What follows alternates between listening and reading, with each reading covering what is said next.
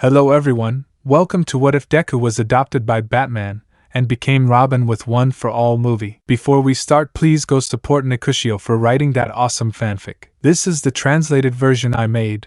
There will be some mistake in character's gender, but of course Issei is a male. Arrival in Gotham. We find ourselves at the UA facilities a few days after the cultural festival, where Izuku was playing video games with Eri and Koda in his room.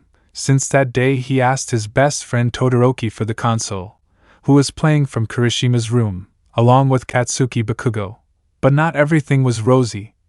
Since a few days ago Midoriya had been kidnapped and found dead without leaving any traces or clues of who she was, Izuku was going to fall into depression, but thanks to the children and his true friends, since the rest of the 1A, with the exception of Momo, Kyoka, and with whom he currently plays video games, did not give it importance. Without knowing why, the days were passing, but he noticed his classmates were more distant from him, something that the others also noticed. Even Ida Tenya spoke badly of broccoli behind his back, something that Todoroki and Bakugo discovered and did not let go. Bakugo, what the hell are you saying, for bucking eyes? Ida, more respect, I am the class president, he said with great arrogance, which was noticed. Shoto, what's wrong with you? Why do you speak badly of Midoriya? He hasn't done anything. Ida, of course not, we have realized that he is useless and good for nothing. Bakugo, are you serious? Incredulous, Bakugo called him that out of habit, but since they fixed their thing after the thing with Eri, but he knew that the nerd was not useless. The nerd is everything you want but not useless. Damn 4 eyes. At that moment, his teacher, Aizawa Shota, or Caterpillar Mother for the religious, hears the screams, stopping the situation, leaving Bakugo with accumulated anger and Shoto very thoughtful. Shoto, Bakugo, I'm not in the mood half. Shoto, wait, this gives me such a bad feeling. This is weird. When Izuku and I saved him from Stain it wasn't like this. There's something behind it. That was unknowingly heard by Aizawa, who had an idea of what was happening. He had seen how his class was moving further away from Midoriya, but he didn't give it importance. But now everything was falling into place for him. A few days ago there was a teachers' meeting to which he wasn't called. Flashback. Nizu, all teachers are requested in my office now, Aizawa. For the moment I do not require your presence, so we do not need you. That didn't make sense to Mama Caterpillar. Her instincts were screaming at her that danger was coming, but she brushed it off and continued teaching her students. Findel flashback. That made him alert, but he followed his instincts and listened to them, choosing to go see Endeavor since he had been at said meeting. But when he met the number 2 hero, he noticed that he was worried and very worried. Aizawa, Endeavor, what's going on? Seriously and with a feeling. Endeavor, you see, Aizawa thus starting to tell about a video that the league leaked where they showed the green-haired boy giving away information, and that's all. If you asked me, I think the boy is innocent. He doesn't give me more than an idea of getting rid of a good hero who has always frustrated his plans. Aizawa, I had a bad feeling about that meeting. Endeavor, they didn't call you because they suspected you would defend him. Aizawa, and you know well, I will defend my offspring even if it is from themselves. Endeavor, I'll tell you that tomorrow he will call him to management, so. Aizawa, I'll tell his friends so they can support him. Time skipped to the next day. Aizawa was already with those who would support the green-haired boy, but it caught his attention that Momo and Kyoka were by his side to help in case something happens. So classes began with the usual math, literature, and history classes, but then came heroism class. Before the current teacher, Almight, arrived, Principal Nizu was heard over the PA. Nizu, Izuku Midoriya at the director's office. At that moment Aizawa appeared, and with a sign that only one group understood, and our favorite Caterpillar Mother took Izuku to the director, in whose office was Endeavor, who nodded to the other. Aizawa, Sapling, no matter what happens in there, I just want you to know that I'll always be with you. Endeavor, brat, I know I'm the worst of all the heroes, but I hope you know you have my support, and that of my family. That surprised the broccoli, but he decided to enter the office, where everyone except the 2 heroes who entered with him looked at him with hatred, disappointment, anger and fury. But the one who looked at him the most was his father figure, none other than Almight. Nizu, young Midoriya, he said with patience and calm but anger in his voice, do you know why you are summoned here? Izuku, I don't know, director. Almight, stop lying, you damn traitorous bastard. You're a villain that I shouldn't have given the OFA to. At that moment, the symbol of peace delivered a powerful blow to his chest, sending him flying toward the courtyard. This was heard by all the UA students, who came out to see what was happening. At that moment Nizu spoke. Nizu, the whole AU is informing them that they must catch the traitor Isuku Midoriya. At that moment, both students and teachers launched themselves at the green-haired boy, who was defending himself as best he could, but he never expected that Almight, who was about to deliver the final blow after pulling out a hair, would be interrupted by a column of ice, an explosion in his face, and a punch to his stomach from his true friends. This made the other teachers launch themselves, an act that Shinzo took advantage of with his voice modulator, imitating Nizu's voice, which made them fall into his mental game. Aizawa, Bakugo, Todoroki, Kirishima, Hatsum, Yayorozu, Jiro took Midoriya to the support room, where Mei had a baby that was never tested. With the shield they had discovered parallel worlds a few months ago and designed a machine capable of creating portals and sending them to know those worlds. But there was little they could do since it was not tested, so they activated the machine. Mei, Midoriya, this is the only way to keep you safe. Bakugo, Deku, whatever awaits you in that new world, make sure you are the #1 hero that I will be here. Shoto, take care of yourself, and if this blows up, we'll tell Mei to make a new one and we can come see you. Kirishima, helping you is manly Midobro, but what they did is not. Izuku, thanks guys, I'm sorry I can't help you with the rest, he said with tears, but if I ask you one thing, take care of Eri please. I ask you to be the best heroes. At that he turns around and smiles. We will see each other again, no matter what happens. Everyone, take care Midoriya. At that Izuku enters the portal which when closed, generated the explosion of the machine. Shoto, we knew this would happen. Bakugo, Pelakikal, this never happened and your invention never worked. Everyone nods and leaves, unaware of the dark days ahead at the UA. In the portal, Izuku was crying remembering his friends and the children, but he didn't realize that during the trip he was shrinking, something that the broccoli didn't notice until he was 10 years old. In another world, you can see Wayne Manor where there were 4 people, an elderly man with an elegant bearing, Alfred Pennyworth, Bruce Wayne's butler and tutor, the billionaire Bruce Wayne, also known by his alter ego Batman, and 2 young men who were Bruce's wards, Dick Grayson and Jason Todd, who along with the adults were having a quiet family coffee, since Gotham seemed to be relatively at peace for the moment. What none of them expected was that a portal above them would open, alerting them. But before it closed they saw a boy of no more than 10 years old shot out towards the house's pool, where he fell. Bruce, without thinking, threw himself to save the child, who was unconscious, so they decided to take him to a room in the mansion. Dick, who is the boy? Jason, I don't know, but he looks pretty hurt for a 10-year-old. Alfred, come on, Dick and Jason, it's best to wait for him to wake up. The best I can do is heal him. Bruce, who are you, boy? The Bat's proposal. After Izuku's arrival at Wayne Manor, Bruce was thoughtful about the boy. He wanted to have everything prepared in case he became a threat, but something told him the boy wasn't. But that thought went away when he saw Alfred. Bruce, what's wrong, Alfred? Alfred, Master Bruce, the boy is already bandaged and safe. I could notice that he had several broken ribs, along with his dislocated left arm, along with a lot of scars prior to these injuries. Bruce, I see. I ask you to keep an eye on the boy. Alfred nods and leaves. Bruce, and they think right. Jason, he doesn't look threatening, and besides, his hair is green. It's very rare for hair of that color to exist naturally. Dick, judging by his features, he looks like he's Japanese. I doubt he speaks our language or knows where he is. Bruce, you can tell John to come. I'll call Clark and Diana. I'll tell them the situation. The young people nodded to Batman's request, leaving the room, leaving him alone, thinking about what had happened. Bruce, who is this guy and why is he here? Also, because I have a feeling he's not a threat and that something's coming. 5-day time skip. Izuku was unconscious for these 5 days due to his injuries, but thanks to Alfred who took care of him and healed him, in addition to being visited by Dick and Jason because they were worried about him even though they wouldn't admit it in front of Bruce. In addition, members of the League close to Batman visited him and saw the boy's condition. That worried Superman, since something told him that the boy had suffered, and he was not wrong. Upon reaching the 5th day, Izuku began to show signs of waking up, which Alfred noticed, who was there with Dick, which made a nod from Alfred enough for Dick to go find the rest. Izuku at that moment opens his eyes without knowing where he is. but feeling pain and not knowing where he is, he decides to pretend that he is still unconscious. Alfred, I see you've woken up, young man. Don't worry, Master Bruce and the others are coming to see how you are. Izuku, thank you. He makes a sudden movement. Arg. Alfred, let me help you, young man.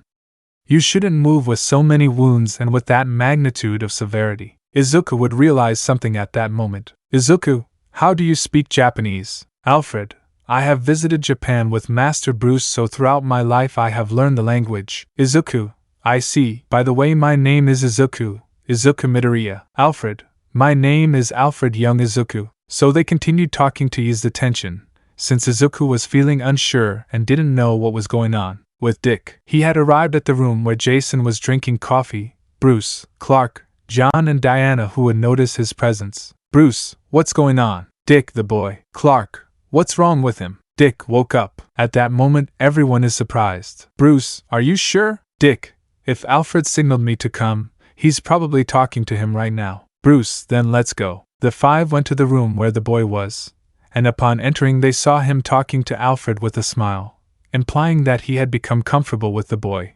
But the others noticed something. He did not speak their language but Japanese, something that Bruce and Johan understood well, so thanks to the Martian detective, they would make the boy speak Spanish normally. Bruce, I see you're awake now, he said in Japanese. Izuku, yes, and excuse me, who are you? Alfred, young Izuku, this is Master Bruce, who I told you about, and since he was about to tell me what his world is like, I think I'll leave you two alone while I prepare a cup of tea. Bruce, we'll start when Alfred returns. By the way, your name is Izuku, huh? Izuku, that's right, Mr. Bruce. Bruce, how do you feel? Izuku, I'd be lying if I didn't say everything hurts. Bruce, that's what I wanted to know, since we found you unconscious while falling through a portal.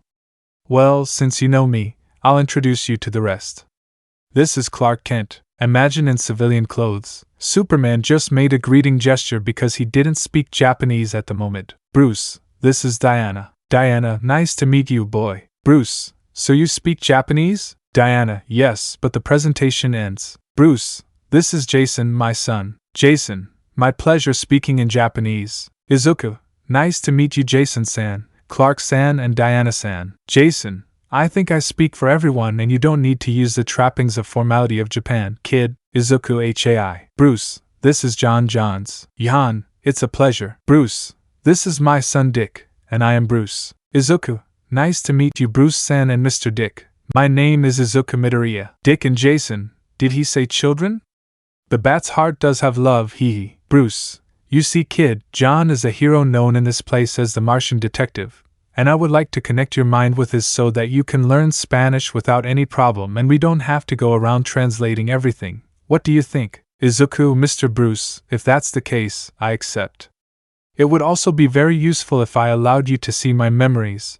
That way it would be easy for you to explain about my world and situation. Bruce, you come from another world, right? Izuku, how? Bruce, there'll be time for that. But in the meantime, I want you to tell us about your world before we see what happened to you. Izuku would just nod, and Johan would enter the boy's mind, leaving the green-haired boy amazed at what he was doing. But that is something he would show after receiving a nod from Batman. At that, Izuku began to speak in Spanish, making those present smile. Izuku, it's a pleasure to meet you. He was going to stand up, but Dick stops him. Dick, calm down, don't rush, your condition isn't the best. 10 broken ribs isn't normal in your case. My friend, the members of the League are surprised to know part of what he had. Izuku, well, my world, so to speak, is a world in which the population, the people, evolved to the point of being able to manifest a power also called Kozai or Quirk. Bruce, a world where the population has powers? Izuku, if not at the same time, you will see that only 80% of the population develops a quirk or particularity, and the remaining 20%. Dick, he didn't develop it, did he? Izuku, that's right, that 20% were called Quirkless. Since the emergence of these powers, society has become a fantasy, and the jobs many dreamed of as children have become reality. Clark, work? Izuku, the profession of heroes appeared as if it were a common job, and that was the case for years. But just as there were heroes, there were also villains, and well, that was how my world began, the world of quirks. Bruce, and what is your quirk, or how were you born? Fearing the answer, Izuku, when I was 4 years old, which is where a person's quirk manifests. I went to the doctor to find out what my gift would be, but I turned out to be quirkless. As a child, my dream was always to be a hero, and the cold words of that doctor were, "You should give up, you can't be a hero without a quirk." That made the young people present clench their fists, because they were heroes without having a superpower or anything. But Superman was furious. That guy made the boy lose hope. "Bruce, please continue." "Izuku, after he told me I was quirkless, I suffered bullying for 11 years, by a large part of the school where I went. But after 11 years of being quirkless, Almight appeared, the #1 hero of my world, who told me the same thing as everyone else, and after saving a friend from a villain, he apologized for it, and trained me to be a hero by inheriting his power to me. His name is One for All.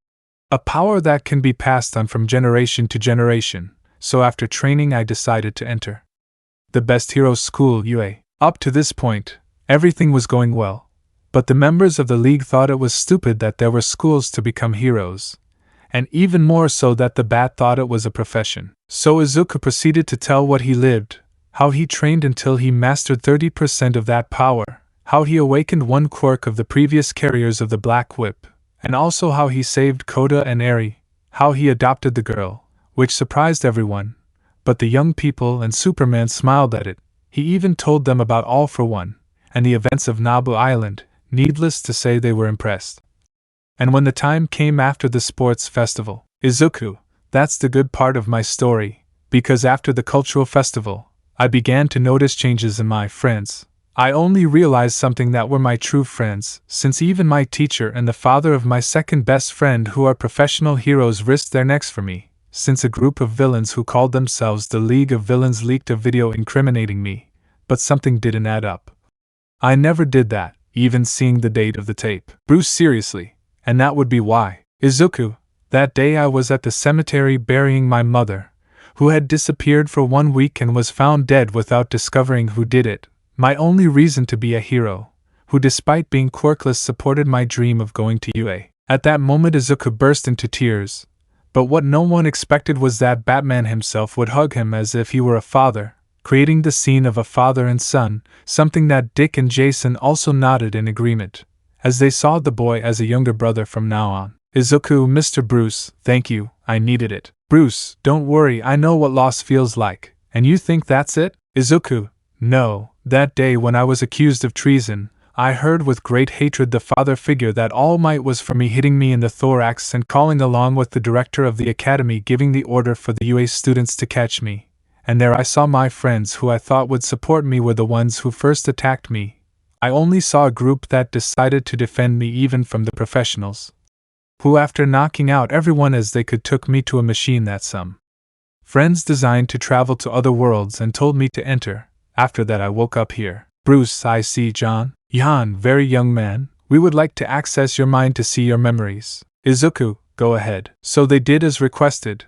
Everyone was impressed, and even more so Batman. He doubted what the boy was telling him, who knew he was 16, but with the trip he deduced that it affected his age, being now 10 years old. Superman was furious. There he saw the symbol of peace, the one who must bring hope to people, telling it to none other than his successor, something that he would not even do with Connor, his pupil, also known as Superbo. But as they were looking at their memories, something happened and they were taken to a dark room that turned into a very different one. There was even Izuku. Glad to see you, Ninth. 2, and I see you have company. Izuku, Miss Nana? In a kind of light, 7 OFA carriers were seen, something that Batman deduced from what they called the boy. Nana, I am Nana Shimura, 7th bearer of One for All and teacher of Tashinori Yagi, alias All Might, she said, with strong disgust in the last part. 2. I am Daigoro Banjo, the 5th bearer of the OFA. 3. I am Yoichi Shigaraki, the first wielder of this power. Beside me, our leader, the second wielder, the aforementioned, greets Haikid Shinomori, the 4th wielder. The others are not ready to show themselves. Bruce, I see, but why should we be here? Izuku, but All Might took the OFA from me. How is that possible? Nana, what was the first lesson Tashinori gave you? Izuku, One for All cannot be stolen or taken away. Nana, that answers your question. Daigoro, we are also disappointed with the 8th for how he carried out things, And you are awakening the quirks of others just like it was with mine. Bruce. And what would those quirks be? Daigoro, mine is Black Whip. Nana, Levitation. Hikage. FA Gene allows you to store kinetic energy for short periods of time. Bruce. A power like Flash's. If they ask me to train him, he'll surely go through hell. Leader. Accelerated regeneration, allowing even lost limbs to regenerate, which involves consuming energy and matter, but not to the point of shortening lifespan, so this is not a problem. Nana.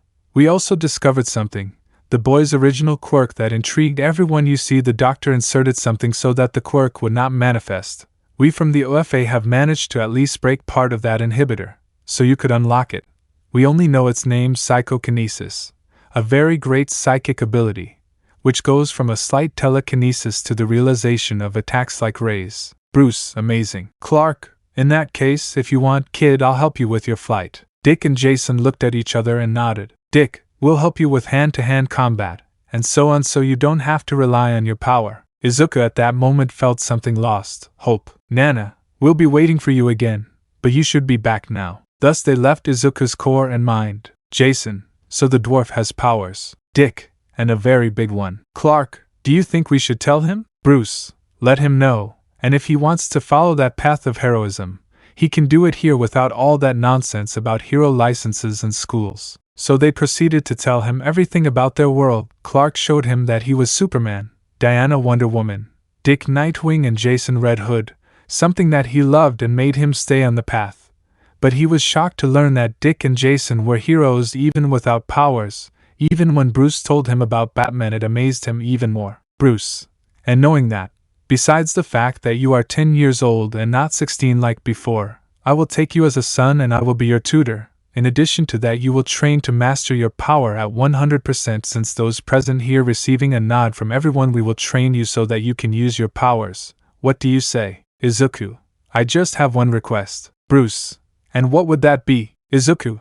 I know that sooner or later those from my world will want to come, so that's why I would like to change my name. Bruce. What do you think of Tim Drake? Izuku. I like it, but only you or those I trust call me Izuku. Bruce. In that case, receiving a nod from everyone, welcome to the Bat Family, Tim. A new Robin. BNHA world. After helping Izuku escape, the Broccoli support group decided to go see the others. They were surprised to see that several were still unconscious and recovering. Mei Hatsum took advantage of this to erase her participation from the security cameras, which she succeeded in doing. None of the videos ended with anything that incriminated the group. Upon awakening, the symbol of peace awoke with great fury because his former successor was no longer there but was smiling opportunely because of the wounds he had. Almight, young Midoriya is not in this place, but with those wounds he couldn't go far, move heaven and earth to find him, alive or dead. The group couldn't believe it. The peace symbol was showing its true face. But something that only Endeavor realized was that the hero killer Stain was listening to everything, choosing to approach him. Endeavor, I see you came to see what happened? Stain. Endeavor putting himself on guard. What do you want? Endeavor, I'm going to talk to you right now.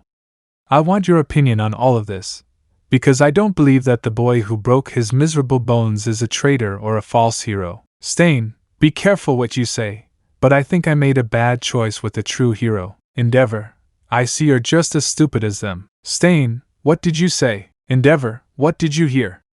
At least you saw the video? Stain nods and seriously, did you see the date? Stain thought for a moment. Your silence confirms it. You see, the date has an error. Stain, what do you mean?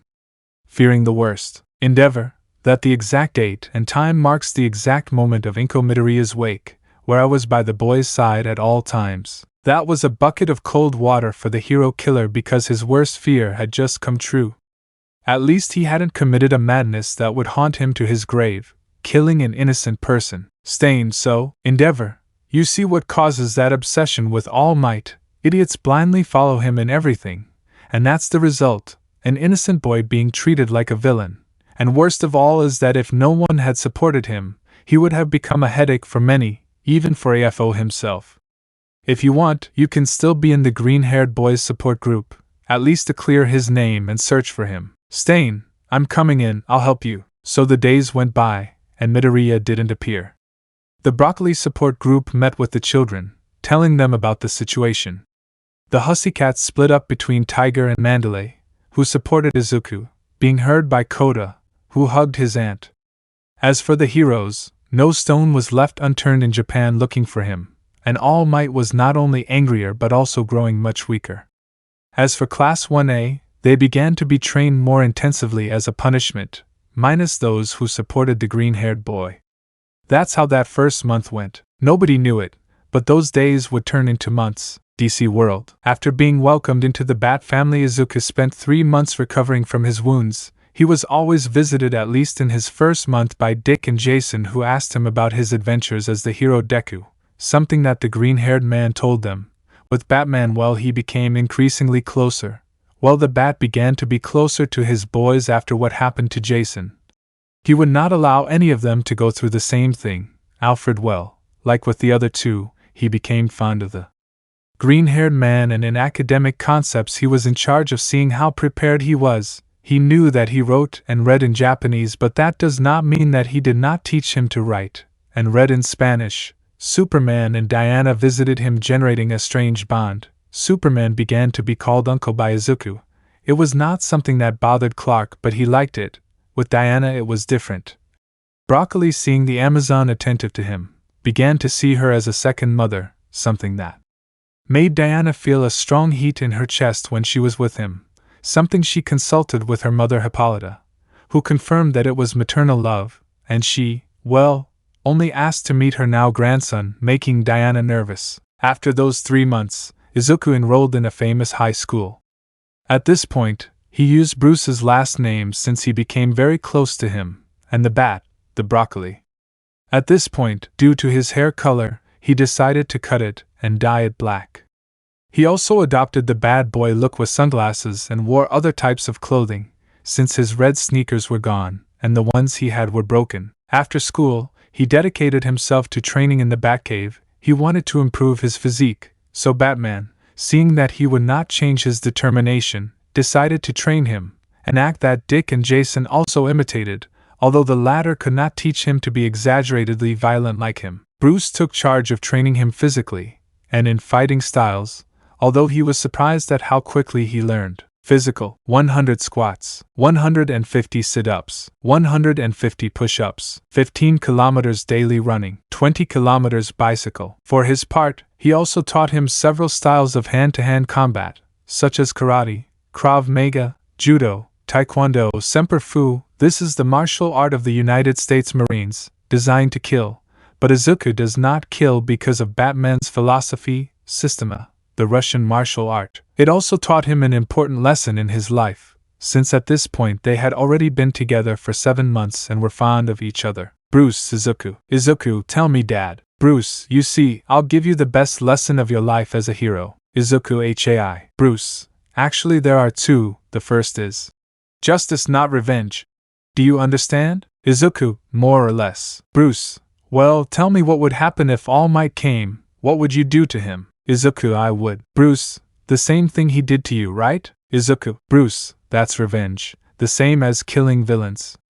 I understand that there are times when we would like to make villains pay in 1,001 ways for what they've done, but that makes us just like villains. It makes us fall into an abyss from which it is very difficult and almost impossible to get out. Izuku: I understand. Bruce: don't worry, I'll help you get over that trauma. Izuku: thank you. He hugs him and feels that the hug is reciprocated. Bruce: also, I've seen you hitting with the names of your attacks several times. Do you know what that sounds like? Izuku: in my world it sounds great, but I think you're right, it sounds both ridiculous. Bruce: also, you said All Might said smash, right? Izuku: yes. Bruce: so if you stop saying it, it helps stop you from thinking about it and being tormented by it.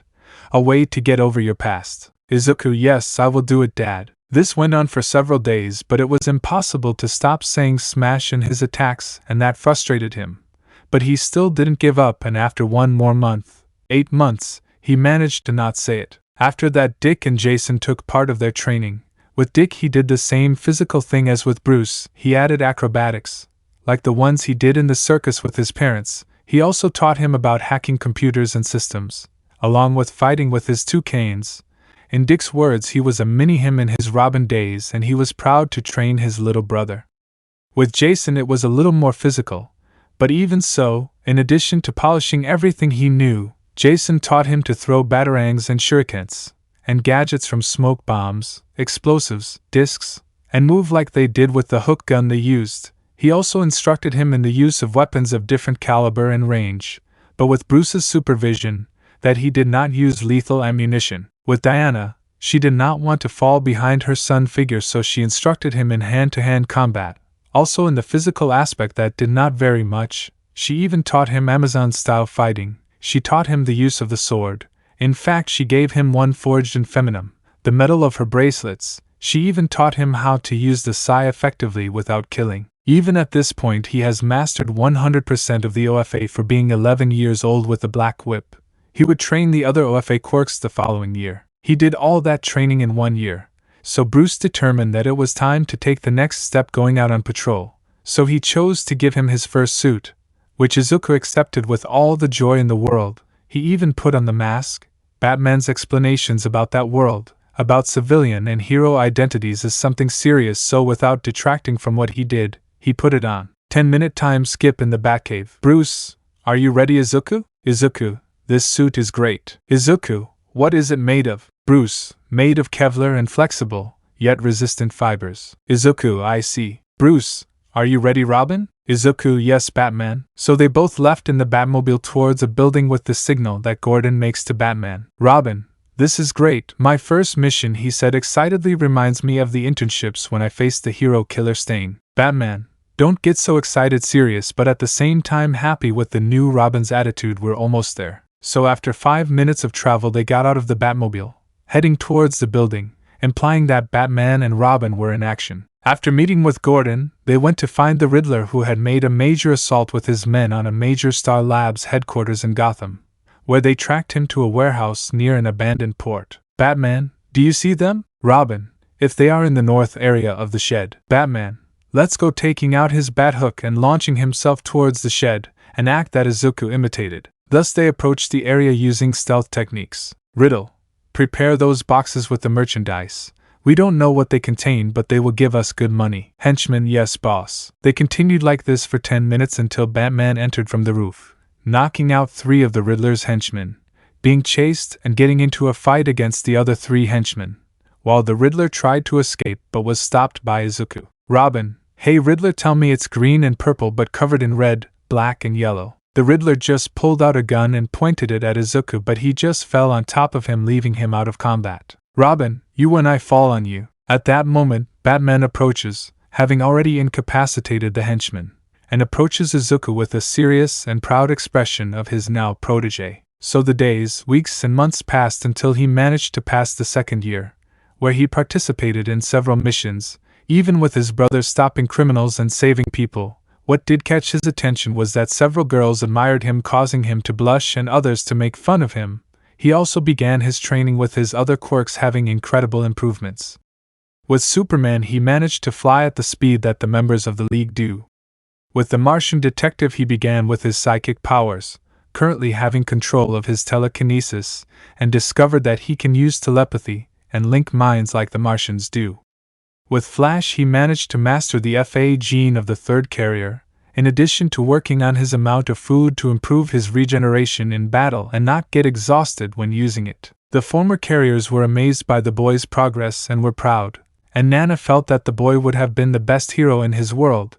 Too bad his stupid successor didn't believe him. Even several more members of the League had entered the core of the OFA. These were Flash, Aquaman, Hawkwoman, Shazam, Dr. Fate, and the 2 Green Lanterns were seeing the boys. Well, they did not rule out that he could join the Green Lantern's corps, and they also saw that he never lost hope, so they did not rule out the Blue Lantern's corps. There, thanks to the previous carriers, they understood the boy's world and came to the conclusion with the other members of the League to include him in the group of young people that they guide the Titans. End of chapter. Author's note. There are some nice moments coming in this story. By the way, in the next story, more of BNHA will be shown, where I will show the truth of everything and how the heroes will react, in addition to including one or another of Izuku's missions in the team. By the way, do you want the big 3 to support Izuku or not? It's not going to be a harem. The truth is revealed, team and new visits. BNHA Universe. It's been 2 months since the disappearance, so we can see the election of the next top of heroes following All Might's retirement due to health problems. But something that left us astonished is that Endeavor, who always longed for that position for him, only rejected it with simple words. Endeavor, I do not accept the position of symbol of peace. I will not accept the position that makes a society collapse. I have seen what he is capable of, and I am not interested in having followers like All Might had. And if I have fans, I appreciate the support, but I do not deserve it. Besides, the position is deserved by a true hero, and I do not consider myself that. Not even All Might was. Nobody said anything, and All Might now had a suspicion, which was slowly confirmed. Endeavor supported Midoriya, but he didn't know why, so he set out to find out. That caught everyone off guard. Well, almost everyone, since the Broccoli support group knew about it, and Stain could only see that only a true hero was emerging. But he saw something that tormented the fire hero. After those events, a new meeting was held with Principal Nizu in his office, the matter, knowing the whereabouts of young Midoriya, where this time Aizawa was present, but with a face of pure hatred. Endeavor was aware with the group and Stain and knew that several heroes had not taken sides, as they still had doubts, such as the Big Three, Ryukyu, Mirko and ONESHOT, but he would confirm it. 10:30 a.m. Director Nizu's office. Nizu, well, we've summoned you here with All Might regarding the matter of young Midoriya. Mirko, it seems I just came to waste my time. All Might, what does it refer to? Ryukyu, I agree with her. At least they investigated the video? No one nods. I assumed so. It's a time-waster meeting.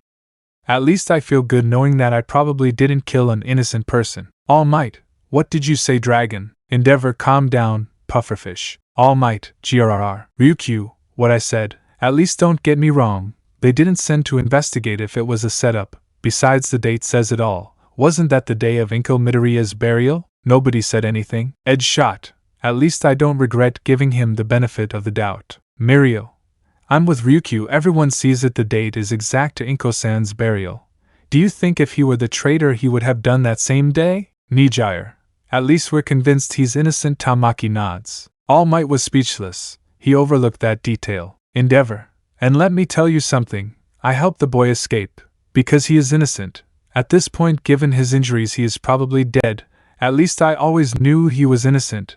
I was by his side at Inko's grave, and if they had investigated properly, the boy would be in UA today at least. All Might, damned. Endeavor, and you're the one who distrusted his successor, aren't you? What right do you have to say that? Look at the image of the date stamp in that video. The date and time are the same bucking time as the burial. The kid can't be in two places at once. That made a bucket of water fall on everyone's head, including All Might. Class 1A also heard everything and remained in deep silence. All Might, no, it can't be. I am. Endeavor, an idiot, a stupid person, and the worst of all heroes. If that's all, I'm leaving.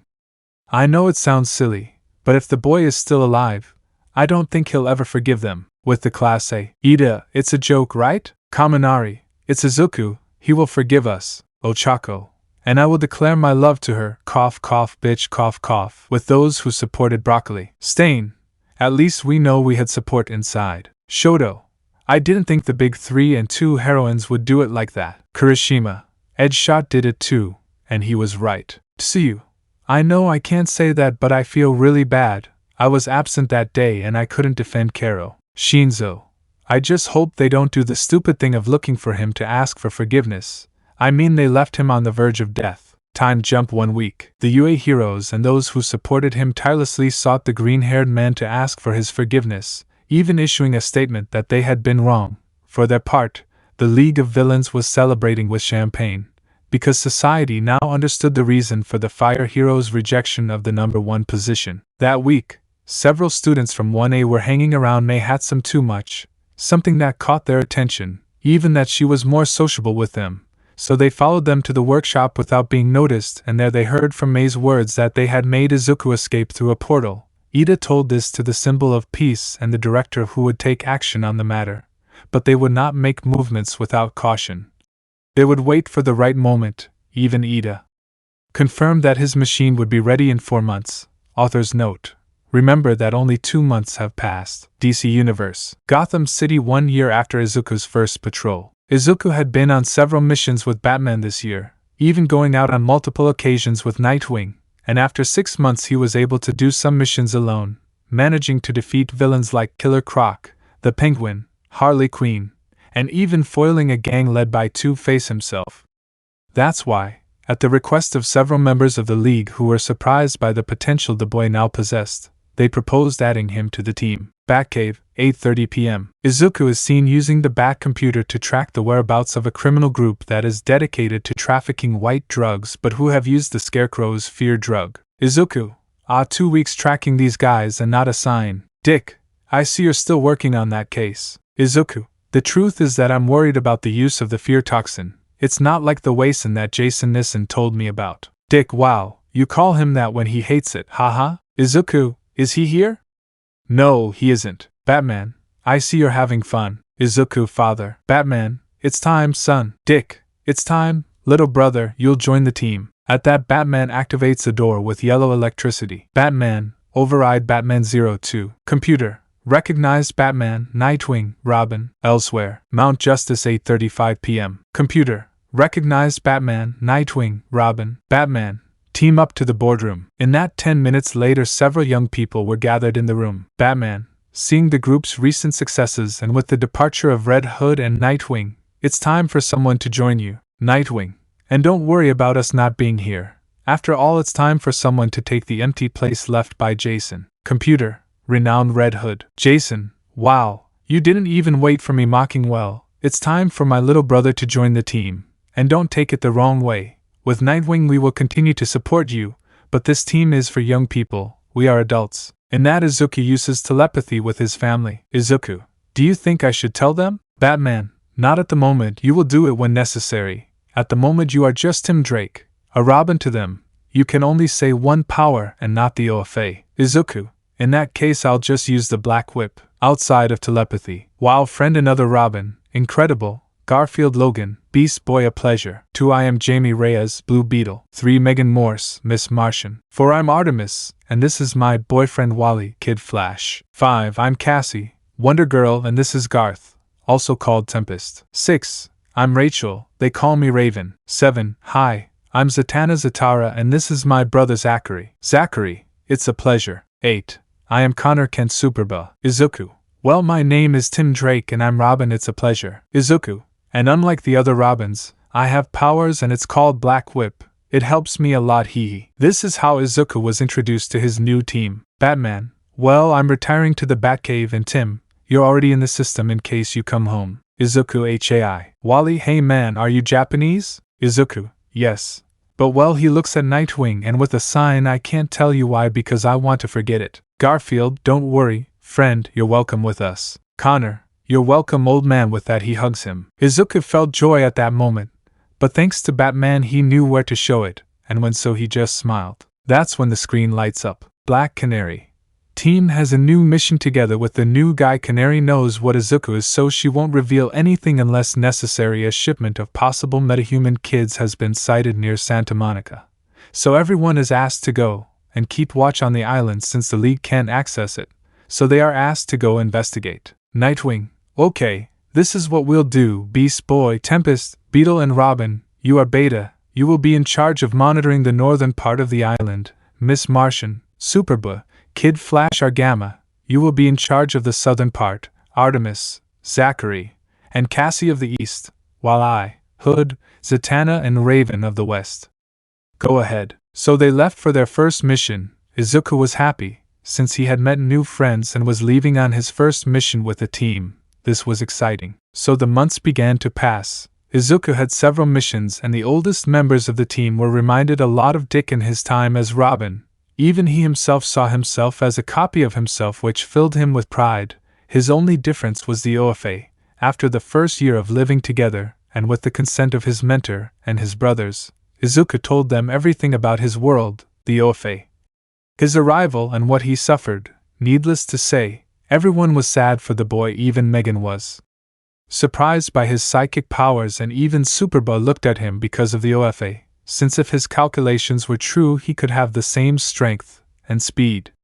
His companions supported him since they were upset about their old group of friends, so they decided if they came to avoid them.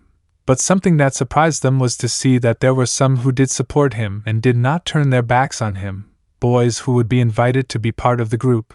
They were even surprised to see that Izuku's natural hair was green. Over the years and carrying out missions, he approached a new group of friends. With Garfield and Superboy they were best friends. With Zatanna they had mixed feelings for each other, so after 2 years of being on the team they both declared their love and ended up as boyfriends. Author's note: flashbacks will be seen. So spending another 2 years doing the same routines and catching criminals and villains, even if they didn't work as a team, Izuku returned to Gotham to be with Batman and his brothers or do solo missions. By now he had defeated Bane, but he had to use the OFA, which made the villain surprised that a Robin had powers. But with a psychic blow from the green-haired man he managed to erase his memory. BNHA 4 months after the revelation of innocence. Everything was chaos. Society had little trust in heroes. But it was determined. They only trusted those who were by Endeavor's side, who still had prestige. Stain, thanks to the support and request of the Flammatas, became vigilant and does not kill heroes. Since now society opened its eyes, the UA was coming down more and more. Parents took their children out of it, for not wanting them to betray them or turn their backs on them. Nothing was the same anymore, except for something they discovered. May Hatsum managed to recreate her machine and discovered about the age alteration with the shield, who without hesitation accepted to go see the green-haired man. The shield had cut all ties with Almight and he was frustrated with himself. He even saw his teacher's disappointment in the core that remained of the OFA. In those 4 months, May developed suits to travel with her friends to see Izuku. But she didn't expect Nizu to know about this and secretly stole one of the suits and had it cloned. And by the time the group crossed they were ready. May, okay, it's time to go, are you ready? Group Endeavor and Bakugo. HAI. They were going to cross but were stopped by Nizu. Nizu, where are they going? Endeavor, doesn't care. Nizu, we know they're going after Midoriya. That's why we prayed to apologize and bring him back. Bakugo was with his mother. And who said we were going to bring him back here? All Might. But Bakugo Shonen, this is Midoriya Shonen's home. Todoroki. Are they going to bring him back to turn their backs on him again? Everyone lowers their heads. Todoroki. I thought so. May definitely go. But if Midoriya doesn't come back, they won't be able to do anything to him. At that, everyone in civilian clothes, but with their suits hidden in a special backpack, prepared to cross. May activated the machine to pass to the other world, and once the portal was open, May had some plans for a copy of the device. Just in case, everyone proceeded to cross. When they emerged, they saw that it was a forest near Gotham City. In the Batcave, the alarms had sounded from a portal and Bruce, along with his 3 sons, seeing who arrived, became serious. Izuku was serious too, but happy to see his friends, so he told Batman who his supporters were and that on one occasion he received a message from May with those who were supporting him without him knowing. Metropolis. A column man also monitored that situation. So more people from that world are coming to ours, so it might be interesting to tap into that world and see what benefits there might be. End of chapter. Author's note. I know you want something more elaborate than ship, but well, I'm not very good. Expected reunions. The Batcave alarms had sounded, giving an alert, because a portal had opened in the woods near Gotham City, and apparently the cameras that Batman had in it reflected who they were. None other than Izuku's former friends, his true friends, and those from whom he knew he had support, in addition to a Gran Torino with a sour face, all in civilian clothes. Those like Director Nizu were disguised so as not to attract attention. Izuku, apparently they arrived. Bruce, what are you going to do? Izuku, I don't know. I thought they wouldn't come so soon. At that he starts to cry. I didn't think those who made me hell after that would come to try to take me back. Bruce, you're not going. Izuku, what? Dick, you won't go. Jason, you have a life here, bro. Take advantage of the fact that I'm in a good mood if you're going to tell me. Izuku. Tusan and Isans hugs them, crying, knowing he has a family that supports him. After a few minutes of hugging, they separated, knowing that the forest was at least 10 kilometers away and would take a while to get there. Bruce, and you will do well. Izuku, I don't know. I can only say that I'm glad to see those who supported me, and especially Dick, little Eri, right? Izuku, actually not the only one, but also the one who became my little brother. Jason, I want to see the dwarf Kota now. With those from the UA, they set off toward the city since they had a long journey ahead. The problem was that, according to May Hatsum's report, This world doesn't have quirks, but it does have heroes. From what they knew, the heroes here had double lives, one of heroism and the other of civilians. They didn't have their names, so little was known about them. Given this information, the use of quirks or participating in fights if villains appeared was prohibited. Thus the hours passed while, unbeknownst to them, they were monitored, until they reached Gotham. Approximately 4 hours of walking without stopping had passed. Batcave. The computer turns on showing 4 figures of 4 villains who have escaped from Belref prison who were approaching Gotham. For some reason this intrigued Izuku since several of them were in Arkham but had never been transferred, which made him alert Batman and the rest of his family, making them go out to patrol the streets. It didn't matter that it was daytime, they had to act before a group of clowns acted and caused disasters. Izuku left on his motorcycle, while the others, like Dick and Bruce, rode in the Batmobile, and Jason left in who knows what, since not even his brothers knew what his vehicle was. Pictured, Izuku's motorcycle, only in the colors of his suit. Gotham City Center. Another 2 hours of walking had passed and the heroes of Izuku's world were in the center of the city. Something beautiful according to many girls, impressive to others or a simple not interested on the part of the bitter ones. There were everything from clothing stores of the highest category, being seen by several girls from UA, comic book stores, an anime event hall, where Tamaki was given the award for best costume for considering he was dressed as an Uchiha, leaving Nirio in second place for his Tin appearance, although many claimed he was very muscular. For their part, the professional heroes present were amazed. The boys like Tetsu and Kirishima observed the area with many exercise materials. The people who looked at the dear students and civilian heroes when they heard that they spoke Japanese assumed they were tourists, and did not give more importance to the subject, so they continued on their way, since nobody expected anything to happen, at least not in the afternoon. While people left their jobs, children played in the park. After 15 minutes of such tranquility, the UA was passing in front of an important bank, belonging to Wayne Enterprises. But before they finished passing, a bomb exploded where 4 subjects, 2 big guys, 1 small guy and a being in an astronaut suit that emanated cold from some areas of its body. Juju, this money is more than enough to get back to work, said the youngest of the 4. With this money I will continue with my cold penguin plans.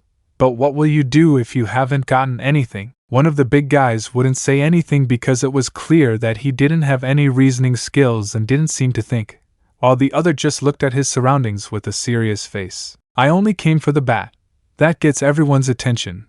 One of his protégés broke my arm and sent me to prison. I escaped just to break his spine. At that moment, several patrols approach. Penguin, looks like we have company. Bane, take care of it. Bane, TSK, you only give me some weaklings. Penguin, cold, take care of it. Mr. Freeze, it will be a pleasure. Penguin, while aiming his gun and freezing the ground of the patrols, making them crash into each other. Bane, don't get caught with every walking refrigerator, picking up a patrol car with his hands and throwing it at others in the way. With the students and heroes, no one could say anything. There were 4 villains and 2 that many said were comparable to a Nomu, capable of rivaling Almight, but they didn't count on the skinny guy because he wanted to stay in that form, saving the OFA he had left.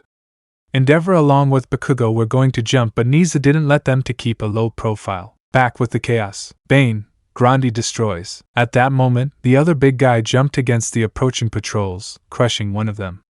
The chaos was such that everyone was afraid and helpless because there was damage, and they assumed that if there were heroes, they should act. And they did the first thing they thought of. If there was permission, they should stay and do nothing. At that moment, some kind of shurikens hit Bane and Grandi, generating a bit of smoke. Bane, how is your arm? Said a voice similar to that of a certain green-haired man that only 3 noticed, in a mocking tone. Bane, Wonder Boy, it will be a pleasure to break your back. Everyone saw a boy dressed as a hero. Those from UA found it strange to see a young man of the age of the students dressed as a hero. Several believed that he was playing, but seeing how the big guy named Bane reacted, they assumed that he was the protégé of an older hero, so they just waited for this to develop. Those who were beginning to suspect who it could be began to wonder if it was Broccoli. Although they had not seen anyone with natural green hair, they only assumed that he had dyed his hair. Bakugo, Deku? If it's you, you haven't stopped being a nerdy hero. Todoroki, Midoriya? Aizawa, Sapling? He thought while smiling quietly. Kirishima, Izubo? he thought hopefully. Back to the fight. Bane, tell me, have you already separated from the bat? Who said he broke up with me? A figure as black as night began to flood the body of two villains. Penguin, Batman. Bane, the bat, I'll take care of you after I give your protege a break. Robin, you think so? And that 2 shots hit Grandi, making him faint. Is it too much to ask that rubber-reinforced titanium bullets put him to sleep in just 2 hits? Another figure that appeared was Red Hood along with another hero of a similar age to Mount Lady. Red Hood, I don't think they want to understand it, as he lunged at the Penguin. Penguin, Nightwing. In that distraction, Izuku manages to cut a tube that goes from Bane's wrist to his head, where it causes him to lose muscle mass. Bane, no damn kid. In that, Robin hits Bane 3 times, one of which was in the neck, leaving him unconscious, while Batman incapacitates Mr. Freeze. The UE was jaws on the floor. They had seen 4 heroes not use powers and beat at least 2 guys at Almight's level. When they were going to ask, a debris from the bank bomb was going to fall on a kawaii frog, but Izuku's quick action made her save her, whispering something that only she would recognize, but she would talk about it with the right people. Robin whispers, "Calm down, Tsuyu-chan. Tsuyu Karo." After that, Tsuyu realized something, that the boy put a card that said an address, so she kept it to talk to the circle later. With the villains arrested, the police managed to save the wounded and capture the villains, taking them to Arkham. But after a talk between the Bat and the officers, a scrawny Toshinori Yagi approaches the hero, who, surprised and in a little Spanish-English, he remembers to speak, asks him about the boy Midoriya. Batman just frowns slightly and realizes from the man's shape that it is All Might, so he cautiously decides to give them the address of Wayne Manor. Retreating with the others, Izuku called his motorcycle, taking Red Hood while Dick and Bruce get on the Batmobile. After those events, Toshinori tells everyone where to go as they walk slowly, looking for the direction. With Tsuyu, the little frog had approached the group where, in addition to those who risked their necks for Midoriya, there were the big 3, Gran Torino and the heroines Ryukyu and Mirko, along with Mandalay and Tiger and the children. So she told them about what the boy in red called her when he saved her. When she told those who suspected, they confirmed her theory. Now the problem was where to find him. So she proceeds to tell them about the note which said, "Guys, I know you have questions, but we'll meet again soon. Follow the direction Batman gave All Might and we'll see each other again. P.S. Eri-chan, I'll soon introduce you to the person who raised me in this world, your now grandfather, as well as my girlfriend. Koda-kun, when we meet, I'll introduce you to my now brothers, and we'll train you if you want." Eri, upon hearing this, assumed she would have a new mommy and wanted to meet her grandfather. Kota had stars in his eyes, while the rest of the group only had a smile on their faces, which was noticed by their families who sensed something. So they continued looking for the indicated place. For 1 hour they walked around the place, asking for directions as they could, thanks to present Mike who knew how to speak English, where they finally arrived at the indicated place. Needless to say, they were surprised, because it was a mansion. Momo. It's incredibly bigger than my mansion. Everyone who went to Momo's house, what? Niza proceeded to ring the mansion's doorbell, where a bald man in an elegant suit let them in. Alfred knew who they were but let them in on Bruce's orders. "Alfred, please come this way, gentlemen and ladies. Master Bruce will be with you in a minute. By the way, you can sit wherever you like. I'll make you a cup of tea right away." So Alfred left. When he arrived at the kitchen, he met Izuku, who was going to ask him for something. "Alfred, Master Izuku, can I help you with something?" Izuku, "Alfred, you saw those who didn't betray me, right?" Alfred, "That's right, young man. What do you want me to do?" Izuku, "I'll ask Bruce for the office and talk to them there, so I'll send you a telepathic alert when you call them." Alfred, "I will do it, young man." Izuku, "You're the best, Alfred." At that, Izuku hugs him. "By the way, I'll take some glasses and the sodas from the fridge." Alfred, "You never change, young man," giving a kind laugh. After that, Izuku retreats to Bruce's office, where he was with his brothers. "Bruce, well?" Izuku, "They're here." "Dick, don't worry, we're here for you." Izuku, "About that I would like to talk to those who did not betray me here if it is not a bother." Bruce, "And how will you do that without making them suspicious?" Izuku, "If you ask Alfred to take those who are not here to talk to the garden, I will take the opportunity to tell Alfred with telepathy who to send." Bruce, "Okay. Jason, everything will be okay, don't worry." Time skip of 15 minutes. Bruce went to the living room to greet the guests with kindness and seriousness, because there was one in particular whom he would teach a couple of lessons. Bruce, welcome to Wayne Manor. Bruce Wayne is a pleasure. Toshinori Yagi, it's a pleasure Bruce-san. Enji Todoroki, a pleasure. Nizu, I'm Nizu. Aizawa Shota. This is how the elders introduce themselves one by one, even commenting on their students. Bruce, so you guys come from a heroic, fascinating universe, faking kindness and wonder. Toshinori, that's Bruce-san. Nizu, excuse me, Mr. Wayne, is there a way we can talk to you, just a few people, while the rest of you walk around the place? Bruce, wow, you guessed what the rat would ask for. Of course Alfred will take those who want to see the garden or the library to those places. Alfred, please follow me, he said, speaking Japanese fluently. At that, everyone leaves, leaving Nizu, Almight, Aizawa, Endeavor, Midnight, and Snipe. The others retreat to the garden, with the exception of a group that Alfred called over. Alfred, young Bakugo, I want to assume. Bakugo, how did you know? Alfred, Master Drake wants to see you in your group. He is a good friend of young Midoriya. At that, his close circle is amazed and hopeful to find him, so they follow Alfred to a fairly large room. Thanks, Alfred. Alfred, whatever I say, Master Drake. At that moment, a boy with dark glasses and a bad boy appearance, black hair, with short hair, showed up. Izuku, hello, I'm Tim Drake, a pleasure. Bakugo, tell me something? Izuku, go ahead pretending. Bakugo, do you know where Izuku is, where my friend is? Kirishima, if you know where Midobro is. The others would nod, including Mitsuki Bakugo and Rei Todoroki. Izuku, feigning sadness, wow, I'm surprised you don't recognize me. Kaken, taking off his glasses, revealing those green eyes of his. Shoto, Midoriya, Bakugo, Deku, Kirishima,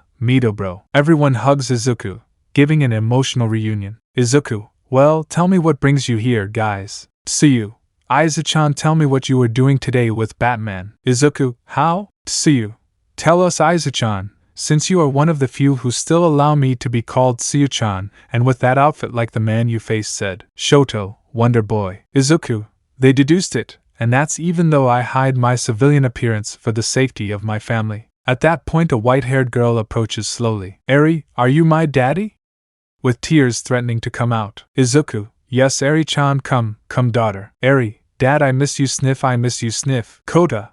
Izuku, Nick, and the black-haired boy throws himself at the freckled boy. Izuku, I miss you too, Kota-kun. Kota, and about training me if I accept. Izuku, they know I've been here. Shoto, 6 years?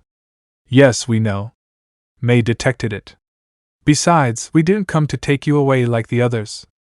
We came to make a new life here. Rei, also, Mistuki-san, and I feel lonely without our nephew. Mistuki, if Inko saw you now. At that, 2 people approach. Wow, so that's our niece. 2, so they discovered you for saving the frog. Zatanna will kill you, she said mockingly. Izuku, guys, let me introduce you to my brothers Dick Grayson and Jason Todd. Dick, so you guys supported Izuku. Shoto, not just us, my father Endeavor, the heroines Mirko, Ryukyu, the 3 greats of UA, and someone who joined was Gran Torino along with Stain. Gran Torino, here I am, kid, I'm really happy with what I saw against villains, although your mentor should reprimand you. Dick, don't worry, there are no such stupid things about hero licenses here, surprising everyone if you ask. Izuku told us everything, and we are also disgusted with his world. Jason, what idiot comes up with the idea of creating schools for heroes? Gran Torino, the truth was the government as a form of Izuku regulation and for fear that people with powers will rebel against those in power. Jason,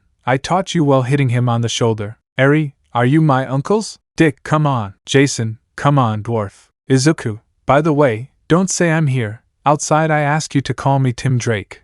I still don't want the hypocrites to bother me. Dick, I also think they could see their potential and analyze whether they can join the team. Izuku, oh come on, old Wally keeps bothering me with the nickname Kaken calls me. All team? Jason, well, you see, in our world there is a group of heroes known as the Justice League. Unlike your world, since there are no licenses, being a hero is not a job, so those who are there do it of their own free will, and most of them in civilian life work normally. Stain, what real heroes? Izuku, thanks for the support, Stain-san. Stain, thank Endeavor for making me change, because I was going to support All Might and look for you to kill you. Izuku, so you were going to believe the pufferfish. Bakugo, and well, how much you master. Izuku, if you're referring to OFA, my family already knows it, and I've mastered it 100%. In 6 years in this world I haven't wasted my time, and I also discovered my original quirk. Bakugo, what? Izuku, do you remember the doctor who determined whether or not you had a quirk? Bakugo, yes, why? Izuku, well, he injected a quirk disabler which prevented me from waking him up, something that I unlocked with the OFA. Bakugo, damn, and treated you like. Izuku, we already discussed that and fixed the situation, plus you supported me when I needed you. I appreciate that a lot. With the elders, Bruce, so they're looking for a boy named Midoriya. Toshinori, that's right, he knows something about him. Bruce, I only know that I saw him fall from a great height with 10 broken ribs, a dislocated arm, and unconscious. Fortunately, he fell into my pool, so the boy didn't die. After that, I treated his injuries, and he worked for me for a while, earning a little money, and then left. Everyone feels bad about that except Endeavor. Toshinori, well, you see, he tells him everything and that they want to fix their mistake and return him home. Bruce, I'm afraid that won't be possible. Everyone sees it, but Enji smiles. He's been here for about 6 years. The boy has surely rebuilt his life, so they would be forcing him to abandon a life here if he's happy. Toshinori, but he doesn't belong here. He must return home. Nizu, that's right. I'm afraid you have to go back with the group. Izuku, so you want to bring me back? Bakugo, how do you know? At that, the conversation in the room is heard. Izuku, what a shame for them, because I won't be back. I have my girlfriend, my friends, my family. Here they can't force me. Stain, I wouldn't agree either if I were you. Gran Torino, they said you had a team, right? Izuku, yes, why? Gran Torino, I would like to meet them. All to us the same. Izuku looks at Dick. Dick, we'll ask Batman about this, and we'll see. Also, if you're a retired hero, you could come and give your opinion of the team. Kirishima, hey Izubro, your bike was really masculine. Izuku, hee I designed it. All incredible. May, if you want, I can make improvements to your baby. Dick, wow, she's crazy for inventing things. Bakugo, so there is no hero top here. Izuku, it's not a waste of time. Todoroki, hey, about the villains we saw, who were they and why does that big guy hate you? Izuku, the one who wanted to break my spine is Bane. He is an extremist who wants to destroy current society. I don't know much more, but he hates me for breaking his arm and frustrating a plan after 6 months of being Robin, and I was 11 when I defeated him. Bakugo, like 11. Izuku, May's portal altered my body and age, but not my mind and memories, or my quirk, which made me 10 years old again, and with 1 year of hard training I went out to patrol with Batman. My first mission I caught the Riddler, a somewhat strange villain, since he has a fetish for doing riddles. Jason, then you caught Penguin solo, with me you caught Killer Croc, and with Dick you caught Harley Quinn. Everyone was surprised at the abysmal experience that Izuku now possessed. Izuku, enough about me now, how have you been doing? So they continued talking, telling him everything. Izuku, I see, and when they realized, Shoto, at 2 months. Stain, and the strange thing is that several heroes remain neutral. Kirishima, yes, Fat and Sir's agency refused to believe in that video and cut ties with UA, saving the students they see, but they no longer work with them. Shoto, my old man turned down the position of symbol of peace. Izuku, I assume so after what happened to me. Izuku, 2 months for me were 2 years, those idiots. Shoto, and it was my father who told the time after Almight almost threw himself at Mirko. Edgeshot who gave you the benefit of the doubt, the big 3 and Ryukyu. So they continued talking, comparing anecdotes and experiences. Needless to say, everyone was impressed. Izuku was on a team of young heroes, so they wanted to stay more than ever, getting to know the team. After arriving at Wayne Manor, the students, UA teachers, and top heroes decided to hang out in the mansion's garden, while some talked to Bruce Wayne, and others, without knowing it, talked to Izuku. Bruce boardroom. Toshinori, he must return to his world. That is his home, he must understand it. Bruce, understand what? That he should forgive those who turn their backs on him without even giving him the benefit of the doubt. That he should act as if nothing had happened? Excuse me, but this isn't something I agree with, and believe me when I tell you, the boy, who's made his new life here, won't leave easily. Nizu, in that case we will use a card to force him to come back. Bruce guessed what he meant. What would be the magic card to win? Nizu, well, all. Endeavor, none.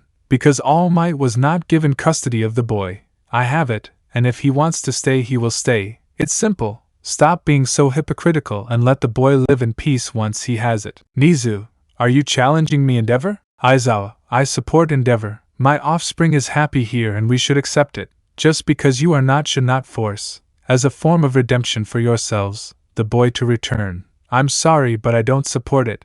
I will even stay if it's not a bother, Mr. Bruce.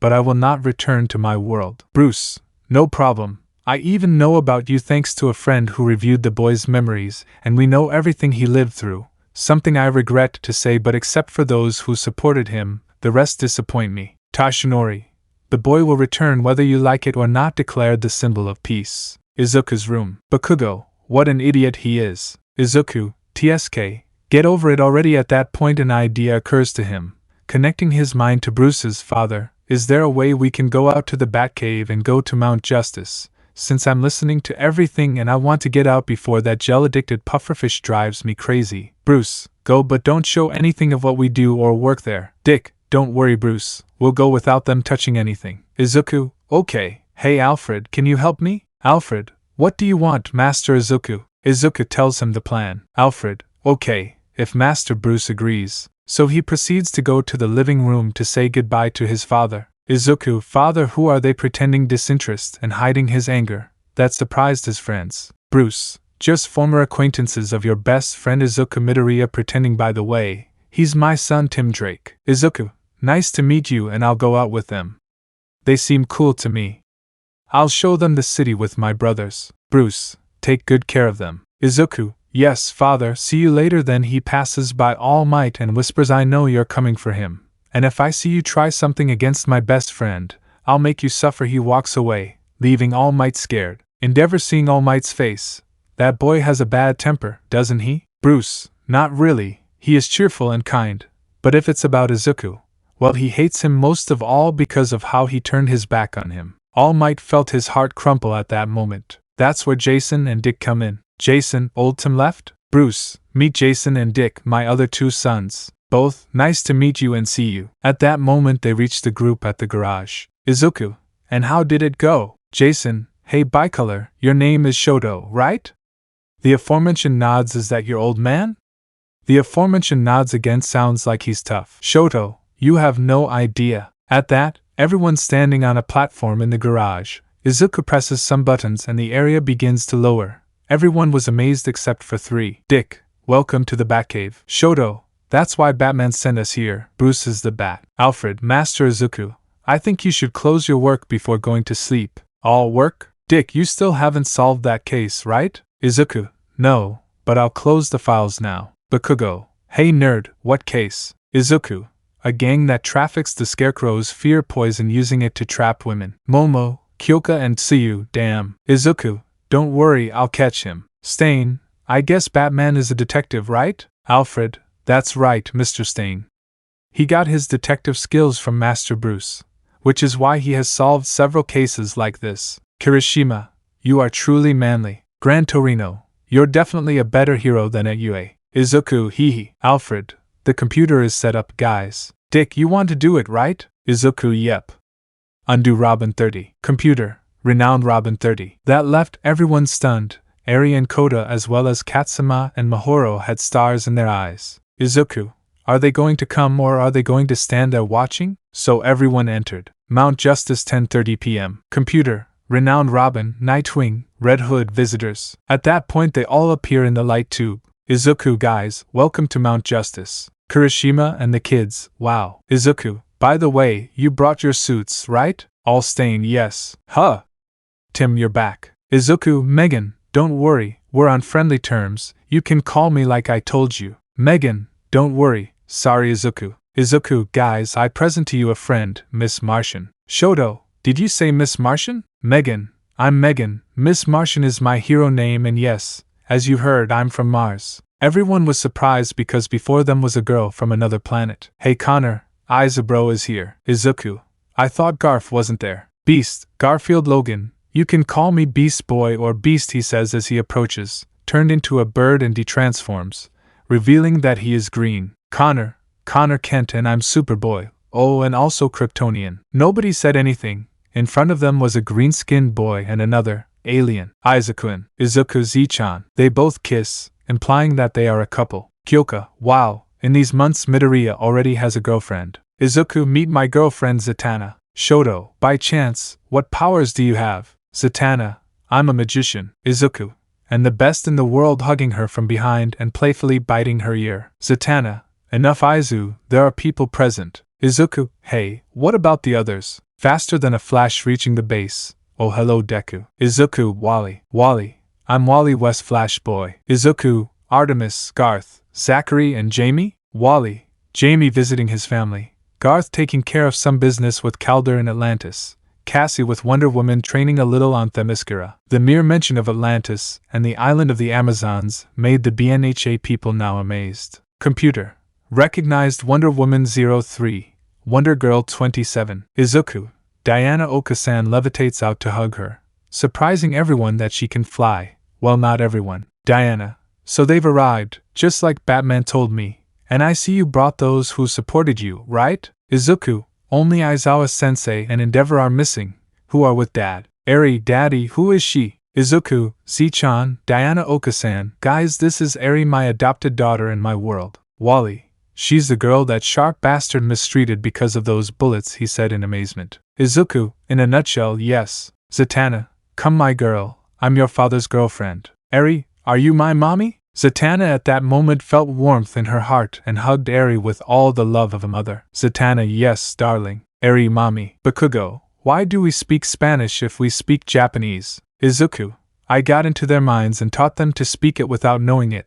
Sorry about that, hee. Kirishima, dude, you're a great man, Mito bro. Diana, let's see who my strong granddaughter is. Eri, Grandma Diana, she started to smile. Zatanna then uttered some words that no one understood and made a caramel apple appear. Eri, Suga. That smiley face would give everyone diabetes. Koda, Izuku-nikin, can you train me? Katsuma, Deku and I and you train me. Wally, seriously, if you leave them, you'll leave me alone. Computer, recognized Queen Hippolyta. Diana, oh my mother came. Hippolyta, hello daughter, then she sees the group. Oh Izuku. Izuku, hello grandma. They both hug each other. Izuku, come, let me introduce you to Eri. Remember when I told you about her? Hippolyta, she's my strong great-granddaughter. Eri, hee, I have many grandmothers and many uncles. Hippolyta, oh, by the way, here she hands a sword to Izuku, your new sword. Izuku, wow, thanks grandma. Stain, brat, I want to test you to see how well you use it, unsheathing his katanas. Izuku, we'll use the base gym. Then everyone heads to the gym, even Red Tornado and Black Canary. The fight begins where Izuku has the advantage in technique and blows, leaving his defense without openings, managing to break one of Stain's katana. Stain, amazing. With the spectators. Diana, I taught my child well. Cassie, wow, I didn't expect that over time you trained him he would become so skilled. Hippolyta, that's my grandson. Eri, Dad is the best. Back to the fight. Both contenders continued fighting until Stain was heard falling to the ground, and the area lit up in red. Stain, you're strong, kid. I admit it. Izuku, thank you. The BNHA members were amazed by Broccoli's ability. They never believed he was so strong. Canary, well trained. Izuku, Dina-sensei, I want to introduce you to my first teacher, Gran Torino. He is a retired hero from my world. All the young people present, even Diana and Hippolyta, are amazed by this. Gran Torino, don't flatter me, brat, by the way. Who are you? Izuku, I'm Robin. Gran Torino, I'd like to see how much you control. Izuku, the OFA controlled him at 100%. Gran Torino, what? You didn't keep it a secret? Izuku, my classmates and I watch each other's backs, sensei. We even know each other's civilian identities. If that's not trusting them, I couldn't even call them family.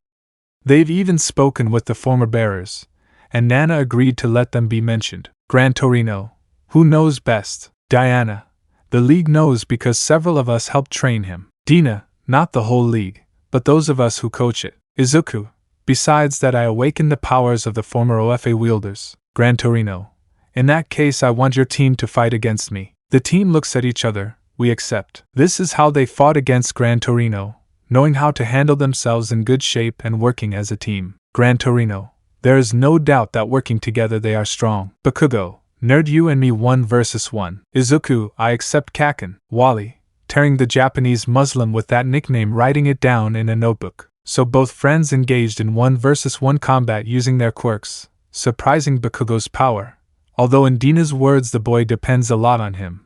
But it is not something that she would not correct, because with Diana they looked at each other and were thinking about integrating the group of boys into the team. Miss Martian and other girls in the group found Seiyu's appearance endearing, and she started talking to a blushing beast boy. Diana also suggested to Gran Torino that he introduce himself to several members of the league since he is a retired hero, and they would like to meet him, to which the old man accepted. Wayne Manor, 11 p.m. Bruce. He had told his guests to stay and sleep in their rooms, while he, Aizawa, and Endeavor talked. NG. And what do you want to talk about, Bruce? Aizawa, I'm intrigued. Bruce. I know where the boy really is. Aizawa, where? Bruce. You wouldn't believe them if I told them they saw it. Aizawa, it's young Tim, right? NG. I assumed he didn't threaten All Might for nothing, haha. Bruce. I adopted him as soon as he arrived, so if Tashinori or All Might, as he wants me to call him, won't take him so easily, and Izuku is happy here. NG. By the way, where are the boys and the others? At that, Mirko and Ryukyu with Edge Shot joined together. Mirko, we listen to everything where the broccoli with legs is smiling but not speaking loudly. Edge Shot, Mr. Batman, you know where they are, right? Since Gran Torino was with them. Bruce, I see you found me, smiles sideways. You are at Izuku's team base. Later I will take you to them, since I sense that you and those who support him want to stay, right? Everyone nods. Time skip 12:30 a.m. Endeavor, Aizawa and the others of the group were in their suits and are guided to the Batcave by Batman and talking about everything the boy has done in this world. Even without them seeing him, he called the League to go to Mount Justice. Batcave, Batman, override Batman 02. Computer, recognized Batman, and visitors. In that, the aforementioned teleport to the base. Mount Justice 12:35 a.m. Computer, recognized Batman 02. And visitors. Everyone at that moment was in the mission room, so they looked out to see who had arrived, seeing Batman accompanied. Computer, recognized Superman, Green Arrow, Artemis, Red Arrow, Shazam, Green Lantern, Hawkwoman, Martian Manhunter, Flash, Aquaman, Aqualad, Raven, Blue Beetle, Dr. Fate, Zachary. At that, everyone saw several members of the Justice League present, as well as the entire team plus the young people and heroes of Izuku's world. Batman, well, I'll take the floor. First, I want to introduce you to the heroes and friends who defended Izuku in his world and helped him escape. Endeavor, nice to meet you. I'm the hero of fire, Endeavor. Mirko, I am the bunny heroine, Mirko. Ryukyu dragon heroine. Stain, former hero killer and current Stain vigilante. Gran Torino, retired hero of my world, Gran Torino. Mandalay, I'm Mandalay from the Hussycats Rescue Hero Group. Tiger, I'm Tiger from the same group, said the hexually confused cat hero. Mirio, Lemillion. Nijire-chan. Tamaki, Sunether. The three of the big three of the UA. Aizawa, hero eraser head with his drugged face, making Wally want to scoff, but a smack from Artemis shut him up. That amazed everyone, especially Stain, who was a murderer, leaving them with a bad feeling, and meeting the big three of the UA. Superman, it's a pleasure to meet heroes and young hopefuls, and we truly appreciate what you've done for Izuku. Endeavor, we thank you for helping you. Batman, what I was getting at is that your world requires licenses to be heroes, right? Those mentioned nod. In that case, as a collaboration, we believe that this group can join the team as a learning method if they decide to return to their world, and if they don't, they can earn a place in ours. What do you think, Aizawa? I'm sure my offspring will be prepared to learn from you, and I'm surprised by Midoriya as a professional hero. Endeavor, I speak for my son and my family, along with the Bakugo. We plan to stay in this world, and I want to tell you that the others in our world plan that Midoriya should go with them because it is his home and other nonsense. Diana, we know. Lantern, Hall Jordan, and we disagree. Johan, so we'll do everything we can to make sure he stays. Aizawa, I thank you for the sake of my offspring. Izuku, I remember it very well. Aizawa-sensei, Green Arrow, it seems that your teacher with the drug-addicted face is a good teacher, but you surprise me, Mr. Torino. It is an honor to meet a retired hero. Superman, according to what Nana, the seventh bearer of the OFA, told us, you trained All Might, right? Gran Torino, yes, and I regret doing that. As a teacher, you learn not to distrust your student, something that Tashinori has not done. Everyone is surprised by what Grandpa said. Gran Torino, even so, this old man still has battles to fight. I can even train those who join the team if they wish. I have seen what those who are in it are capable of, which is why I congratulate them in front of their brat mentors. Superman, it would be an honor if you join the league, and if you plan to, you can stay in this world. Gran Torino, oh, that will do. Batman, in that case, by issuing him a league credential, he will be able to access the light tubes of any city and pass through until he is in the system. After getting to know the league a little and preparing the new team members, the group with Batman and Izuku returned to Gotham. Batcave 1:30 a.m. Izuku, Bruce, I want you to meet Eri. Eri, hello here. Bruce, so you're my granddaughter, right? Eri, that's it. Bruce, welcome to the family, extending his arms. Eri, hee. Bruce, Izuku, what will you do? Izuku, I'll move forward a little with the case I was working on. Bakugo, we'll help you, as he approached with Kirishima and Todoroki, and we won't take no for an answer. Bruce, they're right, you need help before you lose sleep again like you did a few weeks ago. Izuku, hee. Bruce, okay, we'll leave them alone. So the four of them were left alone in the Batcave. Izuku, okay, follow me, we'll use the Bat computer. Bakugo, surprising. Shoto, what capacity does that thing have? Izuku just smiles. I have access to everything that's connected, be it security cameras, internet videos, access to the deep web for issues of white trafficking and murders like the Joker and his followers do, and of course everything linked to 5 of my father's satellites. Now if no one said anything, they had a completely blank face. Izuku, what? Alfred, Master Izuku, I think that information has left you stunned. Shoto, DDD, do you really have that? Izuku, yes. Bakugo, let's help. Kirishima, how manly. Alfred, I'll leave you these cups of coffee. I remind you that you have to go to sleep in 2 hours with your friends. Izuku, HAI. At that, Alfred withdraws. Izuku, I'll show them the file. Izuku showed them all the information they had about the case, so after leaving them a little more surprised than they already were, they set out to analyze everything there was. They liked doing this. While Izuku was smiling, he could solve a case with his brothers. Everything was going well until Bakugo, damn bucking computer, let me play the bucking video. Shine. Izuku, let's see what happened to you. Bakugo, look, it doesn't play. Izuku, wow, it's blocked. It will be impossible to see it, but not for me. At that, Izuku began to touch several keys, managing to hack into the system of several videos. Shoto, Midoriya, you are an amazing hacker. Kirishima, amazing Mito bro. They continued until the appointed time, making great progress, and were able to finish 2 areas of Gotham's port where there was no one. Since they couldn't resolve it today, they would take care of it tomorrow, in another place, or rather another dimension. Lex Luthor, so this is the world of that Robin. Interesting. I see you're not from around here. Lex, I guess you're AFO, right? AFO? Surprising, I knew that the 9th was sent to another world, but I didn't think that someone would come from that one here. Who are you? Lex, I just came here for business. Would you be interested in talking? By the way, I'm Lex Luthor. AFO, surprise me. 4 heroes versus the 2 faces. World of BNHA. Lex Luthor, I'm only here for business. AFO, surprise me. So they started talking about what agreements to make.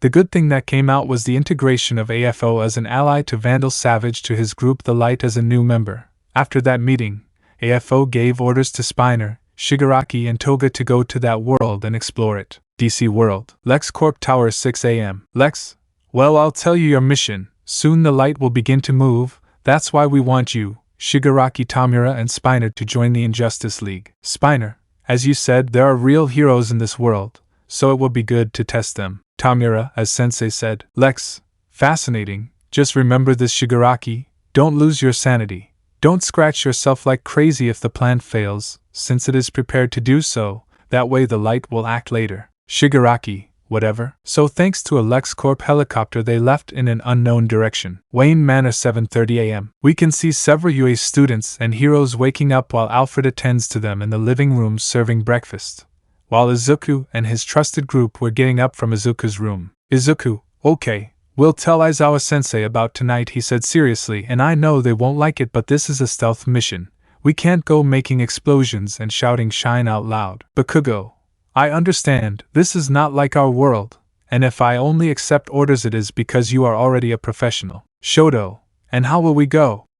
Our suits are in Nisa's possession. Izuku, I'll show you later. Kirishima, okay with doubts. So they left the room heading to the living room. Bruce, I see you're waking up. Shoto, Katsuki and Eijiro had the face of the living dead. Izuku, it's not that bad. Besides, I was going to ask you for the Batmobile to go to Gotham Port with them. We solved some of the case. Bruce just nods. Take care of them. Aizawa, what's going on? Izuku, I'll take Bakugo, Todoroki, and Kirishima on a mission with me. Aizawa, even if I said you wouldn't wear them, but the suits? Izuku, I have him covered. By the way, he can come, but you will be under my command. Aizawa, okay. They join the rest while talking about trivial things, but they approach Izuku, Uraraka, and Lita. Uraraka, hey Drake-san. Serious Tim. Tell me, round face. Bakugo, hearing what he heard, put on a proud face. Bakugo, that nerd fills me with pride. With Izuku. Lita, more respect for the class representative's partner, she would say arrogantly. Izuku ignored him at that moment, pissing off Lita, but made contact with his own. Izuku, what the hell is wrong with Sonic's long-lost cousin? Bakugo, he gave him the OFA, that is, his embers. Shoto, that made him more arrogant and less square. Izuku, I see. That's when All Might comes in with Nizu and other teachers and heroes. All Might, be good morning Drake Shonen. Izuku, good morning seriously. Lita, greet the peace symbol properly. All Might, quiet Lita Shonen. Bruce, Tim, do you think you can go to Wayne's Industries and see something with Lucius? And by the way, take your new friends. Izuku, Katsuki, Shoto and Eijiro, come on. Oh, and Dad used your car. Bruce, no, you'll use yours. Izuku, the black Camaro with red stripes. Bruce, yes. Izuku, thanks, hugs him. Okay, let's go. At that point, everyone goes out to see Izuku's car, which Alfred brings to the entrance. Izuku, thanks Alfred, by the way, get in, we're leaving. Izuku's friends got in as he took his place as driver and they set off. All Might is serious. He is sure he will go, and he is also too young to drive. Bruce, it's licensed and they're safe. Lita just looked with envy. With Izuku. Shoto, I didn't know you were driving Midoriya. Bakugo, I feel weird calling you Tim in front of everyone. I can't be without calling you Deku. After 15 minutes of talking about trivialities and laughing while Izuku drives, the Wayne Industries building began to come into view. Izuku, we arrived. At that, Izuku enters the underground parking lot of the building, leaving the car in its place, getting out of everyone. I see you've arrived, Izuku. Izuku, nice to see you, Lucius. Lucius Fox is a pleasure, guys. Shoto, Todoroki Shoto, Katsuki, Bakugo Katsuki, Eijiro, Kirishima Eijiro. Izuku, you know very well what I came for. Lucius, if your suits are ready, guys, and you'll be using them on a mission tonight, right? Izuku and his group nod. Lucius, well, come with me. At that, Lucius guides them to an underground vault where they find several suits in various designs that Batman uses. Lucius, well, Izuku asked me to give them suits in case they manage to arrive, so they are prepared. Most of them are made of Kevlar, but they have attachments, such as temperature regulators or capacitors to increase sweating and generate more explosions. Everything was done based on the analysis of their particularities that Izuku has given me. Bakugo, nerd, did you do that here? Izuku, when they helped me escape, I had at least 3 volumes of my notes well saved, and well, I used them for their suits. Bakugo, are you really a nerd? Izuku, yes. Kirishima, what do we hope? Let's try them. So each of the 3 went to change into their new suits. Izuku, version 2 of my suit is very good. Kirishima, looks great on you, Mito bro. Izuku, yours too. Kirishima, Red's hair is changed and his weapons are taken away. Kirishima, although I dislike wearing a mask. Izuku, that's how it's used here, since civil identity is private. Bakugo, nerd is my suit too. Izuku, only in Kevlar, and you add night vision, heat vision to the mask, and you add support equipment so you don't get damaged by overdoing the explosions. Bakugo, wow, even though it's identical to mine, it has differences. Shoto, I'm not complaining, and they'll realize it's me. Lucius, your suit has a system that will camouflage your body into a black one. Young Todoroki, this system is activated as soon as you put on your mask. Shoto, wow. Izuku, well, we'll go tonight. 40-minute time skip. These were already leaving Wayne Industries with their briefcases, and some with a happy birthday face. Wayne Manor, 12:30 p.m. Bruce, what do you want, Tashinori? All Might, the youth don't return. Bruce, don't worry, they only accompany Tim. Besides, Tim manages several areas of the company, and if they had a meeting he asked your explosive student to be a bodyguard. Almight, it's just that I care about them, and I know I was trash but I have to make them all come back. Mitsuki, that won't work, Almight. Almight, Mrs. Bakugo. Mitsuki, Katsuki and I decided to stay in this world. We will not return to ours. He is not happy there, and I am sure that if my late husband Masaru were here, he would agree. Endeavor, my family and I will also stay,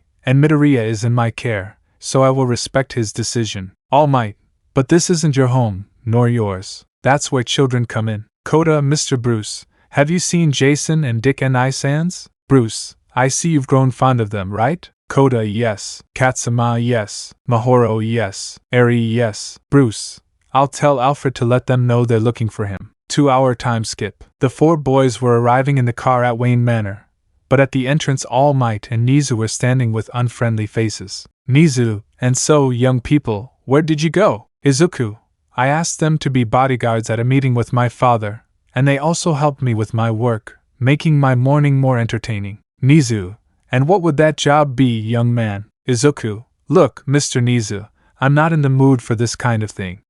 Meetings don't go well enough to have to endure stupid questionnaires from an anthropomorphic being of dubious biology. All Might, more respect for the UA director threatening to hit him. If I were that, I wouldn't do it. A green-skinned creature flew down to the mansion, recognized only by Izuku and his friends.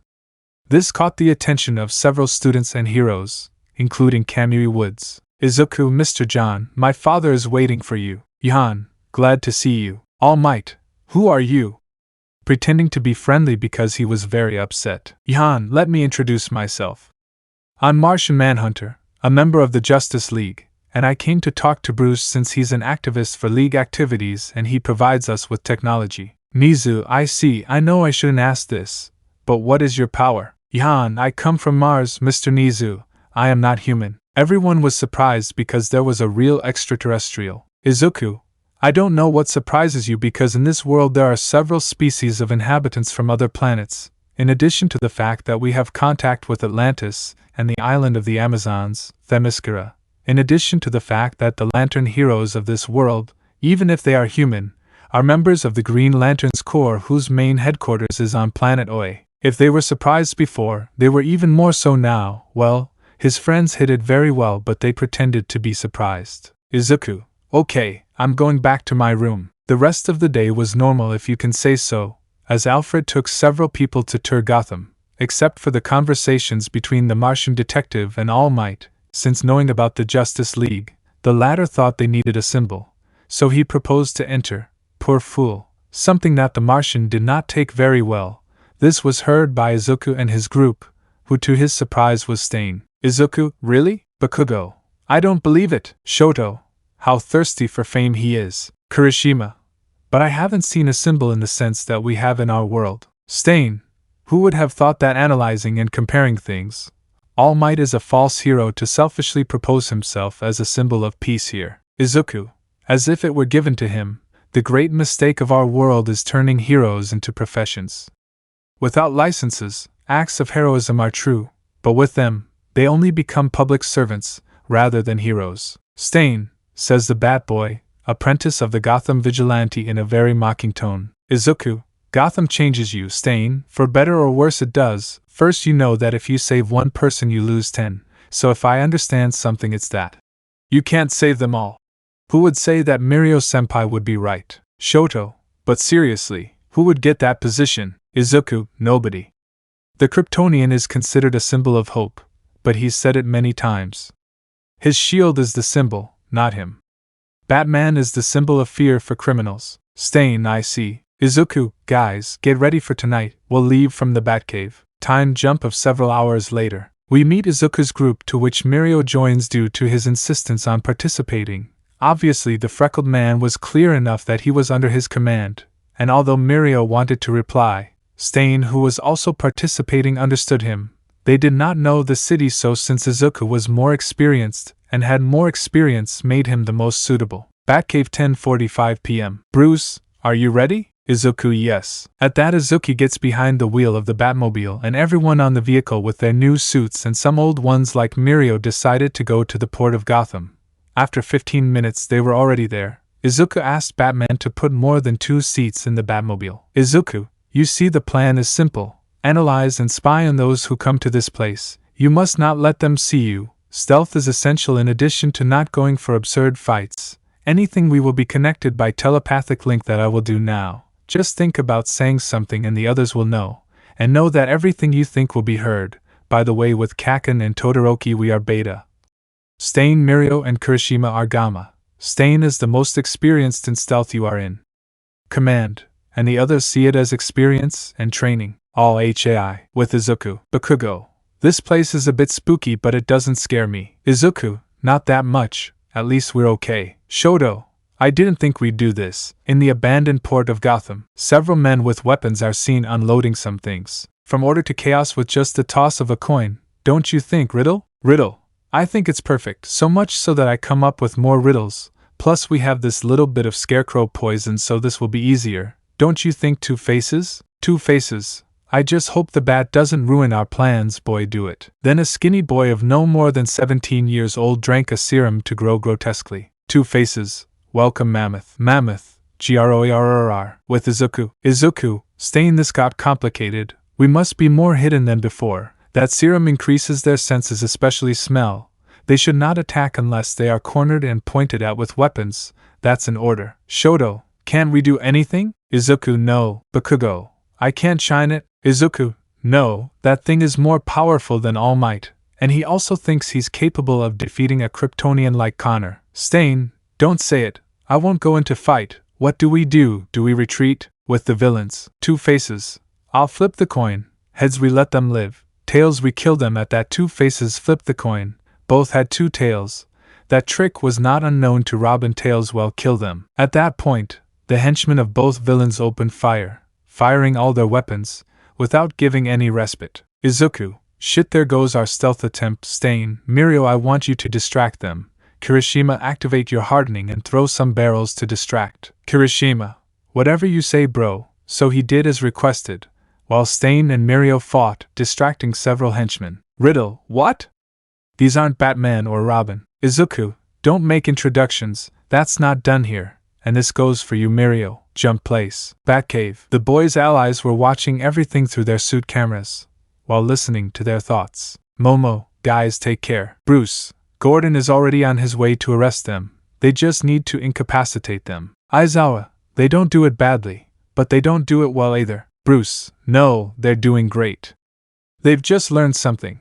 A spy mission always turns into a capture mission. Aizawa and other heroes were surprised because in a mission of that magnitude, Dick, they're not doing too badly, I must admit. Jason, Izuku is a good leader. Unbeknownst to Yaoyorozu, there were a couple of hidden cameras placed by none other than All Might and director Nizu. Wayne Manor. Nizu, so young Drake took them to fight crime. All Might, there may be other laws, but they don't have licenses yet. Angry. Midnight, what's the point of that here, Toshi? If you look closely, this world doesn't need them, so we could have the students participate. Lita, but what they do is not heroic. Nizu, and their costumes are from this world, not ours, since I have theirs here. Hawks, and the redhead with shark teeth. Back to Gotham Harbor. Izuku, guys, I think All Might and Nizu noticed you. That damn rat uses the students who get close to him. Batcave. Bruce, Miss Yaoyorozu, it's an earring. Allow me to give you that necklace. I suppose Nizu gave it to you, right? Momo, yes, have it. Bruce, Alfred, here, destroy it. They are spying on us for it. So Alfred did as requested, and Momo was upset. She had been used as a bridge to see the actions of others. Up to that point, the symbol of peace and the director of the UA had arrived, spying on the others. Wayne Manor. Nizu, damn, they discovered us. All Might, at least we know that young Drake is Robin. Snipe, don't you think we could use him to train students? Ectoplasm, I agree. Vlad, I say the same. Gotham Port. The fight was progressing while Izuku, Todoroki, and Bakugo jumped to the attack. Those who used their quirks put up a wonderful fight, but it was not enough. The strong blow was that Mammoth threw himself at Izuku, but the boy wonder was smarter and jumped, causing the giant to get electrocuted with an electric transformer. Up to this point it was seen by the UA, in that Two Faces attacks, but Stain joins the fight, hitting him in the back of the neck. While Mirio faced the Riddler and Shoto, Kirishima and Bakugo took care of the henchmen. At that moment, Gordon and the Gotham police arrive at the scene. arresting the criminals and asking about them, to which Robin only answers, Izuku, they're my team Gordon, I won't always be under Batman's wing. When the time comes I'll have to leave the nest, although that doesn't mean I'll give up fighting alongside him. That made the green-haired boy's friends smile quietly. But before speaking they got into the Batmobile and left the place. 30-minute time skip. The Batmobile had arrived at the Batcave and was welcomed and congratulated by everyone. Bruce, Niza saw part of it through a necklace he gave to Yaoyorozu. Momo, sorry, I was used to see that. Izuku, I expected that from the rat, although now I don't think they'll stop harassing me, so I just hope I can go to Mount Justice tomorrow because the team will surely train a little, right? Bruce, that's right, tomorrow the team should be at that place, and I said the whole team with you there pointing to Izuku's friends. All HAI, a new threat the Injustice League. After the successful mission of Izuku and his friends and Stain managed to reach the Batcave, knowing that they had been spied on, so they were planning to go to Mount Justice. Izuku, did the rat really do that? Mitsuki, in fact, together with All Might they won't let anyone stay since Endeavor. Ray and I want to stay with our families.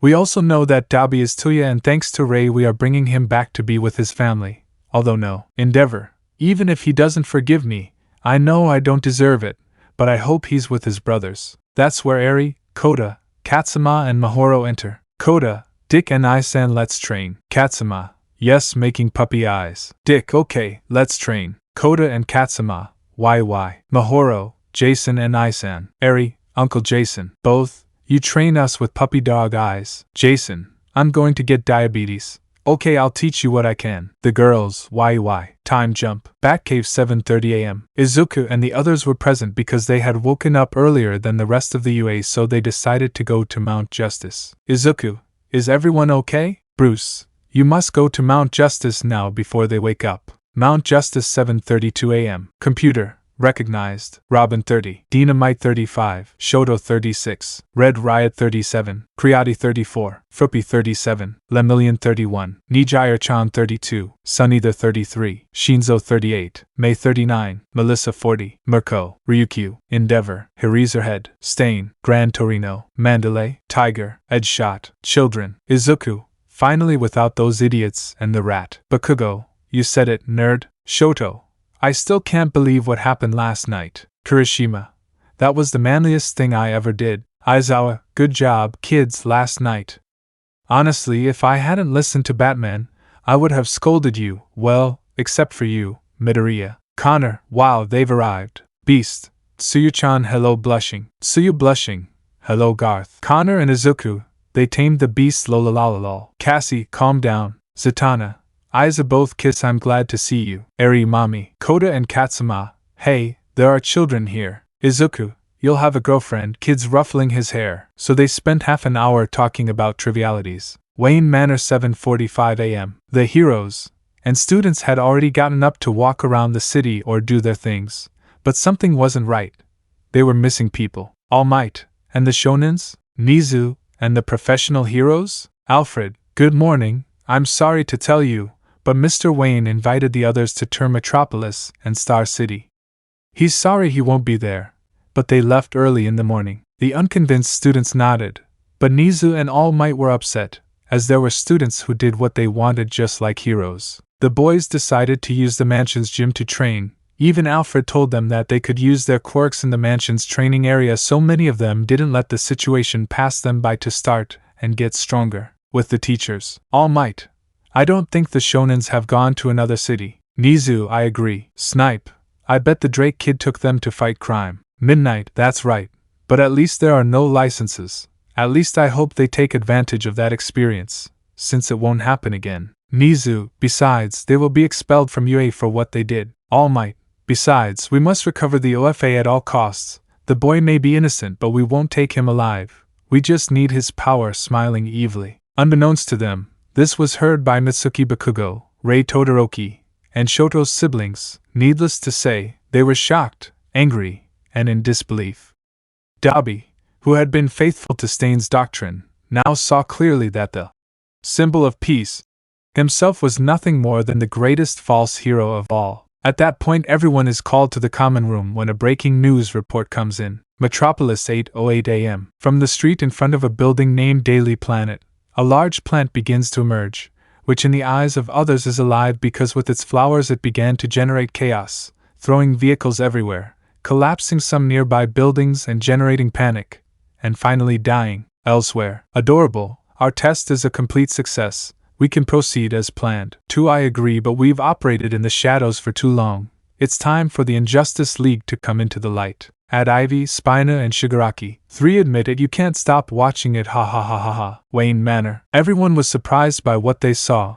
Well, the teachers saving 2 were the same, since Nizu and Almight pretended it, but inside they smiled they would get rid of several problems. Mount Justice, 10:30 a.m. Izuku is seen training with Kota and Katsuma, while being watched by Dick and Jason, who smiled quietly as they watched the children train in hand-to-hand fighting style with Izuku. While the rest of the team watches or talks among themselves. Computer. Recognized Batman 02. Batman Computer News. Reporter. The initial attack was short-lived and Metropolis was unable to defend itself, and despite the Justice League there seems to be no end in sight. Izuku. Are we going there? Batman, no. The League will handle the situation, but that's not why I'm here. According to information we have from one of our old friends, Spore Master supplied Cobra with the Cadmus formula. Wally, who combined it with Bane's venom to create Cobra venom. Izuku, what brain did he use to create his animal army? Connor, and leave Lobo as a souvenir. Artemis, is it possible that plant thing is using Cobra venom? Batman, Green Lantern is running some tests on the site.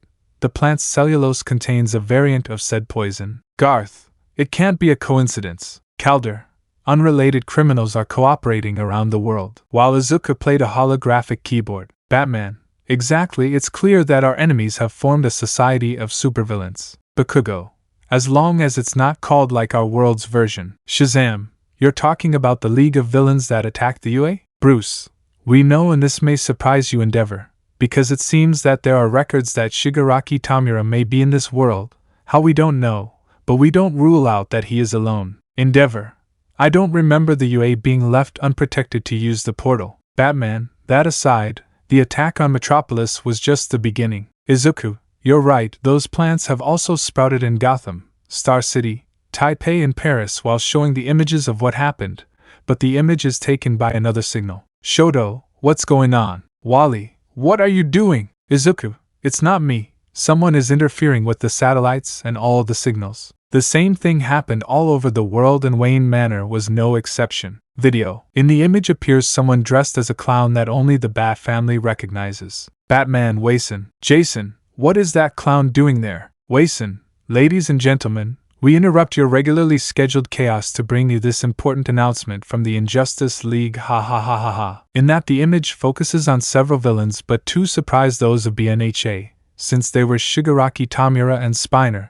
For his part, Stain was just disappointed and furious that a follower was with them. Batman, Count Vertigo, Tamura, Shigaraki, Spina, Shazam, Black Adam, Votan, Izuku, Poison Ivy, Ultrahuman, Red Tornado, Atomic Skull, and the Wason. Count Vertigo, we are responsible for the attacks on your cities. If you wish to save them, you must pay a ransom of $10 billion. The delivery instructions have been sent to the United Nations. There is no time limit, but the longer your governments wait. Wason, we'll have more fun, ha ha ha ha ha ha. At that the transmission is cut off. Izuku, this is bad if that clown is here. Batman, that's why the team will go. Computer, renowned Dr. Fate 15. Dr. Destino, if the kids are going, they'll need helmets. Then he proceeds to take it out, revealing to Zatara one of the best magical heroes. Zatara, Naba says he will be of help to those who go. Batman then takes the communicator. Batman, Aquaman, the United Nations will take the rescue, but it won't come to that. At that Izuku touches the buttons on the holographic keyboard, recovering the image of the Injustice League. Izuku, Count Vertigo, the Wason, Poison Ivy, Ultra Humanity, Atomic Skull, Black Adam, and Votan, 7 heavyweights of this world without counting Spiner and Shigaraki, probably all that we have faced. Wally, it's a secret society. Artemis, not so secret anymore. Calder, maybe after so many altercations we had, they realized that it was useless to continue hiding. Bakugo, if that was the plan, let's go near those bucking plants. Batman, Justice League will be in charge, so Mirko, Gran Torino, Endeavor, and Stain need you to participate as members of it. You will do a different job for a group of the team. Wally, oh, don't tell me. In that he receives a sape from Artemis. Artemis, shut up. Batman. With the plants attacking several places simultaneously, there has to be a central control. Your mission is to destroy it. Izuku was still doing his thing, but Zatara took the floor. Zatara, do you realize what you're asking them to do? Bruce, those who will go are ready. Wally was going to speak, but only Artemis saw him upset and shut up. Zatara, I take your word for it, Batman. Batman, in that case I trust you can locate them. Zatara, if Votan is there, that indicates there is sorcery present. So Robin, give us a holographic map. Izuku did as asked. Zatara, I'll look for signs of concentrated sorcery while approaching the map, saying strange words. Don't buck with me. I won't put spells since it sounds idiotic, and I don't want to summon anyone who won't let me sleep. That's where you'll find the magic system, while pointing to a swampy area in northern Mexico. Izuku, fixed coordinates. Louisiana Inlet. Calder, we're on our way. Batman, those who will go on this mission will be Robin, Superba, Miss Martian, Red Riot, Shoto, Kid Flash, Artemis, Aqualad and Lobo. The others will stay here watching how they proceed for future missions in Aizawa. I will entrust you with Jason to the other members. The suits have cameras so you can see how they perform on the mission. At that point, those heading off on the mission go out to prepare. Shazam was going to go but is stopped. Batman, Shazam, for this plan to work, the entire league must be seen in action. You, Zatara, Endeavor and I need us elsewhere. Stain will go with Mirko to Taipei while Ryukyu and Edge Shot go to Paris. After that, Endeavor, Shazam, Batman and Zatara head to Gotham in the Batplane, which drops a gas that damages the plant but does not incapacitate it, while Shazam reaches the ground, lifting the plant with the strength of Hercules to try to fly away with it. But something happened, because All Might did not want to stay without doing anything, since in the Batplane he managed to distinguish Endeavor. This did not go unnoticed by the others, while the Bakugo and Todoroki, including Dabi, were happy. The cheap Johnny Bravo, seeing that, felt jealous of not being able to help, but while he was watching from a building, Nizu, go ahead, All Might proceeds. The Japanese hero leaped into action, shouting his famous phrase, All Might, ha ha ha ha ha, do not be afraid. Do you know why? Because I am here. At that, he jumps to grab the plant while Shazam lifts it into the sky, but the Japanese hero doesn't notice and manages to destroy the plant, causing 2 seeds to fall to the ground and 2 more to take their place. Seeing this, the crowd began to boo the BNHA symbol of peace, Wayne Manor. The students, heroes, and teachers couldn't believe it. The symbol of peace, their symbol, was booed and causing harm to the people, while heroes like Zatanna and Endeavor managed to correct that mistake by burning the plant without leaving any ashes. Kamui Woods at that moment felt that he should no longer follow that hero, so he went out to the courtyard, followed by Ojiro, Shoji, and Tokoemi, which the Todoroki noticed, with Rei coming out behind them. Shoji, I can't believe what I saw. Kamui, me either. Our symbol of peace caused a bigger disaster that was already being contained. Ojiro, that wasn't honorable. I hate to say it, but that wasn't heroic. Rei, if you want, you can make peace with Izuku and stay. Ojiro, and our families? Rei, you can see that later. But if we find Izuku, we must save him. Nizu and Tashinori want to kill him, not seek his forgiveness. That left even the wooden hero speechless. Back in the room, they were impressed by what heroes were doing in other parts of the world. Lita was amazed, and although he wouldn't admit it, All Might wasn't a hero. But he would defend him, even though his instincts said otherwise. In the cities, from the plants sprouted some kinds of fruits exploding, releasing a toxic gas that made those nearby laugh, as happened to 2 firefighters who died with a smile on their face, scaring everyone because of a firefighter who fell looking at a camera with a totally psychopathic smile. Mount Justice. After the team left, everyone watched closely. Jason and Bakugo were furious about what All Might did, but seeing what the plants did, Bakugo was encouraged to ask, Bakugo, what is that? Jason, Wason poison spores. It's a very lethal poison that kills those who inhale it with laughter. I know it sounds like laughing gas, but it's much more lethal than that. With the Injustice League, Wason, ha ha ha ha ha ha ha, Cobra Venom is nothing better than old Wason Venom. Vertigo, both work well together, don't you think? Ivy, yes, but we are putting too much pressure on my baby hugging the plant, which turns greener. At that, Votan says some strange words. Votan, we'll keep her safe and sound. Skull, give Ivy more power. The Skull does as requested by firing an atomic shot. Vertigo. It's amazing what a little teamwork can achieve. At that moment, the alarms at the villain base sounded, as the bio ship had entered their airspace. Wally, what do you have there?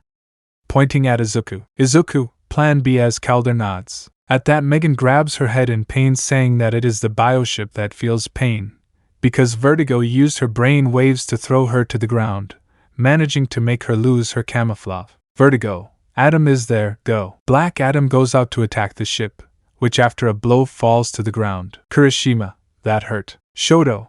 I didn't think we'd face such a challenge with pain. The ship falls into a body of water from which roots emerge, trapping it and sinking it.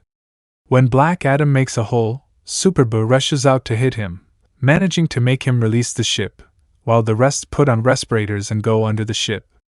While when they get out, they manage to see how the ship sinks by the roots, to receive a brain wave of Vertigo. Izuku, Vertigo. Vertigo. Count Vertigo for you, peasant. At that, Superboo goes out to hit him but receives a blow from Adam, while Aqualad uses water to attack Vertigo. Calder, Robin, Shoto, Red Riot, Miss Martian disappear. We will keep you busy, complete the mission. The aforementioned run away except for Robin, who was not there, while Aqualad is hit by Adam, and Lobo attacks Ultra Humanity. Paris, Martian Manhunter, Aquaman, Edgeshot, and Ryukyu arrive and begin saving civilians and destroying the plant. Taipei, Flash, Mirko, Stain along with a being in the form of a blue demon arrive at a reactor which is being destroyed by the plant, causing the heroes to strive to destroy the roots and stems that grow down with the demon. But these efforts are in vain since the plant loses its reactor and begins to explode and release radiation, nothing that Captain Atom cannot absorb, managing to avoid a greater disaster. Star City. Here Green Arrow and Red Arrow were trying to stop the plants using a cocktail of different arrows without success,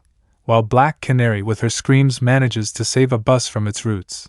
But after succeeding, one hits her, throwing the vehicle off a bridge. With the villains, Wason. Poor heroes, nothing they do is enough. It's not great, ha ha ha. Ivy. I'm impressed by how you handle several scenarios at the same time. Wason. I have a lot of practice in managing my multiple personalities, ha ha ha ha ha ha. Classes are over, ha ha ha ha ha. Star City. The plant manages to take the bus with children inside and throw it into the sea, while Canary and the archers can do nothing, until Green Lantern Rui Gardner appears to save the day. Mount Justice. Bakugo was upset and was doing nothing to help. With the team, Adam brought an unconscious Superboy, with the rest of his team in the same condition. Vertigo. 4 missing. The others were walking following Izuku, who guided them with a hologram of his glove. Megan, I've lost contact with the others, we should go. Izuku, sorry, that's not my mission. My mission is this, the Injustice League's central control system.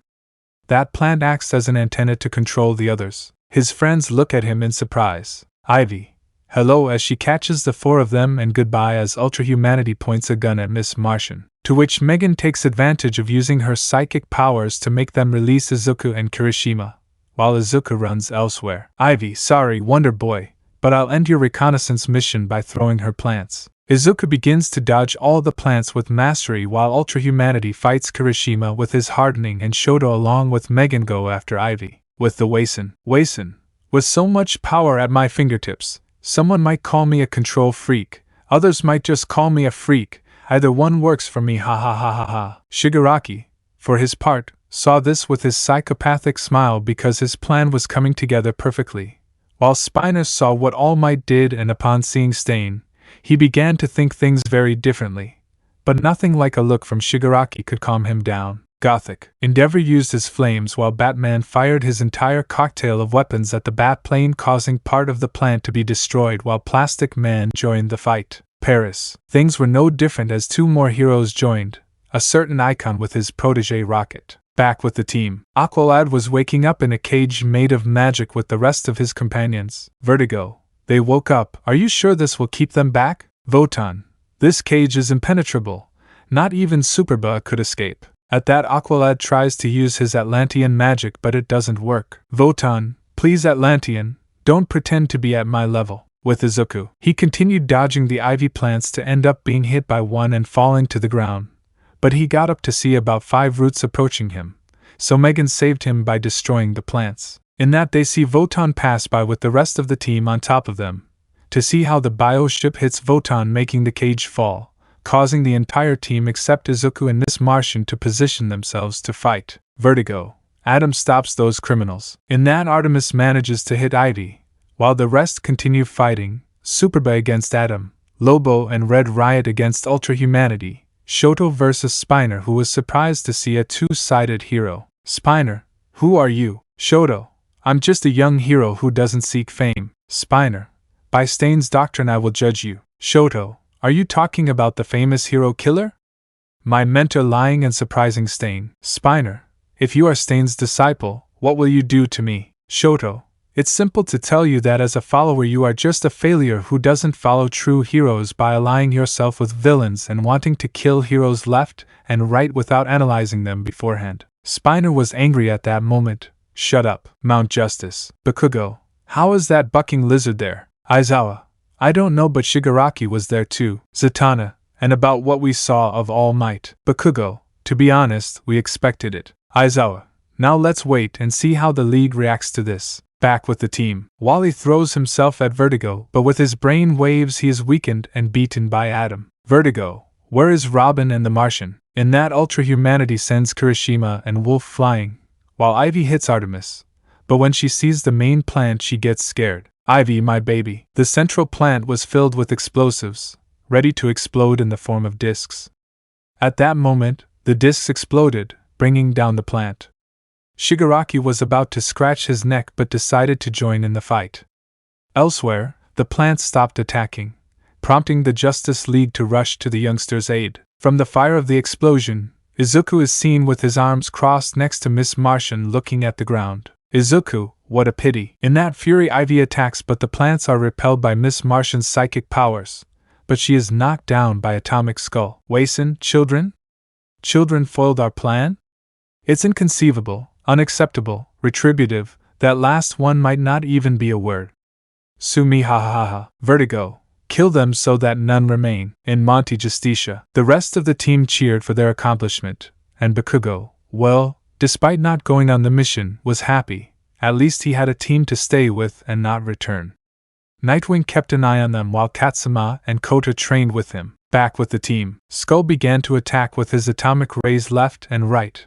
While Robin and Miss Martian covered or dodged, Shoto made a pillar of ice, but Shigaraki disintegrated it, while Spiner was attacking the Atlantean who defended himself well. Wolf threw himself against Ultra Humanity and Adam against Superba. Artemis was subdued by Vertigo, while Wally with Kirishima did a teamwork, while Flash Boy ran. Kirishima had hardened his fist and hit Vertigo, leaving him wounded and stunned, and that Votan cast a spell. Votan, enough throwing lightning at the kids affecting everyone. Miss Martian is affected but Aqualad resists her and his rays. Aqualad Plan B. At that point, Megan contacts the bioship, dropping a bag from which Calder takes out the Helmet of Destiny. Votan realizes. The Helmet of Destiny. Wally, Calder, don't do it. He doesn't manage to finish because of a blow from Adam, but is sent flying by Superbell. At that, Aqualad puts on Naba's helmet revealing a new being. Wally, oh old man. Dr. Fate, Votan, you are mine. Both launch attacks but the Doctor manages to win the clash by having Votan surrounded by golden chains. Wason, Wonder Boy taking out a knife. Now you're mine, ha ha ha ha ha. Shigaraki, you'll say our right ninth? Izuku was surprised at that moment, but he would ask the questions later. Both villains launched themselves to hit and cut the boy, who began to masterfully dodge both Shigaraki's quirk and the Wason's knives. Wason, I always wanted to see what you had inside, like I did with the previous Robin, ha ha ha ha ha ha. Both villains once again launched themselves against Izuku. At that, Votan utters some strange words, freeing himself from his chains and sending them against Destiny. Votan has repaired himself for the return. Doctor, then he shoots red rays with a spell. Destiny, despite taking cover, loses the collision and flies away, but gets back up. Elsewhere, Ivy was chasing Miss Martian by throwing her plants at her. Ivy, I can't see you, Martian, but I might hear you scream. At that, Vertigo attacks, leaving her on the ground for a moment. Vertigo, and maybe I can help. But a blow from the speedster and hardening duo interrupts the moment, leaving him unconscious, and Artemis appears and hits Ivy, achieving the same. With Kirishima and Wally, they were talking about a memory, but Artemis manages to see that Wally is fractured, causing his arm to remain still. Votan and Destiny continue to battle. Fate, surrender, sorcerer, You can't hope to defeat a Lord of Order by throwing a golden ink at Votan, but he does the same after teleporting away Arg. Votan, I can defeat you and I will. At that moment the voice of Zatara is heard, who attacks Votan. Zatara, not tonight Votan. Next to Zatara were Captain Atom, Shazam, Hawkman and Martian Manhunter. In that Kirishima joins Shoto's fight against Spina, leaving him knocked out, while Superba incapacitates Ultra Humanity, while he returns to fight against Atom. The Waisen was fighting against Izuku, while Shigaraki launched himself against him, but 2 batarangs thrown by the bat thwart his plans. In that Superman along with Green Lantern, Yan, along with Batman, Stain, Endeavor and Aquaman on a platform created by the ring are going down. Those who remain standing from the Injustice League are closing in a circle, some with faces of disbelief, because the League and the young people had them surrounded. Batman, it's over. At that the Injustice League raised their hands, but Shigaraki started to get nervous. Shigaraki, this can't be happening, scratching himself like a madman. But a purple mist swallows Shigaraki, leaving only Spina. Robin, we must see this Batman. Batman, we will. Vertigo, another day will come. Waisen, another day? Another day? There will never be another day. Not for any of us, lolalalal, as he throws his hands in the air while lifting more roots from the water with spores and poison. Waisen. Batman, Waisen, poison spores do not breathe. At that Batman hits the Waisen who was laughing. Waisen, ha ha ha ha ha, falling into the water. That's when Dr. Destino comes out. Fate, fear not, casting an ink-shaped spell that absorbs all the poison from the air. Fate has intervened. At that the villains are taken to Belref and Calder takes off his helmet to return it to Zatara. Zatara, well, Naba said it would be necessary here, but it's time for me to put it back on. Izuku, it was nice seeing you again. Smiling, Zatara nods and puts on his helmet. Mount Justice. After the mission, everyone had returned, and Kirishima Bueno took the weapon from the Ultrahuman and, along with Wally, took it to Remembrance. Those who didn't go were gathered there, so they heard what the others would say. Batman, we end here. The Supervillain Society has been neutralized. As for their performance in working as a team, it was better than previous times despite having 2 inexperienced members participating in this mission, so Shoto and Kirishima, their performance was satisfactory. Good job. The aforementioned were happy and Izuku hugged them by the neck. Bakugo, it will soon be my turn. Izuku, I believe it. Kaken. In another place there were several figures of which only 3 were known. Lex Luthor, All for One and Vandal Savage with other villains. Vandal, impressive, the plant creatures have proven their usefulness as potential weapons. With the Injustice League already neutralized, it's time to make our moves again with impunity. In the past, we failed when we tried to take control of the League with those magic-enhanced chips, but we learned from that. Soon, the shadows will reveal our light once again. Rest and forgiveness. Mount Justice. After the team's victory against the Injustice League, Koda and Katsuma approach Izuku. Koda, Izuku and you are our maximum. Katsuma, Decanus and you are amazing. Both children had stars in their eyes, and Izuku just stroked their heads while laughing, so he approached Bakugo, who was serious with a sour face. Izuku, Kaken, how are you? Bakugo, I didn't go on a mission. How do you think I'm a nerd? Izuku at that moment put his hand on his shoulder. Izuku, I know I'm the one you least want to listen to advice from, but I'm just saying that you train with Dina and fix your confidence in your quirk a little. You've seen that it won't always be useful, just keep that in mind. Bakugo, you're right, he said resignedly, you always had it with that. I guess I got carried away by the power of my quirk. Izuku just smiled at the growth his friend was having. Canary heard him loud and clear even though they were talking amongst themselves, so he made an appearance. Canary, in that case, if you are so confident in your quirk, why don't we see how you move in a fight? Bakugo, I just want to ask that if I lose or win, help me improve. Canary, don't worry, I'll help you improve. Izuku, I'll leave you alone, I'll go with Koda and Katsuma, who asked me to train with the rest of the team. At one point during the meeting, Garf approached Tsuyu to ask her out on a date, something that the frog waifu of many accepted, leaving Garf blushing and being taken out by Wally and Connor, who congratulated him without being noticed by the girls. Shoto was talking with his father and Stain about training to not depend on his quirk, ending up agreeing to go with Canary at Izuku's suggestion a while ago when they carried out the mission, on the way back to the base. Kirishima was cheerful and more obsessed with the manly than before, but he stopped when he looked closely at Red Arrow, noticing similarities with his suit. Ijiro, hey Arrow, your suit is great. Roy, you can call me Roy boy. And about my suit, thanks I guess, although yours is similar to mine. Ijiro, Izabro designed it for me, so I don't know where he got the idea from. Roy, so Robin? I guess he chose good taste. With Izuku, the green-haired boy was with Koda and Katsuma in the base's gym doing physical exercises while warming up to start. They had already been like that for 15 minutes, so they decided to start. Izuku, okay, it's time for us to start. The children HAI. At that I activated a button that brought 3 punching bags. Izuku, I will teach them a fighting style, since we will not always use quirks. That is why we must know how to defend ourselves based on what we see that Dick and Jason taught them. Koda, Dick Nissen taught us how to do stunts. Katsuma and Jason Nissen taught us how to use some weapons but not how to fight. Izuku, well, I guess that's what I have to do. Well, I'll teach you a little Krav Maga to defend yourself. Okay, children, yes. So they started hitting the training dummies with the shapes Izuku taught them, with Bakugo, Shoto and Canary. Canary? Well, both of them want to not depend too much on their particularities, right? They both nod. Canary, well, in that case, I'll ask you to listen to me. Knowing your quirks, you can use some combat style, and you'll be more capable of facing the villains that stand in front of you. Power isn't everything if it's not used recklessly. It damages allies and harms innocent people. That's why we have both hand-to-hand and ranged combat methods. Shoto, I see, in that case I would be reckless since I was only trained as a ranged attacker. Bakugo, same. Canary, although you Bakugo are very susceptible to emotions, which makes you predictable, clumsy, slow and above all closed to improvements, that is why I will help you not to be guided by them.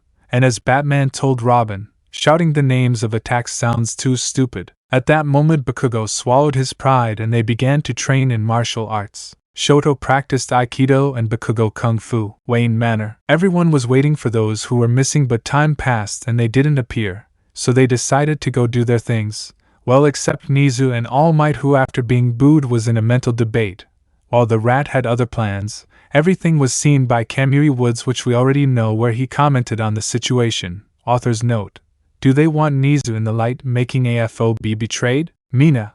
Oh, how boring the others are if they have action. 0. But we don't know if they're looking for Midoriya. Lita, we must respect the rules. Uraraka. But Lita, in this world there are no licenses to be heroes, right?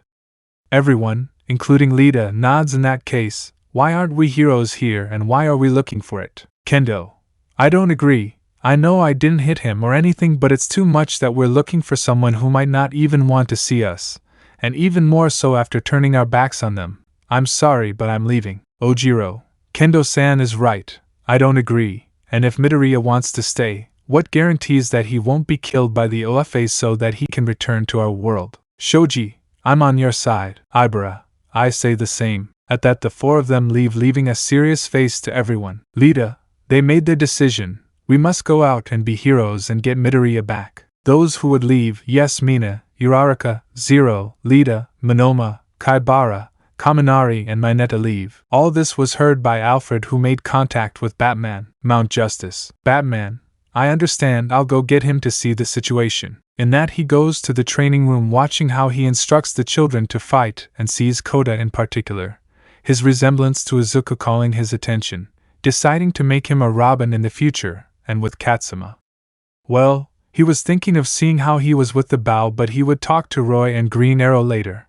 However, he saw that the boy also used the sticks like Dick, but he would solve that later. Bruce, Izuku, I think we should go back to the mansion seriously. Koda, if it's to continue training in the Batcave, yes. Bruce, I see you are informed about it. Katsuma, Dick Nissen said he was going to train Melissa, so I guess they're there. Izuku, fine, we'll go, but if they're not there, they'll stay and train to be physically fit. Koda and Katsuma, HAI. Batcave, computer. Recognized Batman B02, Robin 30, Koda 41, Katsuma 42. Bruce, well, it's time. I see that they have already arrived. Izuku, Melissa? Melissa, yes, but call me Spoiler. Izuku, you look good, Melly. Melissa, thank you. Izuku, okay, it's time for me to go up to the mansion to see things in my room. Alfred, actually, Master Drake, some people want to warn your best friend about something. In that enter Kamui Woods, Ojiro, Shoji along with Rei Todoroki and Natsuki Bakugo. Tim,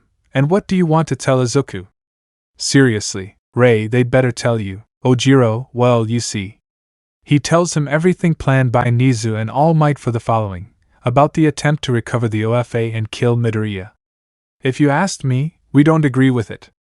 I know I didn't hit Midoriya, but I didn't defend him either, and I suppose I stained my honor because of it, and I want to make amends. Izuku was no fool. He knew when he was being told the truth, something he learned very well from the bat, Shoji, and that is why we want to redeem ourselves by helping him this time, warn him of the danger, and if he does not want to return, I suppose we are in agreement with it, and if it is possible we will stay since we do not see our world as an option because of how rotten it was. And Mr. Bruce, do not worry, I know your secret, and we will protect it from the others. Batman, I'm glad to hear that. Serious but relieved not to have to talk anymore, but it's time you all knew that. Tim, you're right. Ojiro, what are you talking about? Izuku, I forgive you guys. Smiling. Shoji, Midoriya? Izuku, yes. Ojiro, you were always by our side and we never realized it. Shoji, not even me. Izuku, if you want, you can join the team, but outside of this, I'm still Tim Drake. He changed his calm expression to a serious one. Ojiro,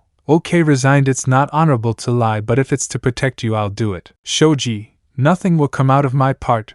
And the others? Izuku, with my friends from this world. Bruce, don't worry, you'll soon know them. Incoming communication. Superman, Watchtower to Batcave. Batman, what's up, Clark? Superman, 4 villains led by Mr. Freeze have escaped from Belle Reve and are located in the ports of Gotham.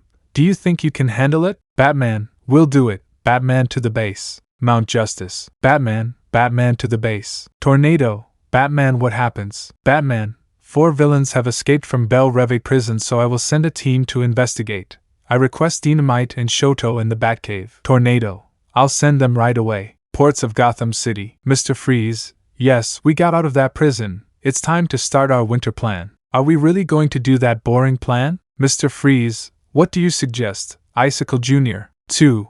I suggest we get revenge on the League. Icicle, I have a score to settle with Superba and the Martian. Mr. Freeze, in his own time, Captain Cold. 3. And what do we expect? Mr. Freeze, don't worry, Frost, we still need material for this, which is why we'll start building the mobiles that will cover this city with Cold. Frost, and what machines will we build? Mr. Freeze, there will be 5 machines that will engulf not only the city but the country. After all, Count Vertigo paid us to do it. Icicle, and may I know for what purpose? Mr. Freeze, the legitimate heir of Vlatava who is going through a serious illness and needs a heart transplant. Without travel, the princess will die and Count Vertigo will be king, so we can continue our activities without fear of the law. A cold day. Chicago, 10 a.m. Dr. 1. The princess of Vlatava is getting worse. Nurse, poor young lady. Nurse, poor heiress. Dr. 2. We'll have to operate soon. Dr. 3. I'll ask New York for the heart. Batcave, 11 a.m. Computer. Renowned Dynamite 35. Shoto 36. Bakugo, what's happening? Batman. Batman, they will go on a mission with Melissa and Izuku since in a port in Gotham we assume that the Cold criminal family showing several villains are preparing machines that emit cold covering the entire country. The reason being the illness of the Vlatava heiress who needs a transplant. Izuku, we'll go and Ojiro comes with us. Kamui would come with us but you would be at a disadvantage. Kamui, don't worry, I'll see that there are several who want to redeem themselves. Ojiro, Tokoyami was one but he would never say it. Shoji, I'll take care of talking to him. Ojiro, but what about my suit? Izuku, shit, I forgot. Bruce, Izuku? Eri, Dad, that means shit. Izuku, I forgot there was Eri. Nothing, Eri is just a bad word that you shouldn't say. Eri, and why do you say that? Izuku, because I forgot you were with your grandfather, and I got carried away. Wayne Manor, 11:10 a.m. Nizu, we should be able to do hero activities, but All Might's things slowed us down. Heroic activities should be regulated. All Might, to all this that has happened with that famous Injustice League. Alfred, good morning. If you allow me to answer, you were arrested thanks to the Justice League. Nizu, could you tell us about the League, Mr. Alfred? Alfred, I can only tell you that they have jurisdiction all over the world, and that the Green Lantern members of it can act as heroes on several planets. I cannot say more than that, since I lack the necessary information to be able to tell you more. Nizu, we understand distrusting. Midnight, well, the students? Alfred, practicing in the gym. Nizu, at least they do progress. Batcave 11:15 a.m. Izuku, okay, I'll take you with me to get your new suit. Ojiro HAI. Izuku, prepare for tonight. Wayne Manor 11.20. Alfred, well, more tea, Mr. Nizu. Nizu, thanks Alfred, by the way, good tea. Alfred, you're welcome, Mr. Nizu. Good morning, Alfred. Alfred, I love Tim. Good morning. Add glasses to the image. Tim, Alfred, could you take the car to the entrance since Ojiro has asked me to take him to see a karate dojo since he wants to improve in that aspect. Almight, Drake Shonen, I want to ask if you are Robin that made Izuku stop. Izuku, no, I'm not. He was lying perfectly, and if it's because of what I saw on the news that his students went to become heroes, it's because they want to find Midoriya and be with him. Nizu, don't lie. We already know that we infiltrated a camera in Miss Yayorozu. Tim, and if they did that, why do they ask? Almight, we want you to take the shonens on missions so they can learn. Tim, first, I don't make the decisions, that's up to my mentor. Second, I would only take true heroes and most only aspire to fame, money and women. With that in mind, they will only be cannon fodder for villains. That's when he connects his mind with Midnight. Midnight can stop pretending with Batman that she supports Midoriya and remains undercover with them. Midnight was just surprised that the boy spoke to her mind. Tim, okay Ojiro, let's go. At that, Ojiro and Tim leave in Izuku's camera to the Wayne Industries facilities. Wayne's Industries building. Izuku, Julius, it's good to see you. Julius, nice to see you Izuku. Ojiro, Mashireo Ojiro, a pleasure. Julius Fox, I know you're coming for a suit, so let's see what we have to make you. Ojiro, I'll just ask that I be light enough to move with martial arts. Then the three of them got into an elevator and went down to the basement. Izuku, okay, I'll give you several Kevlar suits. It's quite light and will serve to fight quickly. Ojiro, good. 20-minute time skip. Izuku, let's see how you look. That's where Ojiro comes out. I'm too lazy to edit by adding the tail and making him blonde. Ojiro, well, it's very comfortable. Julius, Izuku, it's your turn to try out your new suit. In the style of Red Robin. Ojiro, does it suit you? Izuku, it's version 3 of my suit. Time skip. Batcave 8 p.m. Batman, okay, are you ready? Izuku, yes. Izuku, well, you know what to do.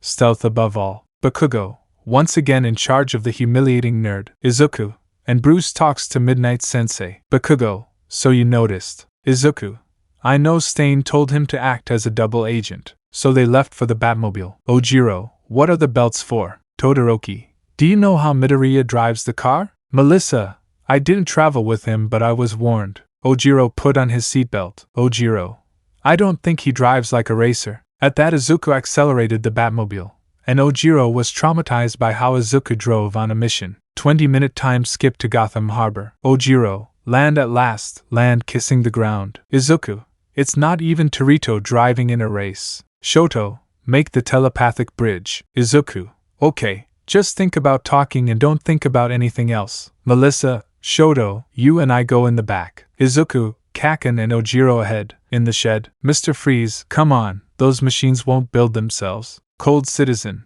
it's good to say that when you're doing nothing but looking at plans and doing the formula, right? The boys were hidden while listening. Icicle, if you do nothing you think Princess Perdita will live. Izuku, so that's their plan. Icicle, you're such an idiot. Shoto, what do you mean? Bakugo, isn't Perdita the princess of Letava? Melissa, why do you know Icicle? Izuku, I kidnapped Zatanna before I started dating her, and since she's my girlfriend she hates me. Something like when Connor and Miss Martian started dating. Shoto, careful. Killer Frost, wow, looks like we have visitors. Icicle, gosh, the one who stole my girlfriend's dog. Izuku, wow, the eyes that the magician rejected for me. Icicle thoughtlessly launched himself at Robin in fury, but Robin didn't expect a fire attack from Shoto that knocked him out. Bakugo then launched himself at the Cold Citizen who pointed his weapon, but Bakugo hit him with his bare fists and ended with an explosion leaving him unconscious. Melissa battled relentlessly, masterfully dodging everything from Killer Frost. Killer Frost, stay still, you bucking bitch throwing ice. Ojiro was hidden watching what Mr. Freeze was doing as he touched everything on the computer quickly and desperately.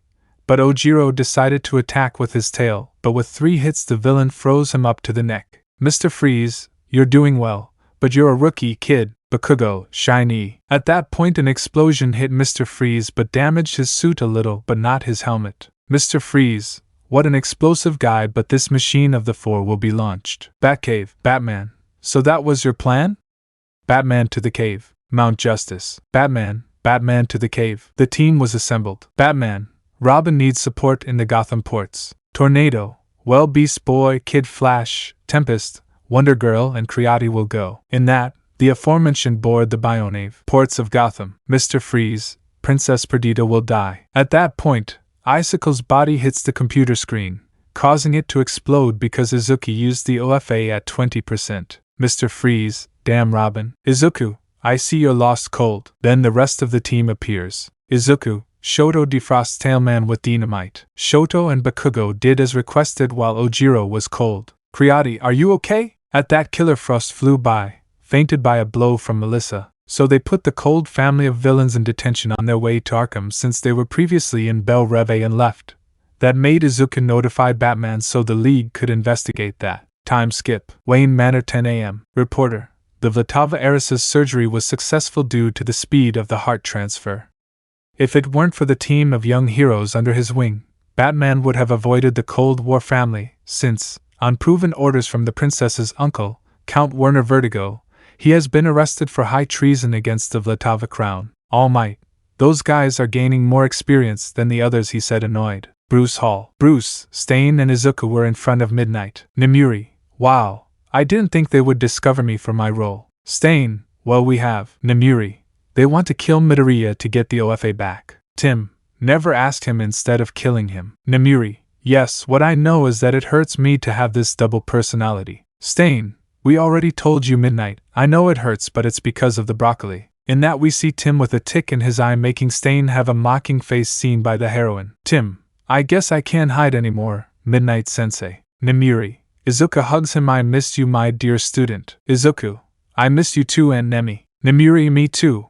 But you want me to keep calling you Tim, right? Izuku, yes, if that pufferfish wants to kill me, I won't give him easy prey. That's what they're talking about. What's happening? Elsewhere, the invasion of Earth will soon begin. Master wants me to do a test to see how they react. Grandma Goodness, I want you to prepare an advanced squadron. Granny Goodness, by Apocalypse and Darkseid I swear. Darkseid, I hope so.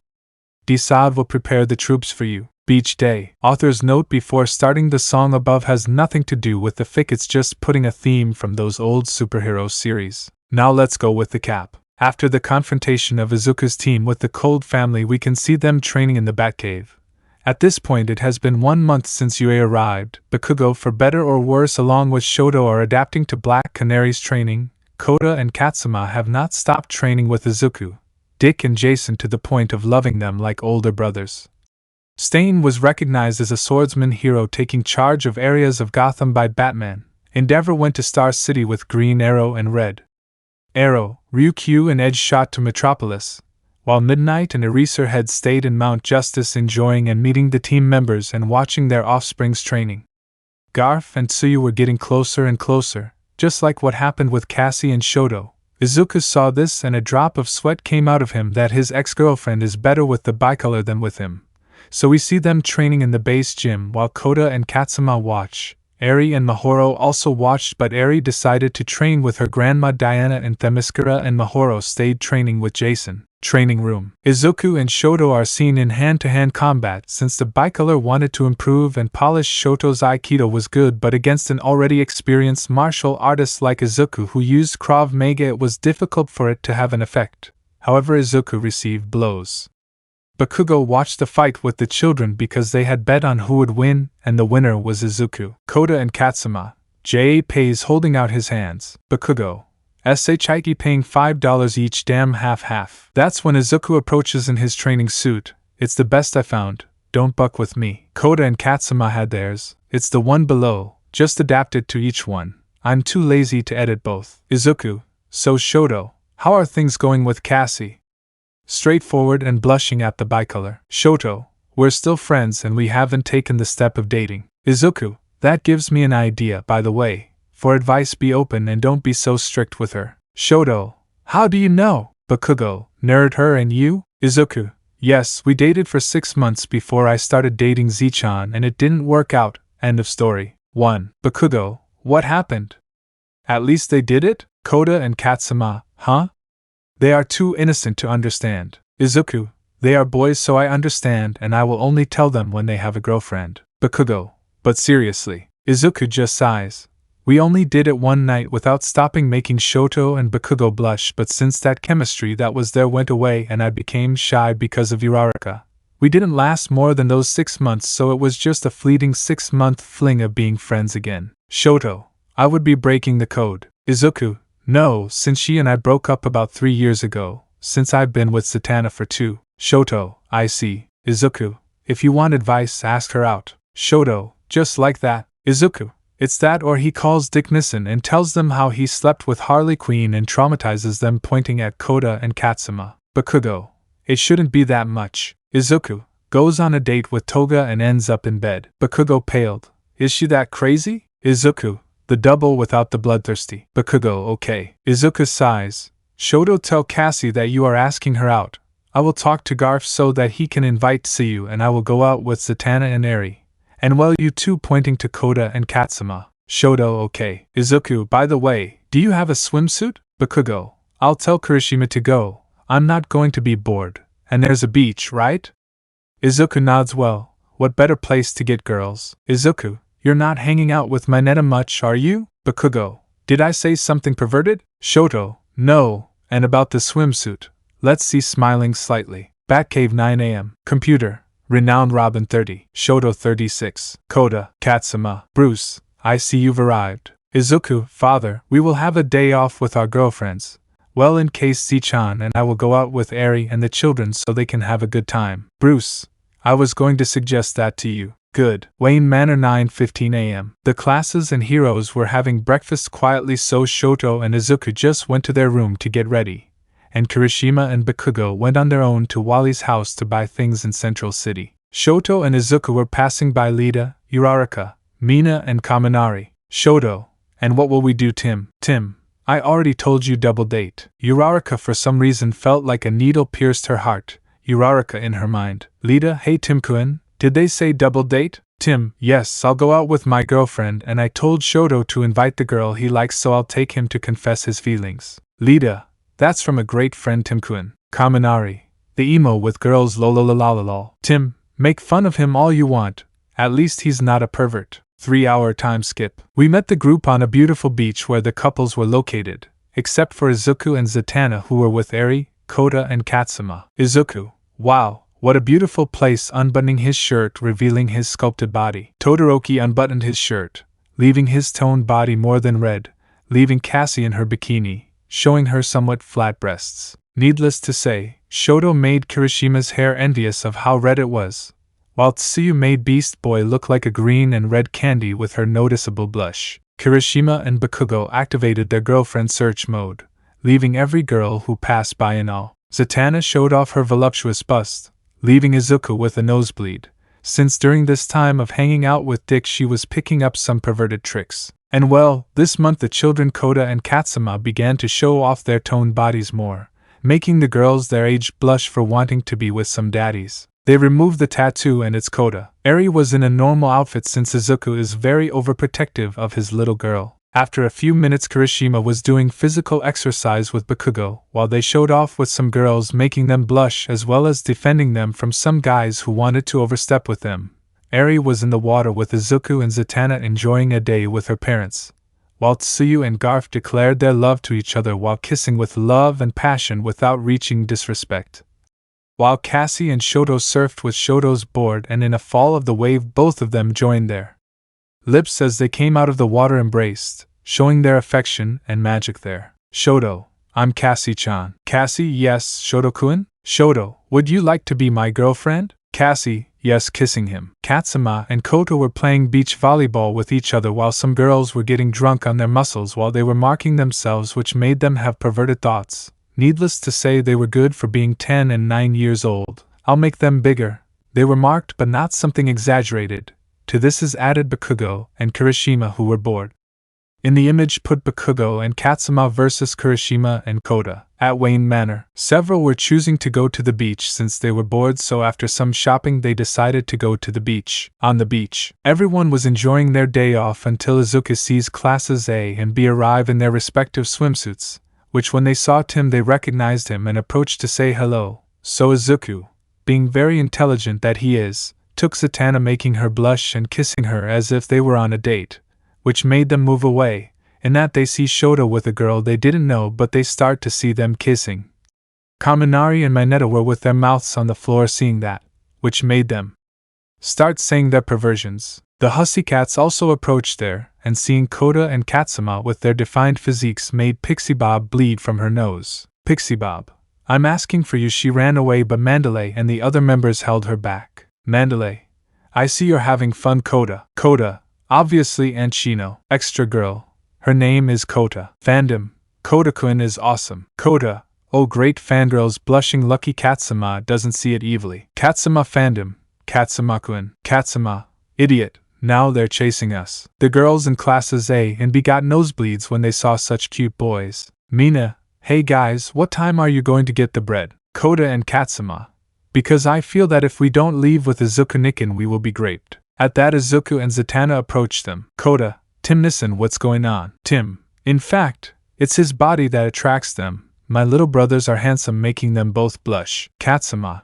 and ice, and don't say that red with embarrassment. Lita, I see you have them all eating out of your hands, children. Tim, so you're coming with your girlfriend, huh? Uraraka, yes, I came with Lita-kun. Zatanna, my name is Zatanna, nice to meet you, I'm Tim's girlfriend. Lita was just amazed by such beauty since she had good breasts, a good butt, and was also pretty, but no one expected Mineta and Kaminari to do something perverted, unhook Zatanna's bra. Izuku was getting angry since he could only see that alone and only he could unhook her bra, so he hugged her and covered her, whispering something in her ear. Izuku whispers, tonight I'll leave you in a wheelchair, my beautiful magician, while playfully biting her ear and squeezing a breast mischievously. Zatanna was blushing because it wasn't the first time they had sex, and if Izuku said he would give her love and passion, he meant it, and she was going to enjoy it like she couldn't imagine, so while still blushing, she fastened her brow. Uraraka just hit since she was getting a little jealous of Lita's wet dream with Zatanna, and they went to an area to have their dating day. After their retreat, Kaminari and Mineta wanted to do the same to Cassie, who was kissing all over Shoto, but it didn't take long for Izuku to grab them and hit them. Siro and the others, like Ahoyama, Tetsutetsu, Minoma, and Sato, were going to intervene, but when they heard Mineta say, I won't do that again, they knew they had done something perverted. At that, Eri asks to go to the bathroom, so Zatanna takes her, leaving Izuku with Bakugo and Kirishima. Bakugo, wow, Winter already has a girlfriend. Izuku, something tells me that Shoto is no longer a virgin today. Kirishima, today Shoto becomes a man crying manly tears. Katsuma and Koda approached because they were escaping from some girls who, upon seeing how they called Izuku, created a sect of fangirls around him. So they spent the rest of the day. Cassie took Shoto to her apartment, while Izuku left with Zatanna, but not before leaving Eri with Diana because Hippolyta wanted to see Eri and be with her, to which the albino did not complain but happily went to visit her grandmother. Bruce knew that if Izuku did not return like Koda and Katsuma did to the mansion, he would stay with his girlfriend. He only hoped not to have another grandson soon. Dick knew and sketched a smile of pride which Jason noticed, and upon knowing with Bruce they were both proud of their little brother. Endeavor, when he heard that Shoto was with his now girlfriend, cried like never before, because his son was having a girl. Rei was jumping for happiness since her mind told her that she would be a grandmother. Natsuo and Tuya were smiling with pride their little brother was becoming a man, and Fuyumi well jealous of an older sister. Garf and Tsuyu returned to the base and were greeted by Momo, Jairu, Megan, Melissa, and the other girls on the team without Zatanna. Elsewhere, are you sure, Shigaraki Tamura? Said a man with a long nose and an elegant hat. King Shark is a shark. Shigaraki, Penguin, do you think you can get more villains for this attack? Penguin, of course, I have Killer Croc in mind and I can get Karambano Jr. In addition to a failed Cadmus weapon. Seeing an image of a failed Superman clone, I clarify Connor is the son of Clark and Louise, future older brother of John Kent, in addition to the Wason's ex. Shigaraki, Excellent. The Court of Owls. In a remote location outside the city, a group led by Shigaraki and Penguin is seen heading to a laboratory owned by LexCorp. This is Cadmus Lab, where they were looking for a capsule in a warehouse with projects that have been stored due to failures. Where they find it, a failed clone of Superman. Shigaraki, do you think it will work? King Shark. King Shark is a shark. Penguin. Of course, my friend Manolo, he said mockingly, this thing is much stronger than All Might from your world, and by far, not even the symbol of peace in his golden years.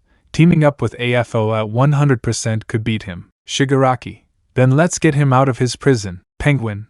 He'll be out of his chamber soon, smiling. Then they receive a call. AFO, Shigaraki Tamura. Tamura, Master. AFO.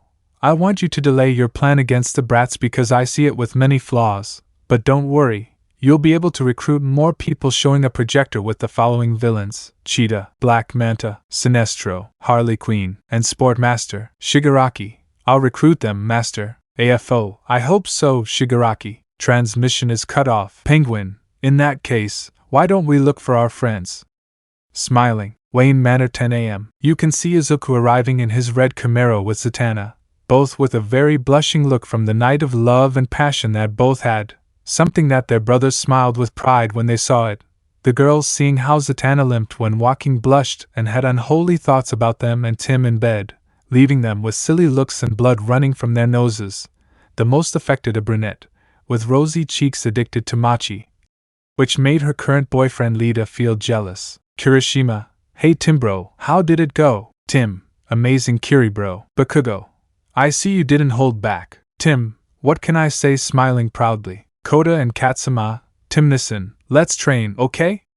Puppy eyes. Tim. Okay, let's go to the gym. Mandalay. I see you are serious about training, right? Tim. Yes, that's right. Then they retreat to the gym, where Izuku has them train hand-to-hand combat without the use of quirks for at least 2 hours, followed by 1 hour of combat with weapons such as staffs until lunch, after which a 1-hour break and aim practice with a bow for Katsuma and throwing gadgets at Koda in addition to combat with sharp weapons. Batcave. Batman is seen analyzing a pattern of murders that occurred in Gotham along with Aizawa, Stain, and Midnight. Stain. Looks like this is new. Batman. No. Midnight. What do you mean? Computer. Renown Endeavor B35.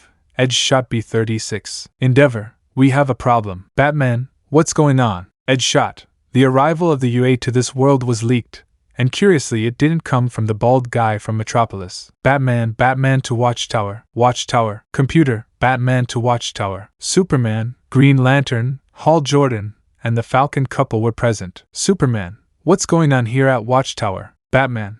Someone has leaked the information that the world of heroes and quirks has arrived in ours. Endeavor. And curiously it wasn't Luthor. Superman. Any guesses who it could be? Hawkman. What about Vandal Savage? Hall. I don't know, this seems confusing. Batman. I have a sneaky suspicion. Superman. Who?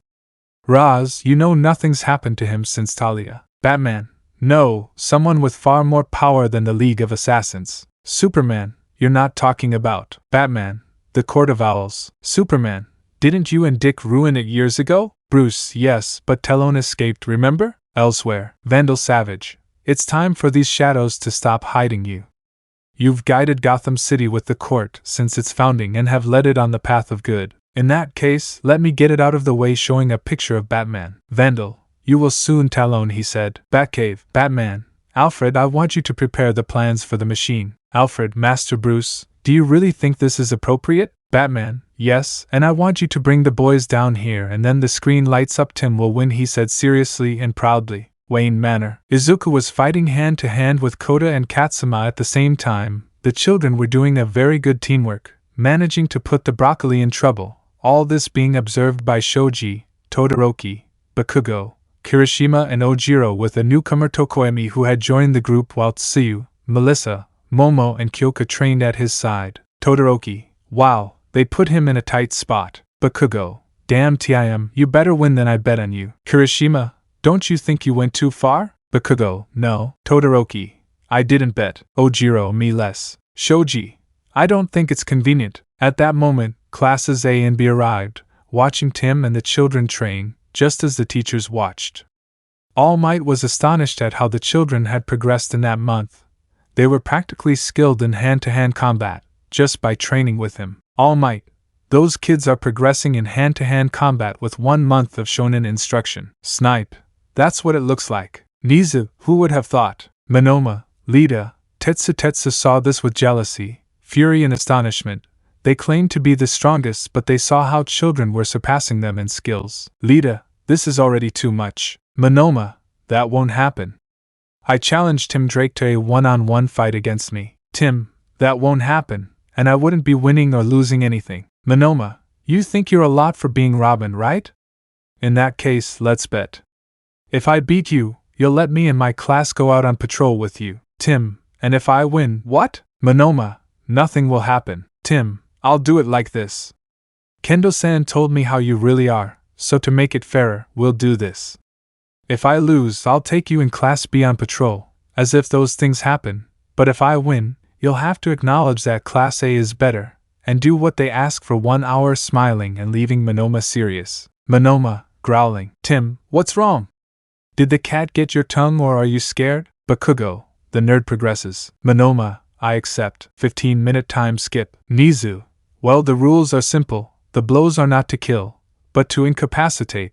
The fight is hand-to-hand without the use of quirks, leaving Monoma as a stick because he copied Tetsu's quirk. The weapons are prohibited and the first one to give up or be left out wins. Tim, I accept, but I know he copied the quirk from the Metal Metapod, so he used it. Monoma, don't think you're a bastard. Nizu, ready, both nod as Monoma turns into Metal Begin. Monoma launched himself like an idiot, punching and kicking randomly without thinking, getting quite tired, while Izuku just calmly dodged and connected every now and then with a blow. With the spectators, Kota and Shino, can you give me money? Mandalay, here you go, but what for? Kota, thanks, receiving $5. I bet everything on Tim Nissen that he will win. Mandalay was left with a poker face. Lita and Tetsu, we double the bet, handing over $100. Katsuma, I bet 5 on Tim Nissen. All Might, I bet $500 on Monoma Shonen. Vlad, I bet the same on my offspring. Author's note,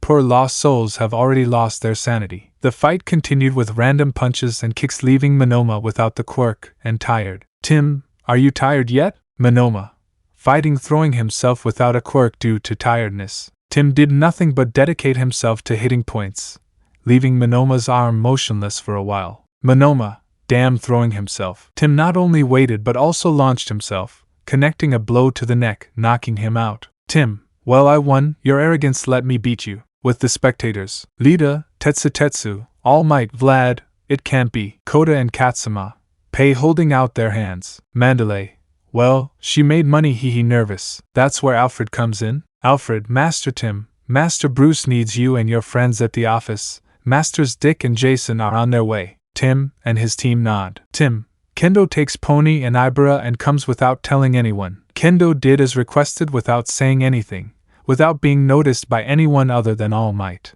All Might, what are you up to, Shonen? He thought seriously. Batcave, 4 p.m. Bruce, well, I gathered you here since you were the ones who were closest to Izuku. Kendo, Tokoimi and Ibara, where is Midoriya? Tim, well, here I am, girls. Kendo, seriously, broccoli. Izuku, yep, it's good that I maintain my identity, you see? Computer, recognized. Dick 01. Jason 19. Endeavor B35. Note the Flamatas had left. Wonder Woman B03. Eri, Mahoro. Eri, Dad hugging Izuku. Uncle Jason taught me how to ride a motorcycle. Izuku just congratulated her, looking at Jason, who just laughed. Jason, in my defense, she asked me and I can't resist her adorable face. Bruce then began to tell everything that had happened and about the Court of the Owls. Izuku, this is bad. Kendo, but what do we do? All Might wants to kill you if he finds out. Izuku, I'm not someone easy to kill. Jason, besides, if he tried, I'd put a bullet between his eyebrows. Batman sees it. What? Don't tell Bruce you don't want to do it. So they proceeded to talk about what had happened, what would happen, and what would be done. Wayne Manor. Several were upset, some because of a lost bet, others because of the beating they had received. Lita and Monoma were more than upset, as were Tetsu, All Might and Vlad.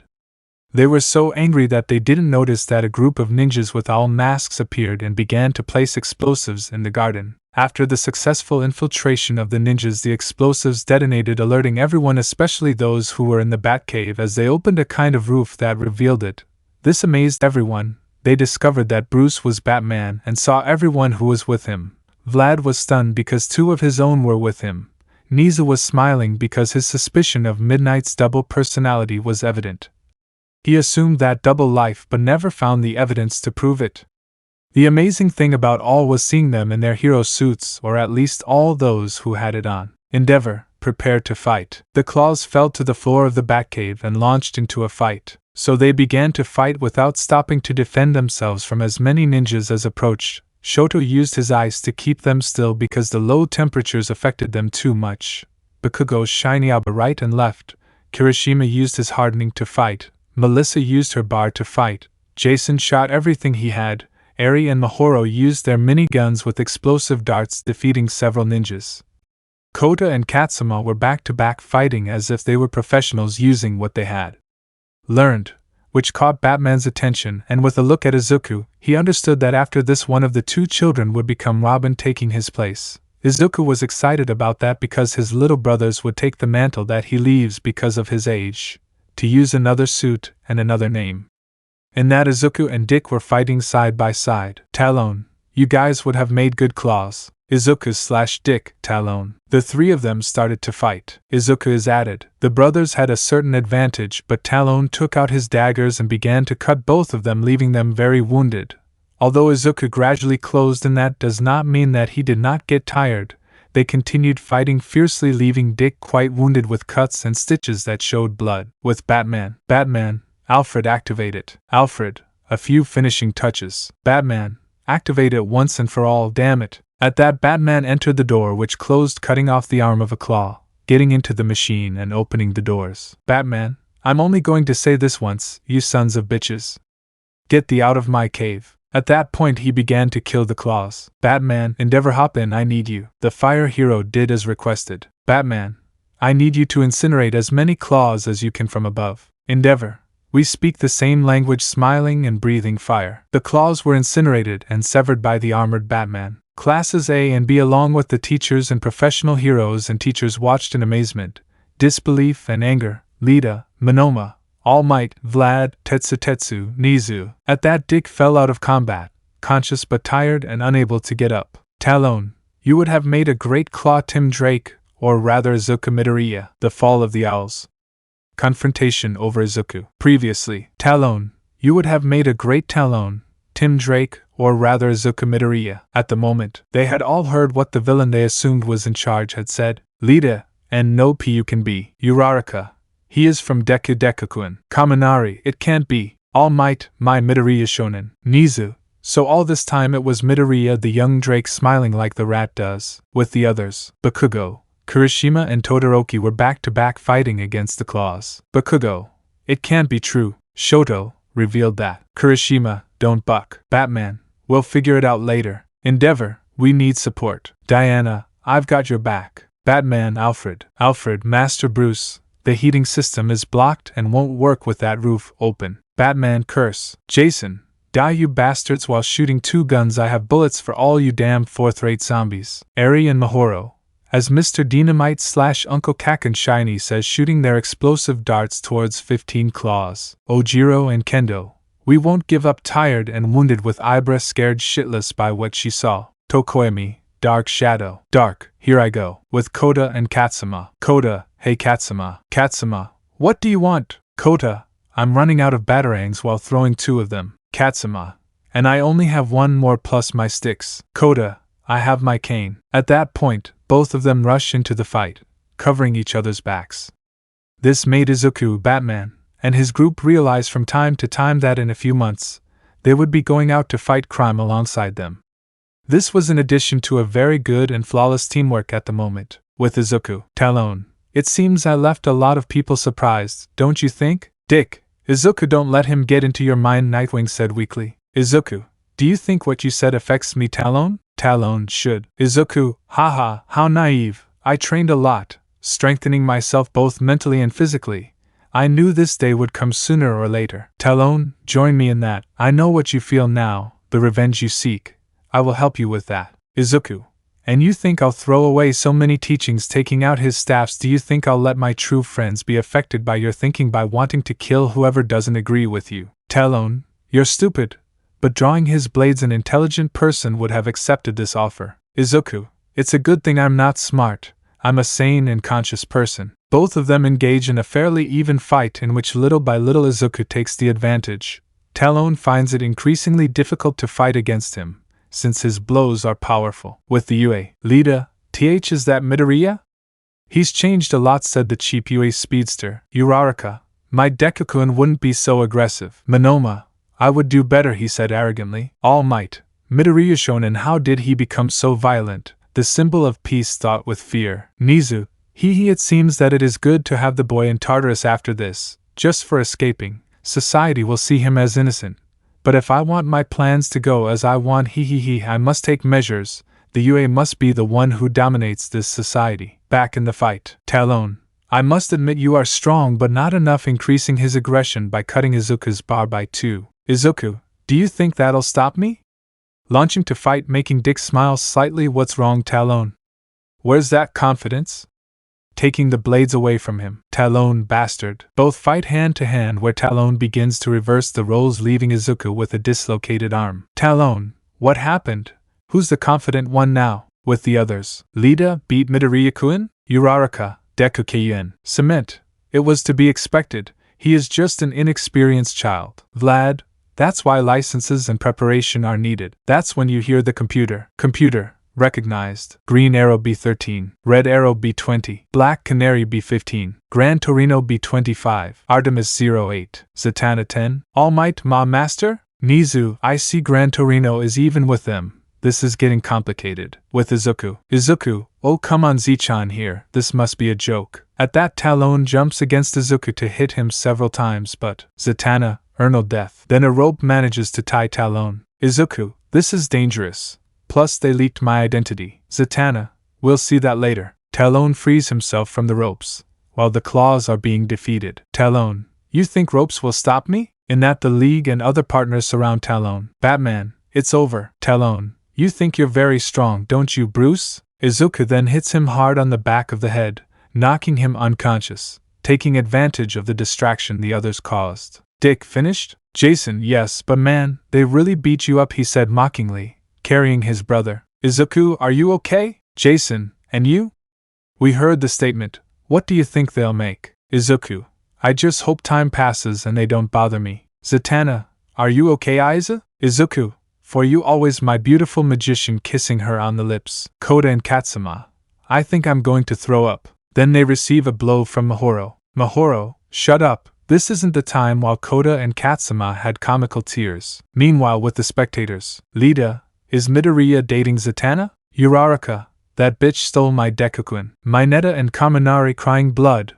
Midoriya comes out with a delicacy that makes Yayo tits envy. With the heroes. Jason, hey Roy, you can have Dick. Roy, let me take care of it. Taking Dick, what a beating they gave you, ha ha ha. Jason, Endeavor, I need your help. Endeavor, I'm going. Both heroes approach Izuku, who was with his arm hanging. Jason, let me see, little brother. Izuku, do it before I regret it. Endeavor, I hold you. Jason, yes, it is something violent. Endeavor, Shoto. Todoroki, what do you want, old man? Endeavor, momentarily freezes his legs. Todoroki with doubts, okay. Todoroki did as requested, while Endeavor held Izuku's arm and his body.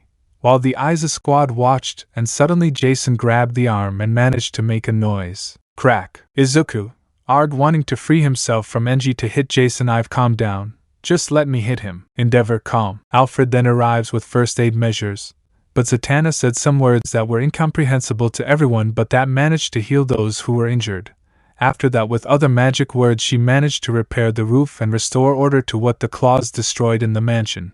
So they stayed talking in the Batcave without any individual disturbing them. Bruce, and a secret was revealed. Izuku, I honestly didn't think it would be revealed now, but sooner or later it would be revealed. Jason, you have support, little brother. Bruce, besides legally being my son, you are Izuku Wayne Midoriya, so I won't let them take you easily. Endeavor, and to think that I would offer you to use the last name Todoroki, haha. Gran Torino, you have Brat's support. Diana, I won't let them take you, son. Izuku, Thank you, brothers, mother, father, and Mr. Ng, to all for your support, thank you. Kendo, Midoriya-san, I hope you can, Izuku, forgive you for doing nothing? That day I saw doubt in your eyes, so at least on my part there's nothing to forgive relieving Ibara, Kendo, and Tokoemi. Bakugo, by the way, what are we going to do now? Bruce, they are part of the team. Oliver, unless they let him, which is weird. Dinah, we won't let them go to a guaranteed hell. Martian Manhunter, Watchtower to Batcave. Bruce, what's up, John? Martian Manhunter, I entered the mind of the director of the UA a few days ago, in Niza's mind. Unfortunately, he wants to send Izuku to a place called Tartaros. Although he is aware that society considers him a martyr, the fact that he returns will use him as an example to impose the UA as the leader of his world in everything. He will show it as an example of what will happen if they oppose it. Izuku, I see that's why you need the OFA. Those from Class BNHA who didn't know were in doubt, so Izuku, seeing their faces, got into their minds and cleared up their doubts. Izuku, okay, let's see what happens after this. Momo, Mount Justice to Batcave, do you copy? Izuku, of course, Kriati. Momo, Zatanna warned us everything, they need support. Beast Boy, do you need support, old man? With Connor nodding. Izuku, don't worry guys, we'll figure it out. So the group proceeded to leave Wayne Manor. In the courtyard of the mansion was a certain skinny hero, with a rodent and the other members of the UA and top heroes who left with the exception of Kamui Woods and those who left with Endeavor and the Hussycats. Nizu, we'll wait for them to arrive to ask questions. Almight, that's right, he said seriously but hopefully. With the students. Mineta, do you think he'll return? Kaminari, I wonder the same thing. Lita, Midoriya-kun will forgive us, right Achiko? Uraraka, obviously you'll see how Deku-kun will forgive us. Then the entire Bat family and their allies arrive. Izuku, they think that's good that you do it because in truth I will only forgive those who deserve it. A serious Izuku looked at them. Tetsu, that's not for men. Izuku, and attacking a defenseless person together without giving them the option to hesitate or defend themselves is, that left them all speechless. Nizu, young Midoriya, I'm glad to see you're okay lying and hiding your plans. It makes me happy to let you know that you can return to UA right now. Your innocence has already been proven. Izuku, I refuse. All Might, Midoriya Shonen can now return home. He can realize his dream of being a hero. Izuku, Tashinori serious and surprising everyone by how he called the peace symbol. If you haven't noticed, I'm already a professional hero. I don't bind myself to stupid laws or regulations that limit heroic actions, that only lead to public servitude to heroes and that stop invalidating heroic actions in themselves. All Might, but that's wrong. You're just a vigilante supported by Monoma, Lita, Kaminari, Mount Lady, Ectoplasm, Snipe, and Vlad King. Licenses make actions legal. Izuku, All Might, in case you didn't notice, that kind of nonsense doesn't exist here, so I'm not doing anything illegal like you say. Also, if you read the licenses, they were only created to prevent superhumans from rising up against the governments.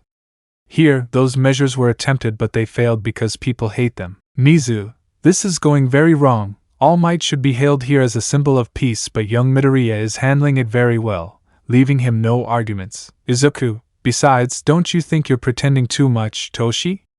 You know that I've heard every plan that you and Niza have put together against me. From using a letter of supposed guardianship of my person which is from my father pointing to Bruce to killing me to pass the OFA to someone more submissive, killing me in the process for all I know, to prevent me from exposing them for what they are. That left Nizu and All Might pale. The others looked at those statements in disbelief. Others refused to believe such statements. Nizu, how did he find out? All Might, how about it? Izuku, maybe because I have access to the security cameras in my house. Because I have eyes all over the house as well as ears and people I trust. Now everyone was speechless. I had evidence and witnesses, so the atmosphere became heavier and more unsettling, and the UA and several professionals' nervousness regarding this statement began to show. Vlad, screw this, Midoriya, you'll come with us by fair means or foul. Bruce, or what?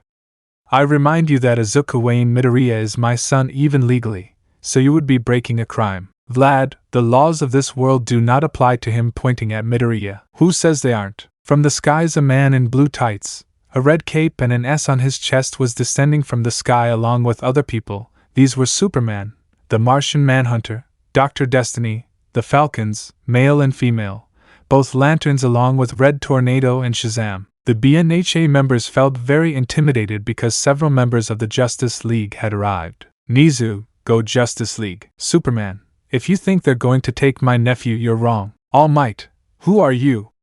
Acting serious because he was really intimidated and scared. Superman, my name is Superman, symbol of hope amazing everyone. Bruce, I didn't think you gave your title. Superman, it's better that they know, especially him pointing at All Might. We know what you did the day the plant creatures attacked. Shazam, you don't need the wisdom of Solomon to know that people won't welcome you.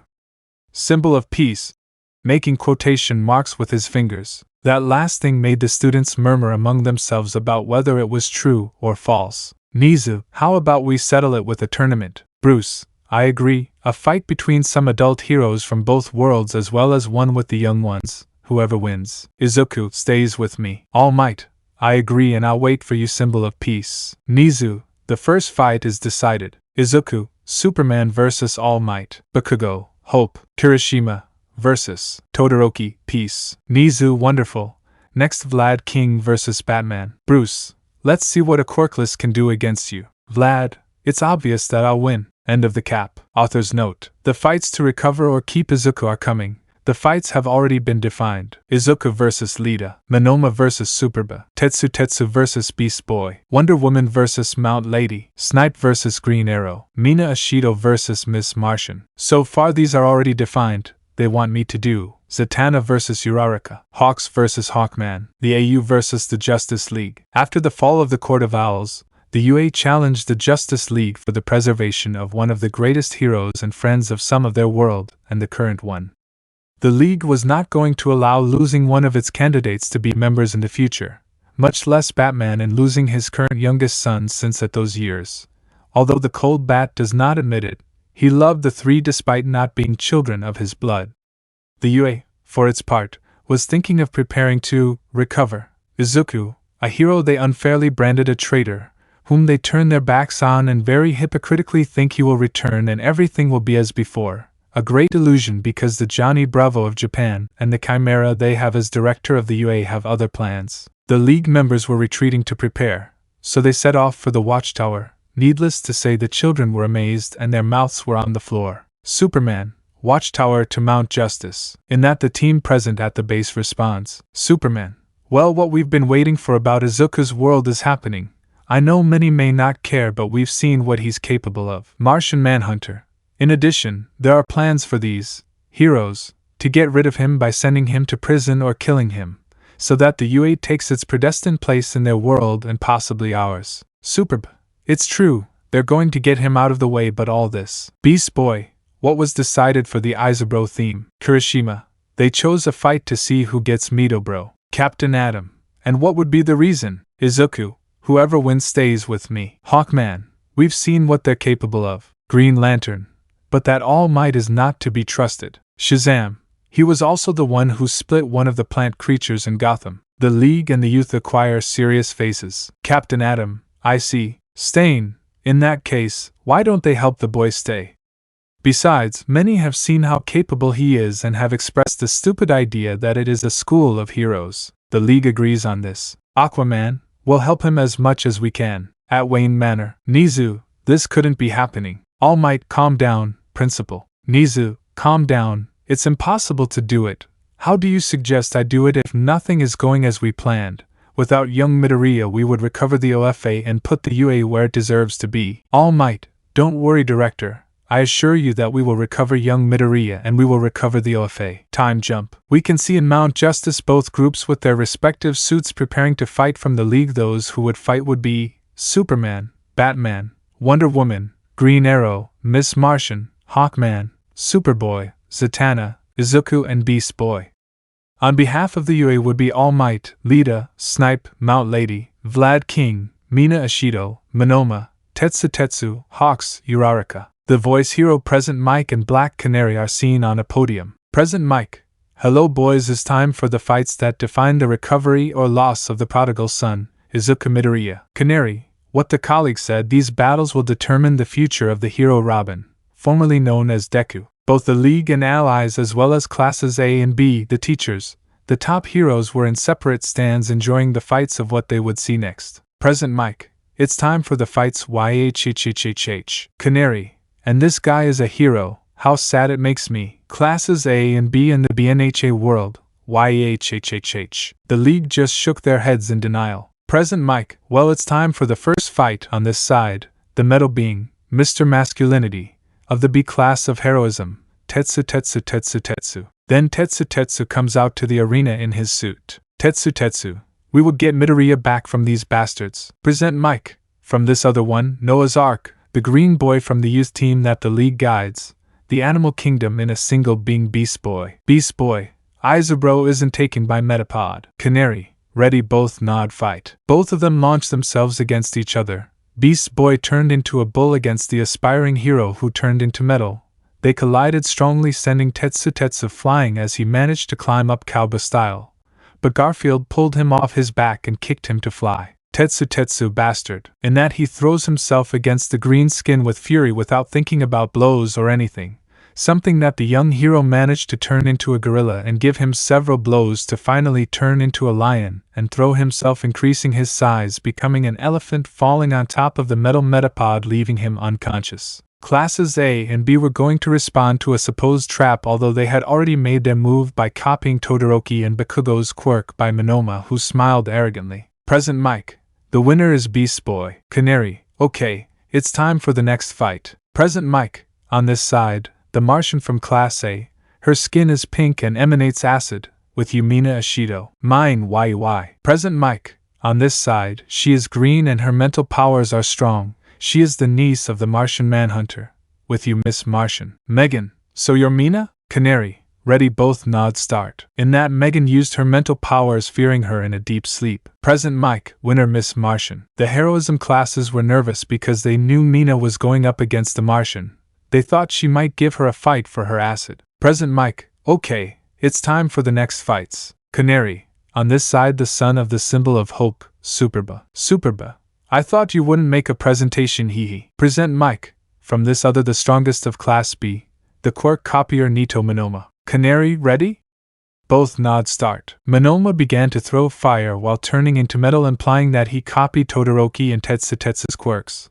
But Superba takes flight and begins to dodge all the attacks, angering Monoma, who began to use Bakugo's explosions and combine it with Todoroki's quirk, giving explosive ice, but given Connor's invulnerability it did not work, where he decided to approach to hand against the Monoma with explosive metal, since he combined two quirks to fight, whereupon contact of both where the fight began to be even, but in a stroke of luck by Connor he throws him into the sky and makes him fall, leaving him unconscious. Present mic. Superba winner. In the stands, Koda pointing at Bakugo. Can we bet?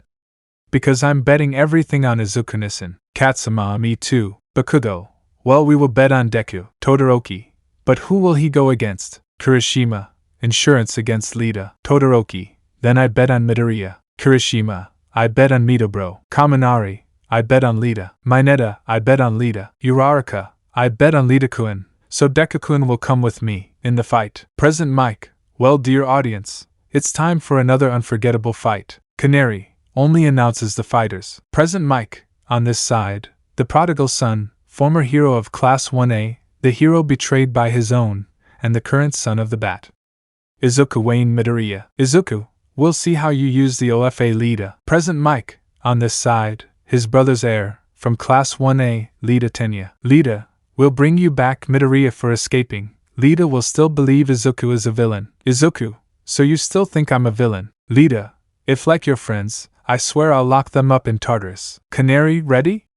Both nod start. Both of them launch themselves at each other to fight while Lita used his engines with the OFA. Izuku just dodged easily and connected several blows to Lita, making him angry. Lita, reciprocal extend smash. Izuku, I haven't used it in months, but black WIP using the black whip. Lita PPP, but how? Izuku, All Might didn't tell you. Lita, tell me what? Izuku, he never took away or gave you the OFA. Lita, impossible, I have it. Izuku, Tashinori, what is the first rule of OFA? Tashinori, the OFA cannot be taken away or stolen. Izuku, Mr. Brazos of the OFA answers your question. Lita, I will defeat you and you will give me that power. Izuku started hitting Lita in succession, which were increasing in speed due to the OFA at 8%, but Lita didn't stop fighting, so he wanted to use his last resort. Lita, Recipro Turbo Smash. Izuku, do you know what it sounds like when you say your attack names? Lita, shut up. At that, Izuku takes Lita's leg and a strong blow is heard on it. Crack. Lita, ARGHHHHHHHHH. In the stands, Batman.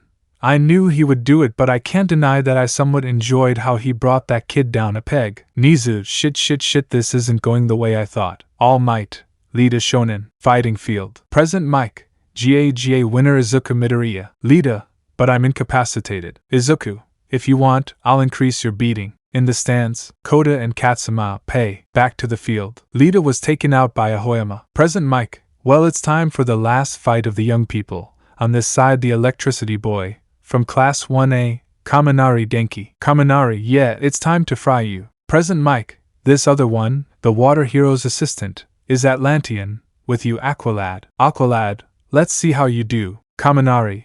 I will beat you, he said arrogantly. Black Canary. Ready, both nod, begin. Kaminari unloads 5.7 million volleys. Aqualad only made a shield with his devices, but when he finished the attack, Kaminari was seen saying YY with an idiot face. In the stands, Batman. He has a very good quirk, too bad it fries his brain. Superman, I see it. In the field, Present Mike, winner Aqualad. In the stands, Nizu was in Shigaraki mode, scratching his neck in dementia, while the other classes were beginning to lose hope of recovering and making amends. In the fight zone, Present Mike. Okay, it's time for the next fight. It's time for the professional heroes on this side.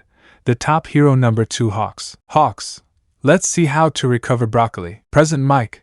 This side to Hawkman. Hawkman. Hawkman.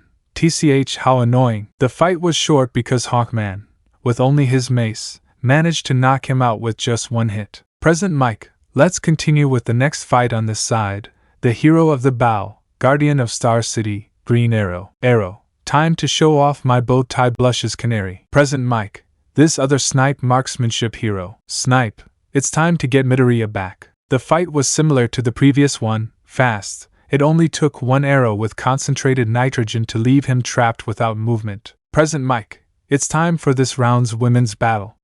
On this side, the Amazon, the princess of Themyscira, she is Wonder Woman. Diana, they're not taking my son. Present Mike. From this other heroine of the most clamorous size, Mount Lady. Mount, it's time to get the bunny back. The fight was quick. With just one blow from her shield, Wonder Woman was able to knock out the giant, since from what we heard she made the good-hearted heroines look bad. Present Mike. Well, it's time for the penultimate meeting on this side of the symbol of fear, the Bat of Gotham. He is Batman. Batman, hump. Present Mike. From this other one, the blood hero Vlad King. Vlad, I'll wipe that quirkless smile off your face. The fight was a brutal humiliation for the hero of blood, as Batman managed to articulate every plan, every contingency, and leave the professional hero with no way out. In the stands, Class B was in disbelief. Their teacher was being beaten without mercy and only by a Quirkless. Izuku and his brothers were just smiling at what they saw. Bakugo was grateful to support the green-haired boy, since if he had betrayed him, he would have been psychologically broken. In the fight, Vlad was already out of options, and opting for hand-to-hand combat without his quirk proved to be useless for the bat, where he was knocked unconscious after several hits. Stands. Now if they were nervous, one last fight was coming. It didn't define anything since they had already lost Midoriya. Nizu didn't accept it, but he was already accepting that it was a resounding failure, and his plans should be thrown into the trash. In the field, Present Mike. It's time for the final round, the fight of ideals, hope versus peace. In this corner we have the hero of Metropolis, symbol of hope, Superman, while the aforementioned descends into the arena, and in this other corner we have our symbol of peace, the number 1 hero, Almight, who jumps into the arena. At that moment both titans launched themselves with pure brute force. Each smash from Almight was countered with a punch from Superman. Even the field showed cracks from such force from both contenders. In the stands, Mineta, they are monsters. What kind of symbol is Superman? Almight will surely win. Izuku, I'm afraid to tell you no Paliva. Superman, unlike Almight, is not limited by time. Also, the use of attacks like Smash is sounding stupid. His friends nod in agreement, while the others frown in disagreement. Pause. Miga 2334 hit him with the chair. Me, don't break the fourth wall, asshole. Let's continue. In the sand, the fight was beginning to be won by Almight, who was steaming from his body due to the overexertion of maintaining his muscular form. So he decided to use his last card, Almight, United States of Smash. He gave the final blow. In the stands, the UA began to cheer. But, Superman, that was a good hit, but not enough against me hitting him in the face, knocking him out. The UA was in shock. The symbol of peace had been defeated. They had even lost their former friend Izuku Wayne Midoriya. Elsewhere, Shigaraki, Penguin is all ready. Penguin, of course. King Shark. King Shark is a shark. Clone, it's time for me to kill those bastards. Harley, it's time to wreak havoc. Mr. S. Yes, friends, Harley is in love with Tamura. Killer Croc, it's time to attack. Swordmaster, I just hope your teacher Tamura Shigaraki pays me. Manta, is following the Clown 2.0 really useful? Cheetah, as long as we have prey, that's where we'll go. It's time for a new Robin. It's been 2 days since the prestigious UA Academy lost the chance to recover the former hero Deku, currently known as the Hero Robin. Some had accepted this, but others like Nizu, All Might, Lita, Uraraka did not want to accept it, so much so that they did not stop harassing Izuku to return. All Might used the OFA as an excuse and even that it was not his true home. Lita always insisted that he did not deserve to be a hero for escaping the law, and being a villain. Uraraka did not stop insisting that he return with her, something that already fed him up, but he stopped paying attention to it more when Zatanna beat him up with magic and Lita wanted to reprimand her with a hit. After that, Izuku with Kota and Katsuma began to train much more, where they made more progress in hand-to-hand combat. They were basically on par with any professional hero like Edgeshot or Mirko just by training with 3 Robins. That's why Izuku was already preparing an outing with them to patrol, although Batman only told them to train them in other areas for that. So we find ourselves in the Batcave with Izuku in front of Kota and Katsuma, while Shoto practices hand-to-hand combat with Deku. Polish himself, and Jason helps Kirishima increase his resistance with high-caliber bullets. Needless to say, at this point Kirishima has a toughness that helps him withstand 50mm caliber bullets. Meanwhile, Bakugo was with Eri and Mahoro while the girls used mini bikes racing each other. Izuku, okay, it's time to keep training. Kota, what will we learn? Izuku and I. Katsuma, yes, and I-san, what will you teach us? Izuku, hacking devices, computers and cell phones, as well as everything connected to the network. Kota and Katsuma had stars in their eyes, so they proceeded to listen and do what Izuku asked. In Mount Justice, things were not very different. Ojiro, Tokoemi, Shoji, Kendo, Ibara and Pony were joining the team. Pony found Jamie very cute, but she was shy to say her feelings. But we got off topic. Kendo and Ojiro were talking with Canary about a training routine to polish their skills, so after finishing the talk they started training. Ibara was undecided about religion. It was difficult for her to fight hand-to-hand since it was not her philosophy, and she was very attached to her religious and moral principles, something that Dinah had to start treating as the team's psychologist. Tsuyu and Garf were talking animatedly, and every now and then they gave each other a tender kiss, because both as boyfriends got along well, even in Connor's words too cloying. Not even he and Megan were like that, and that they had been in a relationship for years. Wayne Manor. Nizu and All Might are seen talking to see how to get Midoriya back because they were not going to accept that they had been defeated. Nizu, we must get Midoriya back and lock him up in Tartarus so we can have control of our world. All Might, we must recover the Ofei. In the courtyard of the Batcave, Midnight and Ryukyu are seen talking about what they were going to do since the League, along with Endeavor, Edgeshot, Aizawa, Stain, Tiger, Mandalay, and Mirko, were going to enter the Justice League. Well, at first, Stain refused because he didn't like working as a team. He was a lone wolf. Ryukyu, and I'll listen to Izuku. I'll stay and join in, because I have no place there. Midnight, I'll stay too. We no longer have a place in our world. If we return, Nizu would destroy us. Ryukyu, you're right. After that they started talking about what happened in Paris with the plant creatures while laughing. All of that was heard by those heroes and students who were already resigned. The most perverted ones, Mineta and Kaminari, didn't want to lose their sensual sensei.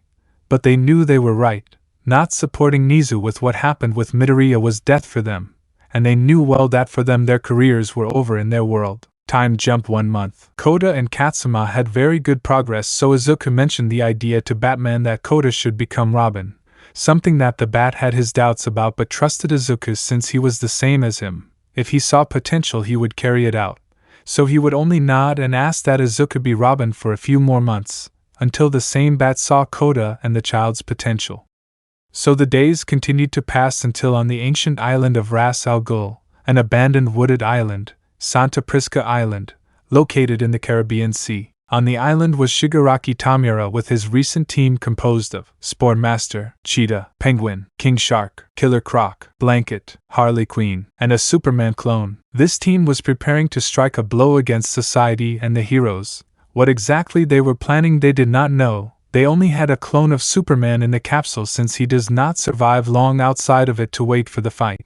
But additionally they had a biological weapon capable of recreating the Quirks phenomenon artificially, a collaboration between Lex Luthor, AFO, and Cerebro. Mount Justice, Computer, Recognized, Robin 30, Dynamite 35, Red Riot 37, Shoto 36, Spoiler 45, Batman B02, Batman, team up to the boardroom. So the entire team was gathered in the living room where Batman would proceed to give them a new mission. Batman, recent reports from our satellites indicate a potentially dangerous weapon on Santa Prisca Island.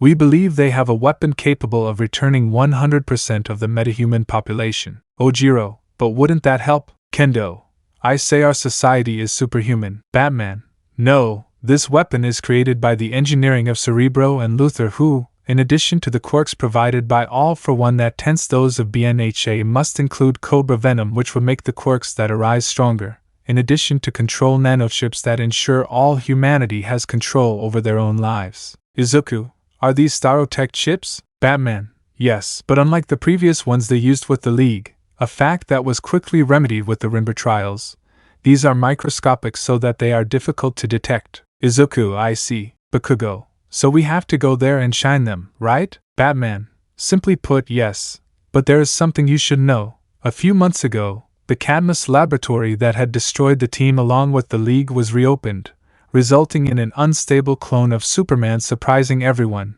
but especially Connor, which we assume is that this clone is in his possession. Connor, oh man, they cloned my father. Wally, calm down, we'll stop them. Batman, that's why I chose a team that will be in charge of neutralizing this threat.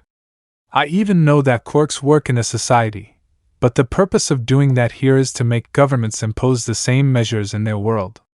So Izuku will be in charge of this team. Izuku, hi. Batman, Dynamite, Shoto, Spoiler, Red Riot, Miss Martian, Kid Flash, Artemis, The Pest, Lemillion and Sunny there will be the ones who will go. The mentioned ones, walking. Batman, Izuku. Izuku, tell me. Batman, in case they release him. Izuku, whatever you say. Time skip 5 minutes. Izuku, okay, are you ready? Tamaki, no. Izuku, good walking. At that point, the bioship headed towards Santa Prisca in order to stop the villains there, so they went in camouflage mode towards it, taking at least 15 minutes. Upon arriving in Santa Prisca, they decided to get off to investigate what had happened. Izuku, this gives me a bad feeling. Megan, I know, but what can we do? Izuku, keep your eyes open. Artemis, careful. Spore Master, wow, you dodged well, my daughter. Artemis, we already talked about this, and I'm not going to join you, nor will I continue the family business. In that, father and daughter throw themselves into a fight while Sunny there joins in, tangling him with the tentacles she puts out. Artemis, thank you. Tamaki, you're welcome. With the rest of the team. Izuku, I don't remember there being water on this side. King Shark then jumps out, saying his threats. King Shark is a shark. Kirishima, unbreakable. Both of them throw themselves at each other to fight, but suddenly a 1-second blow was going to hit Kirishima. Garth, careful while using his Atlantean magic. Killer Croc, what an Atlantean you've discovered. With the others. Izuku, I suspect they are not the only ones. Megan, you're right. Ha ha ha ha ha, attack my robo-penguins. Thus several penguin-shaped robots with machine guns launched themselves at them. But with Shoto's quirk they were frozen. Shoto, go ahead, I'll take care of the bird. If you're happy, he'll smash your head and going at Melissa with a sledgehammer. Izuku seeing this took out his batarangs and threw them, breaking the deck. Izuku, Harley, how are you for so long? Harley, oh yes, it's my Kohai. Izuku, Kohai? You told that to Nightwing. Harley, I know you want me to help you. Izuku, No thanks, I have a girlfriend and I don't go out with crazy people. Spoiler, I'll take care of her. Keep going taking out your sticks. So both women start fighting while arguing about meaningless things.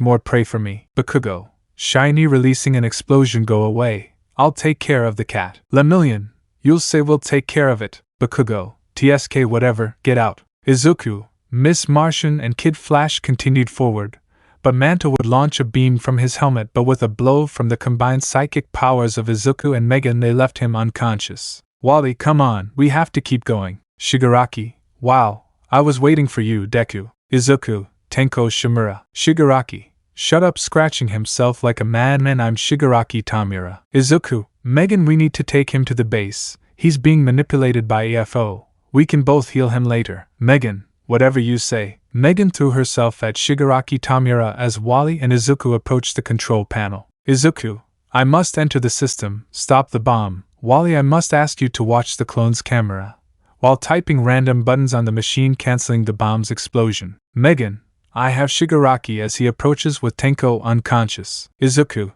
take him to the bioship. At that the rest of the team enters, some like Bakugo and Lemillion with claw wounds. Bakugo, I'm never fighting a cat girl again with her face all scratched up and her arms covered in scratch marks. Artemis, of the villains, only Spore Master escaped with the help of Kurogiri. Izuku, we have a problem. Shoto, which one? In that they observe a very particular camera. Kirishima, that's it. Before finishing the clone shot out at them. The first to be hit was Garth, leaving him unconscious, but that was not enough because the clone pierced him with a beam, leaving several in shock. Izuku, we must stop him now. Wally, you, Megan and Artemis help me. Mirio, you must get the others out of here, they are shocked by what happened with Garth. Artemis, do you know how we'll stop it? Wally, to the boys, be careful. At that Artemis dodges a blow. Izuku, Artemis, I need you to shoot an arrow that blinds him. Artemis did as requested, leaving the Kryptonian's clone with Mirio. Lemillion had taken everyone plus Garth's body, which was still alive but unconscious. Mirio to the base, we need help.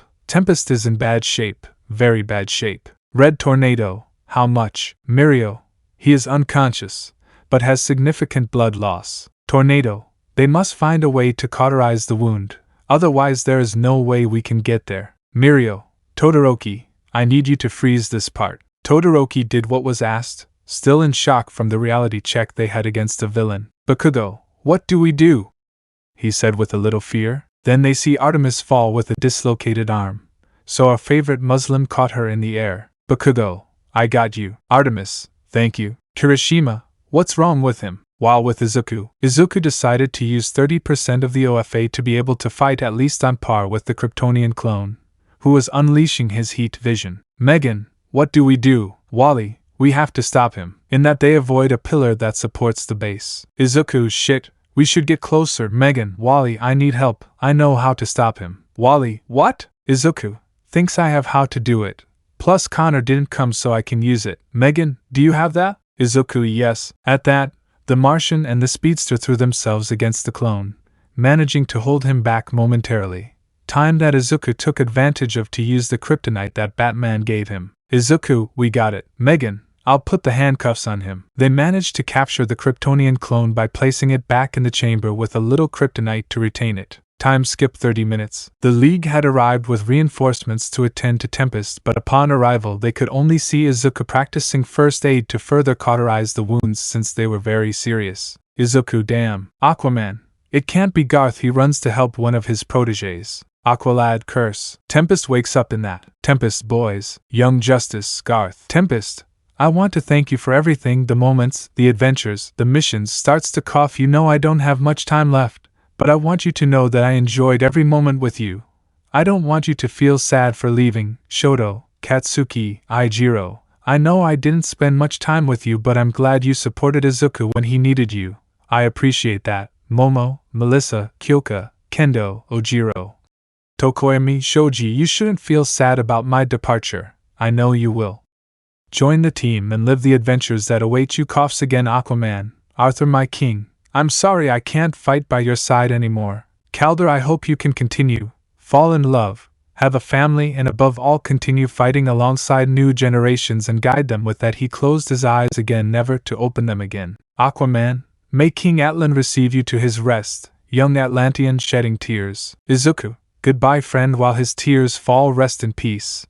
I swear we will continue fighting. Batman then puts his hand on Izuku's shoulder. But Izuku hugs him crying, which is appropriate. His son was suffering the loss of a great friend. Mount Justice. After what happened 1 hour later they managed to return to the base. Aquaman took Garth's body with Calder to be buried in the Atlantean capital, Poseidonis. While Aquaman officiates Tempest's funeral on Poseidonis, at the base the boys along with the heroes, even Stain had gone, and their families see how in a room along with other members the image of Garth is projected. Swap Artemis for Tempest. After that, no more altercations occurred for at least 2 months. Yue, at its insistence, asked Batman to go out on patrol, something that Bruce, with a request to Chief Gordon of the Gotham Police, accepted while 1A and 1B, minus those who were on the team, went out on patrol under the short leash of Gordon and their teachers. Izuku was talking with Batman, Katsuma, and Koda. The boys had shown incredible potential, so at the two of them, they were both talking about what they wanted to do. Bruce, okay, do you want to go UT on patrol? Seriously. Katsuma, yes, can I only go with Izuku-nisan? Koda, me too, I also want to go with Izuku-nisan. Izuku, well I have no problem with them being my protégés. Bruce, well I have to say it, Katsuma, you already have your hero name, right? Katsuma, yes, and Izuku and Nisan already sent the suit to Mr. Lucius to make it for me. Batman, may I know what name you gave yourself? Katsuma, Arsenal, he said proudly. Bruce just gives a small smile. Koda, I don't know what to use. I don't know what to call myself. Izuku just looks at Batman and he nods. Izuku, Koda-kun. Koda only sees him. You see, I talked to Batman about leaving the Robin mantle. Koda is surprised, and before you say that it is my suit and name, I will tell you Robin represents the image of a child, and you see I am no longer a child. Soon I will be an adult. Koda, I know it may be sudden for you, and several times when I asked you if you wanted to be the next Deku, you told me that you did not want to be in my shadow. But would you like to be the next Robin? That question would take Koda by surprise. It was not a fact that in the past before the betrayal, Koda had not been questioned in a game-like manner as to whether in the future he wanted to be the next Deku hero. Koda knew that thanks to his older brother figure he wanted to be a hero, but he always answered that he wanted to be a hero for himself and not be under anyone's shadow, not even that of his parents. So he thought about it very carefully and answered, Koda, and I-san, you know that I don't like being anyone's shadow, that I want to make my own path. But I know that Mr. Bruce will need a protege without you. Batman and Robin is a symbol.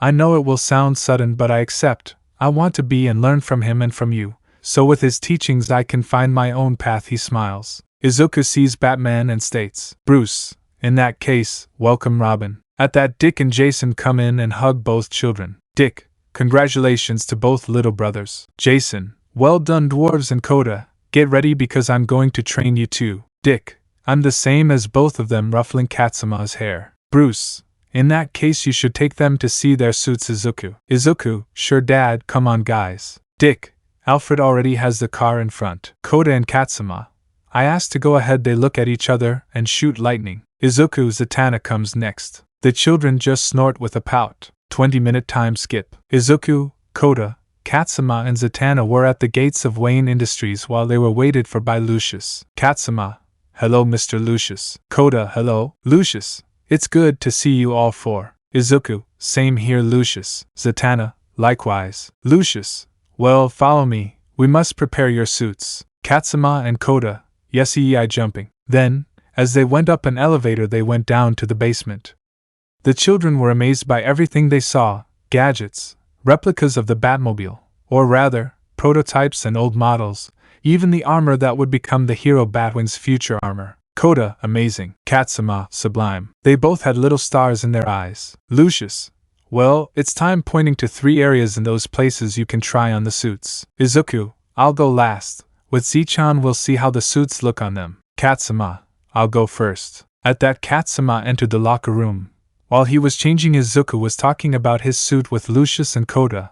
While he was nervous while Zatanna tried to calm him down. Katsuma, I think I'm done. That's when it comes out. How do I look? They add a mask and take out the Deku mouthpiece he's wearing. Zatanna, you look good. Katsuma-kun. Izuku, But my little brother looks so handsome. Kota, wow, that's how you get girls' attention mockingly. Katsuma blushes at the compliments. Lucius, it's made from the same suit as Izuku, so don't worry. Katsuma, great. Izuku, okay, Kota, your turn. Kota, HAI. Kota entered the locker room and was there for 5 minutes until he came out. Kota, I'll be honest with you, Anai-san. I like it darker like yours. With this suit, everyone would see me. Lucius just laughed. Kota, what's going on? Lucius, except for Izuku, everyone has said the same thing. Kota, well, there is another one, right? Lucius, yes. Kota, good. 5-minute time skip. Kota, I like this one. Zatanna, you look good. Katsuma, now who's going to attract the girls?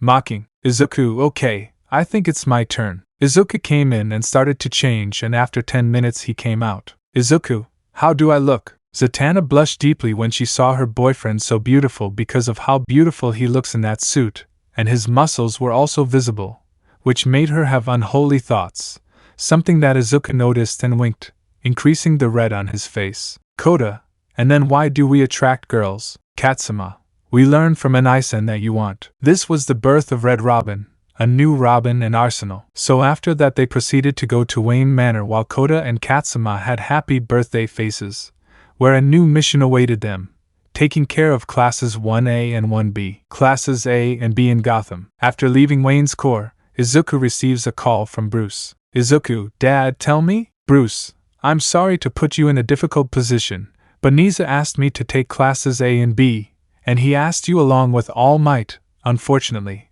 when I spoke with Gordon, he also asked you. Izuku, I know it's not your fault, Dad, but if I go, I'll take the kids with me, plus Z-chan is coming. Bruce, and Melissa was asked by Dick to take her. Izuku just sighed. Okay, just let them understand that I'll keep an eye on them. Stain, you won't go alone, brat.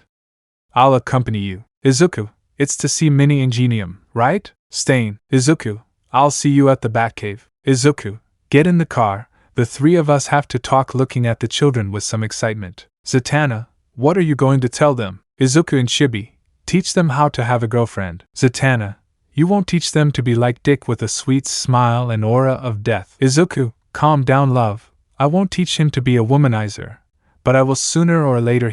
Elsewhere, Dick Grayson can be seen lying naked after making out with Coriandar, his girlfriend. Dick, Izuku, for some reason I'm very proud of you. Back to Gotham. Izuku, okay, get in the car. The children, HAI. Zatanna, I heard what Bruce told you, and if you want I'll go with you. Izuku, I was going to ask you anyway, giving him a kiss on the lips. Katsuma, and I send red of shame. Kota, Izuku and I please red with embarrassment. Izuku, calm down, he ruffles both of their hair. At that Izuku starts the car and begins to drive. The children asked him to drive as if it were the Batmobile, but Izuku only answered that no. Time skip 20 minutes. Wayne Manor. Nizu, well, Mr. Wayne, what are we waiting for? Bruce, we're waiting for Izuku, since he and Stain will be controlling them to avoid slips and getting out of line. All Might wasn't very convinced, but with Nizu, it was a different story, since he thought that way he would be getting closer to Midoriya.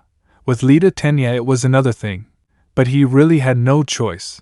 But he was still angry. Nizu, wonderful. Lita, okay. Stain, I'm going to enjoy this like you can't imagine, he thought while smiling internally at how he would disapprove of Ingenium. Bruce, but from what I heard, he won't go alone, so Stain will be the one who takes them to a location with Commissioner Gordon. He will be the highest authority to whom they must obey. Lita, but we are heroes, the police. Stain, he's in charge, or you want to get a failing grade, smiling sadistically while pointing at a notebook with notes. Nizu, young Lita, Bruce-san is right. Besides, they are aspirants, therefore the commissioner will tell them how to proceed.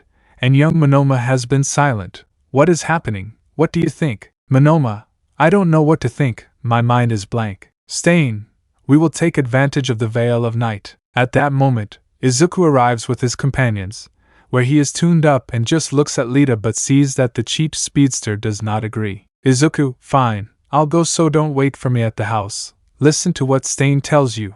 I'll also ask for companions, these will be a surprise. Then he retreats to the Batcave with Kota, Katsuma and Zatanna. Lita, I'm leaving with my classmates, although only a few of us remain from Class A. Monoma, only a few are missing from B. Nizu, I would like to know who remains in A and who left B. Lita, From A we are Uraraka, me, Ahoyama, Mina, Siro, Koda, Sato, Kaminari, Mineta and Hagakure. Monoma, Kendo, Ibara and Pony are missing from Class B. Nizu, I see, this is bad. Several have joined Midoriya. Almight, several joined him. Impossible. Vlad, 3 my offspring have abandoned me.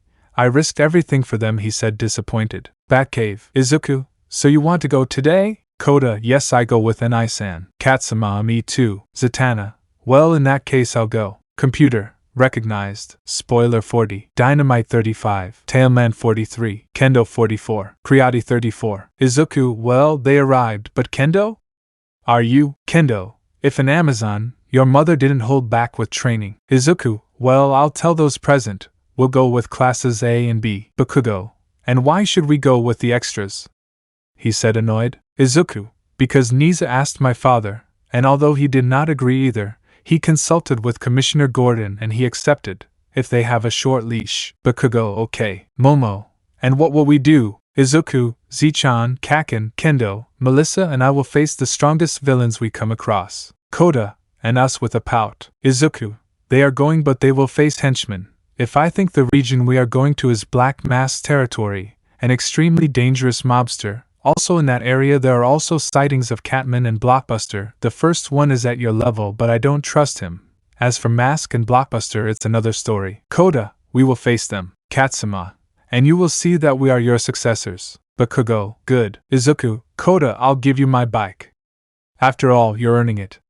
Besides, you learned to ride with Jason. Koda, really? Izuku, of course, little brother. Koda just hugged him and said thank you. Izuku, and Katsuma, this is yours. Katsuma, thank you Izuku and I. Bakugo, I guess you drive the Batmobile. Izuku, yes, and you seeing Koda and Katsuma will come alongside us. Koda and Katsuma, HAI. Time jump. We can see a building where classes A and B were waiting with Stain and Commissioner Gordon. Gordon was going to speak but the noise of a vehicle and 2 motorcycles are heard approaching to surprise everyone, showing the Batmobile. Zatanna, Bakugo, Ojiro, Momo, Melissa and Kendo come out of the Batmobile along with Izuku, whom they saw for the first time with a different suit than the one they saw before. And after both left by his side, the smallest heroes Koda and Katsuma arrived, who surprised the others, including Stain. Lita, what are you children doing here? Gordon, aim. Izuku, I am Red Robin and these are Arsenal and Robin, my and Batman's protégés.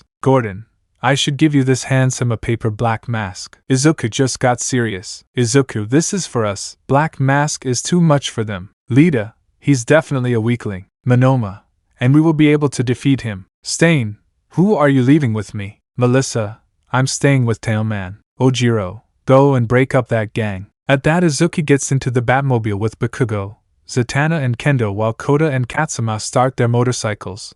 After that they leave the place while the UA goes to the same area but in Gotham Police SWAT-style vehicles to patrol and arrest villains. With Izuku, they had arrived at a building completely surrounded by Black Mask subordinates, who, upon seeing the Batmobile, opened fire.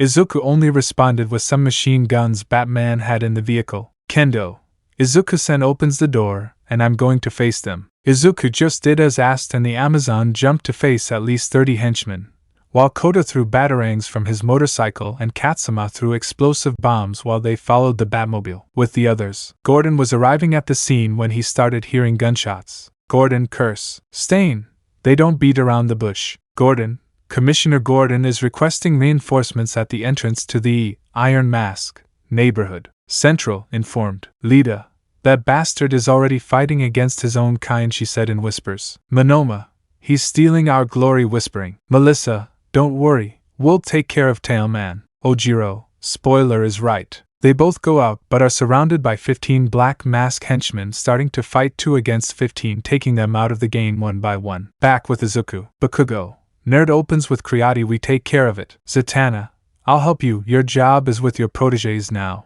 The 3 with a spell from Zatanna disappear, taking the place of the motorcycles, while Koda and Katsuma take their place in the Batmobile. Koda, great. Izuku, hold on, accelerating the vehicle. Acceleration minute 4. Izuku, hold on. Koda, yes. Katsuma, yes. With Bakugo, Zatanna casts spells, nullifying 10 henchmen, while Bakugo knocked down 4 with martial arts and another 10 with explosions, and Momo, with her staffs and other weapons, eliminated 5. With Izuku jump, the 3 jump out of the Batmobile as they go inside, eliminating henchmen in the building. But luckily for them, Red Hood joins them. Hood, I see you were entertained. Izuku, I'll explain later. Hood, what should you be babysitting? Mockingly, Izuku, don't remind me. Kota and Katsuma started to be just as aggressive as Jason, to Jason's pride, catching up with his brothers. Jason, those dwarves make me proud. Izuku, careful, dodging a hail of bullets. Shouldn't Hood and Robin have arrived? And who else? Izuku, glad to see you too, Mask, although you'd look prettier in the Arkham suit. Black Mask, I'll kill you, Robin. In that, both brothers throw themselves against the mobster, fighting alongside the bullets that he shoots. Kota and Katsuma were surrounded by the villain's henchmen, but they started fighting to get out of the mess. With the heroism classes, Melissa and Ojiro were in trouble because at least 30 more of Black Mask's henchmen came out. But in a stroke of luck, Stain gave the order to participate to the other classes, which launched themselves to fight against some henchmen.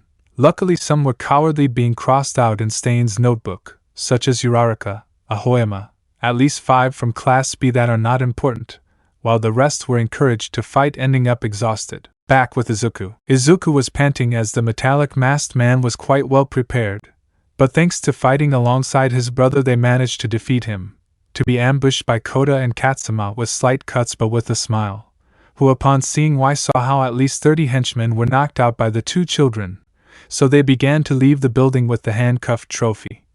While Bakugo and the others approached, while the Gotham police arrested the unconscious or wounded but defeated. After that, both groups met with the students, some of whom had traumatized faces, Mineta, Kaminari, Mina. Others were scared, and others were angry, Lita and Monoma. So too went to confront Izuku. Lita, damn villain, where were you? Izuku, dealing with the snake's head. Lita, you are not the villain. Gordon, enough, you're less of a hero than he is a villain, so if that's all. Izuku, Gordon, be careful, pushing him to the side as someone threw a car. Where did that come from? Bakugo, nerd. Izuku, the big guy. Meow. Izuku, male voice meowing. Lita, you're already scared. Monoma, what was expected from the former Class A trash? Bakugo, nerd. Meow. Izuku, of all the possible ones, that clown is also today? Kota, who is he? Izuku, Catman, Thomas Blake, a world-famous hunter of jungle cats who turned to crime because he had grown bored with hunting and squandered most of his fortune,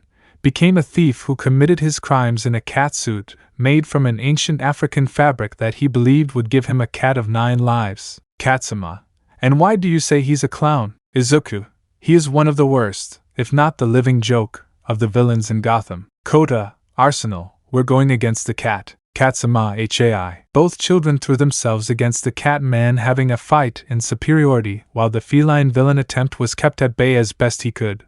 But by a blow from both to his stomach he was knocked out. But before touching him, Blockbuster launched himself against the children, who were saved by Izuku, who threw himself to fight against the attempt of the Grey Hulk with clothes.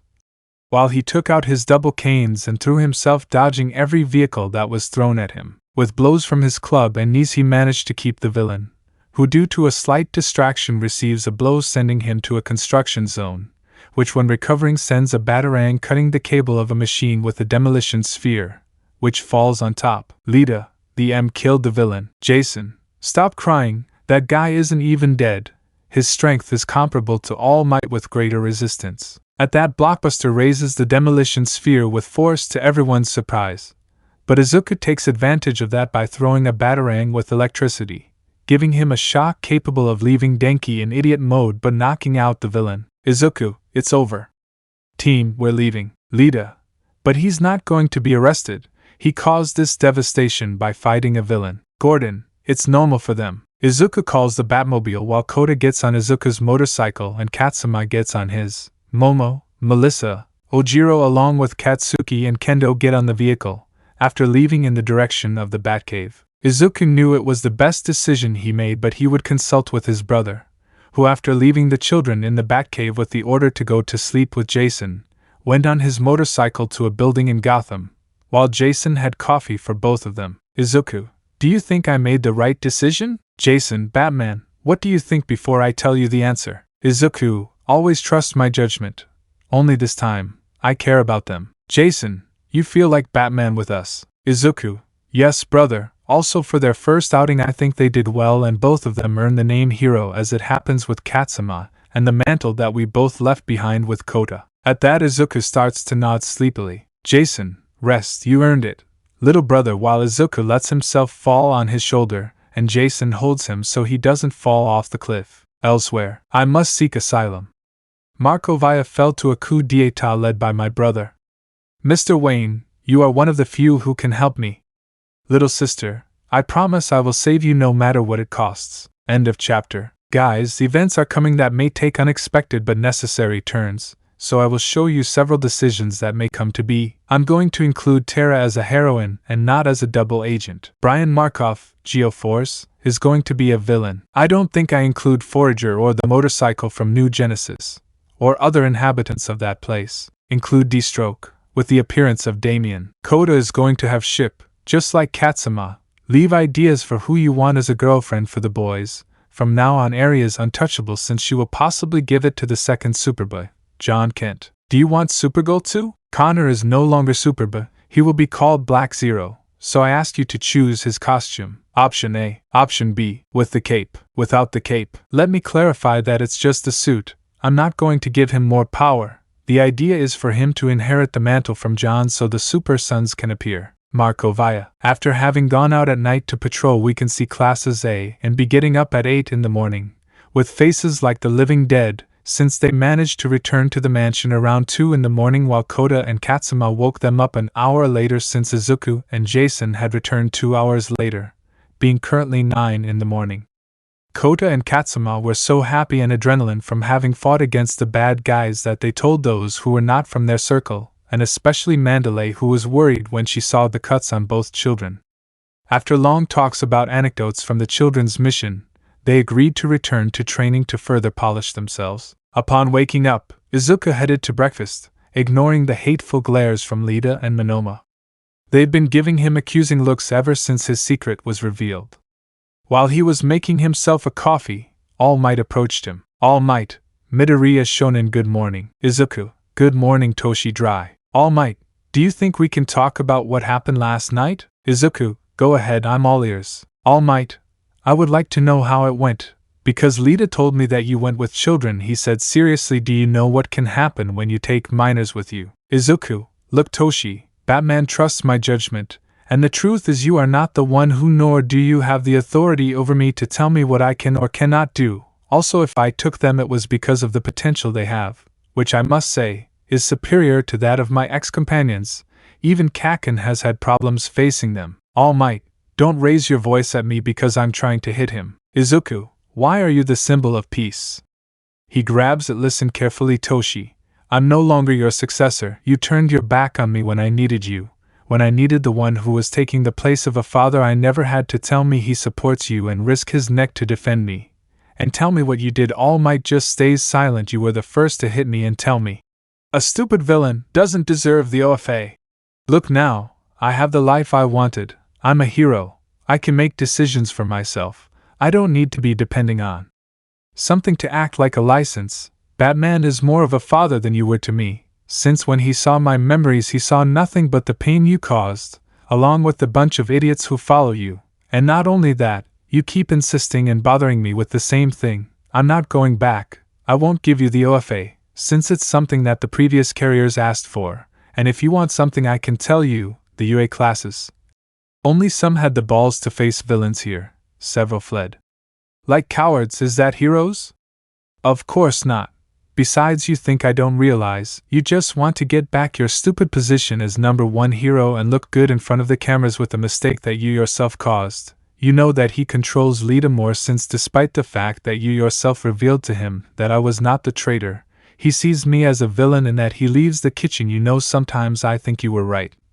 A Quirkless does not deserve to be a hero, but today I see society as it is, and I see that the Quirkless can be more heroes than All Might himself. Don't bother me anymore, because you'll see what I am capable of doing to the villains. That whole conversation was heard by the whole UA who wanted to have Midoriya back, and seeing how he rubbed it in All Might's face, they decided to start giving up, except for some like Lita who without thinking threw herself at the green-haired boy, who only took her with the black whip. Lita, let me go, villain. Izuku, if there's one thing I agree with now, it's that Stain was right about you. You're not a hero, and I should have let him kill you, Lita. In that he lets go and leaves, everything was heard by a redhead in a wheelchair who came with Izuku's current older brother, Dick Grayson, with his girlfriend Coriandar. He needs you to go with him, Dick. Cory, Dick needs you. I'll take Barbara to Little Airy. Dick, I'll go check on her. With Dick, he went to the place where Izuku usually is when he is upset, the gym. There he saw him angry doing acrobatics as he had taught him. And seeing that because of his anger he was upset, he began to hit a sandbag, until, fed up, he decided to hit a wall. Dick, have you already downloaded something? Izuku, how long have you been looking? Dick, at least half an hour of what you do, waiting for the best way for you to unload to talk. Izuku, you know when I thought this was going great, after we managed to make me stay here, in my home, I thought it would be okay starting to show tears, but for them to come and insist that I come back, threaten me, and even try to hit me for something they caused. Dick just hugs him to calm him down. Dick, you don't have to be afraid, don't worry, we're with Jason and the others for you, and Bruce won't let them do it. He'll move heaven and earth so you don't have to go to hell, and if he's not there, Jason and I will be there. Izuku, thank you, and Isa and clinging to him never fail me. Meeting you was the best thing that happened to me. I can't ask for better older brothers than you and Jason. Dick, I know, go on, take a bath and come, Eri wants to see you. Izuku, I'm coming. With Barbara and Cory. Cory was taking Barbara until she came across a beautiful albino girl with a little horn on her head, eating a caramel apple, courtesy of Alfred, along with a light brown-haired girl. While they talked about what they would be in the future, both were in the same boat.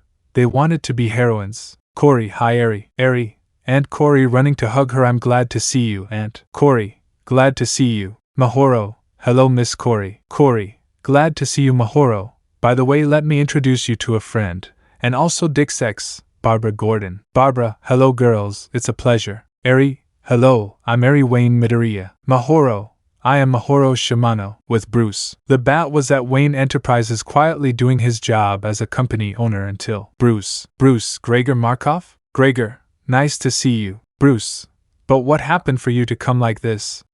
It's strange that the heir to the crown of Markovia comes like this out of nowhere, he said seriously. Gregor, you see, Brian, my twin brother, assumed the throne in a coup d'etat, taking advantage of his metahuman genes and calling himself Geo-Force, showing a photo. Bruce, I see, and you want me to help you stop him? Gregor, no, I want help getting my sister Tara Markov out. Bruce, I see, if you want you can stay at the summer mansion I own. Gregor, I appreciate the help. Bruce, it's a help for your parents, since before their death they allowed me to open operations there. Gregor, thank you very much. Bruce then takes out a phone. Bruce, I'll see you in the cave. Dick, whatever you say. 2-hour time skip. There was the Bat family in the cave with Zatanna, Kota, Katsuma, Melissa, Kirishima, Shoto and Bakugo. Bruce, well, the meeting today for which I call you is to go on a mission. Markovia is a nation originally located in northwestern Europe,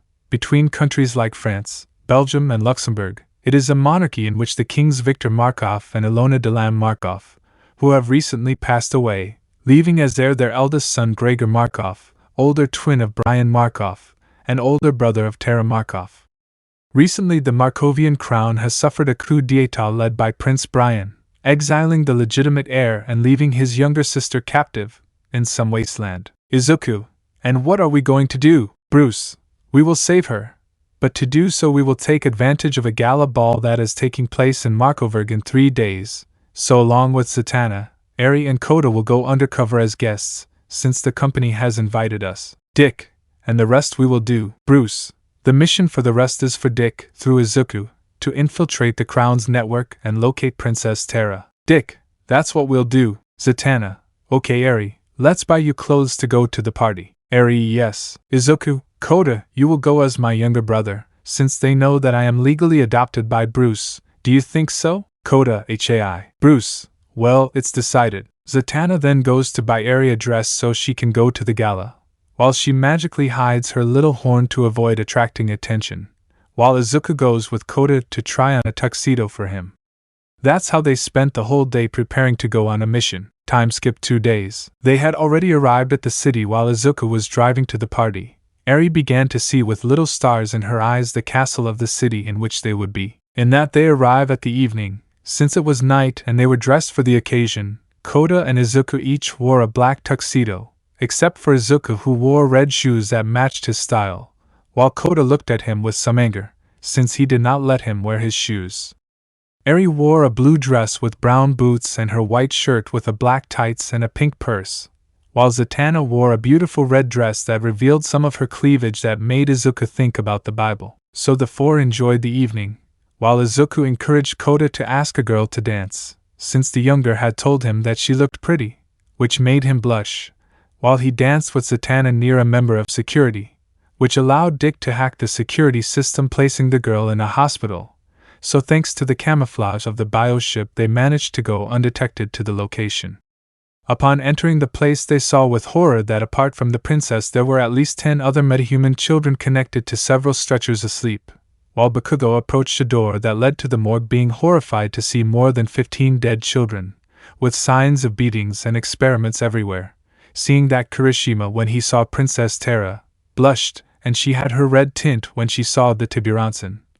Terra Markov, a 14-year-old girl with an earth control power, waiting to be subjected to various experiments by order of none other than her own brother, who at the time integrated for being a metahuman, the team, and had become a dictator. How could he do that to his own sister? Were questions that did not fit in their heads. For that reason they took all the unconscious children and put them on the bioship, even taking Terra, who was carried bridal style by a blushing Kirishima. At that, Dick notified Izuku's communicator that the mission was accomplished, making them keep the evening going for another half hour, and then retreating back to Gotham. After that successful evening, Izuku took Zatanna along with Shoto and Cassie on a double date, since they had arrived in the morning deciding that with Todoroki. So after that date, both couples went to their respective houses to have their intimate moment. Izuku was grateful to Dick since he asked him to take care of Eri with Cory. Thanks to that, Izuku was able to disrespect his girlfriend in at least 10 different poses. Something that Shoto did for his part. OVA, a mistake and a new world. It's been a few days since the team's last mission to Markovia, and Izuku spent more time with his little brothers and now protected Koda and Katsuma, as well as going on missions with both of them at night catching criminals. But that's not the point. So we find ourselves in the Batcave with Bruce and Mei Hatsum, who is designing the portal to her world to have a way to search for possible allies, Gang Orca, Fat Gum, and those heroes who have believed in Izuku's innocence to have allies in case things get complicated. But Bruce was serious. Izuku warned him in advance about Mei. She was enthusiastic, crazy about creating babies, as she calls her inventions, and they tend not to be very stable, all tending to explode. Bruce, are you sure it will work? Mei, 50 that it will work and 50 that it will explode. Just in case if we send someone we have the fixed coordinates of this world and a plan of this baby. Then he receives a call from Superman. Superman, Bruce, do you think you can ask Izuku to come take care of John? Bruce, I don't see the problem, but what's going on? Superman, Johan is fond of Izuku. Despite being 6 years old, he sees him as an older brother, and I'll tell him to come with little Eri and the children if you want. Bruce, I tell him. Izuku, no need, we'll go. At that point, Koda, Katsuma, Eri, and Izuku retreat to Metropolis to take care of Johan, unaware that this approach would cause mixed feelings with the little albino. Time skip 1 week. Izuku can be seen alongside Zatanna, Melissa, Todoroki, Koda, and Katsuma in front of a screen. Bruce, well, we found another world. Fortunately, it happened thanks to a mistake by Mei, traumatized remembering how that thing exploded. Mei, failure is the father of invention. Bruce, unfortunately, in the world we find ourselves in, there are few heroes and one villain. Shoto, I don't see the problem there. Bruce, in itself lies a problem. A villain from another world, more specifically, someone with a power similar to All for One. Izuku and Shoto, don't tell me that. Katsuma 9. Bruce shows images of a city that appears to be Paris in another world, where a villain with a mask and gray hair is seen walking through the streets analyzing the surroundings. Izuku, we confirmed it. We must go stop him. Shoto, but the question is, how did he get there? That's where Tuya comes in. Tuya, I know that answer. Shoto, how? Tuya, when he went for him after his defeat on Nabu Island, Shigaraki had consumed a drug that enhances his quirk, so he may not have disintegrated it. Bruce, but sent to another world. That makes perfect sense. May, in that case, have she gives them several things that's in case the baby fails again and they have to go back. Bruce, they must stop him and see if they can form an alliance. Izuku, do you have your suits? Looking at the children. Koda, obviously. Katsuma, always. Melissa, I'll also go to reassemble the machine just in case, taking the plans. Cassie, in that case I'll go help my Shokuin. Shoto, that's what I was going to ask you. He hugs her. May, in that case, touching the buttons to open the portal, another adventure awaits you guys. Izuku, walking. All yes. So everyone went through the portal, all wearing their hero costumes. Without knowing it, a Green Lantern ring passed through it. Bruce, good luck guys. May and Bruce, who is this guy? Bruce, one made man, belongs to an alternate Earth that we had to face in the past. Belongs to the crime syndicate. Seriously, good luck guys. Paris, France, unknown universe. A group of heroes are seen fighting against a villain named Scarlet Moth. Scarlet Moth, surrender. Ladybug, I can bring more Akumas and rearm my akumatized army. Ladybug, you won't do it. Hawk Moth, even though your own akumatized has given you more power, you won't be able to fight against Team Ladybug. Right, Cath Noir? Cath Noir, what my princess said. Remove the redhead from the image. Queen Bee, let's tear it apart. Shell, let's do it. Viper Ion, we must stop him as soon as possible. Scarlet Moth, come get me. Thus beginning a fight, the same as in the original series, only this time they were interrupted by several explosions. Wow, I didn't think heroes existed in this world, and a fake villain, who doesn't know what evil really is since his interest lacks ideals. Scarlet Moth, who are you? Ladybug, this is a bit wrong, it doesn't look like it was an akumatized person. Scarlet Moth, why isn't it? Who are you? My name is Nine, your next leader, for it is time for the strong to rise above the weak. Cath Noir, Cataclysm launching itself at the villain. Viper Ion, wait, I can't use second chance. At that moment, Cath approached Nine but was caught by some kind of blue dragon-shaped skeletons. Nine, and these are your heroes? They're so weak they can't compare. Throwing the cat hero into a building. Ladybug, Cath Noir, Monkey King, uproar. 9. You won't do it. Attacking Viper Ion and the fox-suited heroine with his energy shots, leaving only Ryuko, Ladybug and Queen Bee. They are so weak that they disgust me. Die so that a new era may be born. Without noticing, Scarlet Moth disappeared. Since this guy gave her a bad feeling, he was able to deal with Team Ladybug on his own. Nearby, a portal had opened, revealing a group of heroes. Izuku, we arrived, but Shoto, what's going on? Koda, MNI-chan using binoculars. Izuku, what's going on? Koda, it's 9, he's attacking the heroes of this place. Izuku, okay. Zatanna, Shoto, Wonder Girl, spoiler, let's help. Robin and Arsenal take care of the civilians. All HAI. So they rushed to help and do what was asked. The local media tried to film the fight but saw several of their Paris heroes get injured. Nadia Chamak. Here we are speaking Nadia Chamak, live from the disaster zone, where we can see the team of our heroes Ladybug and Cath Noir being defeated by an unknown villain. The mayor of Paris, André Bourgeois, has just asked all Parisians to stay sheltered in their homes and not go out until this problem passes. That is what they focus on. New heroes arriving on the battlefield. But what is this? New subjects seem to have arrived. Will they be on our side? At that, Robin lands in front of them. Robin, you have to get away from here. We'll take care of it, right, Arsenal? Arsenal, without a doubt. Nadia, who are you, and why are you children? Don't you see that it's dangerous? Robin, I'm Robin and this is Arsenal. Arsenal, it's a pleasure, but you need to get away from here. Our team is in charge of helping its heroes. In the fight zone. Ladybug, give up. 9, we are more than you. 9, if you are so weak, why do you force me to surrender? In fact, you haven't even fought yet. Preparing to use his storm quirk. Ladybug, but how do you summon storms? Queen Bee, let's finish him off. She attacks him. Poison. 9, maybe your powers will help me taking her by the head, but what?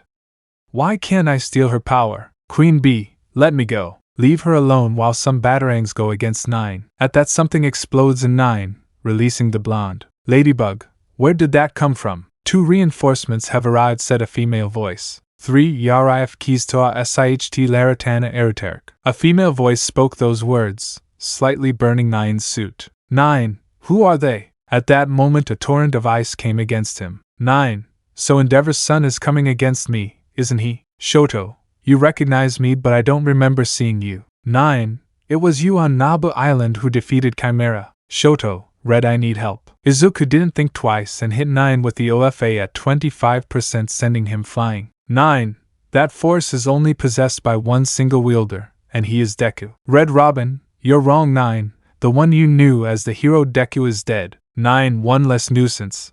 But since several heroes have arrived, I'll be leaving for now. See you soon using a teleportation quirk. Red Riot, are you okay? Extending his hand to Ladybug, who was holding Queen Bee. Ladybug reciprocates the gesture. Yes, thank you very much. But who are you? Children join in. Cath Noir. But child heroes? Red Robin, let me introduce myself.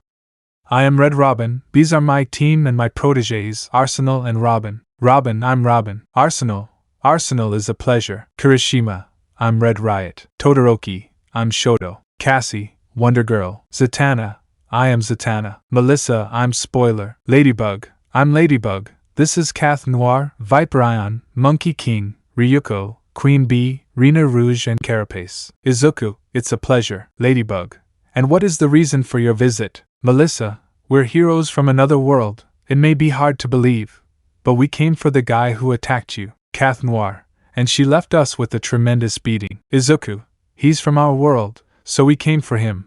And seeing the situation, they'll need help for a while. Ladybug, in that case, not very convinced we will be in touch.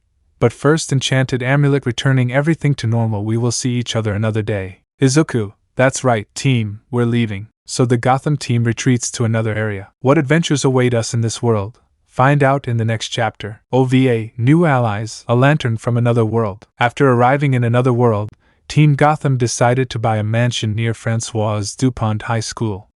Coda began investigating the local heroes, finding a link that all of them, except for Viper Ion, attend the school. Izuku told them they would enroll there to keep a low profile. This is how they managed to spend their first day in Paris. The next day, Francois Dupont College. The team is seen walking to the director's office in their civilian clothes. The idea was not to attract attention. Although Izuku, Coda, Katsuma and Shoto attracted attention, it was not always possible to see such beautiful boys in that academy. Unlike Adrien Agreste, these were somewhat more rebellious in appearance. So guided by a shy but kind blue-haired girl, Marinette Dupingqing, the group arrived at the director's office. Who was a short, chubby man with a grayish beard, who with a serious but calm demeanor has received them in his office. Director, I can help you. Izuku, we would like to join your school if it is not a bother. My name is Izuku Wayne, and these are my little brothers Katsuma and Coda Wayne, and they are some friends of mine. Director, you know we're in the middle of the semester, right? At that Izuku sees his group, and they nod. Izuku, the truth is, we want to be here undercover, Mr. Damocles, right? The director was surprised he had never mentioned his name to them, and the boy figured it out on his own. Dr. Damocles, since that is the reason I ask with doubt. Izuku, you will see the appearance of a new villain from yesterday. With a clear separation from his usual villain, Hawk Moth brought a group of young heroes who faced him after the defeat of his heroes. Right? Dr. Damocles, that's right, but aren't you implying that they are? At that Izuku touches his bag from which a projection of Batman comes out. Batman, it's a pleasure, Director Damocles. What you're looking at is an advanced team designed to catch criminals from other worlds. This guy named 9 is from our world, and we need the team to bring him back. Dr. Damocles, and why do they need to enter my school? Won't they endanger it? Izuku, our identities are secret. Of course only you know them. That's why we count on you to help us. You should know that Ladybug won't be able to beat him, since he's not an akumatized person. Dr. Damocles, I understand, and I assume you need help in case of an attack, right? Shoto, that's right. Dr. Damocles, okay. Batman, before I turn off the announcement, I'd like to know what you noticed about 9. Izuku, he is stronger than before, so he requested Super Ba and Dynamite. Batman, I'll send them as soon as I can.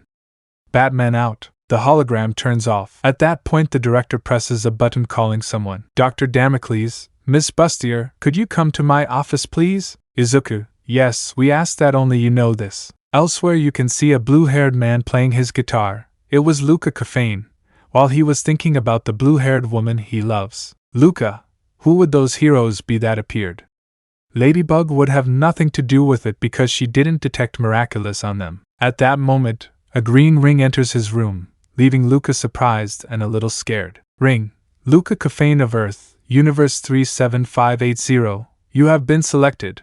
Welcome to the Green Lantern Corps. At that, the ring is placed on his finger while Luca glows green while his clothes change to a different one. Luca, this is Ring. In the brightest day, in the darkest night, there will not be an evil one who will escape my energy. May all those who serve evil always fear my power, the green light that will blind them. Back to school. A young, thin woman with a friendly and somewhat cheerful appearance had arrived at the principal's office. Miss Bustier, whom the principal had called. Dr. Damocles, Miss Bustier, I want you to escort this group of young people who have joined our school. I know there are 2 children, but I'm sure they'll fit in. Miss Bustier, please follow me. Izuku, okay, nodding, we'll follow her. So they walked to the living room telling him about their move to Paris even though they were from the United States. Miss Bustier, wait for me here, guys. At that, the professor went into the room where everyone was together with Professor Mendeleev, who, upon seeing her enter, fell silent and waited for her to give the announcement. Ms. Bustier, I wanted to tell you that Director Damocles has accepted a new group of students. They come from the United States and will be on an exchange with us. Ms. Mendeleev, I see the director accepted students mid-semester, she said, somewhat annoyed. Ms. Bustier, please come in. So the Gotham group passed by while the girls, seeing Koda and Katsuma, began to blush, as did the teacher who began to put those thoughts out of her mind. Izuku, it's a pleasure to share with you. My name is Izuku Wayne. Koda, hello, I'm Koda Wayne, Izuku's younger brother. Katsuma, I am Katsuma Wayne, Izuku's younger brother. Zatanna, my name is Zatanna Zatara. It's a pleasure. Todoroki, my name is Shoto Todoroki. Cassie, my name is Cassandra Sandsmark. Kirishima, my name is Kirishima Aijiro. Melissa, I'm Melissa Shield. It's a pleasure to meet you. Ms. Bustier, thank you for introducing yourself. Ms. Mendeleev, I'm Professor Mendeleev. Welcome to school, and I have a question for you too. She points to the little ones. Aren't you too young for a class of this age? Koda,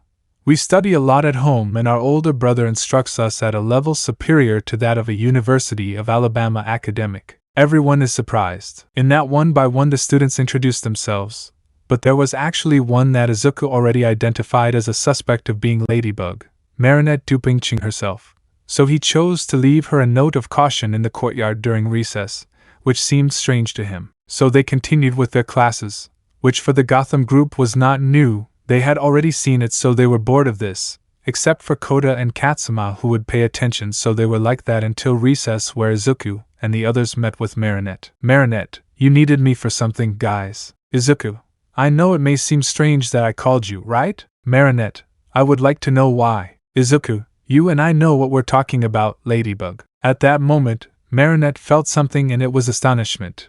These boys had just arrived and were telling her about their double lives. Marinette, I don't know what you're talking about, she said nervously. Todoroki, no wonder you're acting like this. After all, we only connected points from our meeting yesterday. Your hairstyles are identical. Marinette, you must be the same as yesterday, right?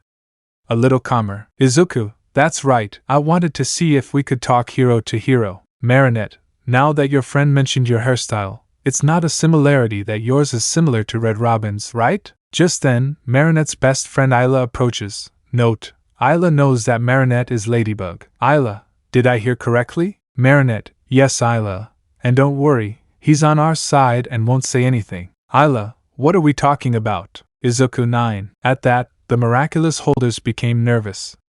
It was the man who left them wounded and almost defeated them, if not for the arrival of reinforcements. Marinette, they said it comes from their world and that's what they need. Izuku, I contacted our world for reinforcements. That's when they are called by the director. Damn. Here is the address of our house. We will solve more there. Team Gotham leaves because the principal called them and luckily their teachers were there to see their papers. Dr. Damocles, thank you for coming so quickly. Izuku, don't worry. Ms. Bustier, we would like to know about your training. They could not continue talking because a portal opened in front of them. Both teachers were stunned and the principal was surprised and excited at the same time. Izuku, and we wanted to keep a low profile, resigned. 3 figures emerged from the portal that the group recognizes very well. Dr. Damocles, incredible. Ms. Bustier, what was that? Ms. Mendeleev, what is that? Who are they? Dr. Damocles, we'd better explain everything to him. They spent the entire break explaining the situation they had come to. Needless to say, the teachers were amazed that 2 boys were heroes at their young age. They also added Connor, Katsuki, and Momo to the class. The class couldn't believe 3 more boys, plus someone as handsome as Katsuki for the girls, were joining. 3-hour time skip. The group was leaving school.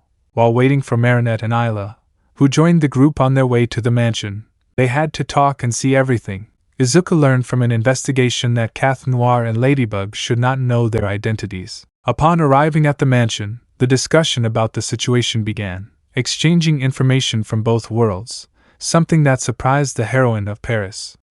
The experience, in addition to working together, was mainly to avoid misunderstandings in the Paris media and prevent it from becoming something media-driven, like a rivalry. Isla wanted to write some adventures for her blog, but she knew she shouldn't expose them. Otherwise, she wouldn't have been Marinette's friend when she confessed her secret if she uploaded something like that.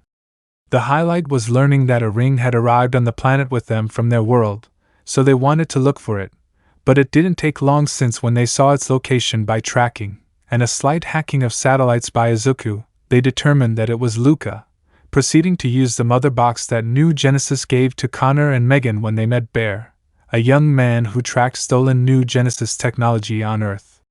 When they used it and found him, everyone was surprised, but at Marinette's explanation, and the confession that she was Ladybug to the young man, in addition to that she no longer wanted secrets with him, since she had feelings for him. Luca, and why did they track me and bring me here? He asked doubtfully. Izuku, answer me this first. How much do you know about the ring? Luca, something about the flight, not much else. Izuku, if I learned anything from watching 3 Lanterns, it's that you can imagine what you want to create and the ring will do it. But maybe I should make a call for you. At that moment the screen lights up and everyone is amazed to see Batman. Batman, what do you need? Izuku, I need Hal or Ihan to help me with someone, showing Luca in Lantern's suit. Batman, I see that the ring that entered chose you. I'll contact Hal right away. But before doing so, is there a made man there? Isla, what is one man made? Izuku, he is a villain belonging to a universe where there is a group called the Crime Syndicate. They are metahumans or humans with dangerous powers. Bruce, I just got that information, so be careful. 9 is not the only one. Hal, did you want to see me, kid? Ihan, also for whatever you need. Izuku, Hal, John, I present to you the new lantern in this world. Hal, I see you've been chosen. Congratulations on joining the corporation. Luca, thank you. Ihan, welcome. But I guess you don't know how to use it, right? Luca, no. Hal, do you have your personal battery? Luca nods. The ring has the ability to create manifestations of solid light through the use of thought. Ihan, its emotional spectrum is willpower. The more willpower, the stronger your creations will be with it. Now if you feel fear, the emotional spectrum opposite to willpower, the weaker your creations will be. Hal, any questions, kid? Luca, I think I understand. Ihan, if any problems arise, do not hesitate to consult. Batman out. The transmission is cut off. Marinette, congratulations, Luca. Luca, thank you, my muse. Izuku, well, we should find 2 heavyweight villains more dangerous than Hawk Moth. Tiki, Marinette, we must team up. Marinette, okay, Team Ladybug. Izuku, what do they want to call us? Katsuma, in the news they nicknamed us Titans. Kirishima, he's very manly. Todoroki, doesn't sound bad at all. Cassie, let's use it. Zatanna, same here. Melissa, go ahead. Izuku, Titans it will be. In that case, the Titans. Izuku and Marinette, they will work together to defeat evil. Luca, it looks like we'll be a team. At that, Izuku hands him a credential. Izuku, here if you want to be on the team, handing a badge to Marinette and Isla too. Plus, Luca, thank you. Marinette, I agree. I will tell the others about this alliance. They both join arms. An alliance has been created, and how the villains will respond will emerge. We'll see in the next chapters. OVA, Final Battle. Luca joins the team. After the agreement between the teams, it was decided to inform all its members of it. In addition to carrying out investigations and patrols, Marinette took Izuku to meet Master Fu, where they put the miraculous that were in circulation on the first day. Although the old man did not like the idea of another option to face this threat, something bigger than Hawk Moth to face, it did not arise every day. Marinette and Izuku divided the search teams at the mansion in order to learn as much as possible. Luca teamed up with Connor since the Kryptonian helped him control his flight, in addition to managing to reach space without suffering anything adverse while training with the ring. The misfortune of this was that Koda and Katsuma had to team up with Cat Noir, where the cat more than once ended up beaten by the unbearable bad jokes he told. Rena Rouge with Zatanna teamed up, while Ladybug and Izuku were at the base organizing everything. Creati and Monkey King were in charge of areas near Paris, while Bakugo and Todoroki took charge of the English Channel and surrounding areas patrolling. Carapace and Spoiler carried out nearby patrols, as did Wonder Girl and Queen Bee. Red Riot for his part went with Ryuko to several areas. Not even the slums were left unturned. To this add Director Damocles, who joined as a desk assistant from his office with tracking by satellites. Something was certain, but he liked it, even if he disguised himself as an owl to do it. 2. Chloe Bourgeois informed her father, who, along with police personnel and Professor Mendeleev, who also did not want to sit idly by, were in charge of developing restraint methods with what Red Robin provided, such as anti-quirk bracelets and power disablers. The most important thing was to have the equipment ready for this threat and to contain future threats. So at least 3 weeks of intense searching and patrols passed. Hawk Moth disappeared. He didn't act in that time. He wasn't stupid. With 9 he wouldn't dare to be doing his thing. Plus he was easy to track from what he found out about the new heroes, so Gabriel Agresti didn't use his Kwame, Nuru. That seemed strange to Team Ladybug, but given Izuku's deduction it was understandable.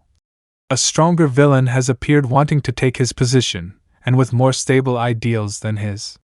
All this would have continued if it weren't for a call from Cat Noir asking for reinforcements against the attack of a villain, who flies and has super strength, near the Eiffel Tower, where Izuku, Ladybug along with Queen Bee and Rena Rouge. Eiffel Tower. In the Great Tower of Paris, Superboy, Green Lantern, Luca, along with Cat Noir, Robin, and Arsenal, watched from the shadows, the sky, and the street just like the feline hero. Suddenly, a car was thrown toward them, but Luca managed to make a dome to protect the civilians. Luca, but what? Where did that come from? Cat Noir cautioned. Another car was thrown but managed to crack Luca's green dome. Superb. So one was here. I'll take care of the wounded and help the civilians. Then a person appeared floating in a yellow and black suit, young, with tan skin, and a murderous face. At that moment, Superboy approaches to fight, but the villain, with a similar strength, causes both of them to collide, sending the Kryptonian flying into the Eiffel Tower. Cat Noir, oh, that must have hurt. Luca, careful building a wall with his ring. The ring's construction is destroyed by blows, so Luca devises more constructions, from a safe to a medieval fortress.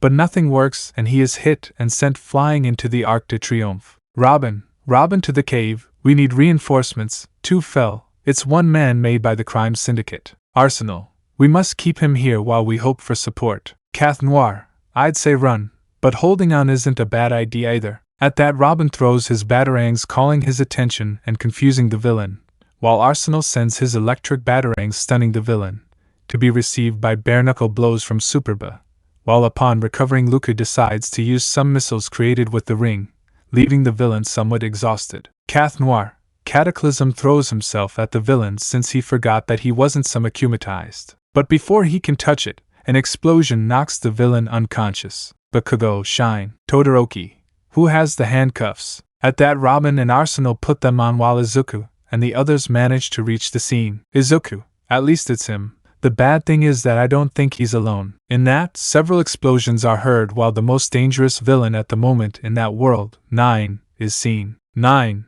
I see that you have defeated my lackey, which makes it easier for me to confront you, the main threat to my ambitions of a perfect world. At that his eyes turn red and Bakugo launches himself at him with an explosion. Bakugo shine. 9. I won't forget you, you bucking Muslim. Bakugo, I'll give you back the beating I got last time. 9. You don't have Deku to make sure that doesn't happen. Red Robin, you think I won't help him using the OFA at 50%. 9.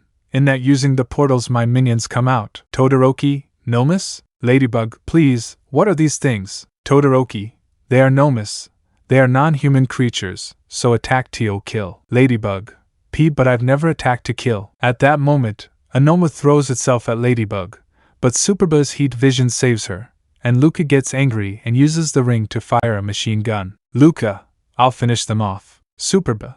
Lantern, calm down. You'll drain your ring if you use the wrong emotional spectrum.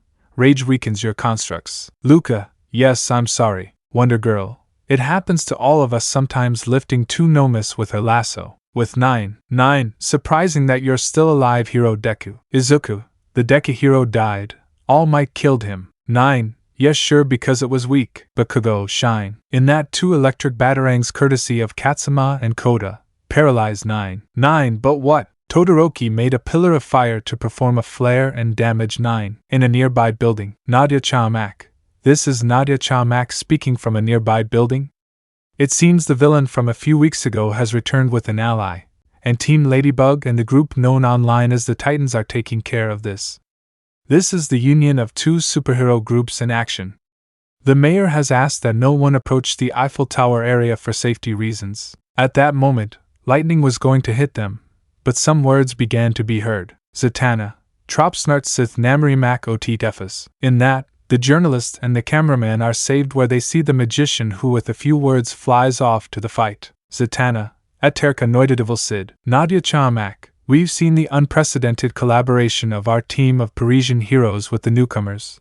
A historic event in our lifetime. With Luca. Luca, curse while some nomas catch him. Superbo, hold on saving him from certain death. Luca, thank you. Then he forms a figure with his ring. Missiles come out of the robot that destroy the nearby nomas, and thanks to his cannon Luca starts shooting. Wonder Girl, you're getting better. Spoiler, you already said it. With 9, the fight was quite devastating. Several nearby buildings were destroyed, while the duo gradually managed to dominate the villain on the battlefield, who unfortunately lost before injecting his power increase with a violet liquid in his back, due to the quick action of Robin and Arsenal, who kept that part at bay, achieving that after each explosion and blow that the villain received, he was defeated. Where in a moment of distraction towards the children, Izuku placed the anti-quirk handcuffs and a meta-gene disabling collar just in case there is extra power. While the others finished with the last Nomu, in front of the camera screen it was observed how Ladybug and Red Robin shook their hands in a sign of agreement, which made the people, the viewers, happy, relieved, and above all grateful. Ladybug, it's time, miraculous Ladybug. At that point, the battle damage is repaired by the heroine, Ladybug. In everyone's opinion, this was an experience they would never want to repeat. So they spent the rest of the day where everyone was going to say goodbye since the Titan team was going back to their world. Ladybug, do they really have to go back? Mr. Bustier, it was nice to have you with us. Dr. Damocles, it was good to have collaborated. Ladybug, it will be good to work together again. Cath Noir, why they don't stay, we will enjoy many adventures. Ryuko, it was good while it lasted. Monkey King, it will be good for us to work together in the future. Rina, that's right. Izuku, the portal is ready in this mansion. Director Damocles knows how it works, and if you need help you can go get reinforcements. Mr. Mendeleev, we must keep that in mind. Luca, in that case I'll go with you. I still have a lot to learn with the ring, so. Izuku, welcome to the team.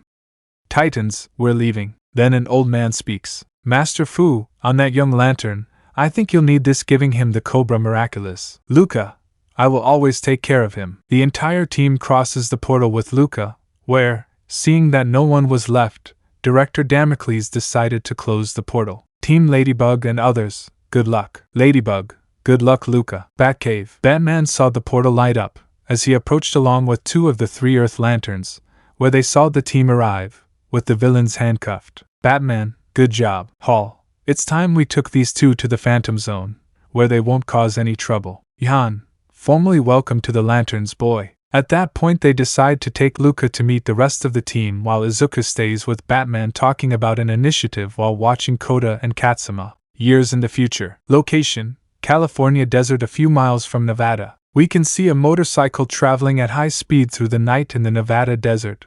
The driver was wearing a brown sack-style jacket, long pants, and a black helmet with red details, which after a few minutes stopped in the middle of the desert. Well, it's been more than 3 days in this world and I still have no clue as to how to return. At that moment, a flash appeared out of nowhere showing a boy who was wearing a white suit with red details. 2. What have you discovered, my friend? Still nothing useful. It's best to go somewhere else. Plus we don't have much time left if we don't find the League. 2. It will be the end of everything, so what do you suggest? We have no other choice. We have to go to Gotham now. Let's find Bruce Wayne. Bart, is the machine ready? Bart, yes, we should go up now. Invasion. After returning from another world, Batman activated a portal to the Phantom Zone where they locked up 9 and 1 made man. So after that, and giving the report of what happened, they proceeded to take Luca to Mount Justice along with the 2 major lanterns so that they could begin training properly in the use of the ring. So after installing it in the base, they would leave for 08 to talk to the Guardians. After that situation and sending the others to rest, several went to the base and others stayed in the mansion. So Izuku stayed talking with Batman about an initiative. Bruce, and what did you want to talk about? Izuku, do you remember the group Dick had with Cory? Bruce, yes, I remember. But what do you think? Izuku, the facilities are there, right? Bruce, yes. Izuku, I wanted us to restart the Titans initiative, Koda, Katsuma, in the future Eri, Tsuyu's brother, Sammy Dare, Mahoro, maybe even Lil John Kent, even other children with the metagene who want to live a life like us saving people. Bruce, it's not a bad idea. It's just that the facilities are quite abandoned. Izuku, I'll take care of it, and I want to go out patrolling with them several more times. They have good potential. Bruce, it's something I instilled in you well, right? Izuku, yes, Dad. Even Jason said I look like you when I worry. Bruce smiles slightly, amused by Jason's compliment. Bruce, by the way, Eri wants to be a heroine. Izuku, I saw it coming, so I'll help train her. Bruce, Cory, Dick and Barbara are on it. Izuku, the old Batgirl? Bruce, yes. Izuku, I suppose Eri wants to take that mantle, right? Smiles incredible. Bruce, well, going back to your proposal, I'll see what I can do. Izuku hugs him. Thanks, Pa. After that they retire. In Apocalypse, a tyrant was sitting on his throne planning an invasion of Earth. His name was Darkseid, who always longed for Earth in his domains, while receiving one of his most loyal generals, Granny Goodness, Grandmother Goodness, Granny Goodness. My Lord Darkseid, the production of the power demons is progressing successfully. We will soon be able to advance on that planet. Darkseid, I want you to send Steppenwolf as an advance party. I want to see how much an attack or my direct presence will be necessary. Granny Goodness, as my Lord commands, by Apocalypse, by Darkseid. On Earth, time began to pass. Koda and Izuku became quite close, to the point that Koda loved him like an older brother. He admired Izuku, but that did not indicate that if Izuku left his mantle he would take it. Since he was already designing a suit for him, he also had admiration for Batman, since he has had several outings and teachings with him, as well as with Dick and Jason. Luca made several advances with the ring, even befriending Kilowog, one of the most powerful Green Lanterns. With training, he was able to use it longer without overtaxing or tiring, devise more ways to use it, and bonded with the team by participating in missions, successfully stopping Black Manta. 3 months after the trip, the team can be seen in Mount Justice celebrating as 3 kids have joined the team: Courtney Whitmore, known as Stargirl, Luca Cafane as Green Lantern, and a boy belonging to the Blue Lanterns named Razor, a white-skinned boy. Everyone was present, including the children, Eri and Yahan, who were talking animatedly and calling each other names. Yahan, Eri-chan, how are your trainings going? Eri, very well, Yahan-kun. The truth is that Aunt Barbara is strict, but I won't give up and I will be the next Batgirl. Kilowog joins the celebration, hugging Razor and Luca by the neck. Kilowog, congratulations guys, you did it. Luca, Kilowog, I can't breathe. Razor, I mean the same. Kilowog, ha ha ha ha ha, sorry. After that they began to talk animatedly, while Bakugo approached Stargirl blushing, where the Muslim was beginning to be tamed, which did not go unnoticed by Kirishima, Todoroki and Izuku, who laughed until they felt auras of death from their girlfriends, while Kirishima only gave them a military salute, choosing to approach to talk to Princess Terra, whom he gave the nickname Terra, blushing the girl. The party would have continued, but something was giving off a bad feeling. The League was on alert. Despite inviting several people, only Shazam was participating, but he was somewhat serious. Izuku, Billy, can we talk? Shazam, sure. Then they go to a secluded place, not realizing that a certain rocker with headphones in his lobes was listening. Izuku, okay Billy, tell me what's going on. Shazam, I'm not supposed to say anything. Izuku, you know you're very easy to read and like Batman I'm not an idiot, tell me. Shazam, there are rumors that we may be invaded, Intergang's technology isn't from New Genesis, and their leader warned us of a tyrant invading worlds as a conqueror, and, Izuku, they're afraid he'll come to Earth, right? Shazam, yes, but how? Izuku, I know everything that happens, and Batman doesn't tell me. It's easy to read when I see Batman's plan files, since I helped create them too. Shazam, nothing escapes you, right? Izuku, nope. Shazam retires. Izuku, Jiro, I know you heard, don't tell anyone. Jiro, no, I won't say it. After that the party continued normally, so when they returned to their normal lives, Luca and Razor decided to get some experience in the field, so they were by Izuku's side with Koda and Katsuma managing to stop Bane along with Izuku, while the children took care of his henchmen.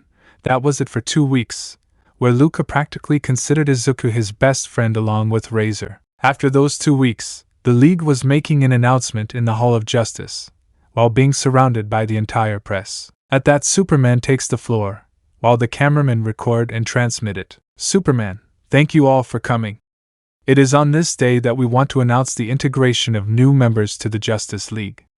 I know you have questions, but I kindly ask that you leave them for later. At that, Wonder Woman takes the microphone. Diana, those who have been chosen have proven their worth, which is why we agree with the members of the League to include these people. Batman, so if you don't know them, we'll name them. Green Lantern, Hal Jordan Fire Hero Endeavor. Canary, Ryukyu Dragon Heroine. Hawkman, Eraser Hero Eraserhead. Hawkwoman Heroine Midnight. Batman, Hero Swordsman Stain. Green Lantern, John Stewart Retired Hero Gran Torino. Atom Ninja Hero Edge Shot. Captain Atom, Rabbit Heroine Mirko. Red Tornado, Feline Hero Tiger. Diana, Cat Heroine Mandalay. Superman Iconic Hero. Superman, this expansion of the League shows how prepared we are to continue providing them with help, which is why they have been chosen after the attack of the Injustice League. At Wayne Manor, All Might was burning with fury and jealousy. How could someone who was always second in command in the top have been able to enter the Justice League, and he being a symbol of peace could not? Nizu was a little uneasy, since he had no way of tracking those guys. The remaining classes A and B looked at everything in astonishment.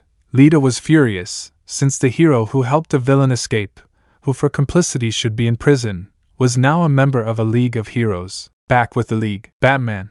So with that we conclude this press conference. The journalists were about to ask questions, but a portal opened as strange creatures emerged. Superman flew out with Shazam to face those creatures, while Aquaman and Martian Manhunter took care of the nearby civilians.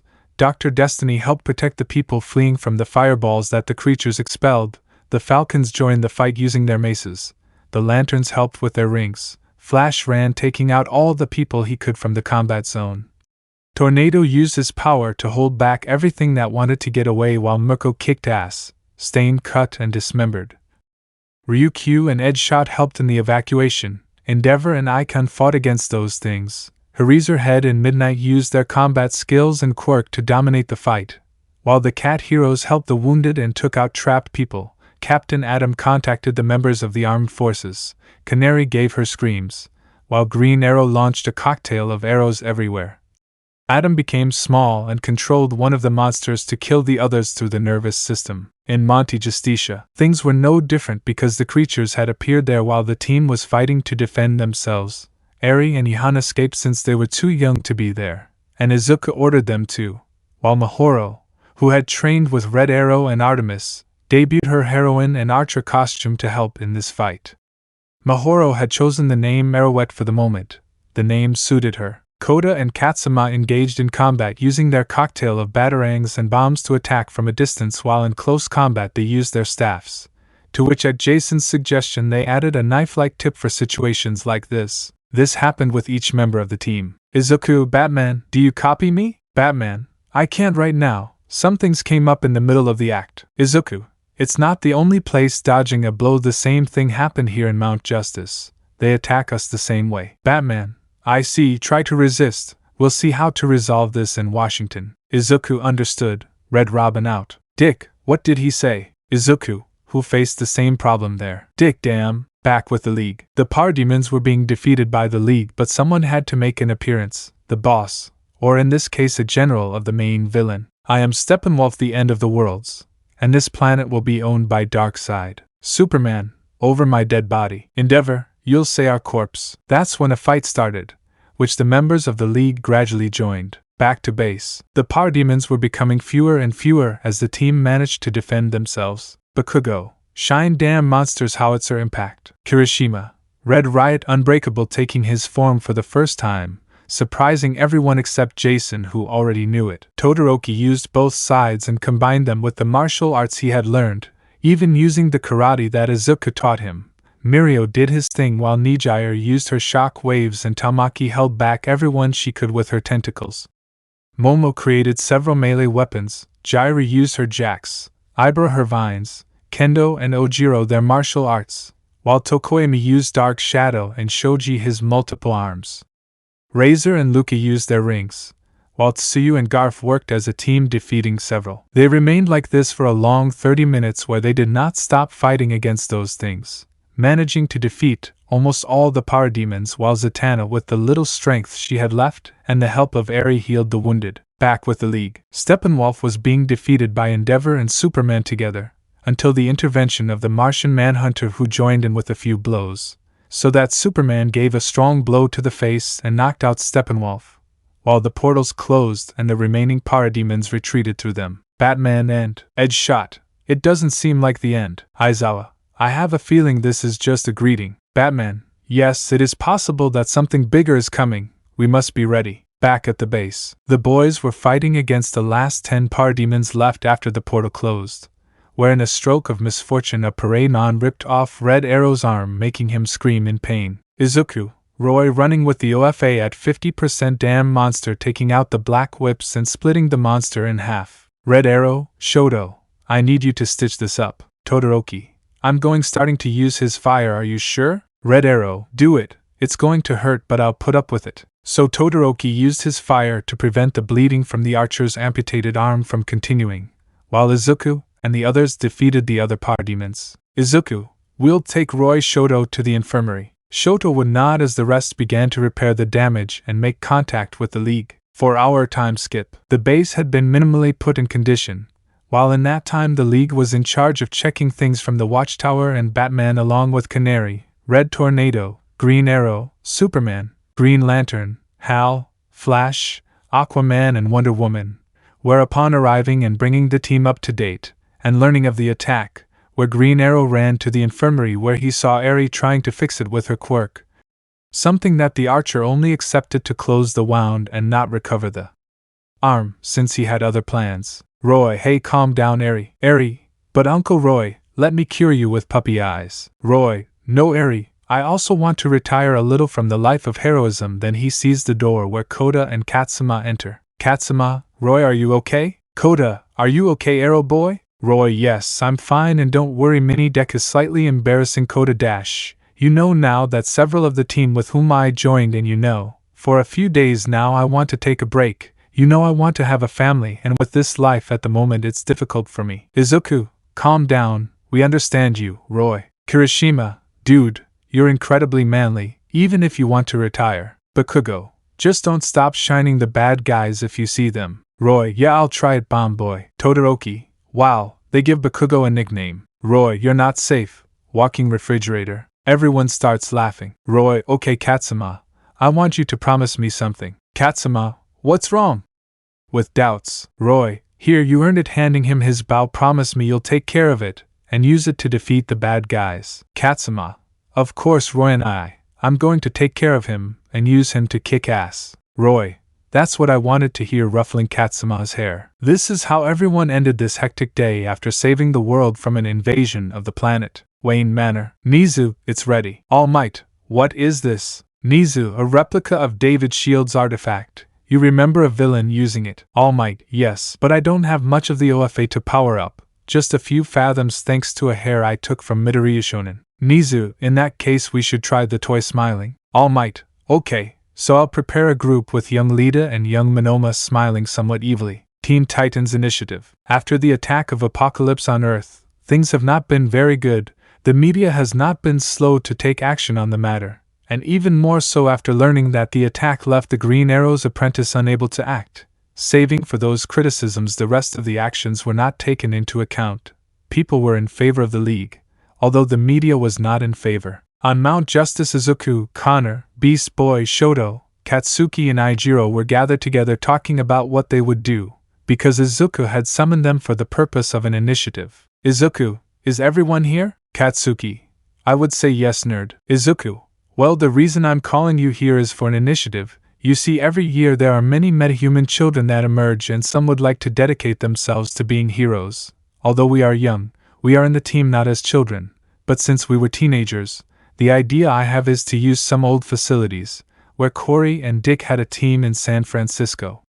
So knowing this, what do you think of the idea? Katsuki, who are you talking about? Shoto, I'm not very convinced, they are very small. Connor, I'm with you, bro. Beast Boy, count me in. Eijiro, what about the villains? Izuku, we are also children and we have faced adult villains and defeated them. Even the group that I am wanting to form is to have a base for future members in the team. They know that we will not always be in it. When we are adults we will leave it, to follow our own path or join the league. Katsuki, to know who you have in mind so far? Shoto, Mahoro. Eijiro, Katsuma. Izuku, Mahoro.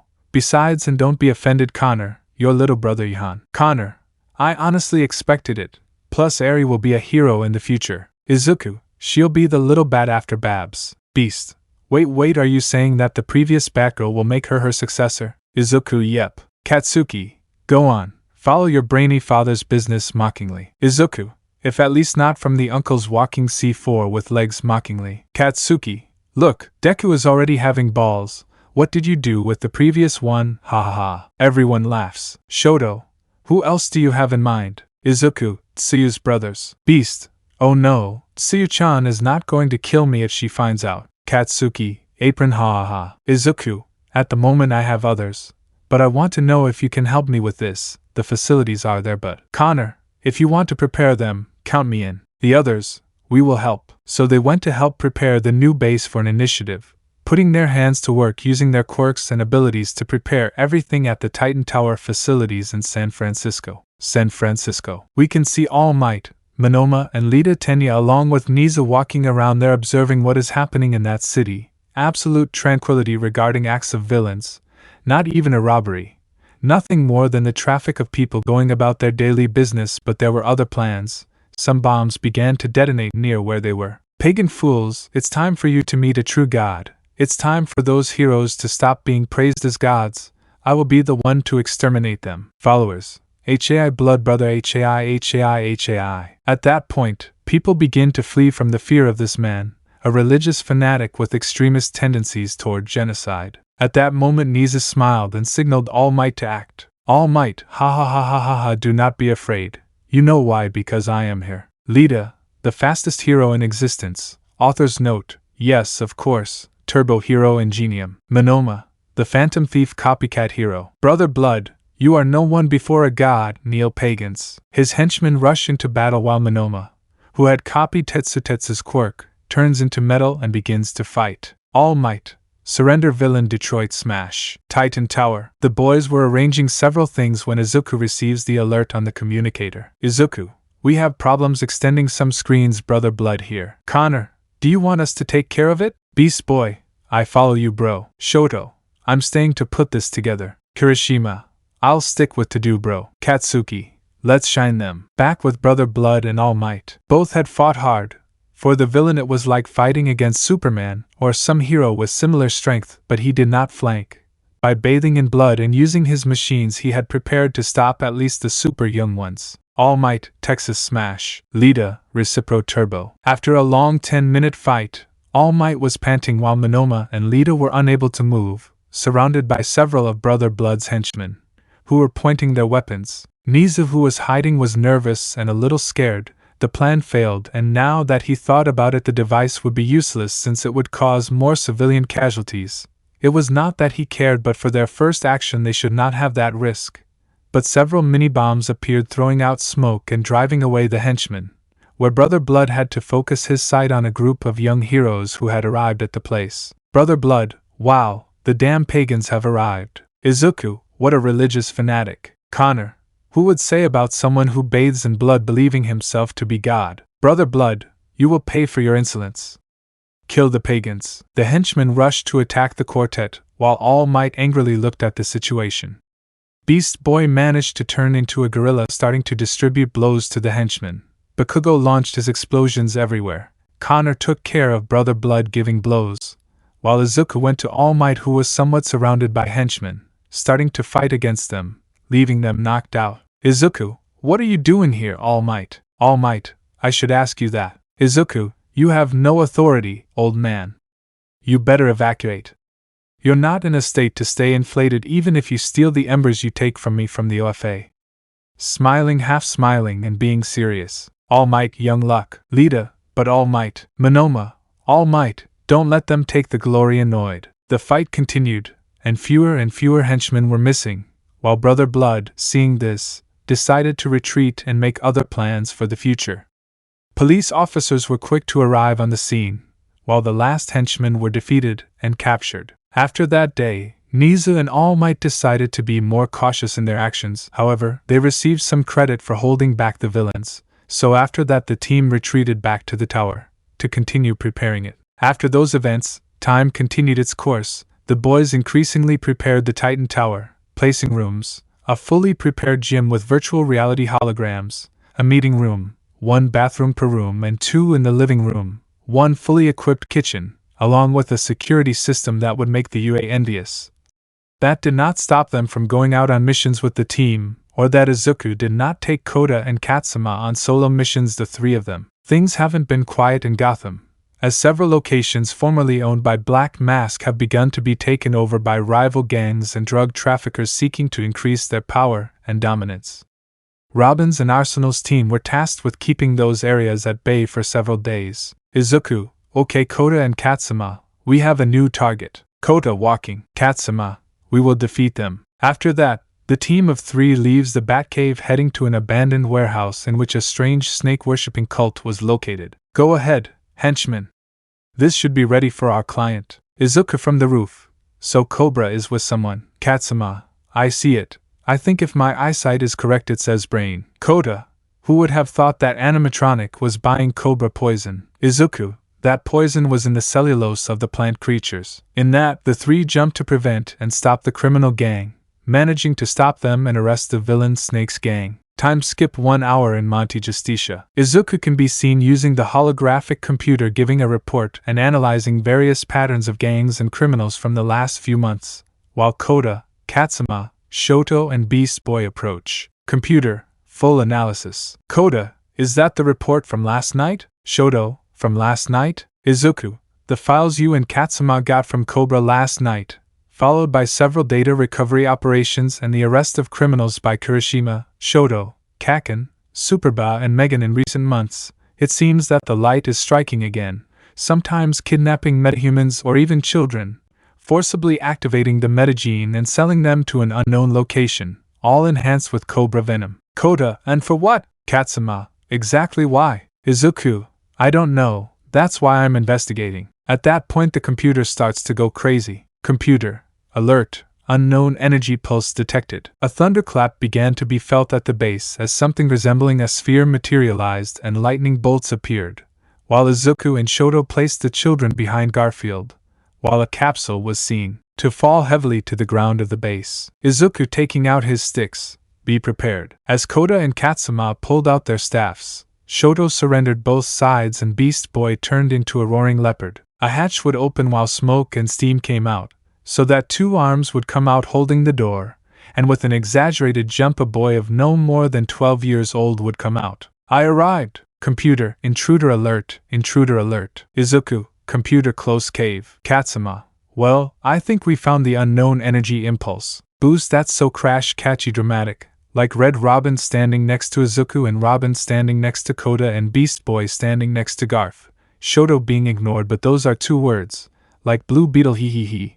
Hey, the rest of the team is here. Forget it, Boost can find it alone, runs off. Izuku, guys bring it now. Everyone except Izuku follows him. Izuku, are we crash? Ignore him, he likes attention. Izuku would be in a defensive pose, as another figure would have come out of the machine. No need, Wayne. Midoriya. Izuku, surprising Izuku, I am longing. Constantine. Impulse would run to the base showers and proceed to open all the showers at high speed, so that when he got out, Beast Boy in cheetah form would slip and hit his head against the wall. Then he would arrive at the kitchen where Kota would try to hit him with his cane, but at Impulse's speed he would only take it as a game. Impulse, limbo time. Escaping, he continued running while Shoto froze the floor where he passed in that corridor, causing Impulse to run vertically, and then head overtaking the bicolor. Impulse. Haha, you won't catch me that easily to try to get out, being surprised by an attack from Izuku. Izuku.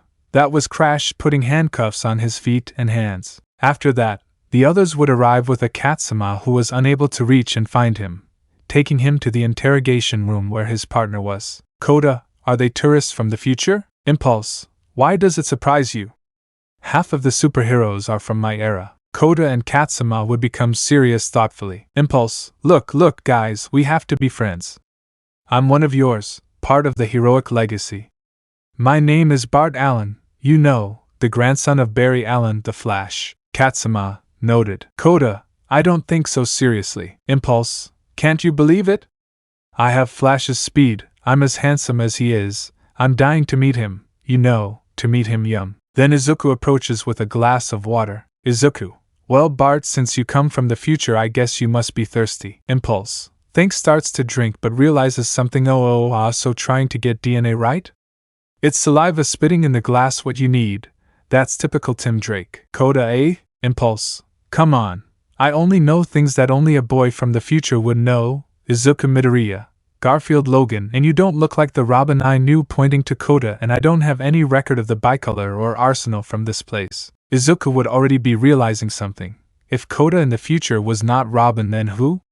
And why didn't he recognize Todoroki and him if, not even Katsuma? Impulse. Oh, sneak peeks, this secret identity thing is so retro, but you can call me Impulse, or Bart Allen or Bart Impulse Allen, it's all so Crash. Izuku, I suppose you know something, but I want to know why you don't recognize them, pointing to Kota, Katsuma, and Shoto. But I asked how many Robins there were in your time, but you don't even want to tell me something, since a few days ago you didn't use Tim Drake's alter ego boost for Robins, nothing more but alter ego. Is the Red Robin from my world really called Tim Drake? Izuku, I see. With Kota we already have 4 Robins. If Bruce's affair with Talia al Ghul is true, then that boy would be the 5th Robin. My name is Izuku Midoriya. Before I was called Tim Drake as camouflage, but in this world Tim Drake does not exist, so you do not come from the future but from an alternate reality. Kota, could it be that he's telling the truth? Could he really be from the future? Garfield was going to ask, but he is stopped. Impulse. I can't advance anything in time. If I do, we will feel the serious mode. Computer. Renowned Dynamite 35. Impulse. Dynamite? I don't recognize him? What Izuku said resonated with him. Longing. Don't waste your time, Bart. That's the reality. In this world the Tim Drake we know has not existed as Robin since he has been dead since he was 5 years old. That place belongs to Izuku Wayne Midoriya as Robin and Red Robin. Impulse. Wow, that's so Crash. At that, Impulse vibrates to remove the handcuffs. Impulse. I'm sorry, but I have to go out and explore this world. See you later. He runs out, bumping into Bakugo at the entrance and leaving, while Izuku calls Wally. Beast Boy, should I follow him? Izuku, don't bother smiling. Kota just approaches the glass and looks at it while Izuku shows a map that follows him. Katsuma, did you put a tracker on him? Kota, at that speed he will fall. Izuku, he won't fall, he took it. Kota, ingenious subcutaneous micro-tracker in water. Izuku, thanks, it's going straight to Central City, so I already told Wally. So Anhilo, we should talk about what might come. After that, Bart met with Barry, his grandfather, revealing that his wife was pregnant with twins, while Izuku with Batman interrogated Yearning, learning about the moves from Apocalypse and some agreements between Vandal Salvage and Darkseid, so the decision was made to start preparing, so the preparations and contacts began, putting OA and its lanterns on alert. After that we can see Kota and Katsuma with Izuku in the Batmobile on their way somewhere. Kota, and where are we going? N.I.san. Katsuma, yes Izuku and I, where are we going? Izuku just smiles as a tower begins to appear in the distance, surprising the children. The preview, Crisis on Two Earths. We can see Kota, Katsuma and Izuku in the Batmobile while Izuku drives the Batmobile. Kota, N.I.san, where are you taking us? Katsuma, yes Izuku and I, where are we going? Izuku, you'll see smiling. In the distance, a T-shaped tower began to appear, leaving the children surprised. Kota, wow. Katsuma, what is that? They both had little stars in their eyes. Izuku, you'll see accelerating. The Batmobile continued on its way for several minutes, 15 to be precise, where the children were nervous, happy but above all expectant of what was coming. Kota had an idea. Training with the three Robins plus his outings with Batman had made him grow mentally and quite a bit, as he sensed what could happen. Upon arriving, they saw Katsuki Bakugo, Shoto Todoroki, Eijiro Kirishima, Connor Kent, and Garfield Logan gathered there, along with Wally West, to welcome them. Beast, hey, they're here. Katsuki, they took a long time, nerd. Izuku, don't worry, we're already here. They all entered the tower, as they headed to the boardroom. Izuku, Kota, Katsuma, Wally, and Bart. Katsuki, you'll wonder why we brought you here. Shoto, the answer is simple. Eijiro, we want you to be part of the new Teen Titans team. The children except Bart were amazed. Bart, that's so crashing. Kota, but how? Izuku, you've worked quite a bit alongside us, and since you're still too young to join us and have teamwork without depending on the adult heroes, we thought this would be a good opportunity for you to start growing, have your own territory, and be able to complete missions without having to wait too long to become part of Young Justice. Kota, seriously, with joy. Katsuma, seriously. Izuku, of course. Kota and Katsuma, thank you. Wally, and that goes for you too, Bart. The idea is that you're with kids your age and live with them. You won't be able to go back to your world, so. Bart, okay, I'll be on the team. Computer, renowned Roy Harper B1, Speedy, Micro, Jericho. Izuku, are we all here? Roy, they already gave some talk about this. Katsuki, yes, we were also on that. Author's note. The images of the members are based on the ages of 12 to 14. Jericho, hi, I'm Joey Wilson, or as you know me, Jericho. Speedy, I'm Speedy. I'm a clone of Roy Harper created at Cadmus. Micro, my name is Ryan Choi. I'm an assistant at Atom Micro. Bart Allen, future traveler and Flash's grandson. I'm known as Impulse. Kota, I'm Robin, Kota Izumi. Katsuma, Arsenal, Katsuma Shimano. Izuku, well, you will be the seed of this team. In the future you will grow. Several of us will work with you in training, and often on outings, until you can work as a team on your own. Katsuki, so for the moment the leadership of the team will be in Kota's hands. That is so that he learns the value of teamwork.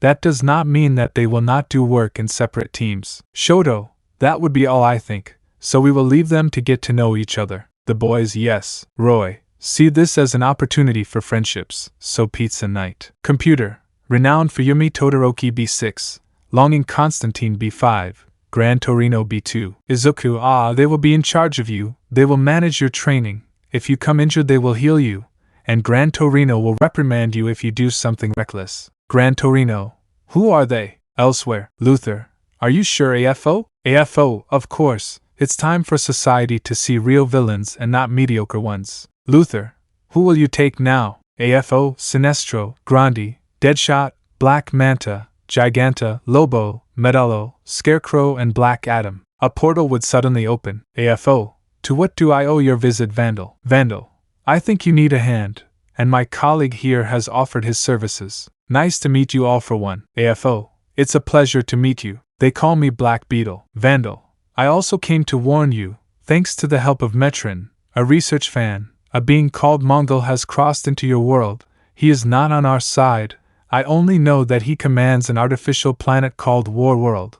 I don't know what his intentions are, but I think they could reach an agreement. AFO, I'll try. After all, negotiations always work before the fists. By the way, are the others notified? Vandal, they will go in a few days. AFO, in that case, I'm leaving. Luther activates the portal for AFO to pass through. Vandal, soon 2 worlds will know our light. Back to Titan's Tower. Everyone was celebrating by eating pizza and celebrating the boys' new team, but Izuku and Katsuki decided to leave for the moment. Mount Justice. Recognized. Red Robin 30. Dynamite 35. Batman, how did it go? Izuku, great, but why should we be here? Superman, I would be the one to answer that question. Batman, not only that, it's related to AFO. Katsuki, what does that guy want? Batman, apparently he will bring villains from this world with him, to sow chaos there. But, Superman, he's not the only one. Izuku, of all those who go, is there one in particular that we should worry about exactly? Superman, Warworld sounds familiar. Katsuki, what is that? Izuku, Mongol. But he wasn't your enemy. That's where Kilowog comes in, with Razor and Luca. Kilowog, yes, but someone helped send him to that world. Razor, Metron by pressing buttons on the screen. Kilowog, we spoke with Orion from New Genesis, but we haven't been able to get a meeting with Highfather to find out more. We've only been told that he's an explorer of the universe and is dedicated to studying everything that happens. But something that should make them happy is that Highfather, as an ally, could send a member to Young Justice to work together. Batman, Kilowog, always says it could be a good start, after Apocalypse's recent attack on Earth. Luca, if necessary, we will stay. Razor, clear. Batman, we suspect an event that could involve at least Izuku's home world and ours. For the moment I rule out the idea, but not 100% that Luca's world would not be affected by this. Kilowog, there is no doubt that this is Metron's work, not because he is evil, but because he seeks to satisfy his hunger for knowledge, sometimes at the cost of the suffering of others. Superman, in that case we must continue investigating, we cannot leave this aside. Everyone claims to agree. Star Laboratories. Dalby is seen walking through that place with Endeavor, who were talking about what they had done to recover father and son time. More than voluntarily, they did it by order of Rei Todoroki. Both had gone out to patrol and recovered 2 boxes from Intergang, which neither knew what they were. Endeavor, what will these boxes be? Tuya, I don't know, old man, but something tells me it's not new. Endeavor, Shoto said he's seen them but doesn't know their function. As they continued their walk in the laboratory, a dark-skinned man interrupted them. Hello, can I help you? Endeavor, yes please. Endeavor, nice to meet you. Nice to meet you, Dr. Silas Stone. Tuya, I'm Dobby. Silas, I see you got 1 mother box and 1 father box. Endeavor, we took them from an Intergang gang but we don't know what they're doing. Silas, I've seen that the father boxes have the ability to heal, but I haven't seen more. As for the mother boxes, we've seen their ability to open portals. Both, from what we've studied and revealed, from the little we've seen and studied, are living computers. We don't know where they came from, but thanks to the fact that they brought 1 of each, we can investigate further. The 3 went to a well-equipped laboratory where they placed both boxes, but explosions began to be felt in the facilities. Endeavor, what's going on? Silas, they're attacking the building. At that moment the door is blown open, revealing 3 men in strange suits. Man 1, go Dr. Silas Stone, but it doesn't matter, where are the boxes that were stolen from us? Endeavor, what do you care throwing fire? Dobby, don't keep everything throwing blue fire. Man 2, how annoying throwing a grenade. Dobby, shit. Endeavor, Tuya. Endeavor threw flames at the villains, causing them to flee and then begin removing debris from the place. Endeavor, son falling to his knees upon seeing his body, imagine it's Tuya. Endeavor, no. Tuya, father with a tear falling from his one eye. Silas, we must take him to the Red Room, he sees his assistants help us. Silas and Endeavor carry Tuya to try to save his life. Arriving at the Red Room, they manage to lay him down on the stretcher and Silas, preparing to be hit by Endeavor, places the father box and the mother box on Tuya. Endeavor, what does it do? Silas, I have seen the healing power of these things, and I know it can restore your son. When placing the boxes, red ribbons begin to surround Tuya's body, while below the body, the same ribbons take cables from the underground, causing the lights to flicker and consume the energy of the place, while the boxes merge, achieving a metal box the size of Tuya while he is completely wrapped by it. The attendants see this with doubt as a screen shows the boy's vital signs while Endeavor looks at him with concern, until the sound of cardiac arrest is heard, causing Endeavor to collapse to the ground wailing. At that, a sound from the boxes catches his attention, causing the damaged tissue to be replaced by metal, while Tuya gets his heart beating again, making Enji breathe, while the box restores the lost limb, an arm, as well as modifying the healthy limbs, to then make the boy open his eyes, at the end of the process, giving a new Tuya Todoroki. Author's note: imagine him white and Japanese like Dobby and white-haired. Tuya, what happened? Looks in the mirror, what the hell happened to my body? Endeavor, calm down, son, you're fine. Hugs him, a grenade exploded near you and Silas used the boxes to keep you from dying. Tuya, I see. I feel like a bucking machine. At that, Ray enters scared, because Enji warned what happened, along with Batman. Ray, you're fine now, my baby, calm down. Tuya, I'm fine now. Batman, you'll actually have to find Metron. Metron, looking for me for what? Sees Tuya, what 2 of my creations fused into one being. It's something that amazes that it happens. But that instability will not be avoided or corrected without the Mobius chair, as I am interested to know what will happen in this function. Since you are not from this universe, I will allow you to sit in it. As Tuya sat down, he began to be purified and avoid the negative effect offered by the Father Box, since it is a development of Metron himself for Apocalypse, managing to avoid possible altercations in the future. After that situation and Metron's show of interest, he left, calling Tuya. Son, Metron, Tuya is now like a son to me, thanks to my technology. I hope to continue analyzing this. Metron disappears through a portal. Crisis on Two Earths Part 1. It's been 5 days since AFO returned to his world with new and powerful henchmen, which is why chaos took over Japan to such an extent that despite the fact that UA and All Might were not there, Gang Orca, who was in favor of Endeavor regarding the green-haired man, decided to send Bubble Girl for reinforcements through the UA portal. Gang Orca, Power Loader, what's going on? Orca Gang, we need reinforcements, prepare the portal and the necessary equipment. Bubble Girl, I'll be ready to go. Gang Orca, make sure All Might and Niza don't find out. Centipeder, we will be with you resisting your arrival. Power Loader, ready? Activating the portal. Bubble Girl, yes. Centipeder, good luck. The girl goes through the portal. Gang Orca, you'll need it. That's when the television turns on. Reporter, this is getting out of control. Several heroes can't cope with this. Where is All Might? If only they hadn't betrayed the former hero Deku, who is still missing. This would never have happened. Then the heroes Manuel and Selkie arrive. Manuel, they must leave. Reporter, but, Selkie, this is not the time to broadcast this event. You must leave for your safety. At that moment a giant, metallic subject, the size of All Might, arrives. Manuel, get out of here. Manuel throws himself into fighting the villain, but you are weak, piercing his chest from side to side with his fist. I, the great Metallo, will not lower myself to such weak beings. Selkie, Manuel, go away. Reporter, we have seen how the hero Manuel has been brutally murdered. We need help. DC Universe, Gotham City Forests. A portal opens revealing a heroine in a travel suit,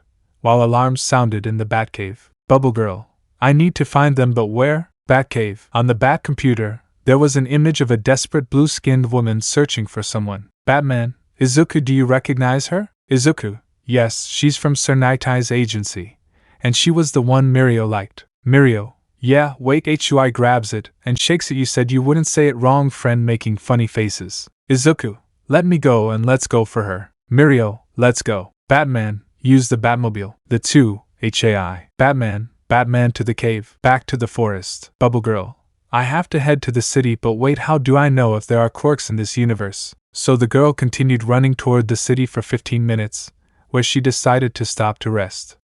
Perhaps the trip didn't tire her out, but the desperate situation and the previous fights didn't help much, let's say.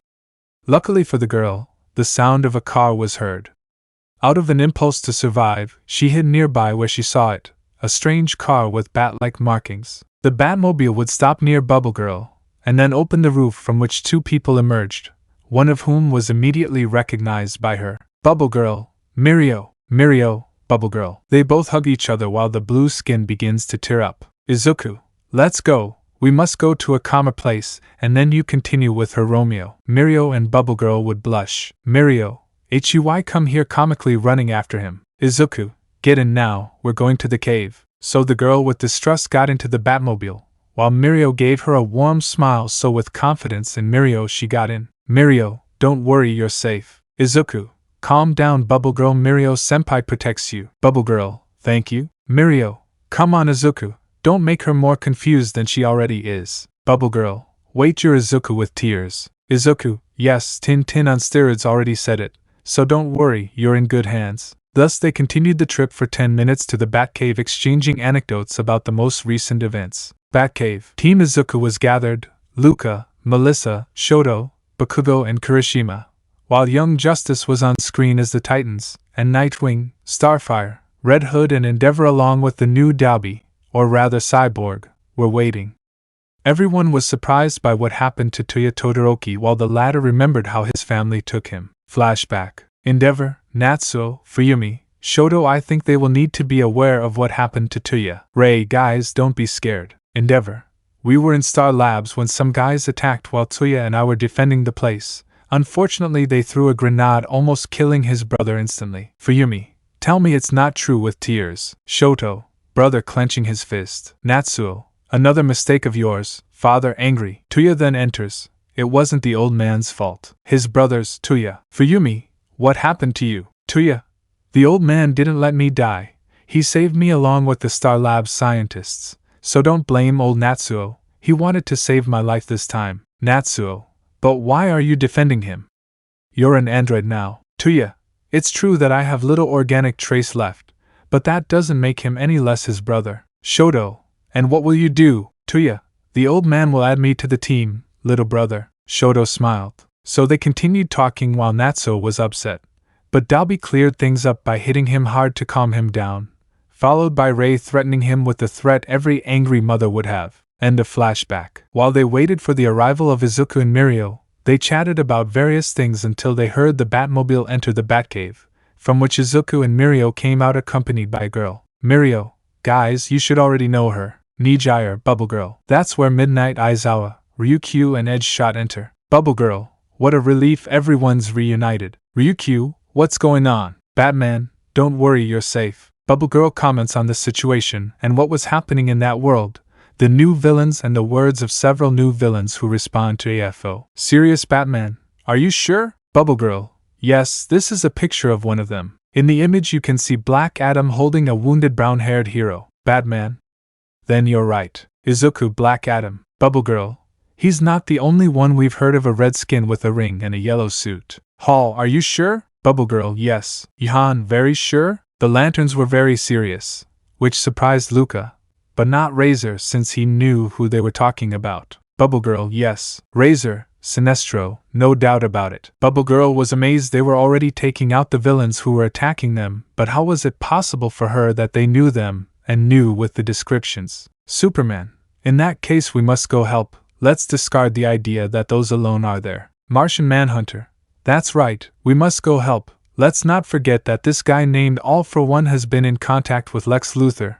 That doesn't take him off the map either if Vandal Savage moves. Ryukyu, if I may give my opinion, I think we should go help, but at least two of us from our world who know the situation should go in case the youth team goes, since there will be professionals.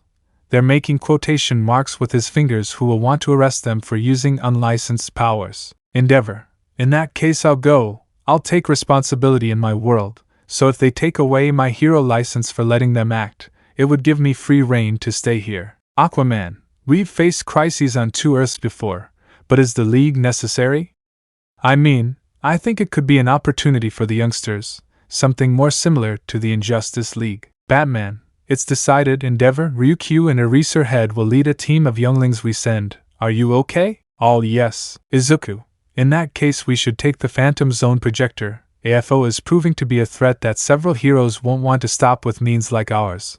Locking it up there ensures that it won't cause problems for a long time. Kilowog, we must also consider the transition from Mongol and War World to that world. Superman, in that case, we don't know if Apocalypse is also there. Hall, I think we should consider the new Genesis guy on the team. Batman, I agree. Kilowog, in that case, I'll talk to Orion to send him. Izuku, I would like to know the name. Kilowog, his hero name is Lightray. Connor, wasn't that Bear's friend? Izuku, yes. Batman, in that case it's decided. Nightwing, with Jason we will go with Izuku. Izuku, in that case, let the Titans stay to gain experience in missions while some of us are away. Superman, I agree. At that moment a portal opens, allowing 2 people to appear. Haha, it's good to see you, my friend, hugging or rather squeezing Nightwing. Nightwing, nice to see you, Bear. Bear, hi, I'm Bear. I'm from New Genesis. Connor, what's up, man? Bear, I was looking into what Kilowog sent me,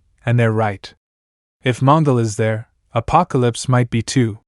So introduce yourself, kid. Hello, I'm Lightray. Batman, welcome to the team. Izuku, well, it's time to define who will go seriously. Batman, Red Robin, Nightwing, Red Hood, Superba, Dynamite, Shoto, Red Riot, Miss Martian, Spoiler, Kid Flash, Artemis, Creati, Lemillion, Suneater, Nijire-chan, Beast Boy, Beetle, Green Lantern, Razor, Lightray, Earphone Jack, and Cyborg will be the ones who will go with Endeavor, Ryukyu and Eraserhead. Stain, what will the rest of us do? Superman, we will keep Earth and the other worlds we can. Koda, in that case, the Titans are willing to help while the recent girl of the Mahoro team and the others nodded. May, I'll prepare the baby with her typical inventor madness. Light Ray, is it always like this? Luca, you'd get used to it once you get to know her. Izuku, how much time do we have? May, it will be here in 3 hours, so I suggest you get ready. Izuku, team get ready. UA Universe.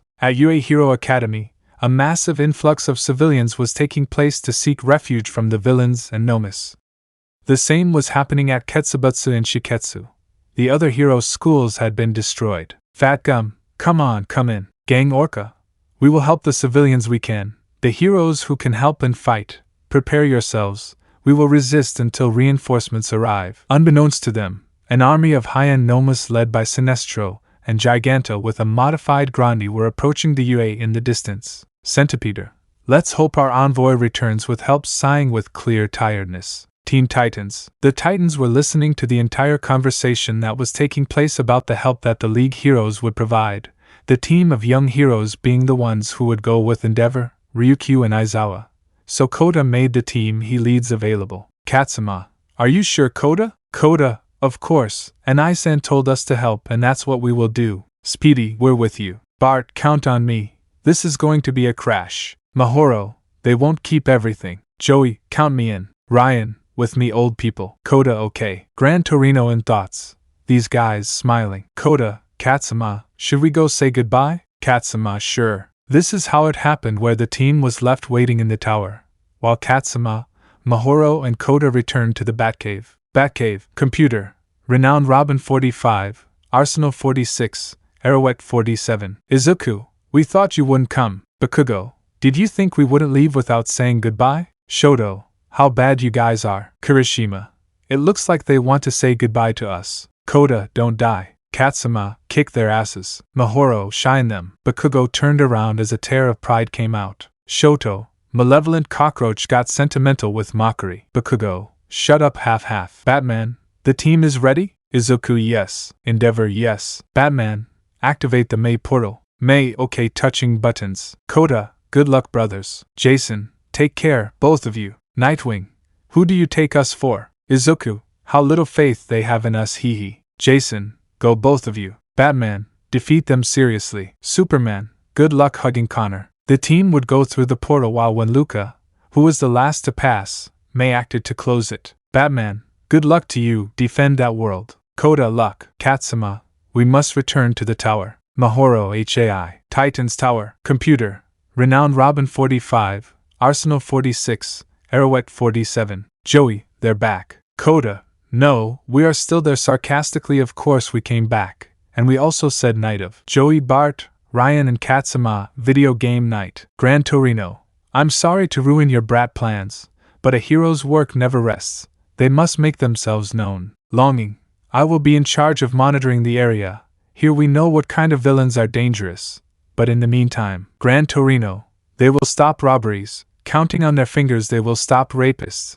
Counting another finger they will stop attempted murders. Holding up another finger, and they will patrol. Koda thinking, Izuku and I warned us how nice, not to say annoying the old man was. Gran Torino, did anyone here call me old? Everyone denies it. I know when you think I'm old. I know when you're telling me that in your own mind. Now go before I confiscate that tech stuff you have. The Titans, HAI. On the streets of Chicago, Koda and Katsuma can be seen riding their motorcycles, following a trail on a holomap of their vehicles. Koda, there's no one doing anything. Katsuma, don't worry, if something happens, we'll intervene. Elsewhere, Joey, Mahoro, do you want to go on a date with me? Mahoro, you haven't even known me for 2 days, Joey. But who knows, maybe I'll give you a chance later. Joey, Mahoro, if my brother doesn't castrate you, ha ha ha ha ha. On another point, Bart, this is so crash. Micro, dude, don't you know what else to say? Speedy, and to think I suspected you'd be irritating. In the tower, their tutors were listening to everything they said. Longing, these boys. Gran Torino, they will have to learn to work as a team, otherwise they will not advance. For Yumi, I just hope nothing serious comes. A red alert was marked on the screen. Longing, Chicago. At a monument called the Bean, families of tourists were passing by. It was a very beautiful place. being one of the city's attractions when suddenly several explosions began to be seen. Panic sent families fleeing in panic, while a guy in a tech suit laughed, absorbing the light from the place. With Koda and Katsuma. Koda, wait cats, hack into the Chicago PD security system. Officer, alert, do not let civilians approach the beam, there is a dangerous guy, armed with advanced weaponry. Katsuma, let's go to that area. Koda, Robin, the others, go to the beam. Others, aware. They headed in this direction as they saw smoke coming out of the place as well as electrical charges everywhere. Koda, boost, can you come closer and eliminate the electricity? Impulse, I think I can. With that impulse he started running trying to enter the area making the electricity focus on him. Impulse, I'm absorbing this, try to pass it. Koda, Speedy, do you see anything? Speedy, negative. Joey, I have zero vision, but I see something, or someone, absorbing all the electricity in the area. Koda, Titans, approach the area and let's stop the bastard. And in thoughts, from hanging out with Kaken and I so much his insults stick to me. The groups were getting closer. Arrowette. With Speedy we cover them from afar aiming with his bow. Speedy, what the hexy archer said. Arrowette, when the time comes, I'll have a serious talk with you idiots. Speedy, calm down, gorgeous. I just want to tease you for being the only lady on the team. Arrowette, when this is over I'll shine you idiot. Katsuma thinking, Katsuki and I is turning her into her female version, with chills. After a few minutes of approaching, ha ha ha ha ha, this energy will be enough. I should thank you AFO for this so-called quirk. Between electricity and ice I think both win, ha ha ha. Koda, oh wow, Robin is called Karambano Jr. to the others, but he has an additional quirk to his ice powers, from what we see it's electricity. I don't rule out that he has one more, stay tuned. Arrowette, Speedy, do you have the insulators? Speedy, I thought we wouldn't use them. They both loaded their arrows. Arrowette, whenever you want Robin. Robin, understood. At that Katsuma and Koda throw smoke grenades. Karambano, Robin, I know you're there, come out. Koda, I see you found me out. Karambano, what? Did he change Robin the Bat? Ha ha ha ha, how pathetic, since he dies throwing a lightning bolt. Impulse, I'm sorry but I'm taking that lightning bolt running. Arrowette, now. Speedy and she throw their arrows, generating a foam upon contact that insulates the electricity. Karambano, they think it's the only thing freezing the area. Koda thinking, and then tells his sister about Kaken and I. Joey throws some throwing daggers that Karamba dodges. Karambano, what do you think, kid? Robin has better aim. Oh, micro. He didn't see it coming, increasing his size until he was normal. Katsuma, fall bastard throwing smoke bombs. Karambano, oh, I'm so scared of smoke bombs while he was inhaling normally. But he's getting dizzy. Katsuma, it's not smoke, it's anesthetic. Karambano, damn, I'm pathetic, I've been defeated by some simple children. At that the villain falls unconscious. Officer, did you do it, kids? Robin? What are you doing here and not in Gothic? Koda, just help. Plus Batman saw the city unprotected so I'll be there for a while. The civilians begin to applaud along with the police officers, as the young heroes head to the tower while the officers take Karambano to Bel Reve. Tower of the Titans. It's been 3 hours since what happened while the team was meeting in the boardroom. Gran Torino was not happy at all, he was upset, while Fuyumi had a face that would scare Endeavor himself. Gran Torino, I see they arrested a villain, huh? Koda, yes, thinking, how scary it is. Gran Torino, so? Could they maybe behave on a mission? Some of them look like children. Two argued with the young girl to see who would get her for a date in the middle of a mission. Green Arrow and Canary aren't into that kind of thing. And to Mahoro, he should get less angry and not threaten his companions. At that his expression changes to a happy one. The rest of you did well, kids. Fuyumi, now it's my turn being the Shinigami plus Kushina Uzumaki's bloody habanero mode. You two pointing at Joey and Speedy, how dare you talk about a woman in those terms? You should have been taught manners on how to treat them. Joey, Green Arrow taught us nervous. Speedy, if Oliver taught us that, if you have to take it out on him, let it be on him for being a bad influence. Fuyumi would calm down a bit. Fuyumi, oh, so that's it. I think I should tell Dinah to give him some correctives. Watchtower. Green Arrow felt a chill that was noticed by Flash and Hall. Flash, old man, what do you have? Hall, yes, old man, you look scared and you sweat a lot. Green Arrow, I don't know why, but I'm afraid I'll suffer the wrath of a woman. The two heroes felt sorry for him at that point. Flash, it's good that I'm happily married and not afraid of my wife. Hall, apron. Back to Titan Tower. Longing. Well, I think they've earned it casting words in spell mode pizza night. The Young, YY. Crisis on Two Earths Part 2. After the team left to provide assistance, the others split up to maintain the order that was maintained. The Titans had their first confrontation, and crime was somewhat low, but Batman ordered them to remain alert. In the other world, UA School, the people were taking refuge in the school, while the few heroes who remained or dared to fight led by Gang Orca and Fat Gum, in addition to the fact that many decided not to fight because there were no cameras and because of the brutality shown by the new threats. They were only afraid of Black Adam and Sinestro. They did not want to know what would happen to the other monsters that arrived. Hero 1. This is a mistake. There is no one to defend us. Almight is not here. There are no cameras to film this moment in which we will risk our lives. Several heroes. Yes, they supported the motion. Beast Genist. It's a joke, right? Yoromusha. These rookies have little honor. But they're right. We can't go face them. Not without Almight. Orca Gang. Stop being cowards and do your job. They are heroes. They are our responsibility. It is for them that we are. We defend them even if it means giving our lives. Fat Gang Orca is right, unless they are in it for fame and other things. Several heroes would take off their credentials and throw them on the ground. Yoroi. I only became a hero for fame and respect, so I'm giving up. The crowd applauded those who remained to defend them, though there were very few of them, but those who retreated began to be booed and called cowards. After that, everyone retreated except for 3 heroes. Gang Orca.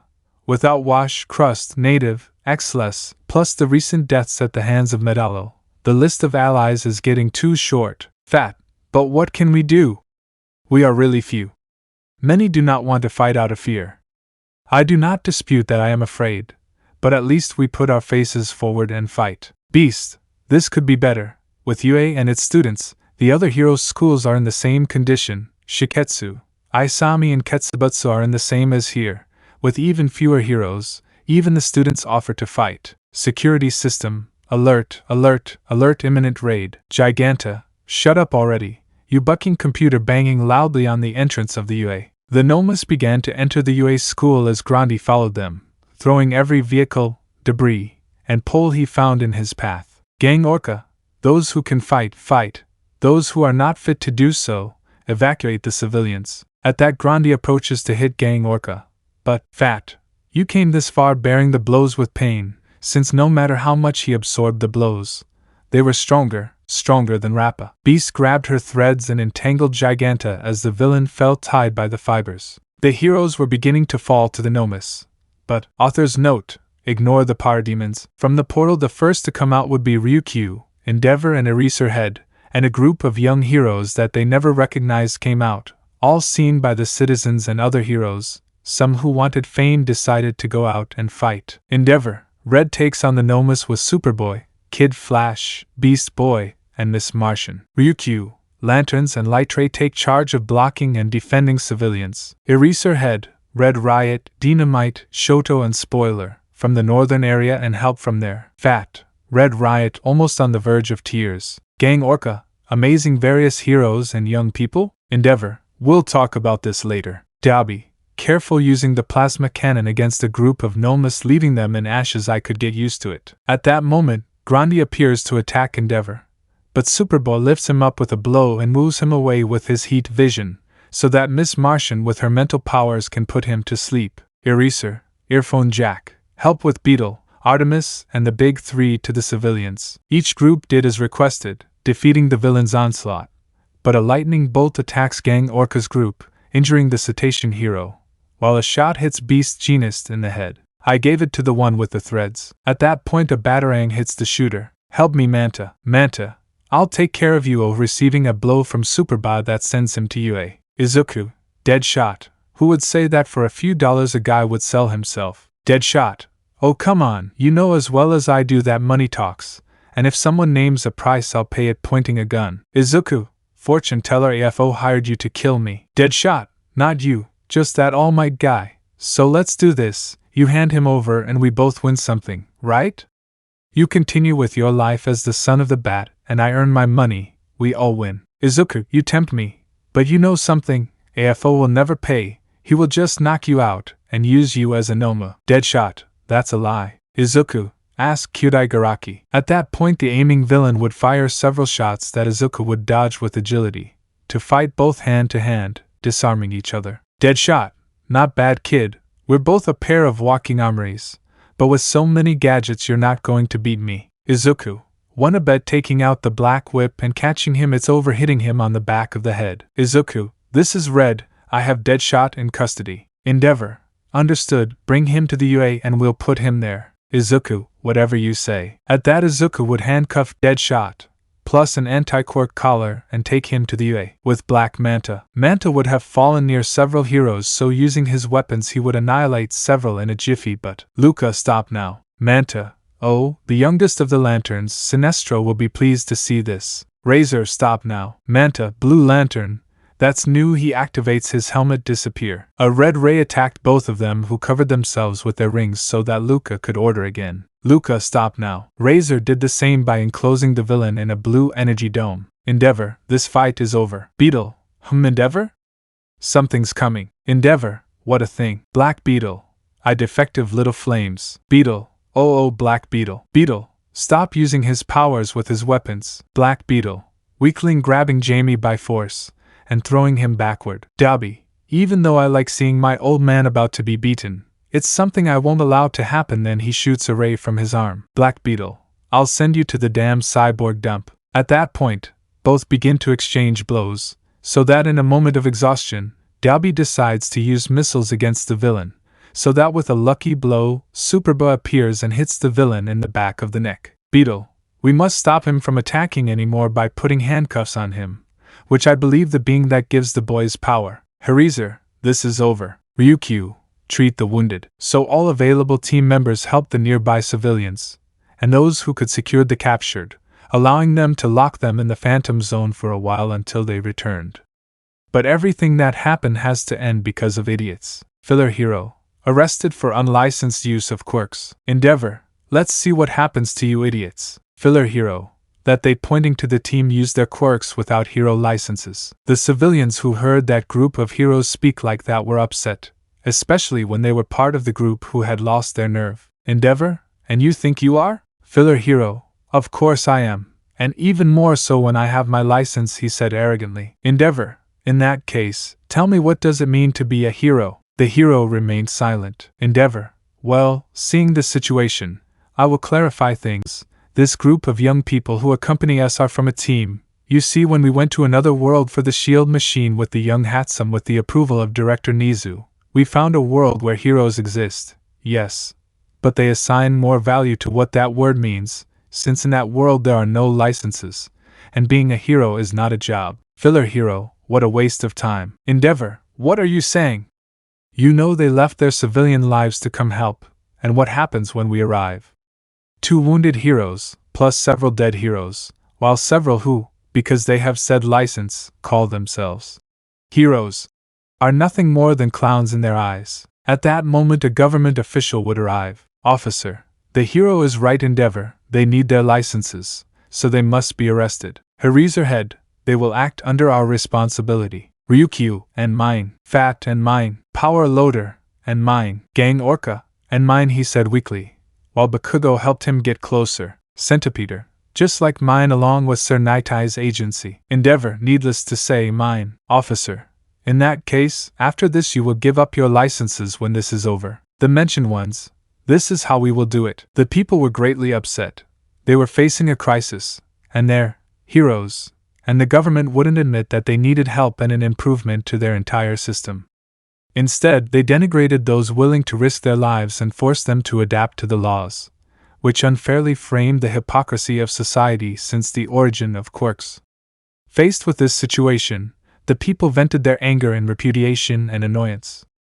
They demanded that those cowardly heroes be removed from the facilities, as did the government. No one could believe what was happening. After that, Endeavor gathered the allies, commenting on the situation and showing it to Izuku, where the green-haired man asked to be called Tim Drake, to prevent those hypocrites from wanting to arrest him for what happened.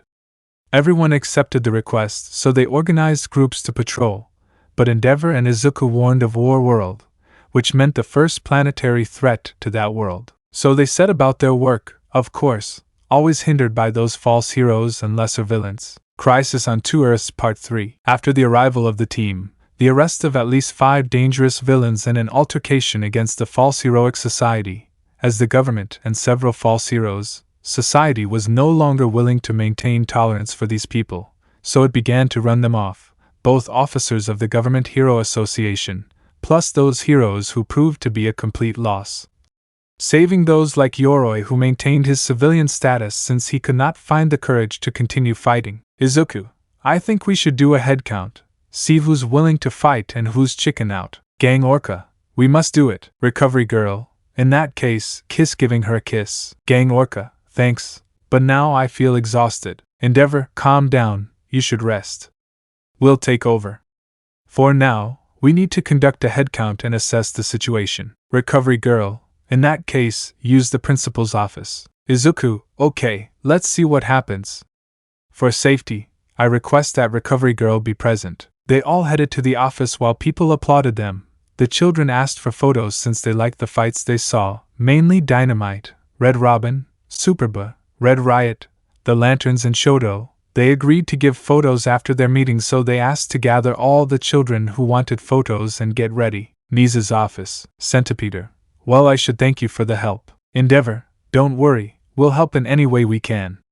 The League won't let anyone down. Everyone but the team, the League? Izuku, refers to the Justice League, a group of heroes dedicated to defending our world from threats not only human but also extraterrestrial. Gang Orca, wow, Fat, we didn't expect that. Izuku, let's get to the point. Endeavor, before we start, I want to know what happened with the Midoriya issue. Fat only took a sigh, but the one who spoke was Centipede. Centipede, the matter is quite far-fetched. Society knows that he is innocent, since when the file was leaked by Gran Torino after his accusation, the press questioned the UA if they were sure that he was guilty, which made people not swallow the news 100%, since it was on the same day that he was released. Gang Orca, those of us who put 2 and 2 together began to investigate the situation, but something didn't add up. Even that he was wearing a mask during those actions, it's impossible for that to happen. Also, with the data from Sir's agency, we put together points and measurements,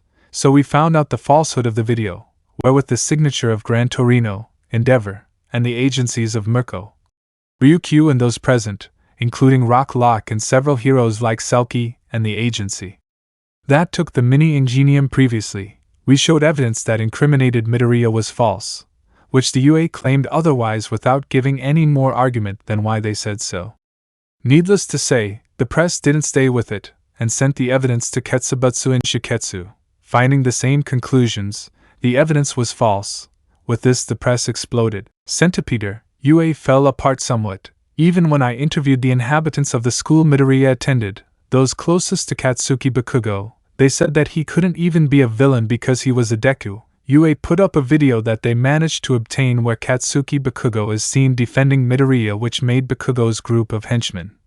The director of that school say that the UA tests were true and even young Dynamite should be in prison, something that we managed to refute with the help of Naomasa Tsukachi, Ketsubutsu, Shiketsu, the press and the aforementioned hero agencies, which ended with said school closed and an investigation into serious cases of bullying among other crimes, since the director and teachers have diverted funds to their personal coffers and have bribed heroes in the area to torment, ignore and break mentally and physically Quirkless. Gang Orca, in addition to the fact that the government wants the boy back to prosecute him and leave him without the possibility of being a hero in this situation, they prefer to present him as a possible culprit, and that's it. Bakugo, that guy annoying. Endeavor, what do you think? Izuku? Izuku, you already exposed me to flames. Everyone is surprised by the green-haired boy. The hero Red Robin was Izuku Midoriya. Izuku, don't worry, we'll help you as much as possible. But outside of this room, I'm Tim Drake, and I'm not staying. Connor, let's get to the point. Who do we have? Several lowered their heads. Fat. Only with those in this room for now. Recovery. We have Rocklock in a coma, in the infirmary, and I don't know how long he'll last. Ms. Joke, in Ketsubutsu, we have no information, except for the boy Shindo, who arrived here wounded with a group of civilians, saying that the school was attacked with civilians inside, when he escaped with the people to here. We don't know if there are survivors, wounded, or if we no longer count them. Orca gang, we admit a possible death of them, but we maintain hope that they will be alive. Recovery. Gunhead is wheelchair bound and disabled, but from his side he insists on helping others without giving up. Gang Orca. After that we only have missing or dead heroes. What can I say first? Endeavor D. Boss? Boss. Endeavor Burnin. Burnin boss. It's you crying, I thought you wouldn't come back. Gang Orca. Ahem coughing let's resume. Endeavor. You're right, say the dead first. Those we know are not the whole list, which must be a long one. Gang Orca. Okay. Native, Selkie, Manual, Crush, Wash, Xless, Beast Genus, Backdraft and Fourth Kind, the ones we've heard or seen, are dead. Endeavor. I see annoyed and dejected. Orca gang. The missing so far are Iwabami, number 13, Air Jet, Sirius, Captain Celebrity, Hound Dog, which we have heard but not confirmed anything, Izuku, and what villains have been seen so far, apart from the ones we already have. Fat, a metal being with a lot of strength and a green glow. Medallo, I think his name was. A red-skinned guy with a yellow ring. Centipeder. A guy in a scarecrow costume. A guy in black clothes with a golden lightning bolt in the middle. And a white guy with a beard and a motorcycle that flies with a life of its own. Izuku, Metallo, Black Adam, Sinestro, Lobo and Scarecrow, of which at least the team can deal with Black Adam and Lobo since we have already faced him before. And I can deal with Scarecrow because I know his toxin and I have faced and arrested him in the past. Luca. With Razor we can take care of Sinestro, I think. Razor, don't worry, I'll help you. I already dealt with that redskin before. Connor. Metallo is my father's enemy, so I think I can fight him. Megan, I'll help you. Gang Orca and AFO? Endeavor. We'll take care of him. We have Shigaraki in custody, which ensures he doesn't have the entire league of villains. Dobby. And what about the other problem? Fat. What other problem? Izuku. We weren't going to say it, but you should know touching and exposing a hologram warlord. Gang Orca. Who is this Warworld guy? Izuku. Warworld is an artificial planet created by him, Mongol. He is dedicated to going from planet to planet, taking the strongest fighters for his personal pleasure and forcing them to fight to the death, after destroying their worlds. Orca gang. So we don't have a chance? Endeavor. We must call Star and Stripe. The new order can help. Megan. We have the bioship if it helps. Beetle. With Luca and Razor we survive the vacuum of space. Is it a private fight or can anyone participate? Two will not leave us out. Shoto and Asa. Izuku Shindo. Shindo. Nice to see you, Tim. Or should I say Izuku? Inesa. Todoroki. Glad to see you. Shoto.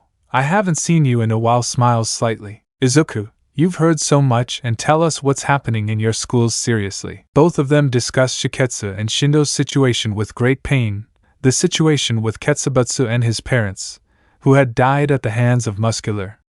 In addition, Inesa was near the UA when everything happened and has taken refuge in UA, helping in any way he can, in addition to the fact that Shiketsu is resisting as best he can. Izuku. Hey Shindo, if you want you can come with us, start from scratch, be a hero. Shindo. But you're not coming back? Izuku. I don't have a home there. This for me is already a stage that I closed today. Aizawa. Well, it's time to focus. Ryukyu. You're right. We'll organize the teams to go after the villains. Aizawa. Izuku. Who do you need against the Scarecrow? Izuku. I'll take Shindo, Kid Flash and Red Riot. Kid Flash. Okay, man. Shindo. Count me in. Red Riot. Of course, Midobro. Aizawa. Superba and Miss Martian vs. Metallo. Plus who else is going? Connor. I asked Shoto and Dynamite. Bakugo. We will shine the bastard. Shoto. I'll go. Ryukyu, Luca and Razor. Who else is joining? Luca. Zatanna. Zatanna, of course. Endeavor. Black Adam remains dangerous. At that a portal would open. Shazam. In that case, leave it to me. Endeavor. Well, I'm glad to see you, Captain Thunder. Shazam. Same here, Flammatus. Endeavor. Sometimes I forget this guy is under 15. I curse you, Billy Batson, he thought with a vein in his forehead. Fat. We still have Wolf. Beetle. With Beast Boy and Cyborg receiving a nod from both, we take care of it. Gang Orca. Just wait for the final boss after this, and then defeat this crazy guy. Recovery. I'll ask Star and Stripe for help, since after what happened to Izuku she doesn't trust Almight, so I know how to bring her. Everyone, we will do it this way. Crisis on Two Earths Part 4. The few heroes who were still able to fight began to make plans to stop the villains tormenting their world, so they began to assemble groups based on what they had.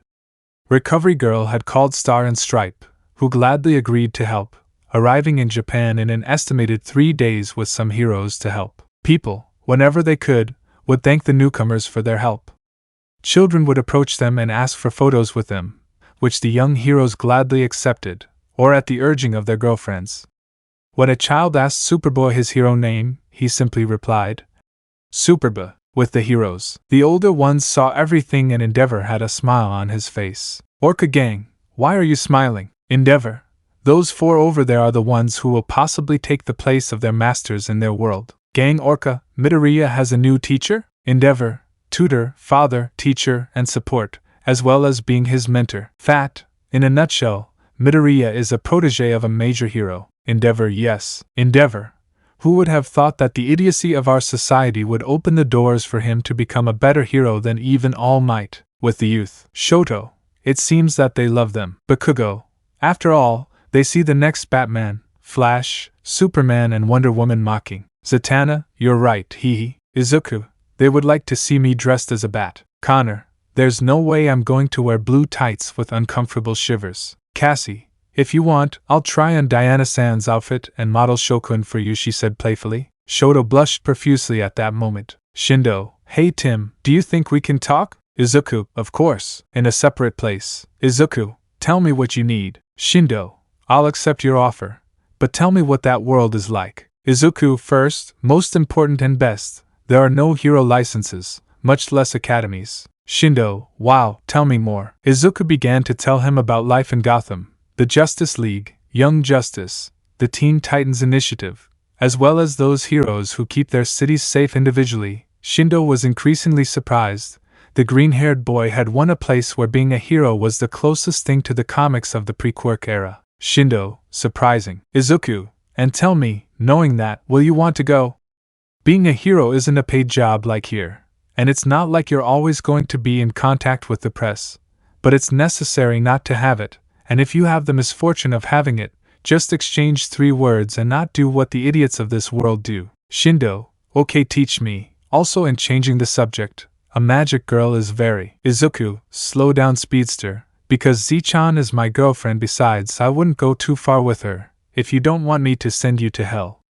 So see you later. Shindo, okay, I'll go and leave you with your girlfriend, he said with some fear, because Izuku emanated a dark aura that clearly resembled fear, as Batman usually does. Time skip 3 hours. The group was gathered because they had found a trail of a villain. Endeavor, well, we have found one. Fat, this is it. Izuku, team, in 5 minutes we leave, he ordered. Fat, aim. Izuku, tell me how many henchmen he has. Seriously. Shindo, isn't that muscular next to him? Izuku, you're right, let's go. Izuku's group retreated. Gang Orca, how changed he is. Endeavor, Gotham changed him a lot. It made him see reality in other ways, and often in ways that were not at all friendly. Zatanna, excuse me leaving the room. Izuku, what's going on? Zatanna just gives him a kiss. Zatanna, luckily, and whispering to him, you're not Batman for that seriousness, so change it, or we won't do what you want. Izuku, okay, team, let's go on the mission, he said something less serious. Shindo,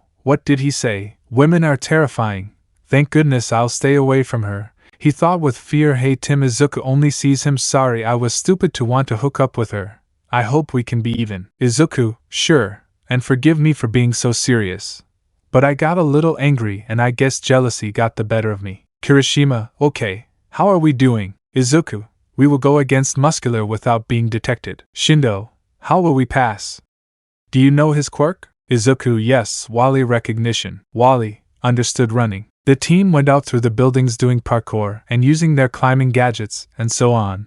Needless to say, Shindo was a bit tired seeing how they performed. In a building, Scarecrow, given enough time, these people will know fear. Muscular, meh, I just want to punch, gut, and murder people. Your bucking toxin is just boring. In the windows, Izuku made the telepathic link so they could talk without problems, without being discovered. Izuku, don't even think about breathing the poison of fear. Kirishima, whatever you say. Izuku, Wally, what's new? Wally, no villains around. Izuku, keep probing cautiously. Wally, as you command. Shindo was going to speak, but Izuku thinks you are telepathically linked. Shindo, I didn't know you could do that. Izuku, there are several things you don't know about me, Kirishima proceeds. Kirishima started making noises to get the villain's attention. Muscular, who's there? Scarecrow, go Muscular, we can't let them escape. Muscular went for Kirishima while Izuku ordered Shindo to go to Red Riot, but before he left, Scarecrow, come out Robin, I know you're there, you look just like your mentor Batman. Izuku came out alone. Izuku, stay out of this and come in if I'm in trouble, he said in his mind to Shindo. I see a new world but same old tricks. Scarecrow, so many people, so many fears they can go through, let me see yours. Throwing his gas. Izuku was wearing a respirator so the poison didn't affect him, launching himself to hit the villain, succeeding once. Scarecrow, let's see what you're afraid of. Izuku, if your answer is am I afraid of being the next Batman, then the answer is no. Using his sticks I won't be the shadow of the bat, I learned from him, but I will leave the nest with my own path. Continuing to hit the Scarecrow with his sticks. With Muscular, where you are cursed. Kirishima just walked out behind him. Muscular, at taking a hit in the face not bad. Kirishima, give up seriously. Muscular, oh yeah, it's Red Riot from Deku's support group, it'll be interesting to kill you. Pulling out muscle fibers. Kirishima toughened himself up to fight well while, without his opponent noticing, he pulled out electric knuckles courtesy of training with Batman, where he always learned to carry an ace up his sleeve. The fight started evenly but with damage. Muscular had to use more and more muscle fibers. Muscular, but how?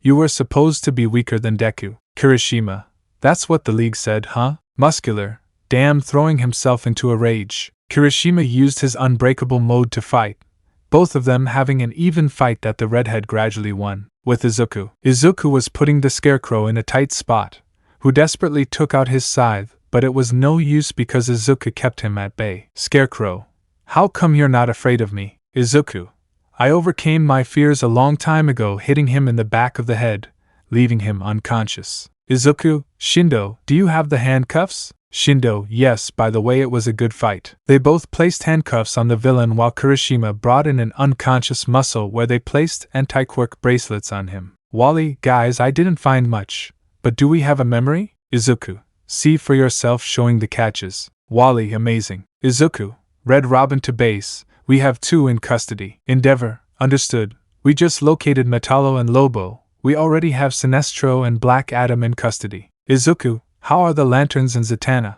Endeavor, they're fine. Shazam, comrade. Izuku was going to speak but, henchmen, leave the bosses throwing themselves. Izuku, do it. Shindo, tremble using his quirk. Minions, oh, while falling to the ground. At the UA. Endeavor, what is this incoming call? In the call a somewhat chilling laugh began to be heard. Ryukyu, he can't be here. Aizawa, curse. Those who know, Wason, ha ha ha ha ha ha ha, why the long faces? Oh, don't tell me you're not happy to see me, it's not like that, little flames. Endeavor, what do you want, Wason? Oh, how impatient, so what's the joke, ha ha ha ha ha. I was just stopping by to tell you that Muzurafu is a good joke, ha ha ha ha ha. The transmission is cut off. Gang Orca, who was that crazy guy? Everyone had the same doubt. Endeavor, this gets complicated with that crazy present. Fat, why do you say that? Ryukyu, he is one of the worst villains known. A bigger threat than AFO. Aizawa, we can't send Izuku against him. Centipeder, what they mean. Aizawa, we're not supposed to say it. Shazam, say it, they should know. Endeavor, Jason Todd, an older brother to Midoriya, was killed by him, and then brought back from the dead a few years ago in the world we were in.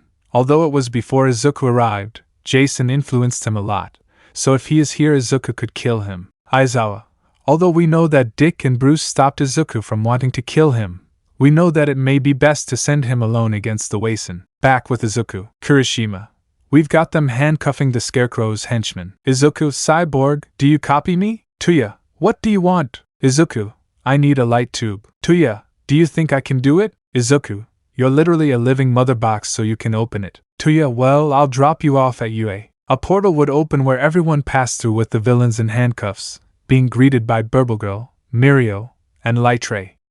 Thanks to Lightray, they were able to open a portal to the Phantom Zone, trapping them there, as they would then be taken to Arkham or Belle Reve. Before they left, Endeavor appeared next to Aizawa. Izuku, what's happening? Endeavor is here, showing a card. Izuku, he here? Aizawa, you're one of the best options to handle this. Izuku, I'll go. Kirishima, I'll accompany you. Izuku, no. Shindo, Wally, you better let him take care of that clown. I'll tell him all about him inside. Crisis on Two Earths Part 5. After Izuku retired from UA, everyone stared at him as if he were a lone wolf. Luca, what did we get lost about?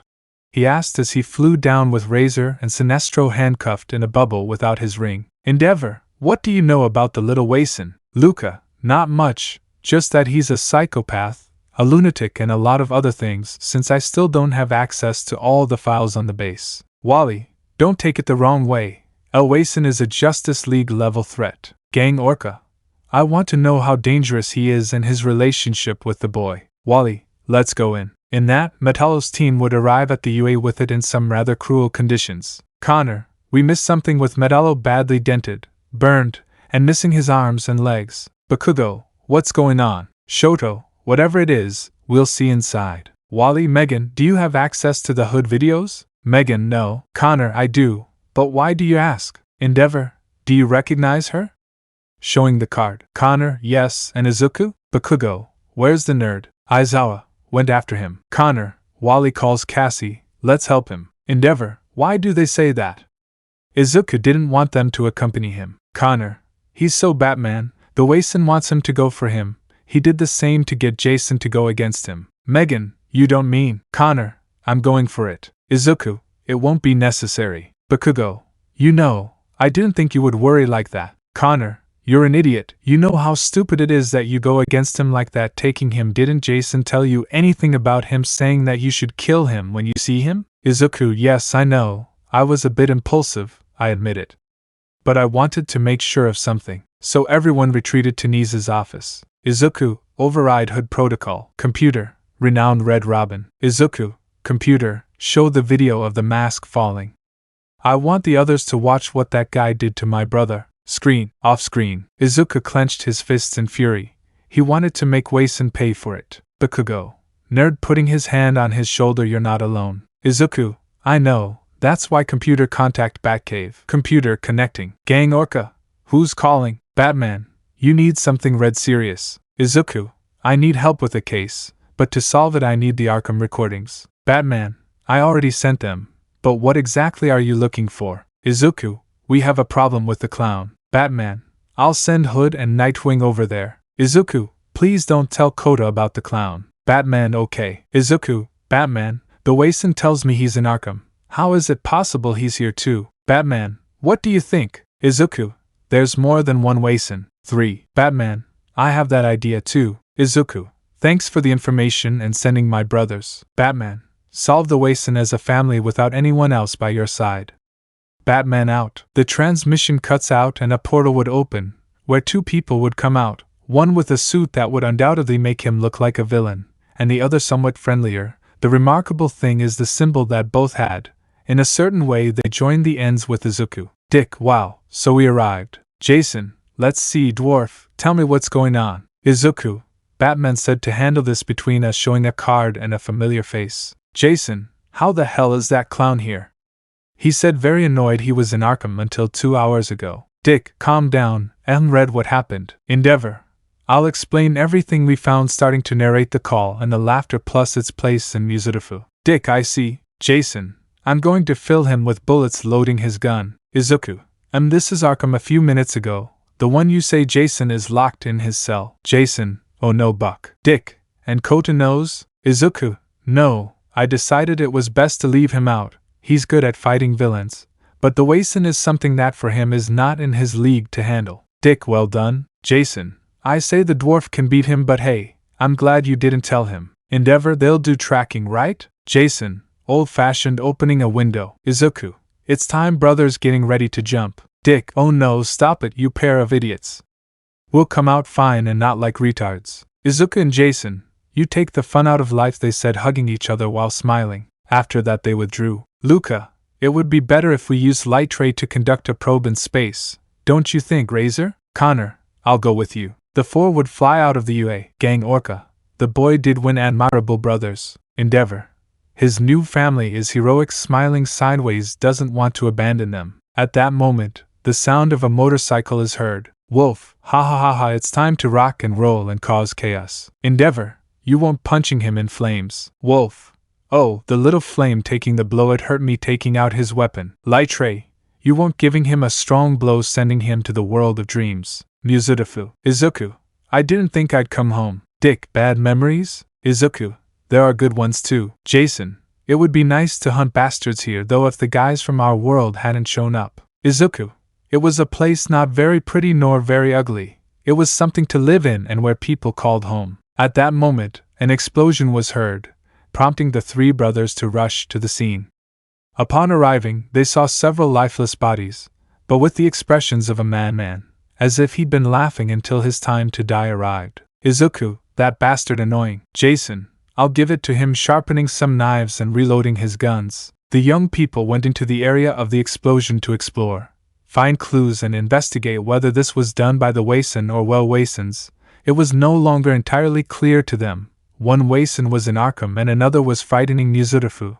Perhaps it was true that there was more than one Joker. Finding distinct bomb fragments, Izuku takes and analyzes the material. Izuku, in addition to the Wason poison, I detect butanol, sulfur and methanethiol. Dick, this could be something more toxic. Suddenly a laugh began to be heard everywhere. Izuku, that bastard is near. Wason, itsy bitsy spider, climb the web. Jason, there he is shooting, don't dodge you bastard, I'll make you a sieve before you. At that moment, the Wason appeared in front of them in a bat suit. Wason, I'm Batman, ha ha ha ha ha ha. Izuku, you don't even believe that, throwing batarangs. Wason, very slow, ha ha ha ha ha, I think you can call me the Batman of laughter, ha ha ha ha ha. Dick, let's go. Izuku and Jason, yes. The three would throw themselves at him, where they would put the laughing Batman, or rather the Wason, in trouble, since Izuku manages to remove his mask with his batarangs. Jason, give up, bastard. Wason, oh, and so what would be the joke, ha ha ha ha ha. Dick,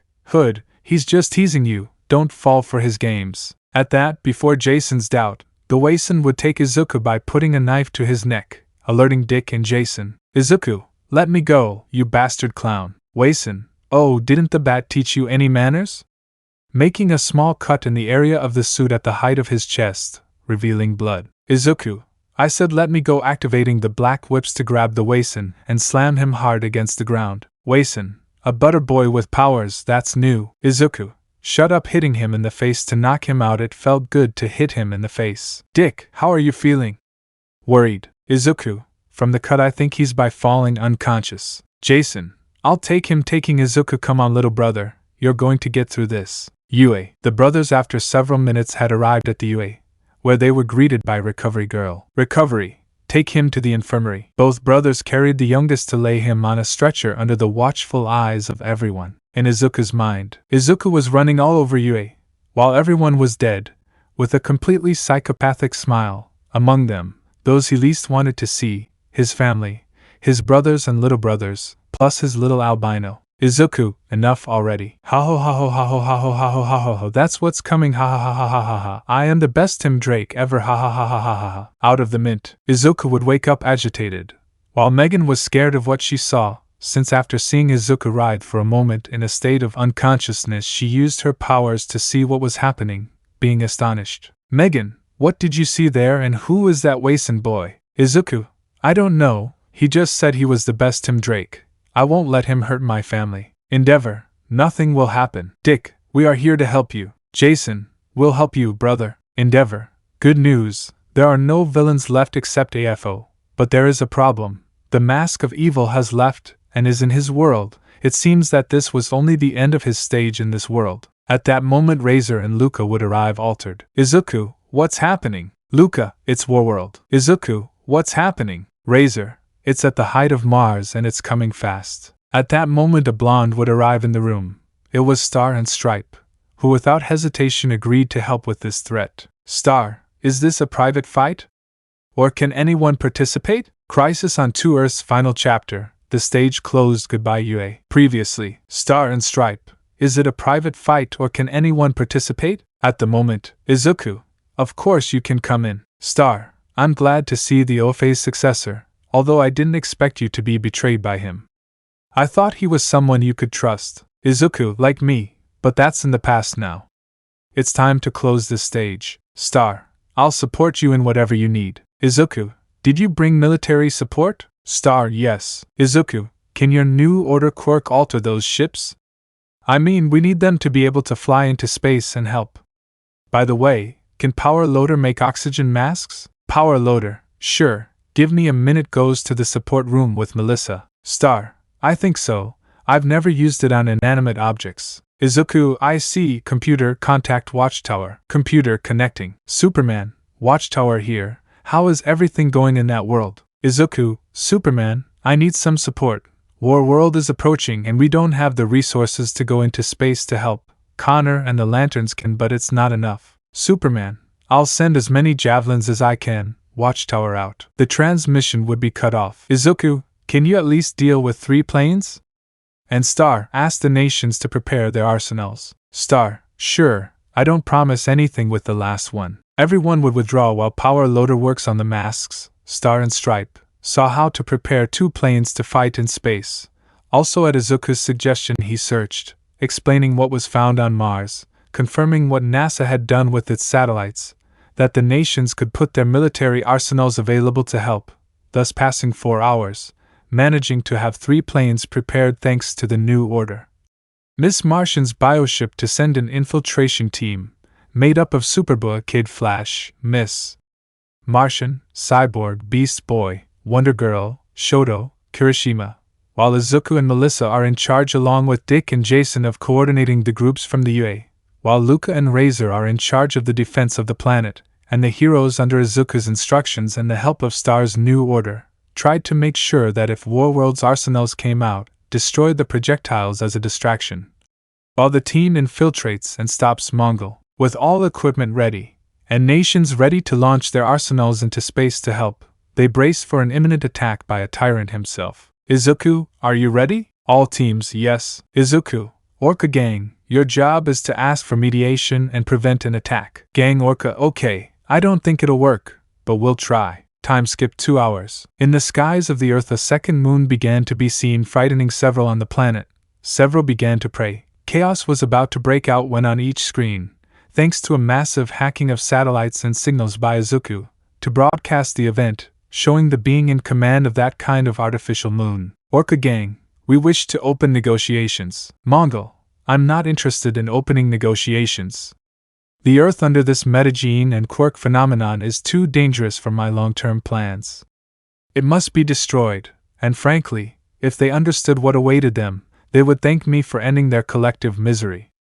No, making his eyes and headphones glow, causing a hatch on the planet to open, revealing a canyon. At UA, Izuku, Luca, Razor, proceed. In the Earth's atmosphere a portal would open while 2 lanterns would come out of it preparing their rings. Warworld prepared his beam, and fired it at the planet, in order to destroy the Earth in one shot, so that a shot would come out of it. Luca, Razor, let's go. Both lanterns would form a shield together that would protect the Earth like a dome. Razor, Luca resists. Luca, easy said than done. Razor, let's redirect it. Luca, good idea. Both would manage to redirect the beam to its place of origin, destroying the cannon on the spot, so that Mongol sees with some anger. The infiltration team managed to infiltrate. While that happened, in addition to the portal would come out 3 javelins plus 3 American aircraft modified by the new order to help, deploying several heroes, along with Blue Beetle, Light Ray and Endeavor, causing Warworld to fire missiles and various weapons from its surface. Endeavor, I don't think we'll do enough damage, but at least the lanterns are protecting the planet. Yue, Izuku, good. Dick, countries are preparing to deploy their arsenals into space to deal with this. With the infiltration team, Connor, Kirishima, Cassie and Shoto were heading towards the command room to directly confront Mongol, while the rest were taking out the valuables from that exoplanet, finding several weapons and several beings in suspended hibernation, including a doomsday that they decided to leave in place for safety. Connor, stop. Mongol, little Kryptonian, you're late.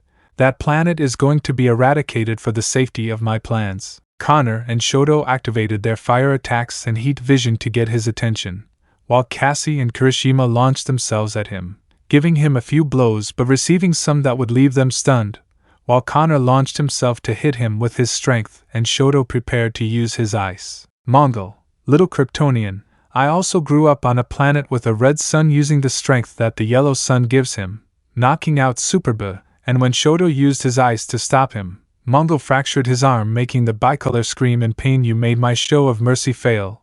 I wanted to finish you quickly, but it's time for you to see how your planet suffers. Deploying several missiles towards the planet. In the atmosphere, Luca and Razor used their rings to form a shield that absorbed 50% of the missiles.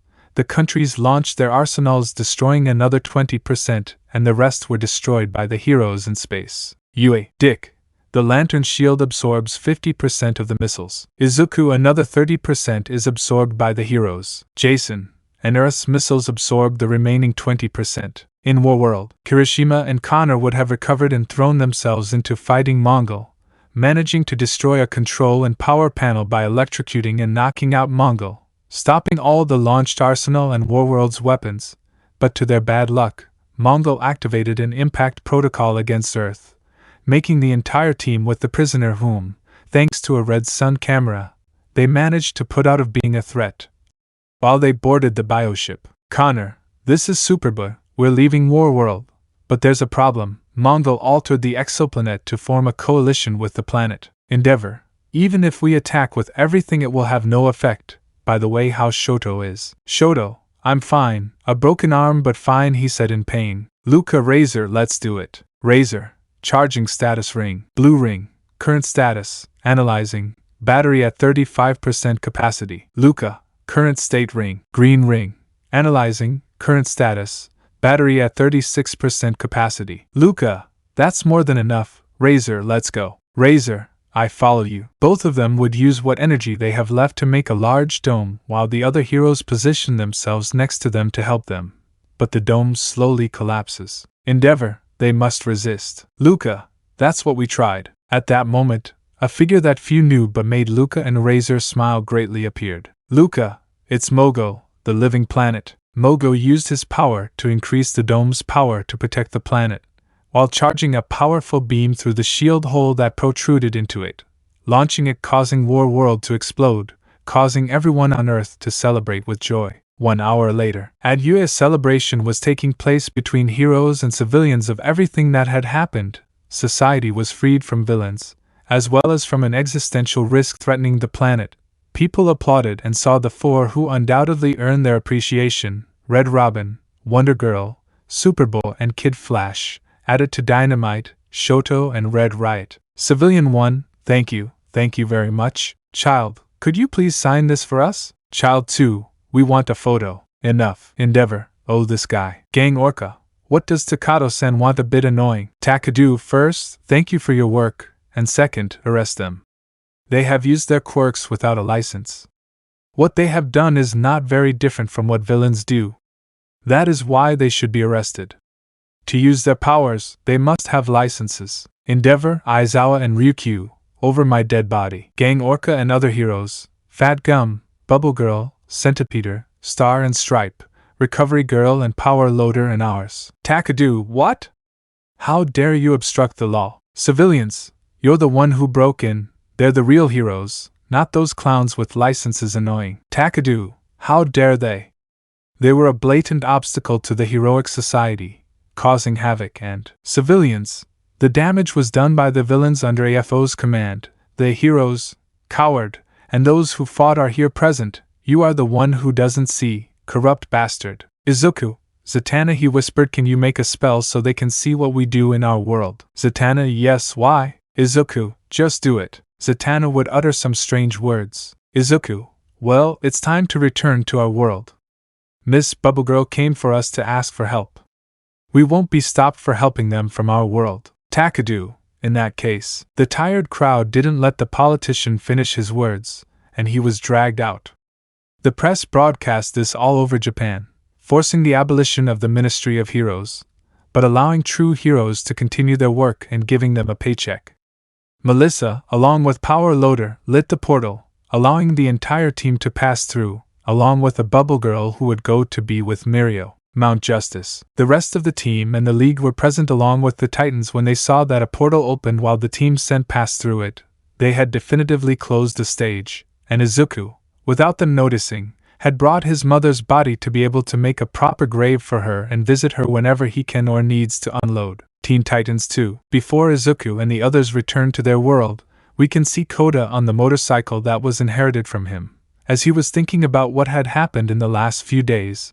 After what happened with Karamba Jr., there was no other villain that appeared, except for some clashes with Intergang and thieves, as well as rapists, plus the training with Gran Torino and Fuyumi's sermons to Speedy and Joey about Mahoro. Kota, if Katsuki and I were here, he would surely shine the bastards for messing with Mahoro, he thought out loud. He continued walking like this for 15 minutes, where a kind of batarangs in red color, making him have to jump. I see that for Red Robin's successor you are agile. Kota, even though I don't trust his opponent like he does. You've got guts, dwarf. But this isn't part of the business, so let's do this. You hand me Red and you stay alive, deal? Kota, as if I were going to hand you over to my older brother, taking out 2 sticks. I'll take it from you with blows, taking out some pointed sticks. Both engaged in combat, exchanging punches and kicks, as well as using their weapons, so that Kota managed to disarm the villain in front of him. Kota now answers, who are you? And why are you after Red? I am Red X and I work for Kota. So Slade wants Red seriously. Red X. So you already know, which doesn't matter to me. You know too much, so I'll kill you. She throws herself at him, but Katsuma, get away from him, throwing some arrows. Red X. We'll see each other again, disappearing in a puff of smoke. Katsuma, are you okay? Kota, yes, holding his abdomen for a cut. Katsuma, who was it? Kota, we'll talk about it at the base. Time skip 20 minutes at Titan Tower. Gran Torino, are you sure? Kota, yes, ouch. That hurts, Fuyumi. Fuyumi, I would do it without it hurting you, but you are restless. Kota while healing the wounds. Gran Torino, who is Slade Wilson? Joey, what does my bastard father want? Seriously, Kota, he was going after Red Robin. He sent Joey to my replacement. You damn bastard, he said angrily and in pain. Kota, what do you mean? Joey, they used to call me Red X. I was just a substitute for the original Red X, Dick Grayson, but I was just a bucking tool for him, for my father, something replaceable. He didn't care in the least that I shared blood with him. Damn mercenary. Kota, calm. Katsuma, let's put that aside. We'll be prepared for an attack. The important thing is to go out on patrol. Computer, distress call received. Impulse, guys, we need help. This is getting ugly. Speedy, what the speedster said. We can't keep Mammoth in the quiet center without having to think about the other one. It seems like we're facing the bat combined with Bane's steroids. Kota, heretic?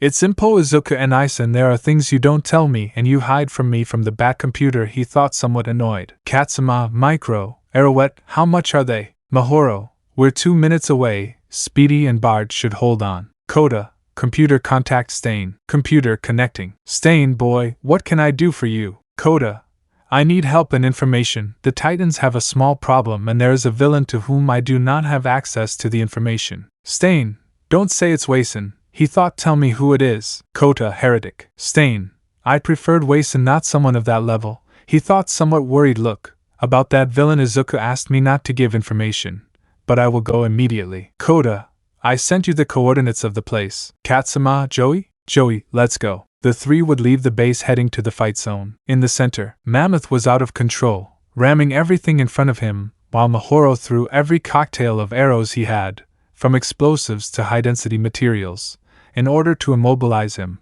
but nothing worked. I see that even though you delay my plans, you are exhausted. Mahoro, TSK. Impulse was running to hit the big guy but took a couple of hits when he only landed a punch. Despite being fast, kid, you're forgetting something.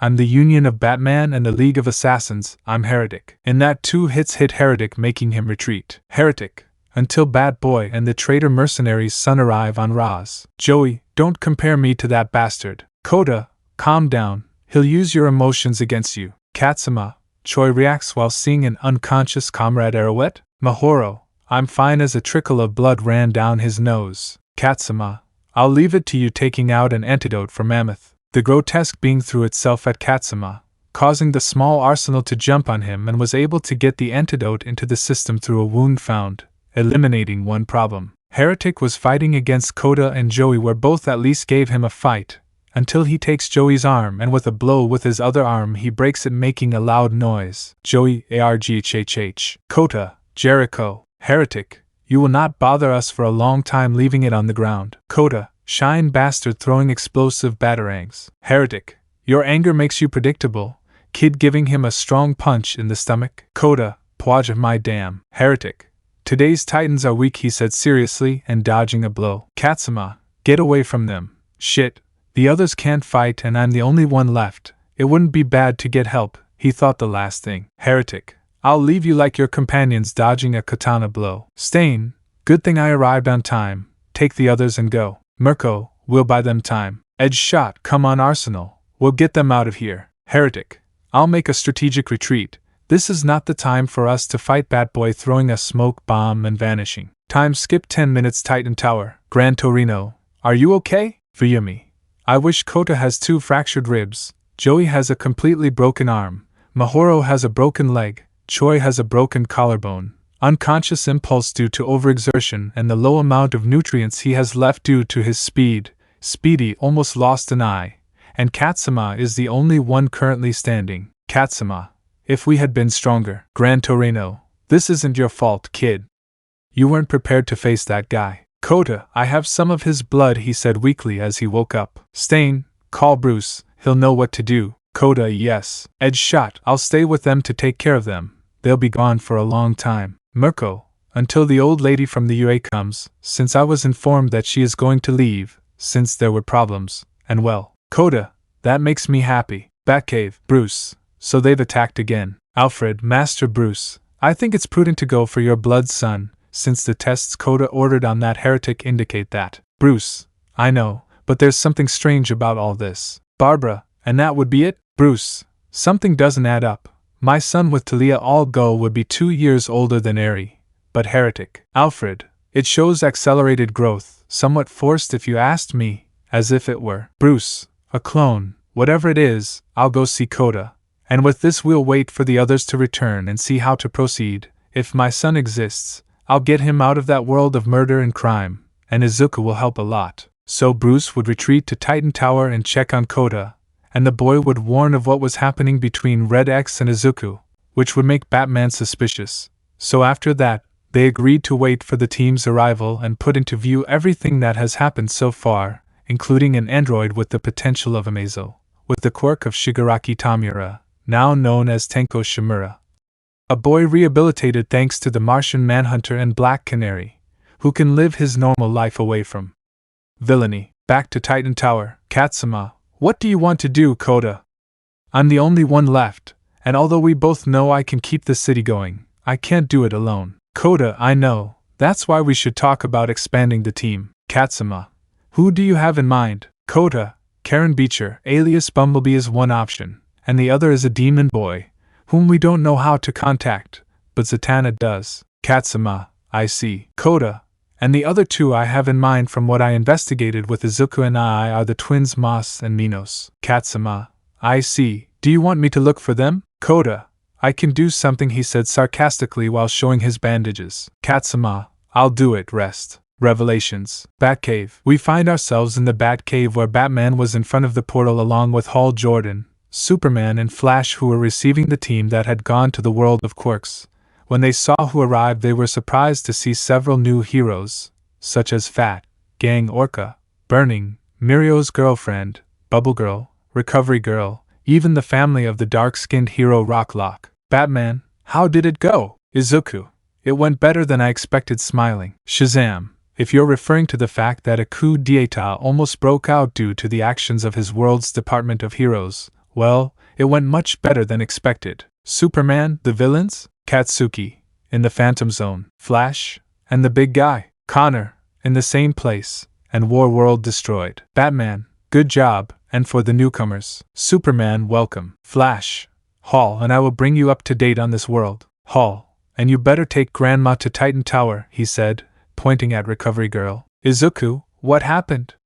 Worried like Dick and Jason. Batman, it would be better if we discussed this in private.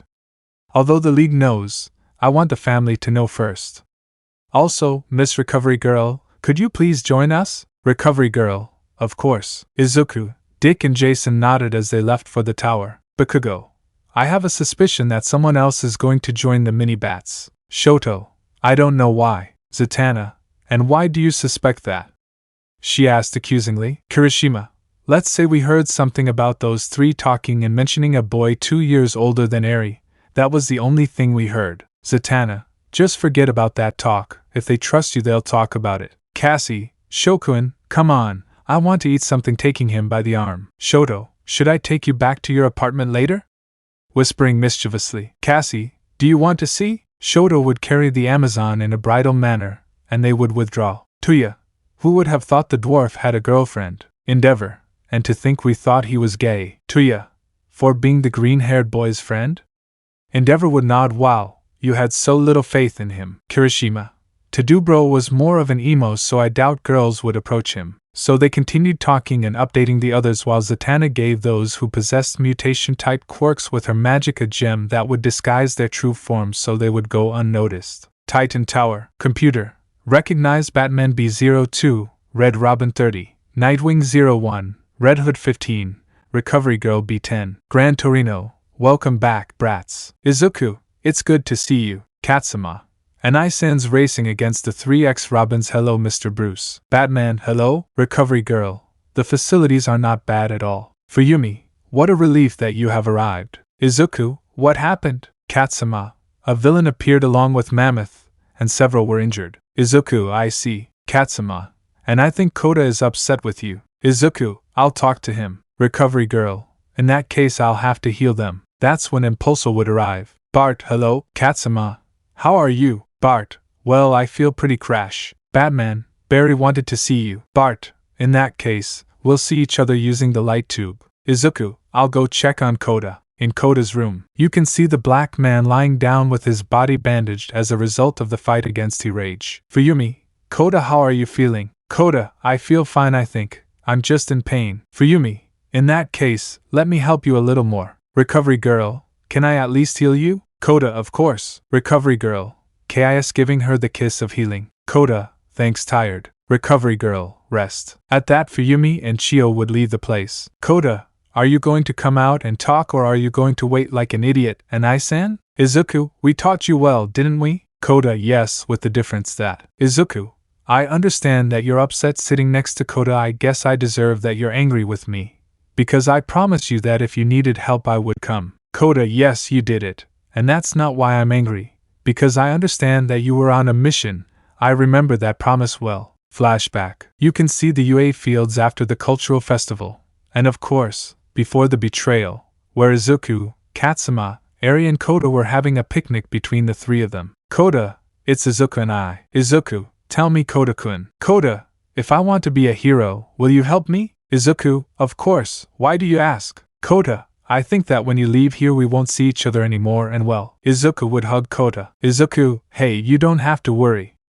Besides, if you want to be a hero, I'll be watching everything, even your entry into the top. I'll be proud of what you achieve. I'll even protect you along the way. Kota, you promise? Izuku, by the pinky to hug Kota, who let out a few small tears. Both would swear by Littlefinger, while the others, without saying it, made the same promise, to be heroes. Katsuma, I'll also be a hero like Izuku and Isan. Eri, and I as Izuku Oto-san. The two raised their fists to affirm what was said while Kota climbed onto Izuku's piggyback, and the others approached him and Eri fell asleep. End of flashback. Izuku, I remember that day. Kota, I thought you forgot. Izuku, I could forget many things, but the promises I made to you, Eri and Katsuma, that day I would never forget. Kota, I'm glad about that. But you know, getting back to the topic, something bothered me, and that is that you hide things from me. I understand that you hide things like the Waisen from me, but, Izuku, it's because of Heretic, right? Kota, yes. Katsuma told you no? Izuku, yes, and that's why I want to talk to you about it. At that moment they would knock on the door, receiving the pass from Kota. Bruce, so here they were. Dick, let's go in and talk calmly. Jason, how are you feeling? Kota, I feel better and a little tired, but other than that I'm fine. Katsuma, I'm glad to hear that. Bruce, me too. Dick, good, since we're all here. Bruce, I will tell you everything about Heretic and the League of Assassins. You see, before my beginnings I was a millionaire eager to take revenge for the death of my parents. That is when, in the middle of my search and training, Ras Al Ghul appeared, leader of the League of Shadows, who was my teacher for a time, giving rise to what was Batman. When the time came, I managed to confront him since we had a clash of ideals. He claimed that those who harmed the world from the shadows had to be eliminated, while I had the goal of not killing, which I still maintain today. Kota, wow. Katsuma, that's amazing. Dick, I said the same thing when he told me. Izuku, me too. Even Jason said the same thing. Jason, don't show me off. Bruce, well, continued he said, smiling sideways at the interaction of his protégés after defeating Ras in an attempt to plan to destroy Gotham. In an accident that left him for dead, he returns this time introducing me to his daughter, with whom I fell in love and married in secret, which, avoiding what may come, we may have a child together. Kota, Heretic had the DNA of both, but Bruce, he had a growth spurt component, so it only indicates that he is a clone of the original who, if my calculations are correct. Jason, he would be 2 years older than little Eri. Izuku, that would indicate that we should go for him. Bruce, no, I'll take care of that with Alfred. Since you know this, I want to ask you for help with him. Jason, the dwarf was probably trained by the League of Assassins, so he must already think like an adult. Dick, not to mention he might be violent. Izuku, and kill him if he goes out on patrol with any of us. Bruce, that's where you 5 come in. I want to ask you to be like his brothers. Virtually you are, since you carry a bit of the legacy that we have created with Dick in the beginning. Even though Katsuma uses the name Arsenal, a small logo of his is the similarity with the bat that Jason and I use.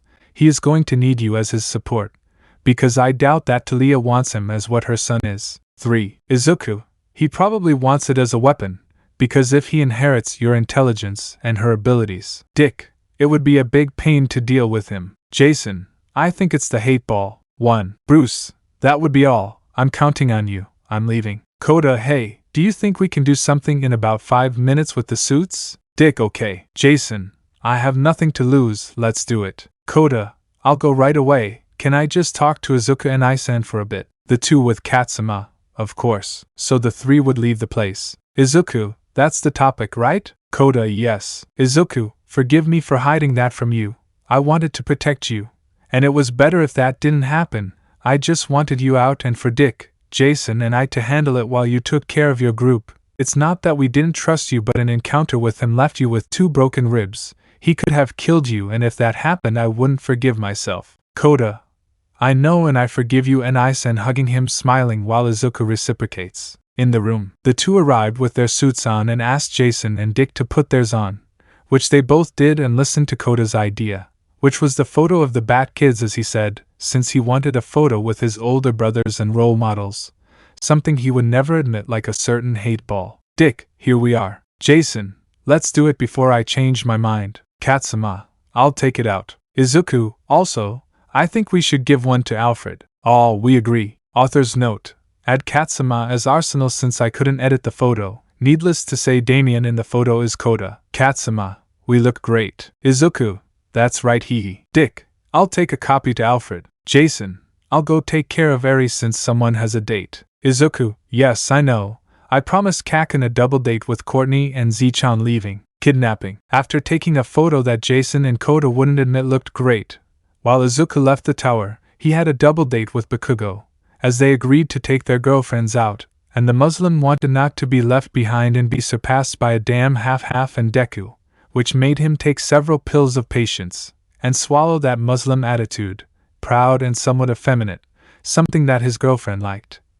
The date, without going any further, was romantic for the girls and pleasant for the boys, because in some way or another, the proud Muslim must have been under the mercy of a lustful woman who acted as dominant during the act, while Izuku, knowing what his girlfriend was like, let it go further using some advice from Dick in bed. Time skip 1 week. After the return to their world and some healthy confrontation added to several inevitable clashes with a certain lost cousin of Sonic, and a skeleton addicted to inflators, the team continued with their missions and lives. Kota and the Titans stopped crime in their city. Young Justice began to look for members for the Titans, since upon learning of the encounter with Heretic, they decided to expand their repertoire of recruits.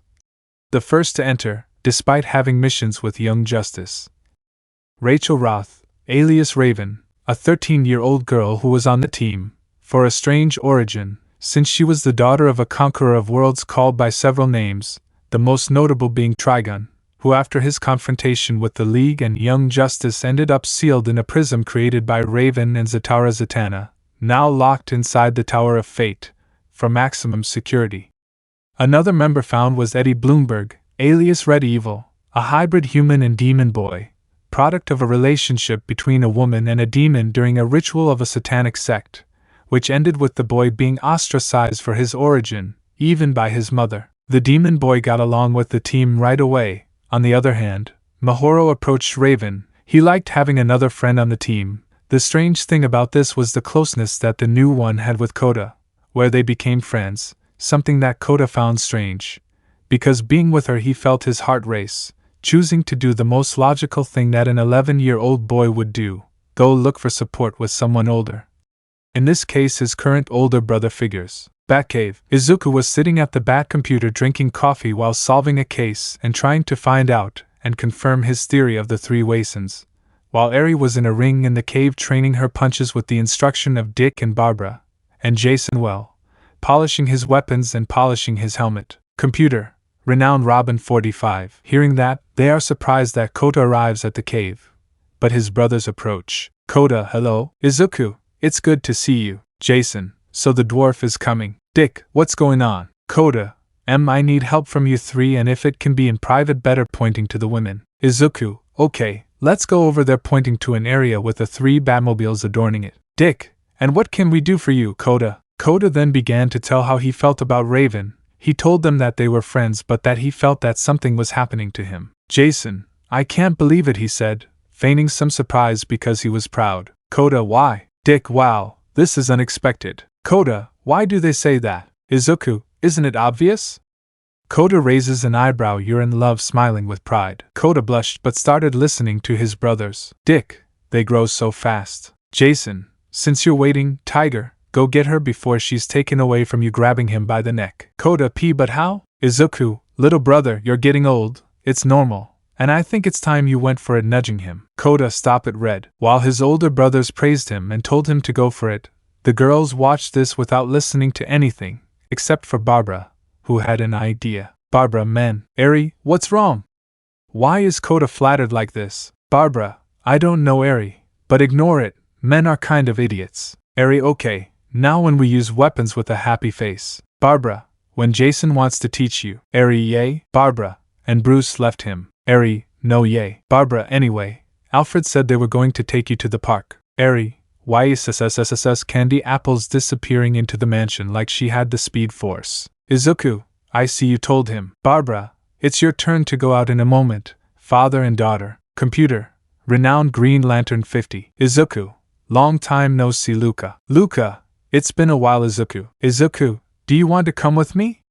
I'll take Eri to the park. Luca, of course. So both friends, after several missions and getting to know each other, a friendship grew closer, as he had with Connor. Elsewhere, a rat with a scar over its eye can be seen walking down a street until it reaches an alley and goes inside, meeting a person it had previously met. Nizu, glad to see you, Spore Master. Spore Master, the pleasure is not reciprocal. Rat, tell me why you came. Nizu, you see, I want you to do a job for me, showing a photo of Eri. Spore Master, what do you want me to do with it? Nizu, with all might, we need the girl. We want you to kidnap her, handing over a briefcase of money. Maybe that'll be enough, or if it's not enough. Spore Master, it's not much, but I'll see it as a sign of good faith. I want the rest of the money with the delivery of the girl. Nizu, so it will be retreating. Spore Master, you know what to do. Red X. Red X.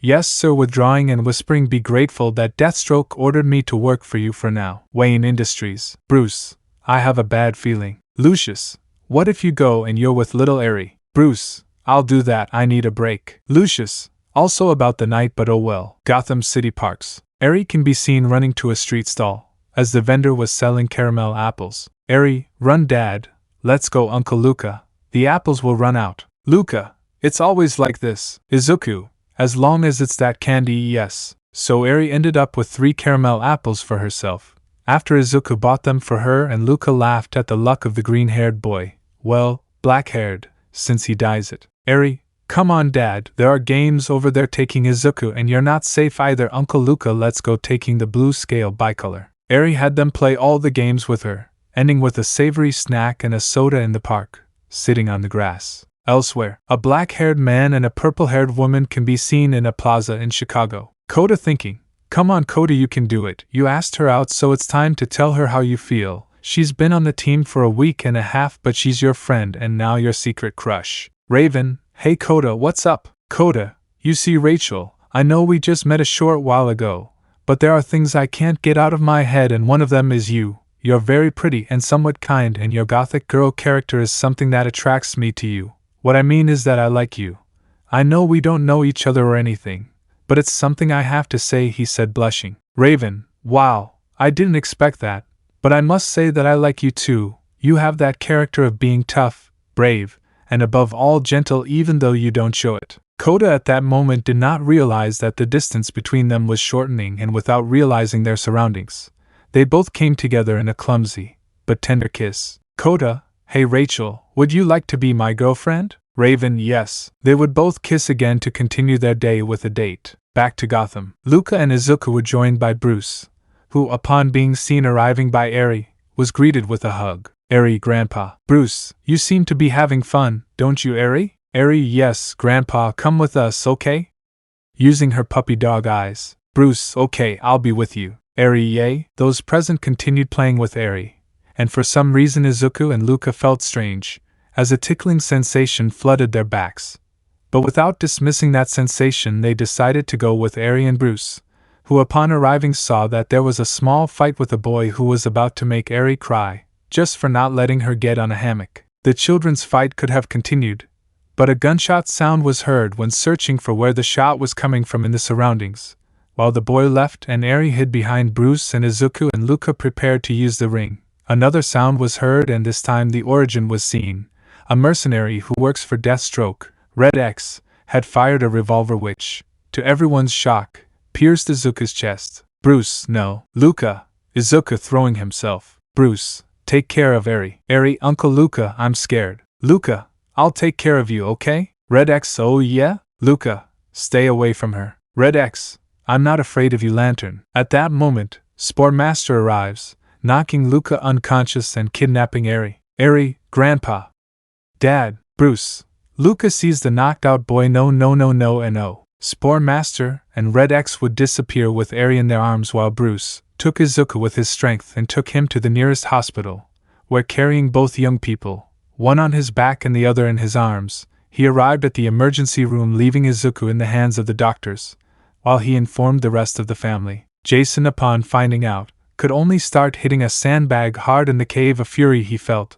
Dick went out to look for clues, and Alfred immediately went to the hospital, where they were stabilizing Izuku after removing the bullet from his chest, which fortunately did not graze any important vital area, and sees Bruce worried. Alfred, I love Bruce. Bruce, damn, I felt something was wrong, and now I have one of my children sick and my granddaughter kidnapped. Damn, hitting the wall. Luca, Mr. Bruce approaching with bandages on his head. Bruce, don't worry, Luca, we'll find her.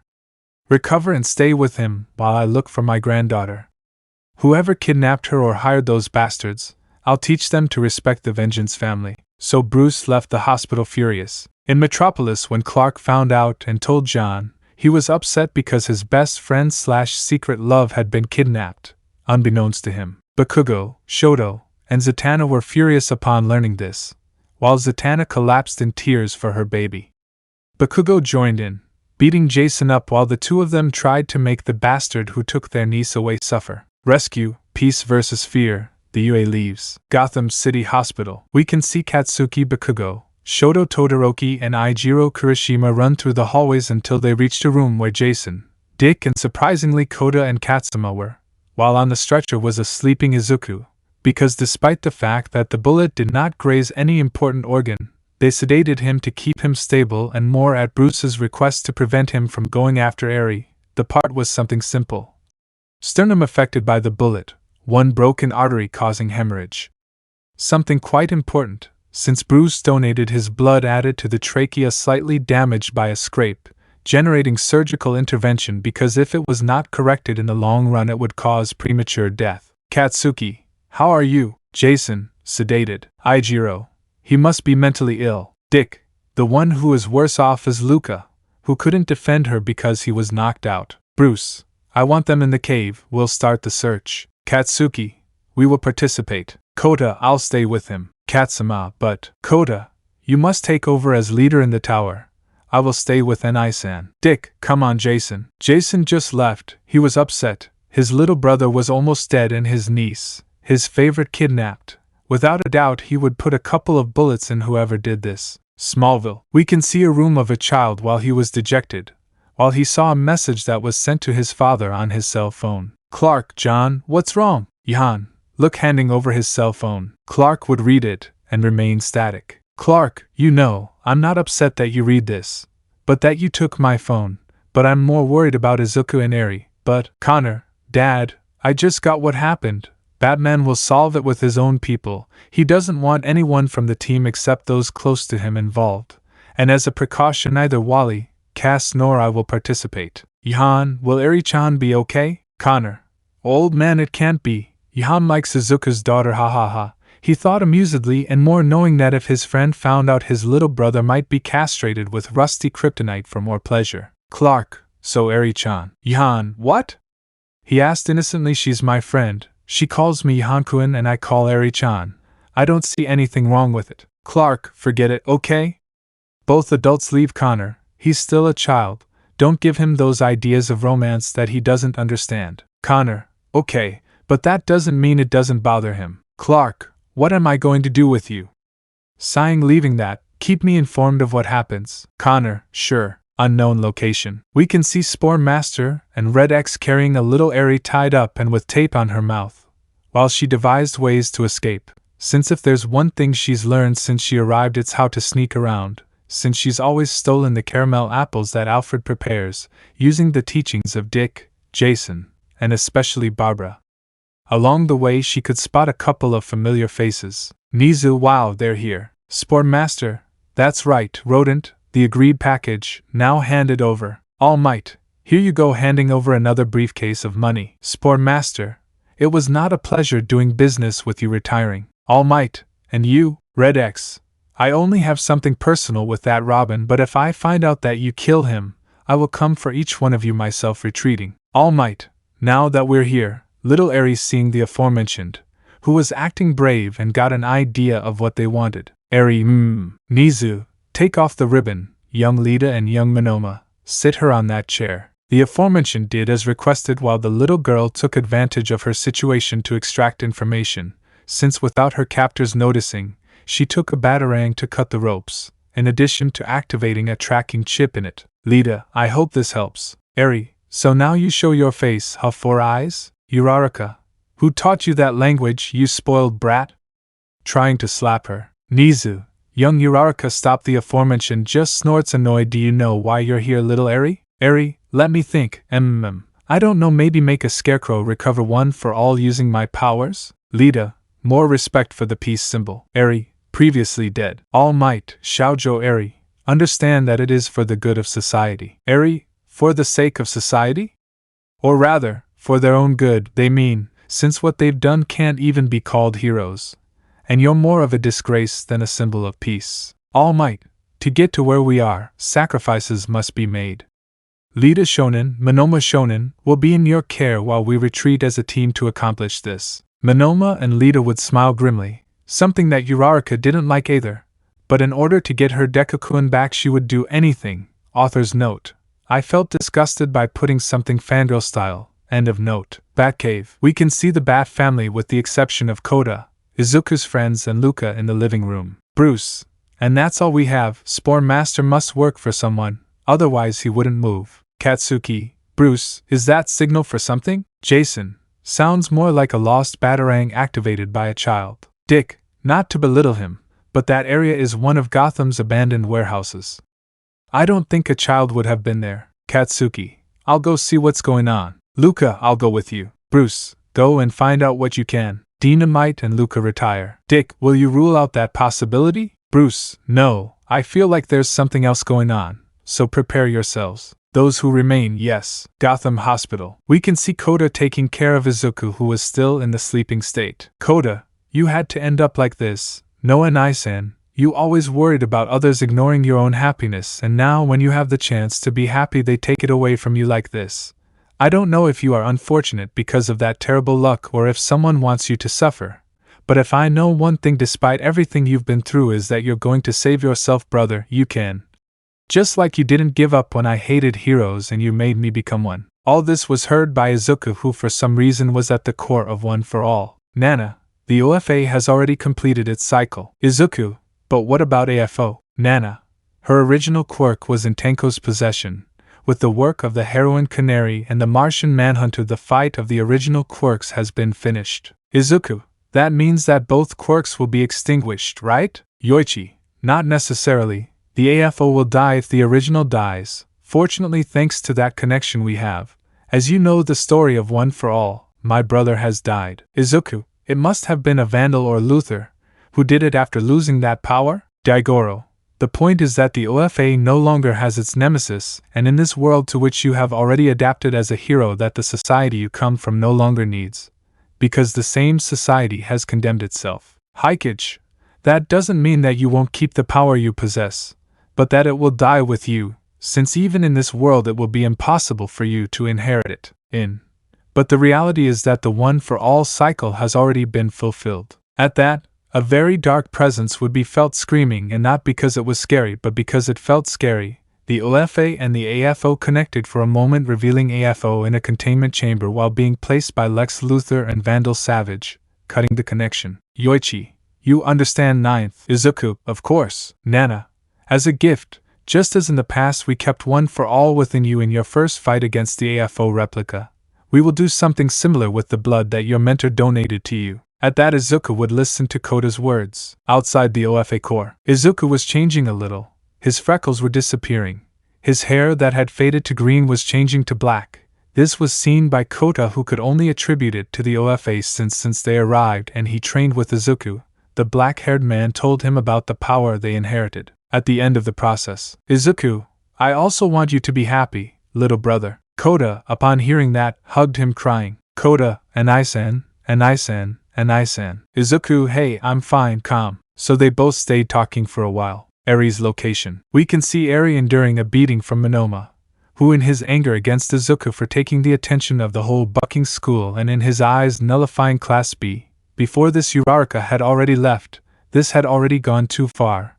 While Lita watched this smiling. Nizu, enough, young Monoma. Eri, no, I'm going to help, panting, with a black eye and smiling with a style that would make Jason Todd give her a bunch of caramel apples. Almight, young lady, you must make me recover to my golden age. After that you can go, bringing Kaminari unconscious and gagged everywhere, placing him in a machine, which would make the OFA when recovered by All Might increase. Eri just spat it out with her bloody saliva. Unbeknownst to them, this was seen by Bakugo and Luca, and before All Might hit her as the skeleton looked, they jumped to help her by activating their tracking chips. Batcave, Alfred, Master Bruce, they found her. North of Gotham, Dick, Melissa and Todoroki were in a Batmobile heading to the point. East of Gotham, Jason, Mirio, Kirishima and Ojiro were on their way. To the south, Batman accompanied by Katsuma, Aizawa and surprisingly Shinzo were heading to the selected point. Shed. Luca entered and made a dome with the ring, protecting Eri and Kaminari,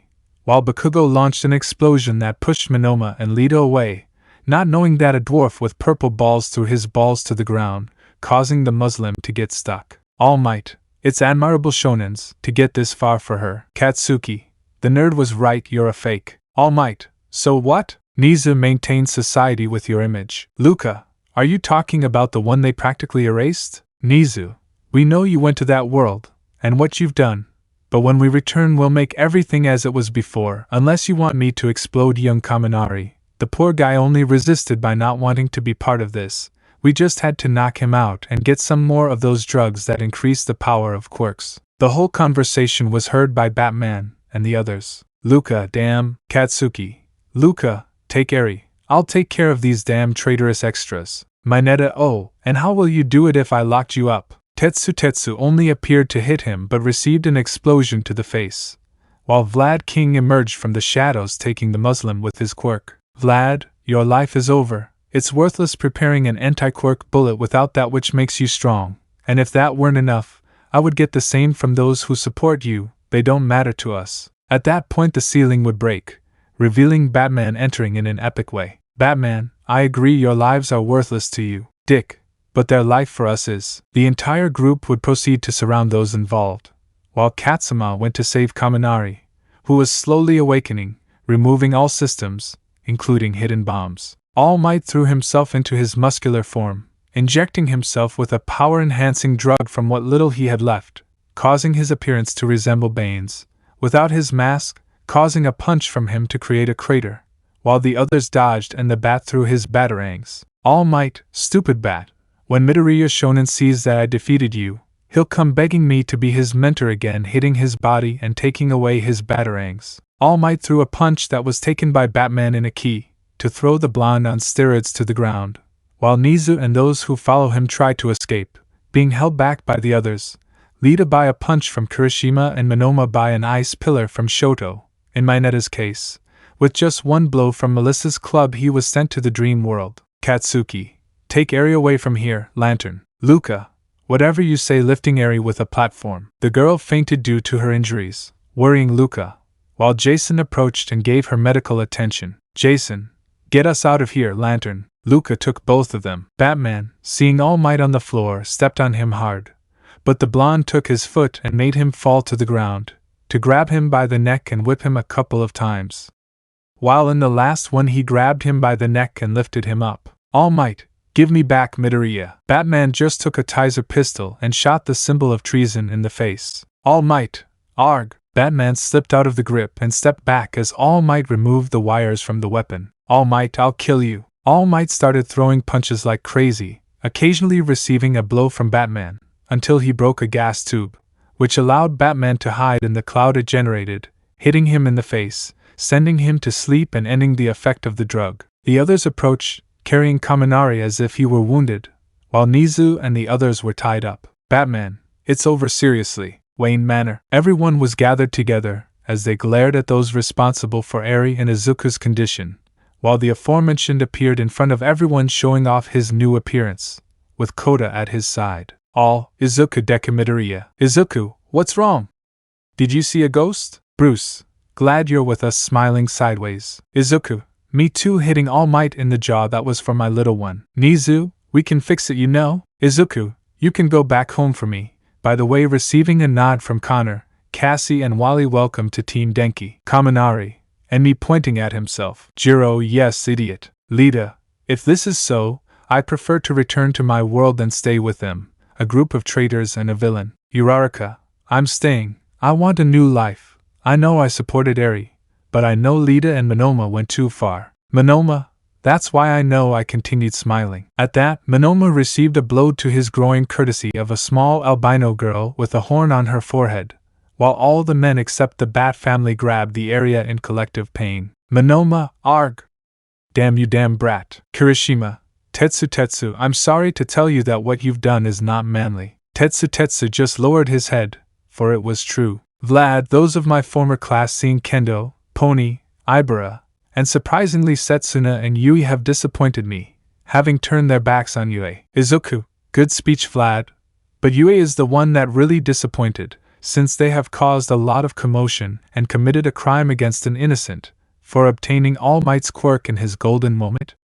That's not shameful, it's sad and above all embarrassing. Nizu P. Bruce, those who want to stay are welcome, as many have had nothing to do with this. In that Koda, Hiryurin, would take a step forward, along with Midnight, Ryukyu, Present Mike, Kamui Woods, which destroyed Mount Lady. Because of this issue they broke up, since she would follow the rat. Kaminari was already staying while the rest were in the team. Of the former Class A, only Lita, Ahoyama, Mineta, Mina, Hagakure and Sato remained, in the case of Uraraka. Bruce knew what he wanted, so he gave her a home before he went for her parents, and gave them total direction of the operations of the construction branch of Wayne Industries. When everyone said goodbye, when the portal opened, the families passed through so as not to be separated, and the rest went through it, with no possibility of return. All Might only saw his former successor, while now regretting his actions. There was no turning back. Lita looked at Midoriya, who looked back at him, promising a lot of pain if he returned for his stupidity. Nina, before leaving, revealed that she was unfaithful to Kirishima with Monoma, so with the blonde they left laughing, while Dick rested his arm on Sharktooth's shoulder, as a sign of support, Toru just hugged everyone, including Izuku, knowing that even though she showed that she could be forgiven, she felt like she didn't belong there. So they all passed until the last one left. While those who stayed looked at this with surprise, especially Shindo, who didn't expect All Might's true face, while the portal closed. Bruce, and you'll tell me what happened. Why did you change? Izuku, let's say it's one of the miracles of One for All, the last one in fact. Bruce, do you have it? Izuku, yes, and he will die with me. Plus Nana said it was the last time the ancient carriers interfered. Bruce, and All Might. Izuku, despite having the embers that he once took away from me with a hair, he won't appear to bother me. Bruce, I was glad. Izuku, and my new appearance is the fusion of my mother Inko Midoriya's blood with yours, Bruce. So you could say I'm your biological son now. Smiling, Bruce just gave a small smile. Dick, well now if you'll excuse us taking Koda and Katsuma and Jason taking Izuku, we have some brotherly things to celebrate, going to see how the first date of a future heartthrob like Koda went, and getting the kids a little perverted. BNHA Universe. Upon crossing the aforementioned, they were received by the new authorities who, upon seeing the line of charges passed, All Might was imprisoned and tried for what was committed, more investigations pending. Neither the same thing happened. Vlad was unemployed, the classes that remained were united in one and was eliminated in front of them. The need for a license to be a hero, which only bothered Lita. Although the most striking thing was to see the insignia of the Justice League in screens everywhere, showing the feats of the League itself, Endeavor collaborating with Superman, Green Arrow and Midnight, Flash and Present Mike, which made a market begin in that world. The hero schools continued, but they only taught values through videos of Superman and other Justice League heroes. Thus, new heroes began to emerge, pursuing more noble ideals, which caused Stain, from the other world, to begin to cry with happiness, leaving behind that era of false heroes. Occupying a Mantle Part 1. Gotham City, 1:07 a.m. You can see an abandoned warehouse where several gunshots could be seen and heard. Bandit, I didn't sign up for this. Bandit 2, stop crying and shoot. Bandit 3, I didn't sign up for the bat to come, I'm leaving. Two Faces, defend the batch of those weapons. The bandits start screaming while being beaten. A figure appears in front of them. Two Faces, Red Robin. At that, two thugs fall to the ground unconscious. Two Faces, and also Robin, from what I guess, they are not far from Daddy Bat. Izuku, give up Two Faces. Kota, and we'll have some mercy so we don't break your face. Well, more than it is. Two-Face tried to grab a gun, but Izuku threw a batarang into his hand, forcing him to raise his hands and surrender, thus handing the villain over to the police officer Gordon sent to the scene, after both retreated in the Batmobile. Batmobile. Izuku, and well, Kota, so what? Izuku, how do you feel? Kota, let me think.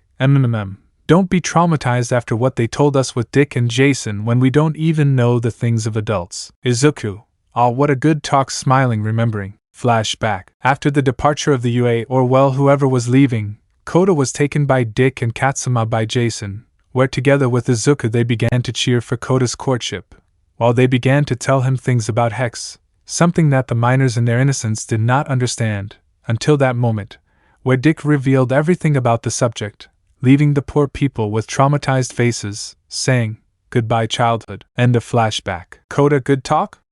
Although I don't dispute that I like the advice and might put it into practice. Izuku, so my little brother shows his perverted side at mocking. Kota, do you see me as my Netta? Izuku, nope, ha ha ha ha ha. Kota, you're hopeless, brother. So they continued bothering each other, until they reached the Batcave. Dick, looks like they've arrived. Jason, let's see how this goes. Smiling while holding a bikini magazine for the minors to see. Alfred, come on. Jason and Dick, remember that even young Kota and Katsuma are still too young to know about that world. Katsuma, although they already took away our childhood because of that talk. Dick, oh come on, don't be like that. At least you know how to find girls to have a relationship with. At that point, Aizawa, Shinzo, Melissa, Bakugo, Kirishima and Todoroki would arrive through the light tube. Izuku, well, we're here.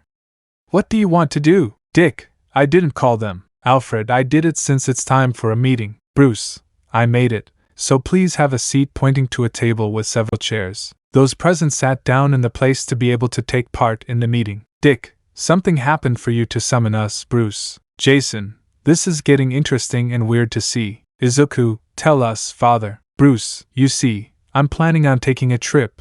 Only you five know about this, but I'll make it clear so the rest know.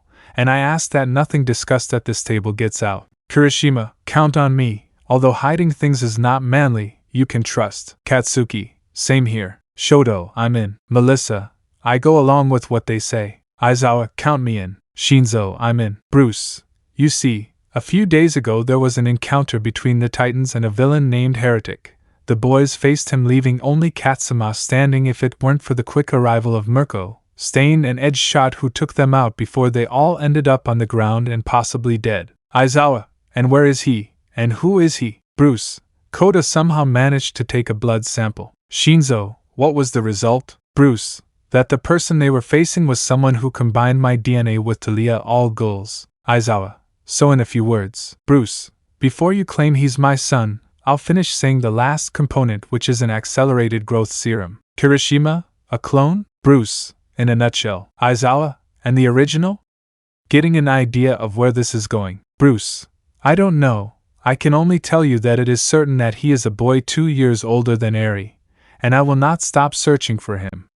He is my son, and I will keep him away from that world of murder. Dick, you know Ras won't let him. Jason, not to mention Talia, Izuku, and possibly Deathstroke. Kota, actually, that last one is out of the Shadow League and is hunting you with Red X. Dick, do you already have another one? Izuku, if I'm honest, I expected Slade to go after me. Aizawa, after what happened with Eri, I'm not surprised he didn't pay sooner to get rid of you. Jason, so you've made the decision that going after that little ball of hate is going to be a lot more mature for his age. Dick, I'm with Bruce, we have to get him out of that world. Izuku, what will happen to Gotham? I mean, Dick is in Bloodhaven, Jason is not even in a fixed place, and Kota and Katsuma are with the Titans. Dick, the answer is obvious no. Bakugo, I think we can help maintain the city. Shoto and Kirishima nod, but someone must maintain the symbol of the place. Bruce, that's how it will be. One of you three must be Batman. The villains must not know that Batman will be out of circulation for a while, pointing to Dick, Jaso and Izuku. Jason, I vote for Dick. Izuku, I vote for Dick Nissen since he's the one who's been here the longest. Dick Bruce, whatever it is, you'll figure it out. That would be all. One by one the others, saving Kota, Katsuma, and the first 3 Robins, would stay in the cave. Izuku, Kota, Katsuma, you can go to the mansion and they and I will resolve this as civilly as possible. Kota, okay. Katsuma, see you. The miners would retreat to the mansion, leaving only the 3 of them, while the 3 saw that no one would interrupt them or call them idiots. Izuku, ready. Dick, of course. Jason, we'll settle this in the most civilized way I know how. The 3. Izuku would take out scissors and Jason and Dick would take out rock. Izuku, oh. Jason, looks like Izuku is supposed to be Batman. Dick, sorry bro, but it was resolved this way. Izuku, okay size, I'll go with Zatanna to have some action and I'll come back to have my Batman suit. The 3 would retreat while Dick would see how Kota and Katsuma ran away upon being seen, causing Nightwing to have a huge drop of sweat. Izuku and Zatanna's department. Zatanna, so it's true that you'll be in that place, right? Izuku, yes, and until Bruce returns, I don't know how much I can be there for you. Zatanna, if you want, maybe we can have this night together, she whispers sensually. Izuku, for you always my beautiful magician, kissing her. Zatanna, maybe you can model me. Izuku, gladly leaving to change. Zatanna, he's the best boyfriend. Izuku, after changing and seeing Zatanna in bed dressed in a maid outfit, decided to go out wearing only tight pants, his normal shoes and a bow around his neck. Zatanna, I like what I see in you. Izuku, always. Thus began a night of love and passion. With everything, they would not be there for each other in the days when Bruce was not there as Batman. The next day, Izuku got dressed because he kept his girlfriend in full sport and action for almost 10 hours without stopping since he returned from the Batcave to the apartment. So when he woke up, he saw her hugged to his chest, so he gently moved her and playfully squeezed her chest, getting a moan. Upon leaving the apartment, he decided to go to the Batcave where, to his surprise, upon entering he saw Kota training shirtless with a stick in the gym. Izuku, good morning. Kota, good morning brother. Notice his face. What did you do, animal? Izuku, what do you mean hiding what he did? Kota, up to here we heard Zatanna. You broke it, he said mockingly. Izuku, ah, that's it. I thought you would do it to Rachel. Kota, don't say that, Red. Izuku, then don't make a joke that you know will end badly against you, he said, smiling. By the way, do you want a one-on-one fight? Kota, really? I don't want to hurt you defiantly. Izuku, so you've got balls, huh? Let's see how much you've improved. Both in the cave ring engaged in shirtless hand-to-hand combat, either willing to hold back. Koda was the spitting image of Izuku as Robin, smart like him, agile like Dick, and aggressive like Jason, as well as strong from training. They were on equal terms until Izuku knocked Koda down with a sweep. Izuku, I won. Koda, if you won, now I'll tell Alfred to cure me, he said with blood on his lip. Izuku, for his part, had a cut on his eyebrow. So they spent the day. Both brothers decided to go out together as the last time for the moment that Izuku remains as Red Robin, being caught by Jason, who took a photo of them, which he would use as extortion. Izuku stopping Koda from being impulsive. Batcave 11:08 p.m. Bruce, well, it's decided, right? Jason, yes. Dick, Izuku. Bakugo. Oh, I should have seen how they fixed up. Dick, you didn't miss much. Bruce, what is your suit like? Aizawa, sapling, come out, we want to see you. Izuku, aren't I too old for you to call me Sprout? Coming to light. Occupied a mantle too. After Izuku came out in his Batman suit, everyone was surprised, including Bruce, smiling somewhat proudly. Bakugo, what not? Izuku, if you shut up it would be better. Annoyed, he was not in a good mood. Koda, I say it looks good. Katsuma, I would have put a voice modulator. Izuku, I have it, so they don't realize I'm someone else, since several know Batman's voice as Bruce. Shoto, ingenious. Bruce, okay, if that's all, I'm leaving. Izuku, luck. Jason, find the dwarf. Dick, don't be so hard on him. Bruce would leave the place and begin his search. Izuku, and what will we do? Dick, what do you mean? Izuku, what case haven't we solved that needs to be resolved urgently, and we're going after them.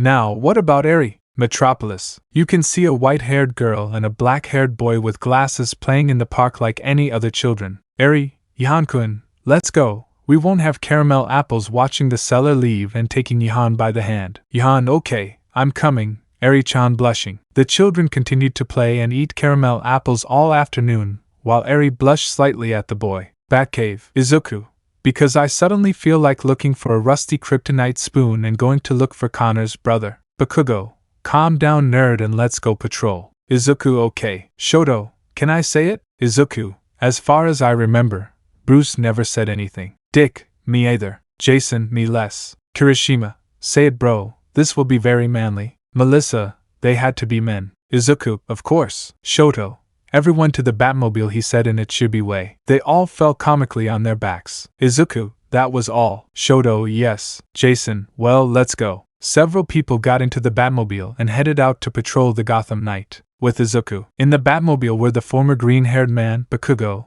who is now known as the Hero King Explosion, Shoto Todoroki, alias Icy Hot, Kirishima Aijiro, alias Red Riot, as well as Melissa Shield, spoiler. The group had been in the car for several minutes. Bakugo, so, isn't there anything on the radio?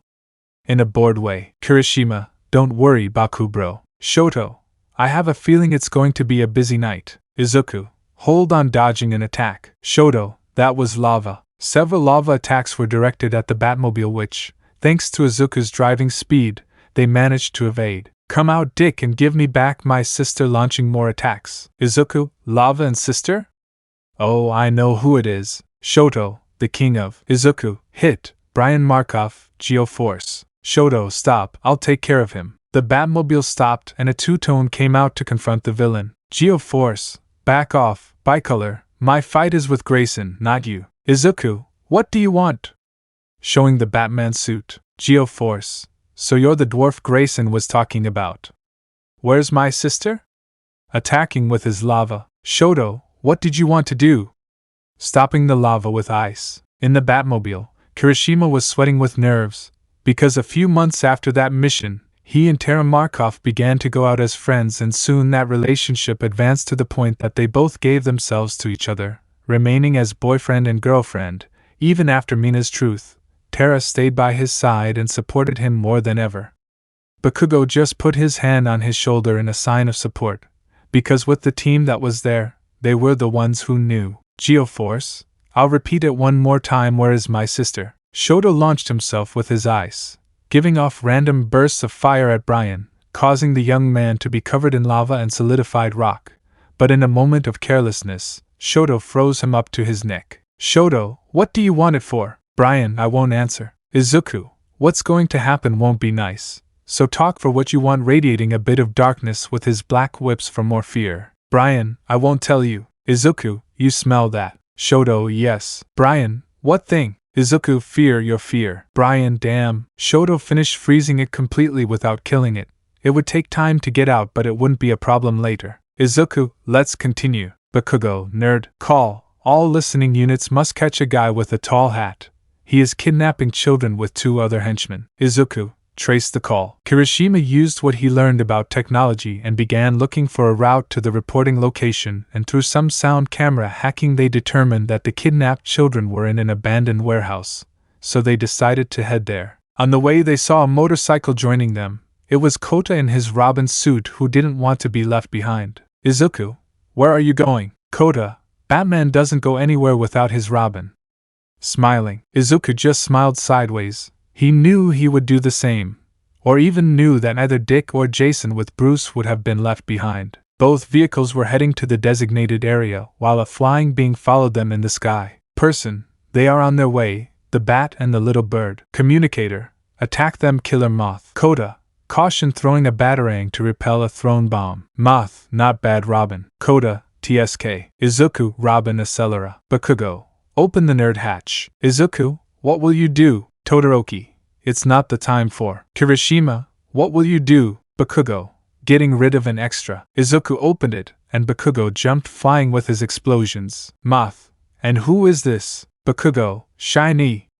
And in thoughts, how good it felt to shout it like before. Bakugo launched an explosion at the villain, knocking him to the ground. Moth, that hurt. Bakugo, then don't interfere extra. Moth, how bad you are, idiot, throwing his bombs. Bakugo, without hesitation, launched his apt shot, causing the bombs to explode before getting close. Moth, this is bad, but I think. He was unable to finish speaking because he received a punch from the Muslim, which, along with an explosion, destroyed his flight system. With Izuku, the Batmobile continued its route alongside Robin as they approached the warehouse and were surprised by another villain attack, a flying guy with a flamethrower in hand. Izuku, Firefly, did this idiot hire several guys from the League of Assassins? Kota, from the files it is somewhat trusting. Shoto, he will keep his distance, it won't be easy to hold him back. At that moment, a sound of explosion alerts everyone, distracting Firefly, which Kota took advantage of to throw a batarang and explode the villain's flight system. Shota, Kirishima, Ijiro, yeah, we'll leave the rest to you bro. They both jump out of the Batmobile to stop Firefly, while Melissa jumps out and takes Kota's motorcycle. Kota, I'll leave you my motorcycle, jumping and getting into the Batmobile walking. Izuku, let's do it, smiling from the side. The Batmobile continued on its way, reaching about 10 meters from the abandoned shed, while Firefly tried to approach and defend the place but was received by a punch from Kirishima and an ice pillar from Shoto, trapping him. Izuku and Kota jumped out of the Batmobile only to be surprised by Electrocutioner, a hulking villain with gauntlets and technology capable of reproducing electricity. Izuku, go for the snake's head. Kota, understood, taking out his bat hook. Villain, I'll stop you here, Batman. Izuku, The villain threw himself at Izuku, who began to skillfully dodge his blows and connect several to the head, stunning him.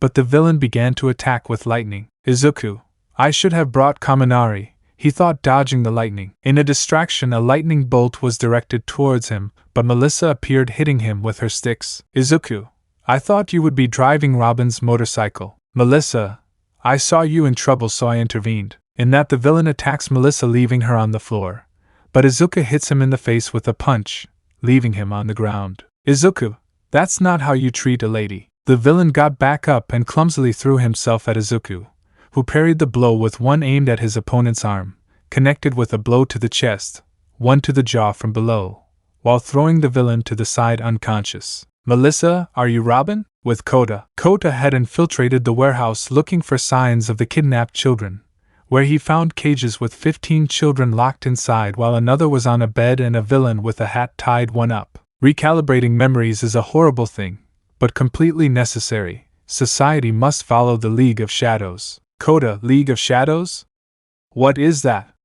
He thought. Izuku, Kota, where are you? Kota, infiltrated near the villain, I sent you my coordinates, he whispered. Izuku enterado. Koda maintained his position, waiting for a moment of distraction to be able to proceed, and when he saw that the villain retreated, he proceeded to break the locks on the cage and free the children, who guided by him began to escape.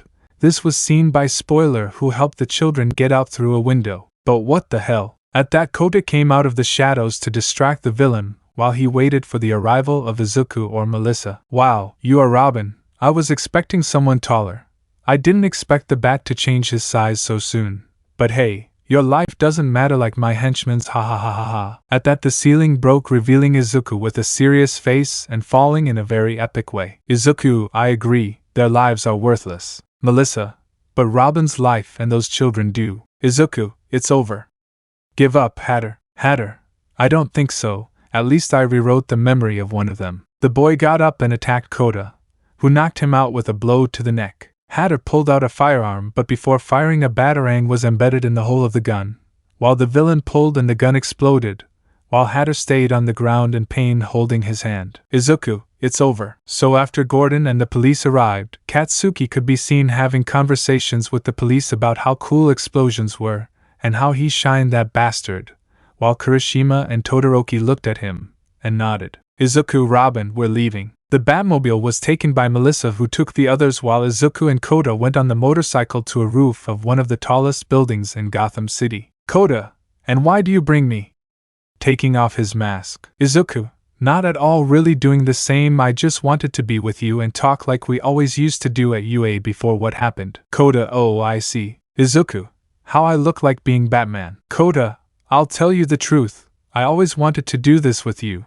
And seeing what Bruce believes, me being your Robin, something that in our world you being Deku couldn't do, taking a child as a protege because you would be arrested because of the laws. Izuku, I like that. Little brother hugging Koda. They both separated and decided to bump fists, since it was something they both wanted for a long time, since Izuku was Deku, and they both always hinted at it during their days at UA. This, without them knowing, was broadcast to the entire world where the green-haired man came from. The children saw the image that Batman and Robin created, without knowing who they were.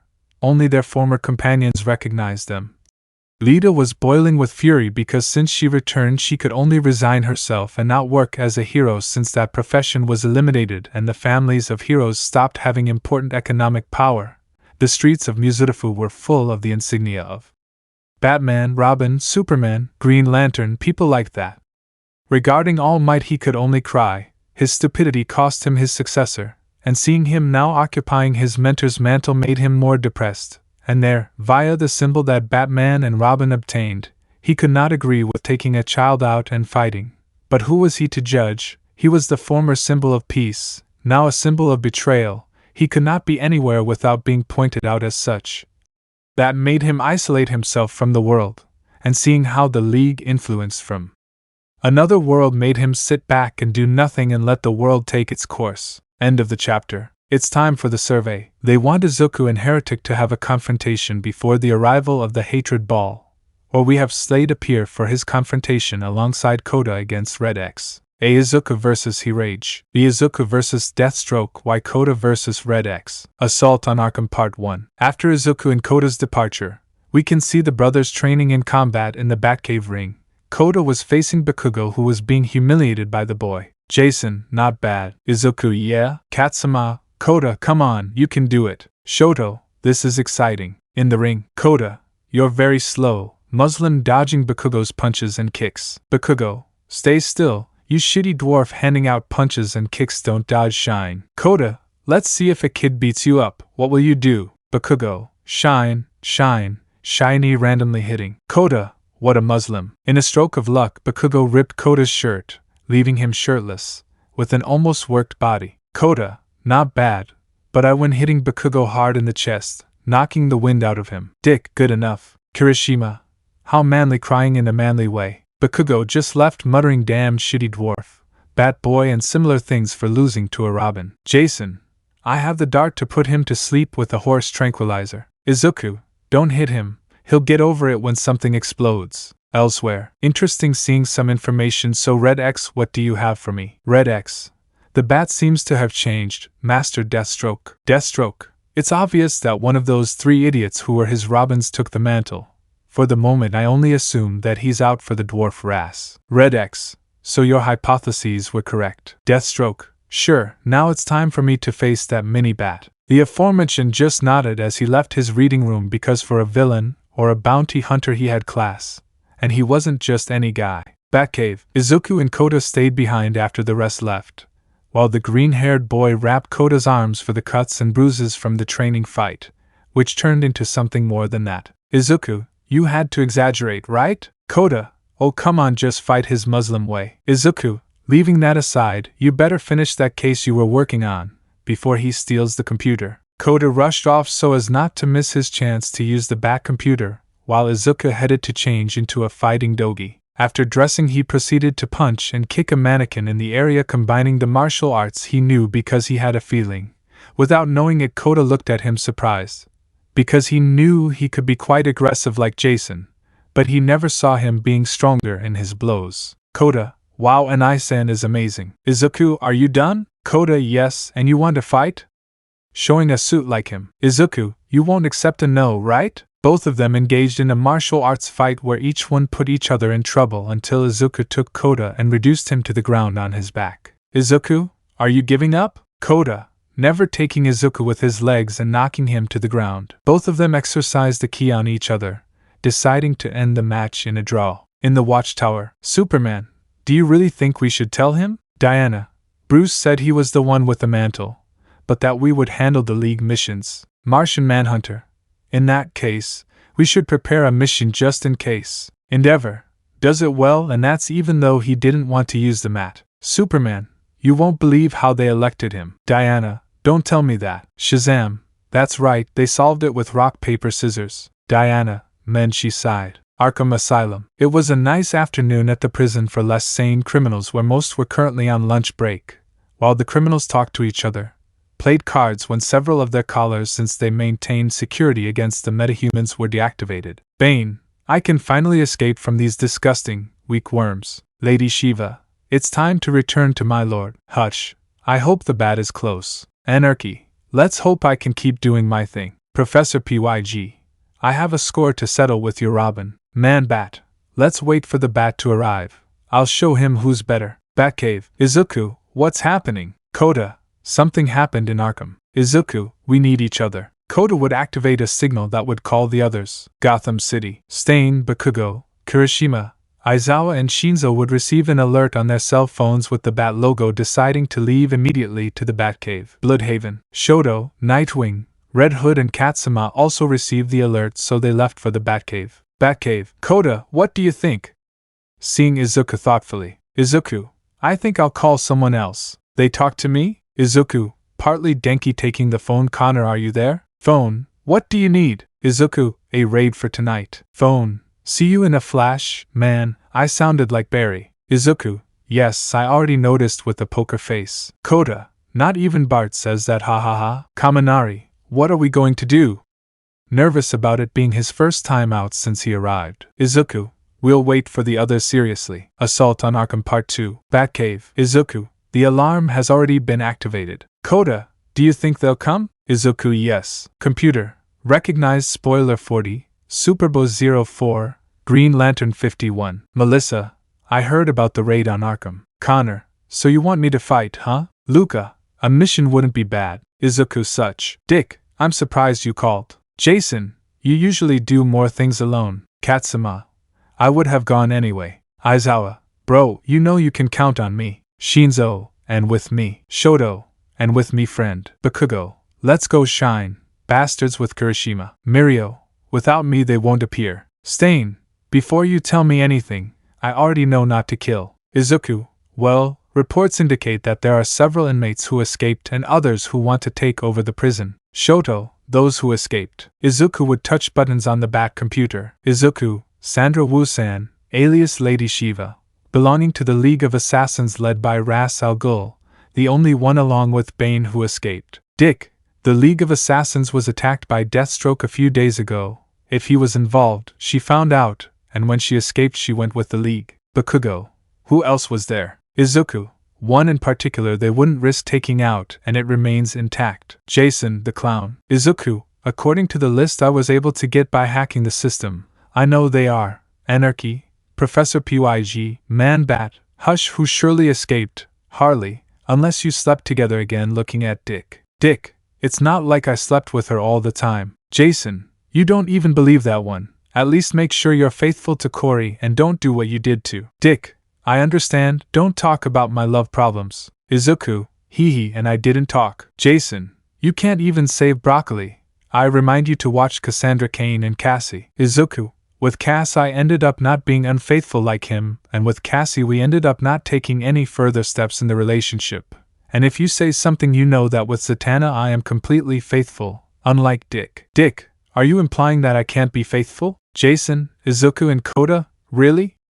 With a raised eyebrow you know we're right. Aizawa, well, leaving aside the family discussion, it would be better to go to prevent more villains from escaping. They all proceeded to grab the Batmobiles and motorcycles gathered in 3 teams and 2 motorcycles plus 2 flying ones. Izuku's Batmobile, Bakugo, Shoto, Kaminari. Dick's Batmobile, Melissa, Aizawa, Shinzo. Jason's Batmobile, Stain, Mirio. Bubble Girl the latter at Mirio's begging. Moto 1, Koda. Moto 2, Katsuma. More Superba and Luca in flight. The teams headed to Arkham unaware that a showdown between 2 heroes and their 2 pupils would ensue. Arkham Asylum. Izuku, we arrived. Stain, it's a bit scary. Aizawa, it has a more gloomy meaning than Tartaro's prison. Shoto, we don't know what we're up against. Dick, we'll keep our eyes open. Izuku, let's go in. The group entered the prison as they saw several villains running around the yards killing each other. Izuku, Shinzo. Shinzo nodded to proceed with the questioning.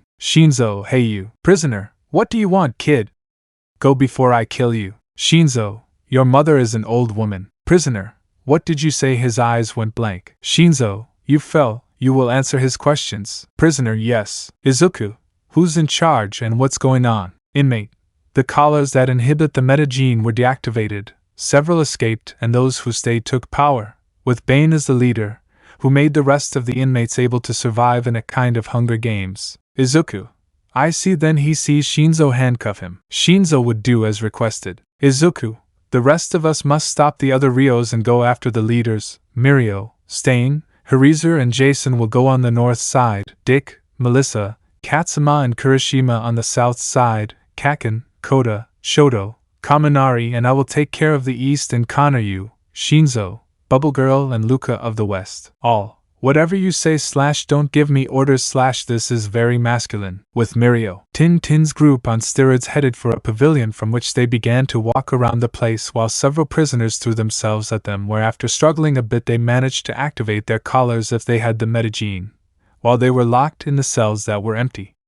Everything was going very well until a tough guy, muscular at the level of All Might, with a black and white mask appeared, breaking a wall. Bane, well, the little group of the mini-bat, I'll have fun with you. Aizawa, prepare yourselves. Stain drew his katanas and launched himself at Bane, who grabbed one of them and broke it with his hands, but couldn't dodge a blow to his chin from Mirio, stepping back a little, while Jason faced the other inmates who were coming. Aizawa wrapped his bandages around Bane but they were ripped to shreds as he collided with Stain. Bane, I'll break you and I'll break Batboy. Aizawa, we must stop him. Stain, yes, I already noticed it. Aizawa, I'll distract him and cut the hose on his mask. Aizawa threw himself at Bane while nimbly dodging the muscular villain's blows, until Bane, damned swordsman deflating, as Stain cut his toxin hose. Mirio, Poeya, hitting him and knocking him out. Aizawa, at least we counted her. Jason, I missed him arriving while reloading his pistols.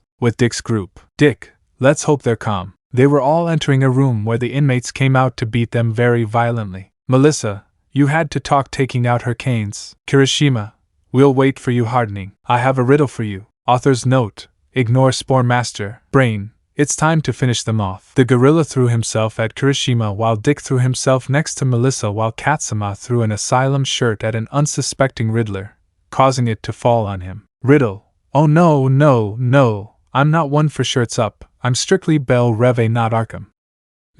Katsuma, you talk too much putting a muzzle on now the robot with a brain. Brain, you will not be able to prevent the emergence of the light. Katsuma, let's find out. Katsuma threw himself at the robot while it stopped him with its brain waves, but it was useless. Katsuma took out Roy's bow and launched an arrow, immobilizing the robot with a discharge. Kirishima.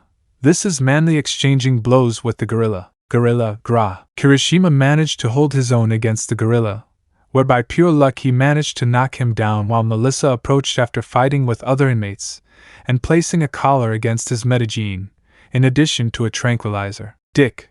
A little help facing 15 inmates. The others went to help him. With Connor, the team that handled the west side had several inmates unconscious while they spoke. Luca. No, he wouldn't ask us for help. Connor. He's a bit of a Batman, even though he only wears the mantle temporarily. When he gets his mind set on something, he does it. Bubble Girl. How long have you known him? Connor. Several years. He's my best friend. Shinzo. He became quite a lone wolf, or rather, a bat. Everyone would start laughing at the little joke. With Izuku. Izuku. King Explosion. How are you hitting 3 inmates? Katsuki. I'm doing well. Every bastard that comes I shine at throwing explosions. Koda. This is even good throwing some batarangs. Shoto. They are somewhat stubborn. Then he sees Kaminari throwing lightning bolts. I have an idea. Izuku. Which one? Shoto. Pikachu. I choose you throwing Kaminari at 20 prisoners. The inmates began to be electrocuted by the touch, with Kaminari becoming unconscious. Kaminari. Hey, that was racist. Izuku. Don't laugh, don't laugh, don't laugh. Making a superhuman effort not to laugh. Bakugo. Ha ho ha ho ha ho ha ho ha ho ha ho ha ha. Looks like you're not coming alone, no Drake. Izuku. Deathstroke taking out his sticks. Deathstroke. Glad to see you coming out of the shadows. Bakugo. How does he know your nerd name? On guard. Shoto. We've got you covered in fighting stance. Kaminari. Who is he? With fear. Koda. I'll help you. Second round robin. Kota. Red X taking out his staff and blocking a blow from the aforementioned. Deathstroke would throw a knife towards Izuku, who dodges it, to begin a confrontation with the villain's sword while several inmates jump to fight, Bakugo and the others taking care of them. Kota for his part fought hand to hand after disarming each other with Red X. Izuku. It seems you were expecting to face me dodging a katana blow from the villain. Deathstroke. I knew if the bat came out for the smallest of you, one would take over. Izuku. So it was you who forced him to leave for the League of Assassins. Deathstroke. It was just simple revenge against Ras. The exchange continued as Izuku disarmed Deathstroke as he pulled out a firearm and shot the green-haired man. With Koda, Red X and Robin were in a fairly even exchange of punches and kicks. Red X. Not bad, Robin. Koda. Are you still angry about facing us before? Red X. I wish you hadn't faced me. Koda. Why would I do it? Red X. You don't have Arsenal with you. Koda. I remind you that he arrived late and had already won the first round. Red X. Stop underestimating myself. Koda. I don't think so. Placing a sphere on his shoulder. Red X. That won't do anything to me. Koda. Wanna bet? Tapping a button in his hand, the sphere launched electricity through Red X's body, causing him to become unconscious. Koda took advantage of this by grabbing his staff and running towards Izuku, who was keeping things even with Deathstroke. Koda. Hey daddy, getting the mercenary's attention. Here's your pipe, hitting him on the helmet with his stick and jumping on him. Deathstroke. Don't believe it, giving him a double kick to get out of the blow. Izuku. Leave him alone, kicking him in the face. Save something for me. Koda would connect his staff with the mercenary's sword to receive a kick from him, while Izuku intercepted a blow with the katana on the other side with his staffs, while Koda threw himself again, receiving a cut that he blocks with the staff but receives a punch in the abdomen, while Izuku jumps and hits the villain with a double kick. Deathstroke.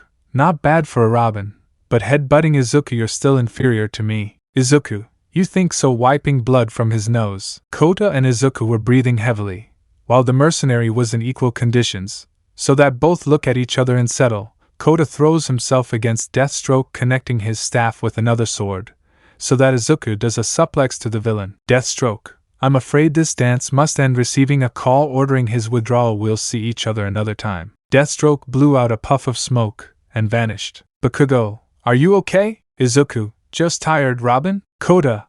I'm just like you, panting and with a trickle of blood in my mouth. Shoto. We're done here. Prison officers intervened to rearrest the inmates as the team retreated. Elsewhere, Bruce can be seen in his Batman costume along with Talia Al Ghul on an Al Ghul family boat. Talia. The assassins plan to take over my father's organization after his death. They are led by Deathstroke after betraying my father, so if he continues with the chain, he wants to kill us. Bruce, us? Feigning some surprise. Talia, not you, me and your son. Author's note: ignore Robin's costume. Bruce, son? As Talia moved some curtains and a small 9-year-old boy came out. Do you expect me to believe this? Keeping up his act. Talia, I assure you he's your son. Damien would walk up to Batman and look him over. Damien, don't get so excited, father. I thought you'd be taller. After that meeting, both father and son would get off the boat while it retreats under the gaze of both. Damien, you didn't know about me? Bruce, no, lying perfectly. Damien, so my mother has made me your responsibility. Bruce, something like that. Damien, that's not necessary, I can manage on my own. Bruce, me too, but things change, she left you in my care. Damien, and what do you think? Bruce, better than with the League of Assassins. Damien, they taught me how to fight. Bruce, I see not much more, but it is something that will be corrected by living with your brother. Damien, brother? Surprised, little ball of hate. After finding the last of the Bat family, Batman was taking Damien, who was stunned by what he told him. Damien, brother? Bruce, you have an older brother, a half-brother actually. Damien, a Robin? Bruce, no, they both share my blood. Damien, wait a minute, did you know about my existence? Bruce, yes, that's why I came looking for you. When your mother warned me about Deathstroke's attack, I feared the worst for you. Damien, do I worry you? Bruce, yes, you're my son. Also, your mother told me I was a father 6 years after you were born, so I've been looking for you ever since. Bruce would activate the key of the Batmobile that he owned while carrying Damien, who was dismayed. Damien, I drive. Bruce, no. Damien, I know how to do it. Bruce, no. Damien would grab a shinobi-style bag carrying his things and get in on the passenger side while Bruce took the wheel and dialed the number. Bruce, Alfred. Alfred, yes sir? Bruce, we'll have company. Alfred, an appetizer, right? Bruce, something like that. I want you to warn the others. Alfred, I see, sir. I'll wait for you at the Batcave. The call would end and Bruce would close the Batmobile to start heading to the Batcave. Wayne Manor. We can see Eri training with Jason, while he took advantage of the fact that Bruce was not there and taught the 7-year-old albino how to use weapons. He may go too far with villains like Red Hood, but if it's Eri, he will always spoil his niece. Alfred, Master Jason, Miss Eri, Master Bruce wishes to see you all at the cave. Eri, Grandpa is coming back. Jason, yes, it seems that way. By the way, if he asks you what did I teach you? Eri, to defend myself from idiots, to make caramel apples and to keep insisting that Dad give me a little brother, she said, smiling with happiness and innocence. Jason, wow, I didn't expect that. And about the weapons? Eri, what weapons? Feigning innocence, giving Jason a thumbs up. Bloodhaven. Dick was in the middle of the sport with Corey when Alfred called to report the situation. Dick, I'm finishing and I'm going. Hanging up. What were we talking about, Corey? Corey, harder. So Dick continued hitting his girlfriend hard against the wall. Mount Justice. We can see Izuku with the others while receiving the call from Alfred. Izuku, found it, he thought. Connor, what's up, bro? Izuku, I have a family matter to attend to. So using the light tube it was removed from the base. Connor, what happened? Tsuyu, I told you to call me Tsuyu-chan, she said, pointing a gun at her. Garfield, what happened now, love? Watching the situation scared. Luca, get her away, she's crazy. I only called her Tsuyu because I don't use Japanese formalities. Wally, Kirishima and Kaminari, that buddy is already dead. They just haven't told him. They sang with guitars and Mexican costumes. Chicago. We can see the Teen Titans in a training session. Well, not all of them, because Koda and Rachel were giving each other a nice and tender kiss without anyone but Katsuma noticing. Fuyumi, Koda, Alfred called, seeing the situation. Koda and Raven, HHH. They got scared. Fuyumi, Alfred called. He says he wants you and Katsuma in the Batcave, she said, somewhat blushing. The aforementioned left, but not before Koda gave Raven a kiss on the lips. Katsuma, no sporn, what a gallant, rubbing elbows. Koda, SH, shut up, blushing. Batcave. Several people were already gathered while Dick and Jason were talking about their relationships. Since things didn't go well for the Red Helmet in his last relationship, and since the fact that his brothers were more active made him a bit jealous, he let them go so as not to think about it. He decided to be alone and not in bad company, for now. Computer. Renowned Red Robin 30, Robin 45, Arsenal 46. Eri, Daddy running to hug him. Katsuma, hello. Kota, hello with a little blush. Dick, hey Kota taking it, let's talk. Jason grabbed Izuku, and Katsuma followed them while Eri received Alfred. In less than 5 minutes, the three of them began to lift Kota, who was blushing from his older brother's praise. Eri, Alfred, what's going on with Dad and the uncles? Alfred, it's better if you don't know, young Eri. Outside the Batcave, the Batmobile was traveling at high speed as it passed some caves and continued along a paved road toward a large hidden entrance and passed through. Batcave. Everyone watched the Batmobile enter as the doors opened and Bruce got out followed by Damien. Alfred, welcome home, sir. I suppose this is the young man you told me about. Damien, hi Pennyworth, I heard about you. Alfred, at your service, young Damien bowing. Damien would look everywhere in surprise. Damien, where are the other servants? Alfred, I'm the whole staff with a raised eyebrow. Damien, you only have one servant? He asked, looking at Batman. Bruce, he's not a servant, he's a friend. Damien, so this is the famous Batcave. Grandpa told me all about it sitting in the chair in front of the Bat computer. It's smaller than I imagined, although very efficient. Alfred and Bruce would look at each other while Damien would continue inspecting the place. Alfred, he's the spitting image of you at your age. It's a little unnerving. Bruce, tell me, you're going to have to settle him in. I'm not sure how long he'll be here, but this will be his home for now, and I'll try to keep him with me. Damien would stand in front of the first Robin suit, under the gaze of everyone present. Damien, he seems a bit effeminate, don't you think? The ex-Robins were listening to that while Dick had a twitch in his eye and Jason and Izuku were trying not to laugh. Alfred, young Richard was a child when he used that. Damien, and where is he now? Bruce, are they going to come out, or are they going to be holding back the urge to laugh at Dick's first suit? Izuku, we're already out, father showing himself. Damien saw him and judging by what was said, he was a copy similar to him as a teenager, only with black hair with green streaks and green eyes, along with scars on his arm, while wearing a white short-sleeved shirt, black pants and red sneakers. Damien, so you're my older brother, I guess. Izuku, it seems so. Damien, I must say I'm impressed. Your green locks make you look interesting. They are dyed. Izuku, they are not natural. Damien, is that possible? Dick, believe it or not, he was completely green-haired. You'd have noticed before that he looked like a broccoli with the cut he had. Jason, ha ha ha ha, I haven't heard that in a while. Izuku, they've already started with a tick in his eye. Damien did his best not to laugh at the insult to his now confirmed brother, and biological. Damien, PJJJ, ah ha ha ha ha ha ha ha. Kota, who would have thought he would laugh?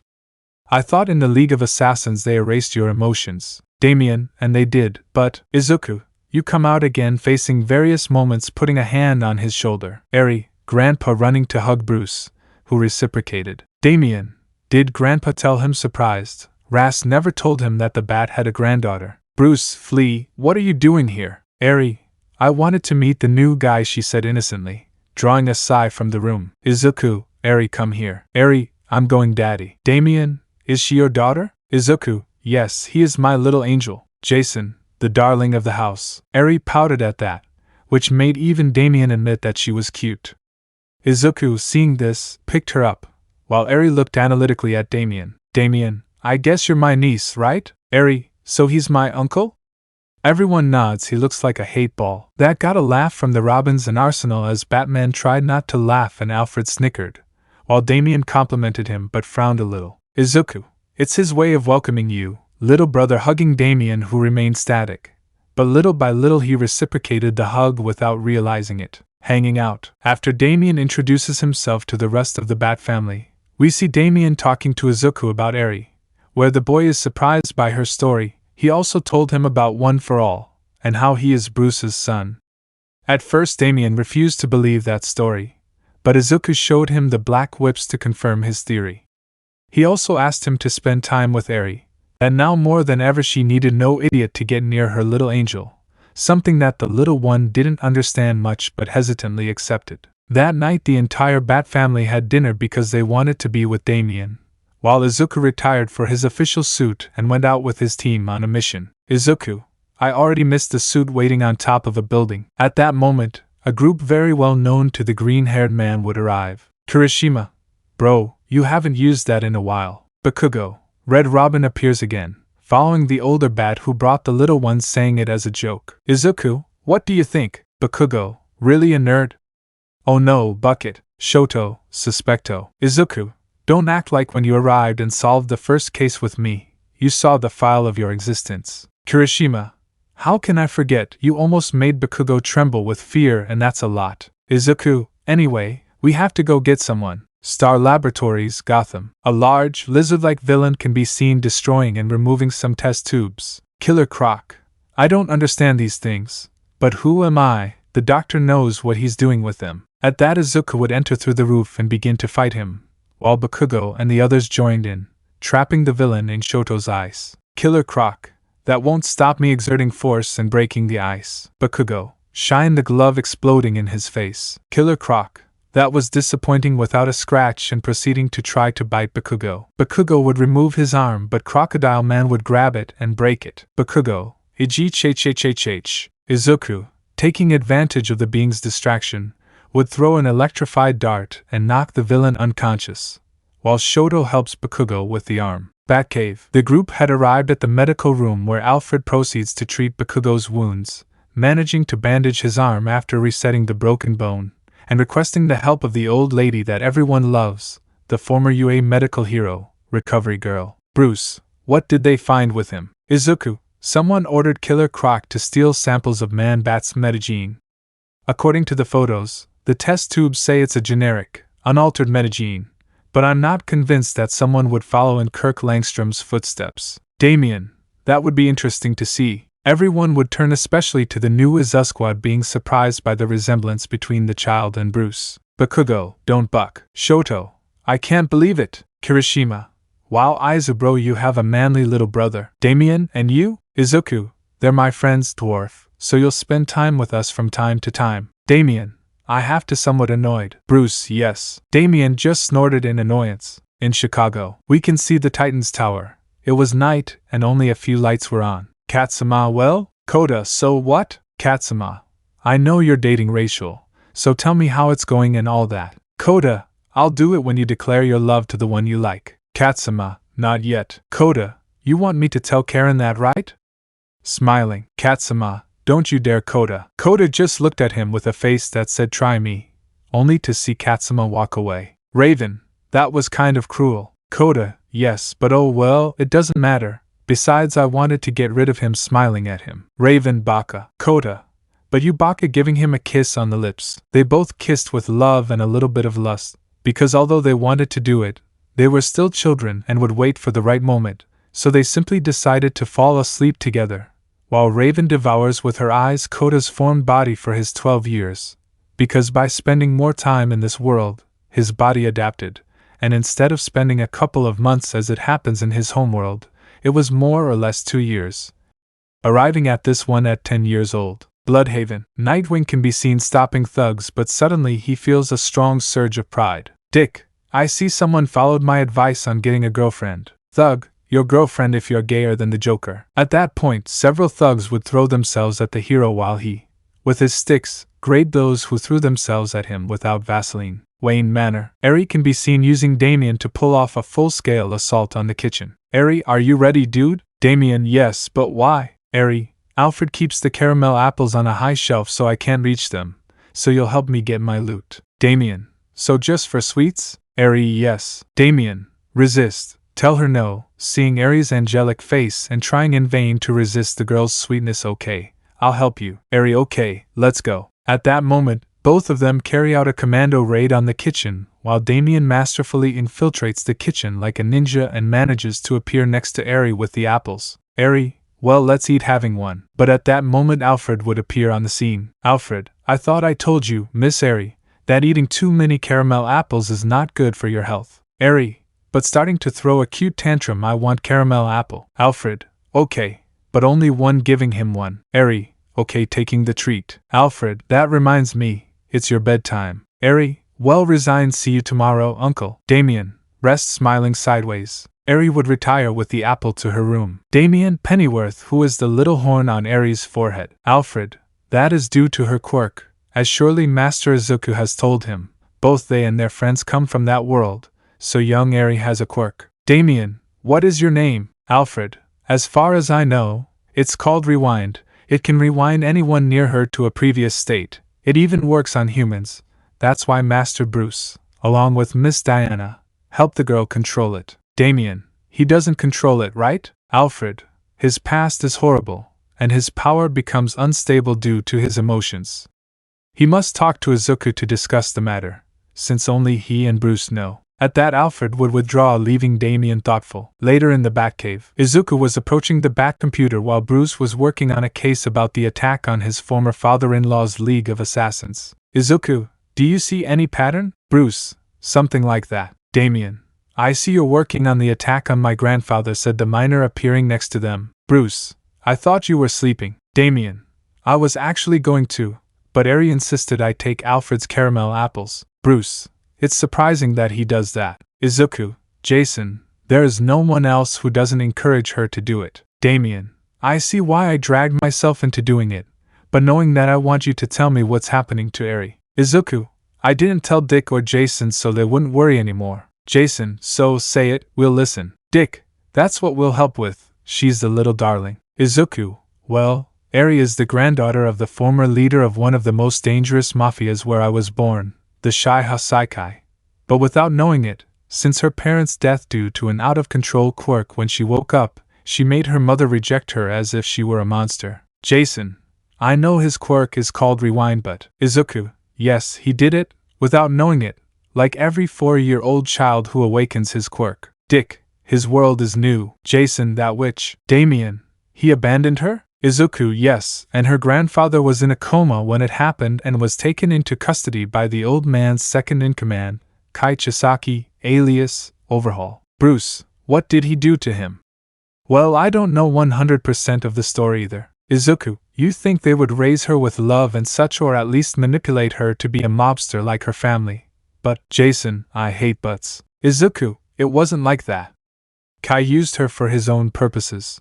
Through her DNA, he wanted to develop a drug that would permanently erase quirks, just like a drug. Dick, that bastard. Jason, when I see him, I'll put a bullet in his eyebrows. Izuku, due to the experiments she was subjected to by Overhaul, Eri became a fearful and isolated girl with no one showing her affection in her life. Kai had a quirk that allowed him to disassemble and assemble matter, and he used it on her several times. Damien, that bastard, he said, annoyed. Izuku, when murderous intent was directed towards her, she wouldn't scream or cry and would simply remain silent, knowing that she had no choice but to accept whatever happened to her. Although her attempts to resist and escape their abuse and mistreatment slowly diminished, she still made numerous attempts to escape her captors. Among them one where she bumped into me, while I was doing my internship with a deflated balloon fan hero, and she clung to me very much. But with the appearance of Kai Chisaki and the order of the stupid 4 eyes, sir, I had to return her. Although later in a group with heroes and the police in which Mirio, Lemillion for those who don't know his name, Sunither, Tamaki, Nijire-chan, Kirishima and I were able to participate, we rescued her. Jason, tell me you at least killed him. Bruce would look at it seriously. Izuku, no, I didn't. I know he was locked up in Tartaros and that Shigaraki took his arms on the way to that prison. Dick, oh, I see. Izuku, due to the psychological abuse she suffered at the hands of Overhaul, Eri initially believed her existence and quirk were cursed, and that she was destined to harm others, unable to understand why someone would be so determined to protect her that they would give up their own life to do so. But after much hard work and effort, we were able to make her smile and shake off the ghost of her past. Damien, it's clear that something is still affecting him. Izuku, Alfred told me that she sometimes has nightmares and that Bruce and I try to help her not see the past, but we don't do much. Bruce, Diana told me the same thing. Izuku, I want to ask you for help so that she doesn't suffer anymore. Dick counts on me. Jason, count me in. But where I see the bastard, do you have a picture? Izuku, of course, touching some buttons on the computer. Jason, that bastard toucan is the one bothering my niece. Dick, who would have thought a weevil would be capable of that? Damien, I'm seeing it for the first time and I hate it. Bruce, so it was him, seriously. Izuku, what do they say? Damien, I know I haven't been here long, but no bastard is going to make my niece suffer. Jason, I'm with the dwarf, popping a vein in Damien's forehead. Dick, I'll help. Izuku, thank you. After that they retired to one of their longest days where something would be discovered in Gotham. Young Justice vs. The Crime Syndicate. Gotham City. Several squares can be seen frozen while Mr. Freeze cools down several busy areas with people inside. Luca, stop. Mr. Freeze, oh, a lantern in Gotham, shooting his ray. Luca used the ring to cover himself from the attack while 3 batarangs hit Mr. Freeze. Luca, they took a long time. Izuku, better late than never. Koda, what he said falling on top of the villain. Katsuma, someone asked for super thick polyurethane foam shooting an arrow and trapping the villain with the gun out without being able to escape. Mr. Freeze, I'm going to get revenge. Luca, we need a flashlight here. I'm here, don't worry. Izuku, Firestorm, I see Batman sent you. Firestorm, yes, Daddy Bat asked me to come defrosting people, while Izuku, Koda and Katsuma had veins on their foreheads. Well, he's not the only one who arrives. Izuku, Black Lightning, what a surprise. Black, so one of the Batman guys, surprising. Koda, there are 3 of us seriously. Black, how many of you are there? Izuku, enough. Firestorm, anyway, Batman wanted to see the 4 of them. The 4 retreat, leaving the 2 older heroes to clean up the place and return the villain to prison, specifically Stricker Island. Since Belle Reve, the League no longer has any trust in that prison. Batcave. Izuku and the others would arrive at the cave while they see Batman accompanied by Damien and surprisingly Aizawa, Shinzo, Todoroki, Bakugo, and Kirishima. Izuku, should I ask what happened? Seeing Damien held back by Aizawa's bandages and Bakugo frozen by Todoroki. Kirishima, Baku bro wanted to be smart with your younger brother, and he. Damien, I wanted to beat the Muslim out of him. Izuku, I wish I could have seen it. Bakugo, Izuku, yes, I know I'm a bucking nerd Kaken. Koda, well I guess I should retreat to the tower, right? Bruce, I was going to tell you to go out for a round. Koda, I'm going. So Batman would leave with Robin in the Batmobile, leaving the others alone. Izuku, seriously, what happened? Damien, I asked them about little Eri. Kirishima, and Bakubro acted like an overprotective uncle and wanted to blow him up in the face. Aizawa, and I intervened before they started fighting with katanas and explosions. Izuku, they can't be a little normal. I understand that you are overprotective Kaken, but don't go too far, since he is my brother, and he should know it. So under a long sigh from everyone and a great call for calm, and after seeing the other 2 Robins arrive, they proceeded to tell everything in detail about Eri. Each word made Jason and Damien want to kill the bastard Pikuto who did that to Eri. As for the aforementioned, she was in the mansion's gym accompanied by Barbara Gordon, training to be able to have the mantle of Batgirl. Elsewhere, a bald man would appear in a city carrying a strange device, while several cars crashed and people would flee in fear upon seeing him. Would you be so kind as to send me to the nearest police station, please? At the police station, the bald man approached through the door like a normal person while everyone looked at him in surprise and people murmured, Calvito, excuse me. It is very important that I. Police. Yeah, calm down, this is a police station. Everything is important here without stopping reading the newspaper, until he sees the bald guy Luther taking out his gun and pointing at him like the rest of the police. Luther, you don't need to make a scene. I want you to contact the Justice League for me. Police, or else. Luther, or maybe I'll destroy the world, that's enough. In the Watchtower. Martian Manhunter. Understood. Superman, what's happening? Martian Manhunter, we have a problem. At the police station where Luther turned himself in, Superman next to Wonder Woman and Flash approached the cell while it was full of SWAT police. Superman, we'll take care of it. When they opened the door they noticed Luther naked. Flash, oh, and they say I'm indiscreet. Superman, what are you doing here? Using his X-ray vision I thought the issue between both Earths had been resolved. Luther, and indeed he did, but I came to warn you just as a courtesy. In Gothic, Batman and Koda were in the Batmobile after stopping the gang of thugs led by the Scarecrow. In front of them, some figures would begin to form. Batman to Watchtower, and Batcave, I need reinforcements. Batcave, computer, distress call input. Izuku, who sends it? Computer, playing audio. Batman to Watchtower, and Batcave, I need reinforcements. Izuku, computer, contact Mount Justice. Computer, connecting. Connor, hey bro. Izuku, it's not time for socializing. I'm relaying a distress call to the rest of the team. I'll see you at the coordinates. Connor, on the way. Computer, call ended. Izuku, Kaken, Shoto, Kirishima, Luca walking, the aforementioned left for the area. Dick, Corey, I need help. Corey, I'm going. Watchtower, Lantern, distress call to all available. We need reinforcements in Gotham, flying out accompanied by Shazam and Endeavor, with Batman and Koda. Koda was dodging Superwoman's blows while Batman threw batarangs at Ultraman, who dodged the attacks with ease. Superwoman, for a kid you're doing well. Koda, you flatter me, but that's not my thing, throwing a batarang. Superwoman grabbed it, but it exploded. Superwoman, smoke? How funny, inhaling the smoke. Koda, it's not smoke, it's anesthetic. Batman smirked for doing the same thing to him as he did in the past, back when the League was just being founded. Ultraman, this has already fed me up. Power Ring would use his green ring to dome Koda and Batman, while a red archer similar to Green Arrow fired some arrows that were deflected by some batarangs. Izuku jumped against the archer while Shota launched a pillar of ice and fire, making Ultraman retreat a bit for being caught off guard, while he received a full power blast from Bakugo, being sent back a few meters. Luca launched his attacks against the Syndicate's lantern, but he was hit by Flash's counterpart, Johnny Quick. Johnny, this is getting complicated. Two speedsters managed to hit Johnny, these being Kid Flash and Impulse, while Superboy knocked Ultraman to the ground, while Izuku with Wonder Girl reduced Supergirl. Razor would hit the enemy lantern, causing Batman to fall along with Koda free, while Katsuma shot arrows with the archer, leaving him knockout.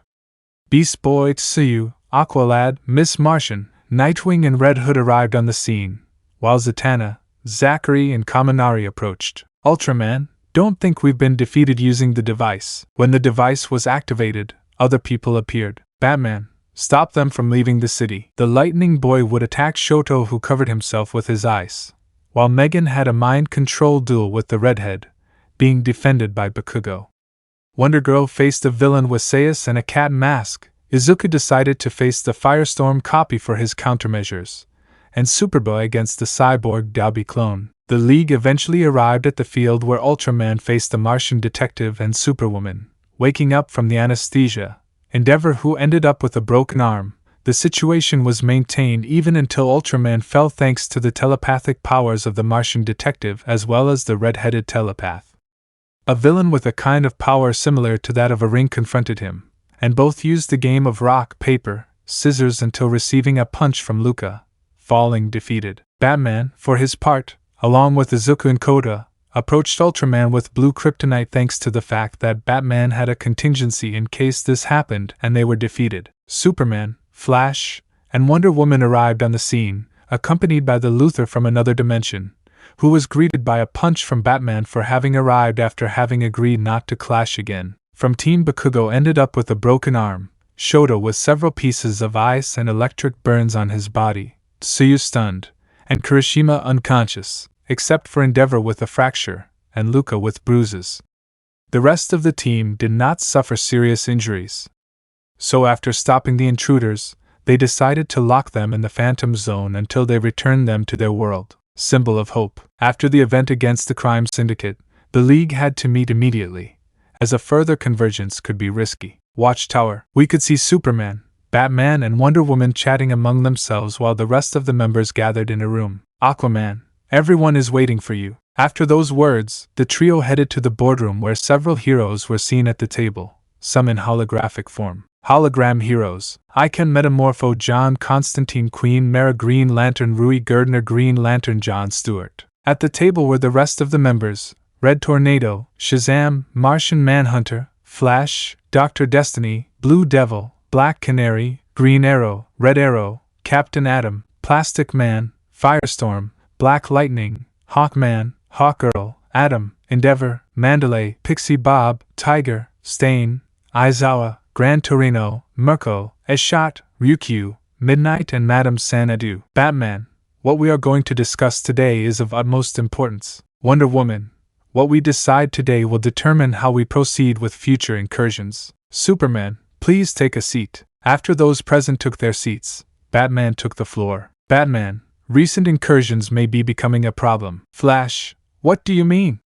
I mean, I don't think they'll keep arriving, although it's not unreasonable that other worlds will eventually cross paths with us. Batman, that's what we said when UA left, and we ended up having a second confrontation with the crime syndicate. Hall, good point. John, the point is that there might be something that attracts him. Dr. Fate, that's not the only point. The presence of people with quirks here is causing interference in the space-time network. Superman, what would that be? Endeavor, perhaps? Dr. Destino, it is the destiny of both lands to merge and coexist with each other. Diana, how bad can it be? Dr. Destiny, that the planet will have an alteration in its size, and the rest of the planets will undergo changes, as is the case of Mars, which in the world of powers from which our members come, is not populated, which will modify the planet until it becomes habitable like ours. Superman, I see. Endeavor, at least some good news, right? Batman, apparently yes, although it is not ruled out that other worlds collide. Dr. Destiny, it is also destiny that the world of Miraculous and ours are united, so 3 universes will align and merge. Stain, and is it possible to stop the raids? Batman, no. Superman, we know not every incursion is bad, but how do we respond to this? Adam, I suggest we assess the situation and act according to what the visitors require. We've already seen who might be villains or heroes upon arrival. Superman, I agree. With the exception of Batman and a few others, that idea was voted on. But while that was happening in the Watchtower, on Earth, Chicago, the city was in chaos. A villain with mental powers was controlling several humanoid animals. Coda, Robin to the others some progress. Impulse, negative. Arrowette, no. Raven, not at the moment. Katsuma, negative. Joey, where are Micro and Speedy? Ryan, where do you think? On one of the humanoids. Speedy, with the Hexy Archer. Arrowette, I'm going to shoot you in the jewels and it won't be accidental. Katsuma, if we don't stop Simon, we won't be able to stop him. Simon says, kill them. A batarang went against the villain courtesy of Coda, sticking in the brain area. Simon, when was that? The batarang began to emit an electric layer, leaving Simon on the ground. Katsuma, you fried his brain. Ryan, literally. The men on the team laughed as the unconscious Simon winced in pain. Arrowette, idiots. Raven, Central City. A rain of fire can be seen crashing down on a Young Justice team. Momo, this is getting complicated. Kendo, what do you think? Momo, I just said something without thinking. Amazon. Kendo, we need reinforcements. Holocaust is strong. Holocaust? Seriously, women, the youth team would put up a fight if I sent their strongest resources against me mocking the girls. Kendo, Momo taking out an Amazon sword. Momo, yes, creating one too. Both of them threw themselves at the villain who was brutally beaten between 2 girls, damaging the boy's pride. The North Pole. The bioship was following a villain with an electricity metagene. The team included Izuku, Luca, Kirishima, and Miss Martian. Izuku, she's a bit stubborn, but why would she guide us to this area? Villain, Tisku better be ready. Mammoth. Riddle, forward. Mammoth would attack the bioship but would be sent flying by a blow from Izuku, while the others went down, seeing Livewire with the Riddler and Mammoth with a very strange capsule. Megan, guys, we need to get that capsule out of them. Luca, I'll take care of it. Mammoth would throw himself against the lantern, but Kirishima, ah no, bastard, you're coming with me in unbreakable mode. Izuku would throw a crazy shirt at Riddler, covering his mouth in the process. Luca, guys, looking at the contents of the container. Izuku, it can't be. In the container was a blonde woman in her teens, wearing a suit similar to Superman's, only she changed the pants for a red miniskirt and kept the S in her personality. Luca, what is this? Izuku, I think I know, touching his earpiece. Red Robin to Watchtower. In Atalaya. Red Tornado was just passing after the meeting at the Atalaya ended. Tornado,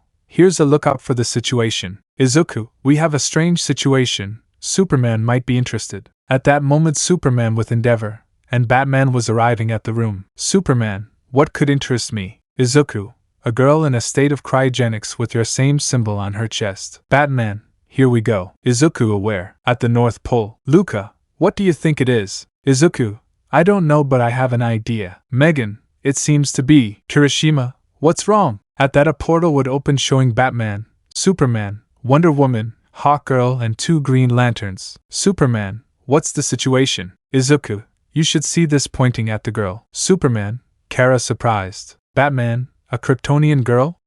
Suspecting. Superman, she's my cousin, Kara Zor-El. She was assigned to protect me when I was a baby, but I don't know what happened. Batman, we'd better take her to Mount Justice. Hall, I agree. Megan, the bioship is available. Batman, well done. Jan, we'll take care of this. Good job, Luca, the aforementioned would nod. In New York, Stargirl, Cassie and Zatanna can be seen walking around talking about having a triple date and ending up in an orgy when a portal would open above them, dropping a boy of no more than 16 years old with a red and blue suit with battle marks but that resembled a relationship with spiders. Zatanna would say a few words while Cassie caught him. Cassie, we have to go, he's very hurt. Stargirl, we'll take him to the base. Zatanna, Troplet disappearing with the others and appearing in Mount Justice. What will happen in the following chapters?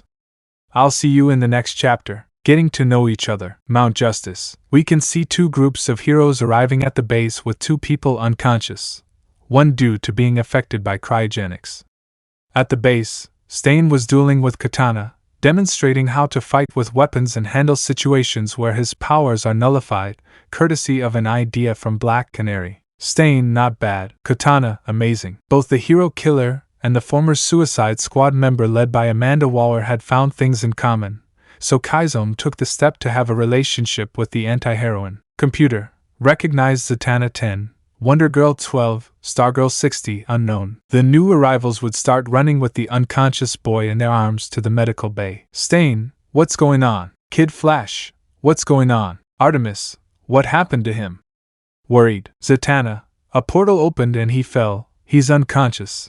At least let's bandage him a little before coming. Canary, another raid, leave him in the medbay. In the hangar, the bioship arrived with the Arctic team while they lowered the cryogenic tube along with the others. Bakugo, Nerd, Superman, Batman don't know what happened. Izuku, what's happening? Canary, another boy came from a portal. Batman frowns, he was too hurt. He had a suit on. He seemed to be a hero or something. We took him to the medical wing. Superman, glad to hear that. After that, they would take the Kryptonian to the medical area, where they removed her from the cryogenic chamber, leaving her next to the beloved Spider-Man. Batman, I'll see you in the boardroom. Superman, okay. Izuku, do you want me to stay and watch over them and monitor their condition? Batman, no, teams do it. Boardroom. We can see Young Justice along with several members of the League. Batman, well, recent events indicate the arrival of a new individual to our world, leaving the Kryptonian out since she is from our world. From what we see, she is a teenager of her same age. Canary, he looked damaged and was muttering things unconsciously, including, I didn't do anything. Batman was slightly surprised and suspected another similar event to his protege. Looking at Izuku, with whom they exchanged glances, both thought the same thing.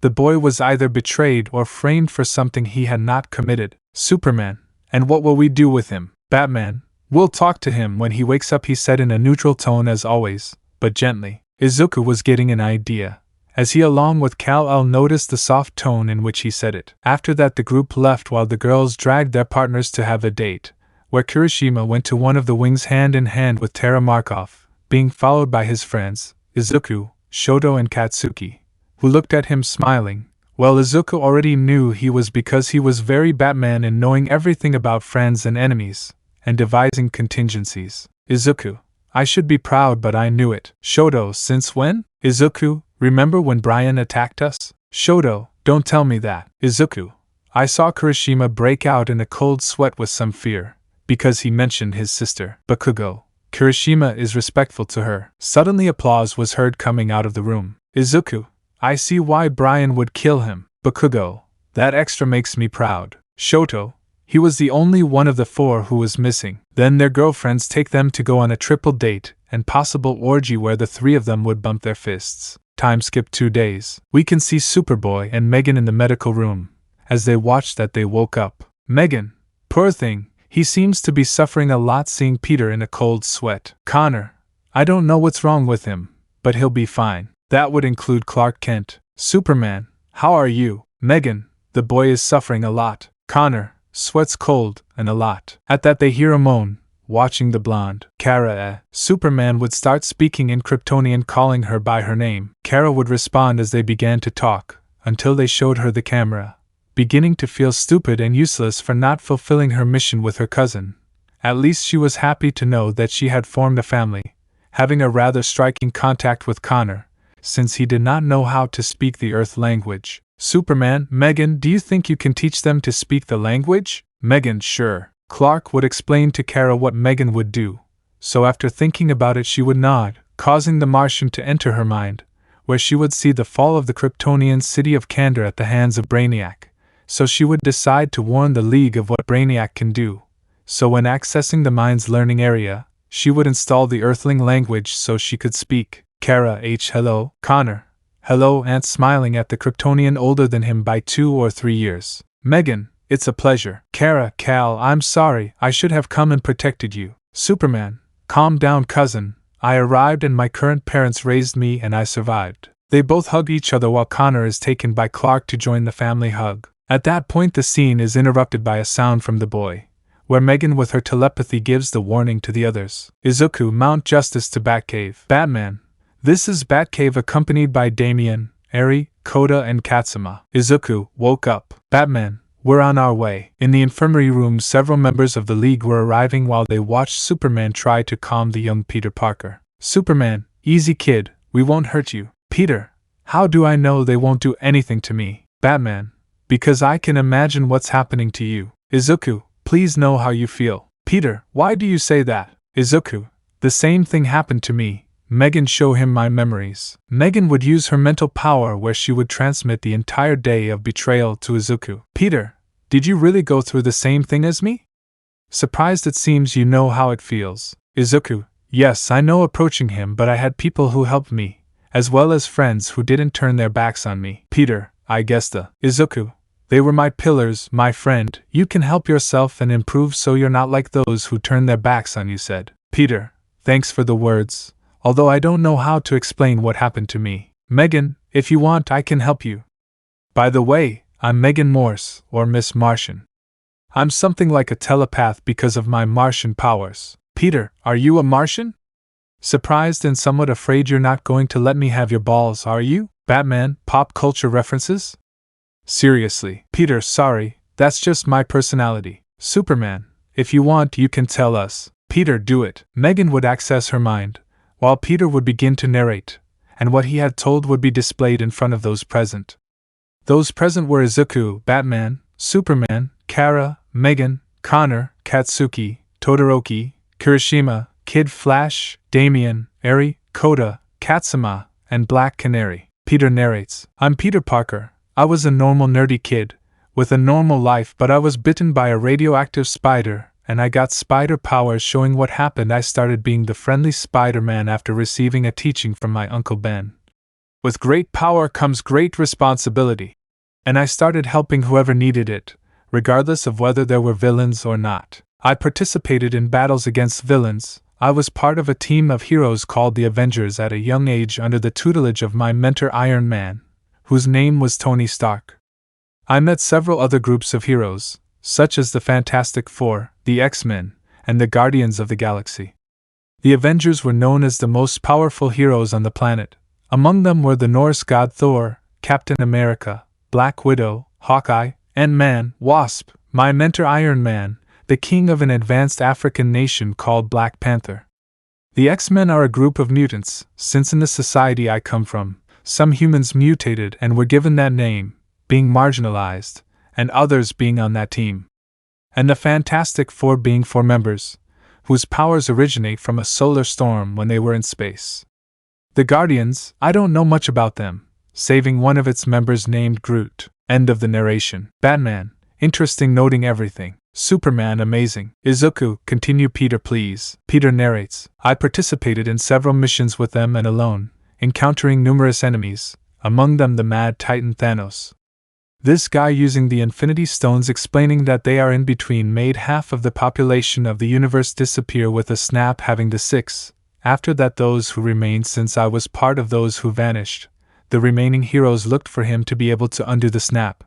But he, with another snap that almost killed him, destroyed the gems, so 5 years would pass, where the others would return to the past to look for the gems and use them in the present. He fought with Thanos again. And he was defeated, leaving the entire population before the snap, so the gems were returned. The one who made the snap was Dr. Banner, who, thanks to a laboratory error, transformed into a green guy named Hulk, and then my mentor Tony Stark, alias Iron Man, made the snap to eliminate Thanos. That killed him. After that fight, there was relative peace until his arrival. Mysterio, a villain who came to society pretending to be a hero from another dimension, because he wanted revenge on Tony for something with his companies. I don't know much about that. The thing is that through drones, he made most people believe that he was a hero, where like an idiot I gave him the glasses that my mentor bequeathed to me.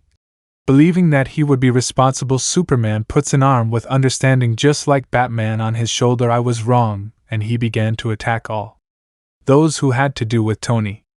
I stopped him, and as a backup plan he committed suicide, leaving his henchmen a plan to destroy me. His plan was simple, to make himself look like the martyr and me the villain, editing an audio and video track in which I gave orders to the drones with Tony's glasses to stop. End of the narration. Batman, a well-crafted plan. And looking back at your memories of that battle, the video is badly edited and sounds unconvincing. How idiotic are the heroes of your world. Izuku, yes, I guess they are like Almight, too much, I would suppose. Peter narrates. That made society start calling me a murderer, a homicide, and a threat, while they paid attention to J.J. Jameson, a journalist who always said that I was a threat.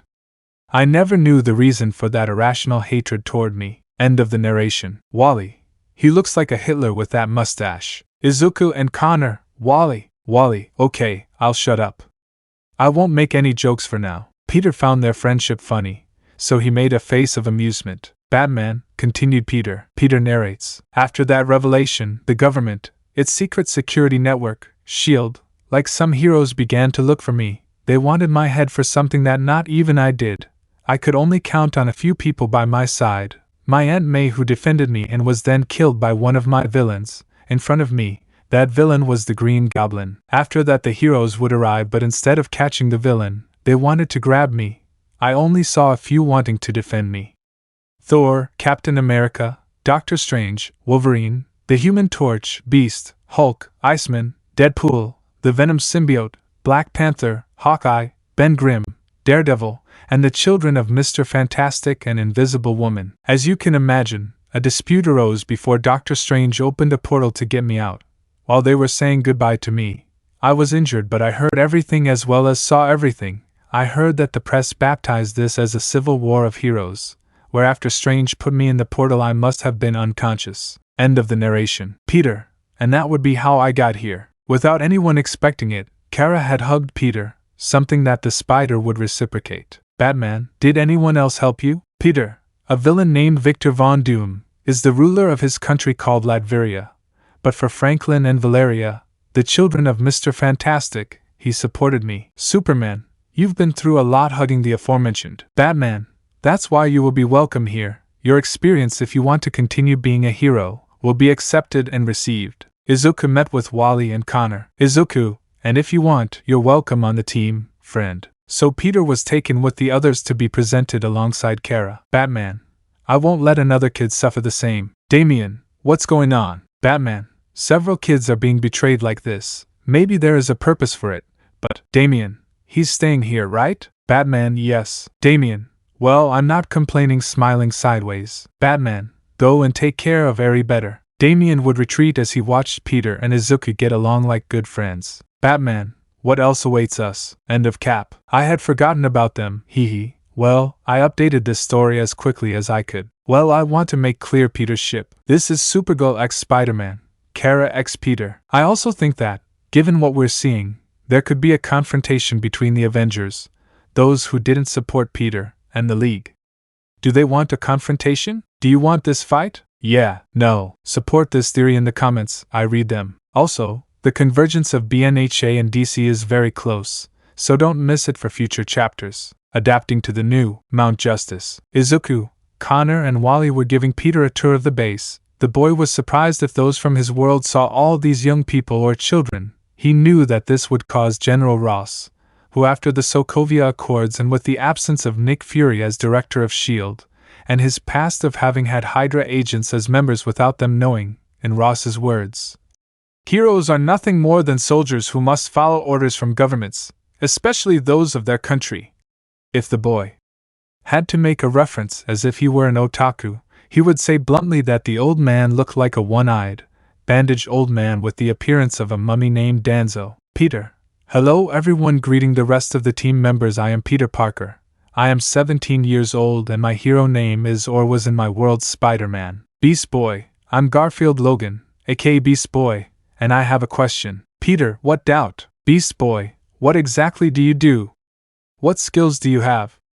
Like a geek. Izuku was having a little bit of anger because even though he was a fanboy for a while, when he told Garth the green skin he did it on purpose to annoy him. Peter, I can do everything a spider can do, climb walls and walls, adhering to them, which makes me able to climb almost any surface. I am stronger than the normal human, since my strength is that of a spider. I am faster than the average human. My reflexes are faster. I have a slight danger sensor that I called Spider Sense that helps me avoid damage. I have a high healing level and I make my web shooters artificially since I cannot throw them organically. Izuku, you designed that baby excited. Everyone who knows her.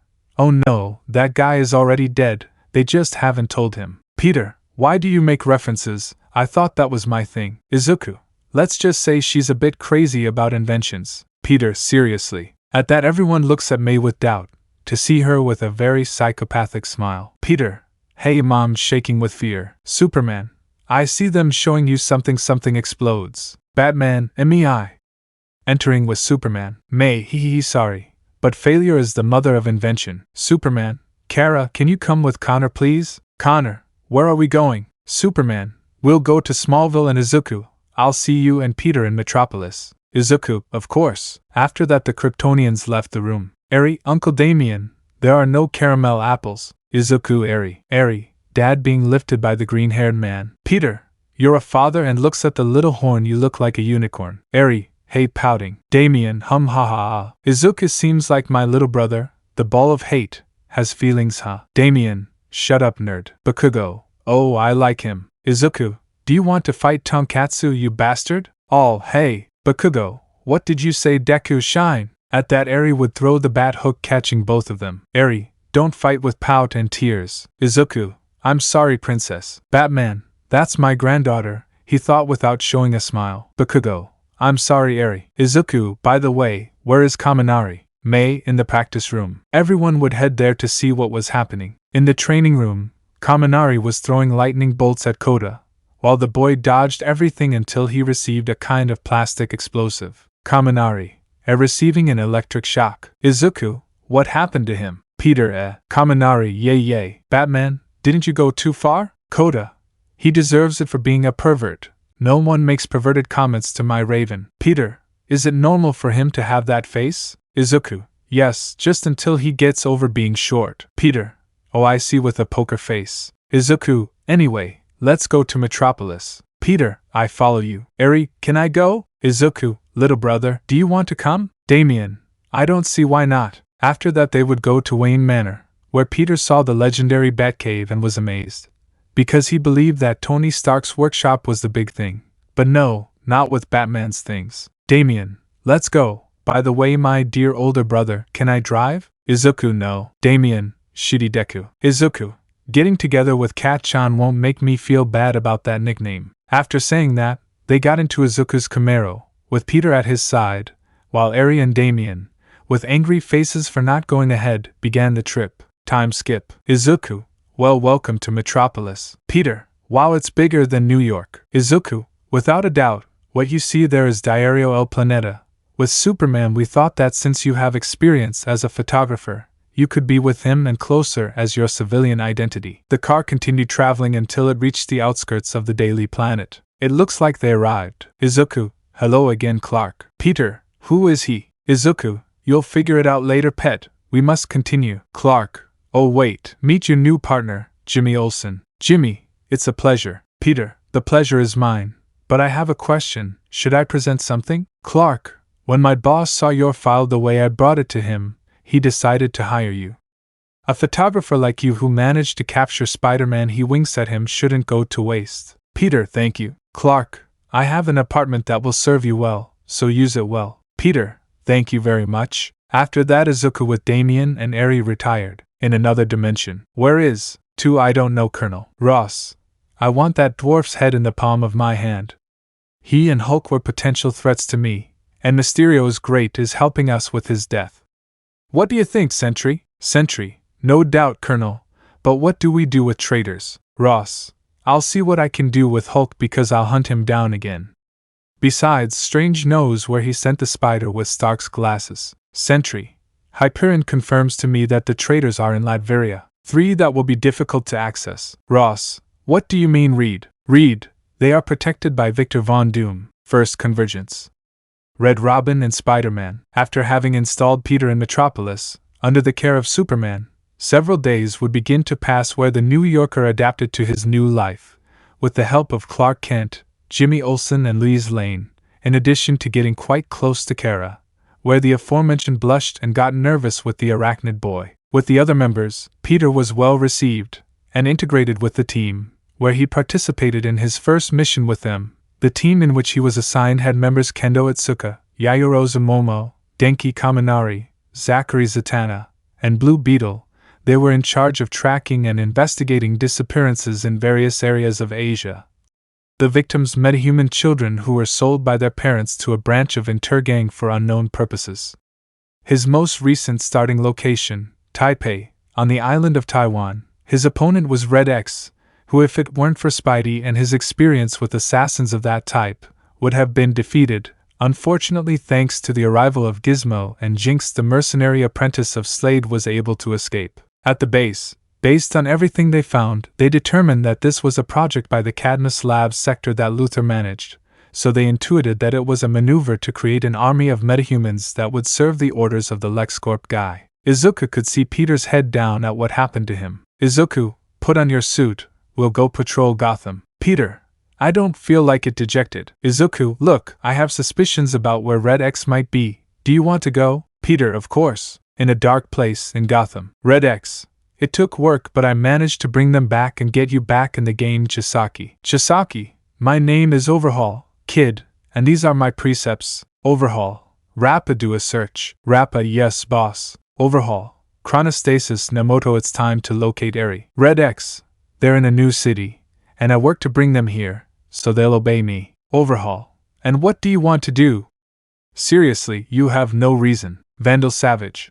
But if I sent for them appearing from the shadows, my name is Vandal Savage and I see that we can do business. Your anti-quirk bullet catches my attention. Overhaul, let's talk. In Monte Justicia. Peter, this smells like a new car. Looking at his new suit reminds me of the first suit Mr. Stark made me. Izuku, not bad. Now we're going to Gotham. Batcave. Computer. Recognized Red Robin 30. Spider-Man 52. Peter, where are we going? Izuku, to the slums. So both went out to investigate and patrol Gotham, crossing paths with Nightwing and surprisingly with Red Hood, who were investigating a disappearance. Izuku, and well, Dick, there isn't much. Izuku, there are signs of a disintegration quirk, or something that assembles and reassembles matter seriously. Peter, careful, in that the four would dodge a blow. Izuku, oh come on, they're here. You guys look strong. Izuku, what are you doing here? Rappa of the 8 Precepts of Death. Rappa, I don't know what the boss wants, because he wants the girl again. Izuku,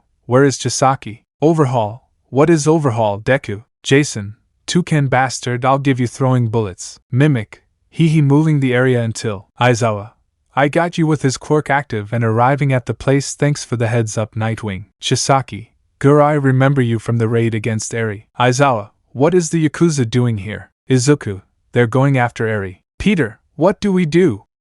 Dodging Rappa's blows. Nightwing, wait for reinforcements. Jason, I give it to him, that's when he feels drunk and I didn't even drink. Didoro, how good drinking alcohol. Jason, as if that would stop me shooting him, and Mimic between the eyebrows 2 out. Thus Rappa and the other precepts were left out of action by the group while. Overhaul. This is over. Reuniting with Rukia, I'm going to have Eri whether you like it or not. At that moment Izuku and Peter launched themselves, combining punches, kicks and the use of their powers, which made Chisaki retreat, under the astonished gaze of everyone. Chisaki, die using his quirk and throwing rock stakes at them. Peter, oh how bad dodging you failed. Izuku, there you go throwing Peter. Peter, sorry if I say it. Facebreaker smashed, punching him in the face. Izuku, hum with a tick on his forehead from anger. Chisaki would take Peter and throw him away, but he, taking advantage of the fact that Izuku was maintaining the fight with the black whips, used his webs as a catapult, stamping a kick in his face,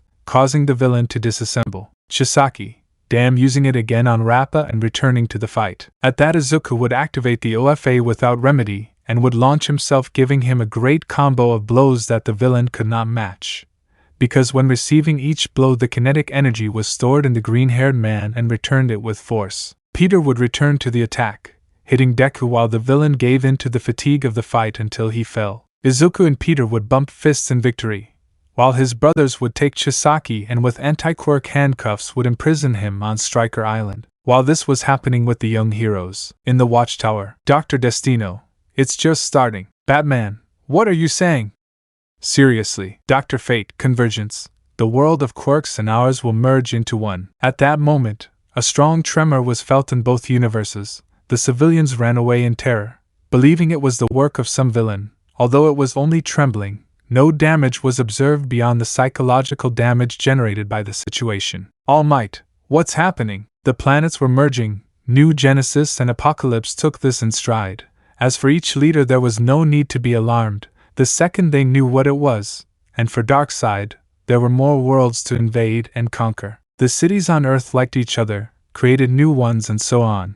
While the governments merged, unknown areas like Themyscira Island and Atlantis were for the first time taken into account in the eyes of the world, which caused several reactions. The heroes demanded submission because since the end of the licenses, many hid as mercenaries or villains. In addition, a faction called Chaos Brigade, under the command of Ada Tenya, rose up to restore the past order, but seeing how several of those he hated appeared in various areas, he became so enraged that he almost attacked during all the chaos. So two worlds, just as Dr. Destiny predicted, ended up united. Pause for a few weeks, guys, due to study problems, doctor's appointments, and a mental block about what to do in the next chapter. This story will be temporarily paused for 3 to 4 weeks depending on whether I get an insight or a private suggestion of a confrontation you want to see. For now it won't be with Marvel but with those who remained in the world of Miraculous. About Marinette and Adrian Agresti. Do you want them to join the Young Justice team in the future? Yeah, no. The rest of the Kwame's carriers? Speak now in the comments. 1 month is enough time to express your opinions on this. They can even give their opinion on the theory and give suggestions on what they want to see in the future. I read them and I want them very much for supporting this theory. I'll be back soon. And have an event that will leave you very crazy. Join Izuku, Peter, Luca, Jason and Bruce in this case. 3 Jokers Part 1 The Clown. Muzurifu, near the UA school. 6 months have passed since the convergence. And in those months, society had to update itself. People with the Quirk phenomenon were limited to Asia, Oceania, and parts of Eastern Europe, while the metagene phenomenon predominated in the West. Of course, this was initially seen as a change to the status quo of both worlds, but the actions of the Justice League, Young Justice, and the Teen Titans prevented chaos. Still, there were groups that wanted to return to the past. Chaos Brigade was one of them. Founded by Ida Tenya and Nito Minoma, they tried to spread their ideas, supported by the former president of the Hero Commission, Takadu, who provided money for their shady and vandalistic operations. Takadu, seeing nothing but graffiti, vandalism, and attitudes contrary to what they wanted to return, cut off all funding, which ended with the blue-haired man putting a bullet in his head. Ida turned his group to activities more like a terrorist group than anything else, attracting mild threats to the heroes, usually the Titans, and being stopped by Robin on several occasions. This caught the attention of the Light, a council composed of 7 self-proclaimed enlightened members whose main goal is to precipitate the next evolutionary step of humanity, thus placing it at center stage in the cosmos. Their leader, Vandal Savage, a Homo sapiens born about 50,000 years ago, who after the impact of a meteorite and his curiosity would be bathed in its radiation, crowning himself as the first metahuman to exist, having notable participations in human history, having had many names Vandar Adg, Varljot, Marduk, Blackbeard, Sun Tzu, Attila, the Hun, and Genghis Khan. The Light provided Ida and Minoma with apocalyptian technology, instruction in its use and, above all, financing, so with its strongest members being Tetsu, Vlad King and recently added, Holocaust, they began to work under the orders of the Light in Asia, while the Light, through its proxies, maintained the League in the West. But not everything that is planned is a result of success. Izuku, Luca and Peter were in Japan investigating an attack, precisely not by the Chaos Brigade, but everyone in said organization was dead, but there was a pattern. They all had twisted smiles on their faces. Izuku, oh Ida, you didn't have to end up like this. He would say something sad. He may have been one of his biggest traitors, but he still treasures the memories of you. Peter, I'm sorry. Luca, it's not your fault, but this is. Izuku, it's not someone so out of the ordinary for me. Who did this? He's such a twisted being that even if he died, he would find a way to come back and cause chaos. Peter, he has chemicals that bleached his skin, erased his fingerprints to avoid DNA testing and nerve damage to the facial muscle. They have broken his jaw, making him smile, making it so we can't find a match in his dental records. Luca, it's not like Izuku, like the Joker, but the difference is that we know who they are. We have been following them for weeks thanks to Koda's warning. Peter, there are still transport tracks noticing vehicle marks. Luca, how crazy is that clown? He would ask, somewhat bewildered. Izuku, they don't want to know the answer. Peter, but I wanted to know. Izuku, the Joker, even though we don't like his actions, saving Jason, we can't kill him, although that would free us from him. The bastard is very intelligent. He knows who to corrupt to come back, he said, having very horrible memories. Flashback. A 14-year-old Izuku can be seen leaving a gym with Barbara Gordon.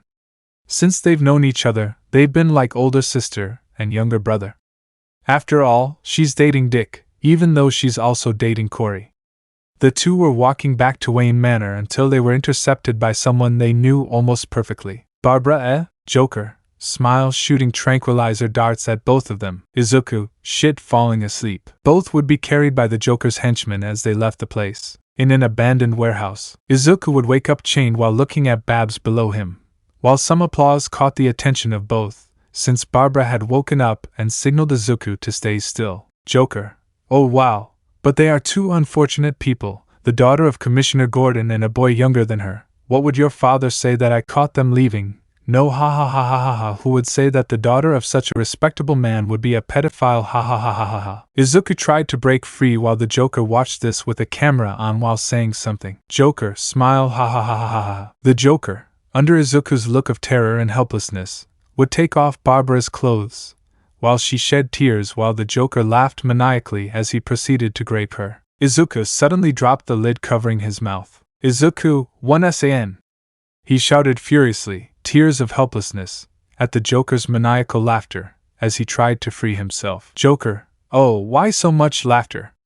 Leaving the act and taking a hot iron with a red J, he smiles, burying the iron in the green-haired man's abdomen. Izuku, H-A-A-A-A-A, he screamed in pain. Joker, ha ha ha ha ha ha ha. The Joker proceeded to continue raping Barbara until he grew tired of it, and seeing the green-haired man crying and looking at him with hatred, he smiled as he shot the girl in the stomach, seriously compromising her ability to walk by impacting at such close range and grazing her spine. The laughter would cease thanks to the arrival of Red Hood, Nightwing and Batman, where Jason would take the green-haired boy and take him away. He understood him. He understood that helplessness of how he felt.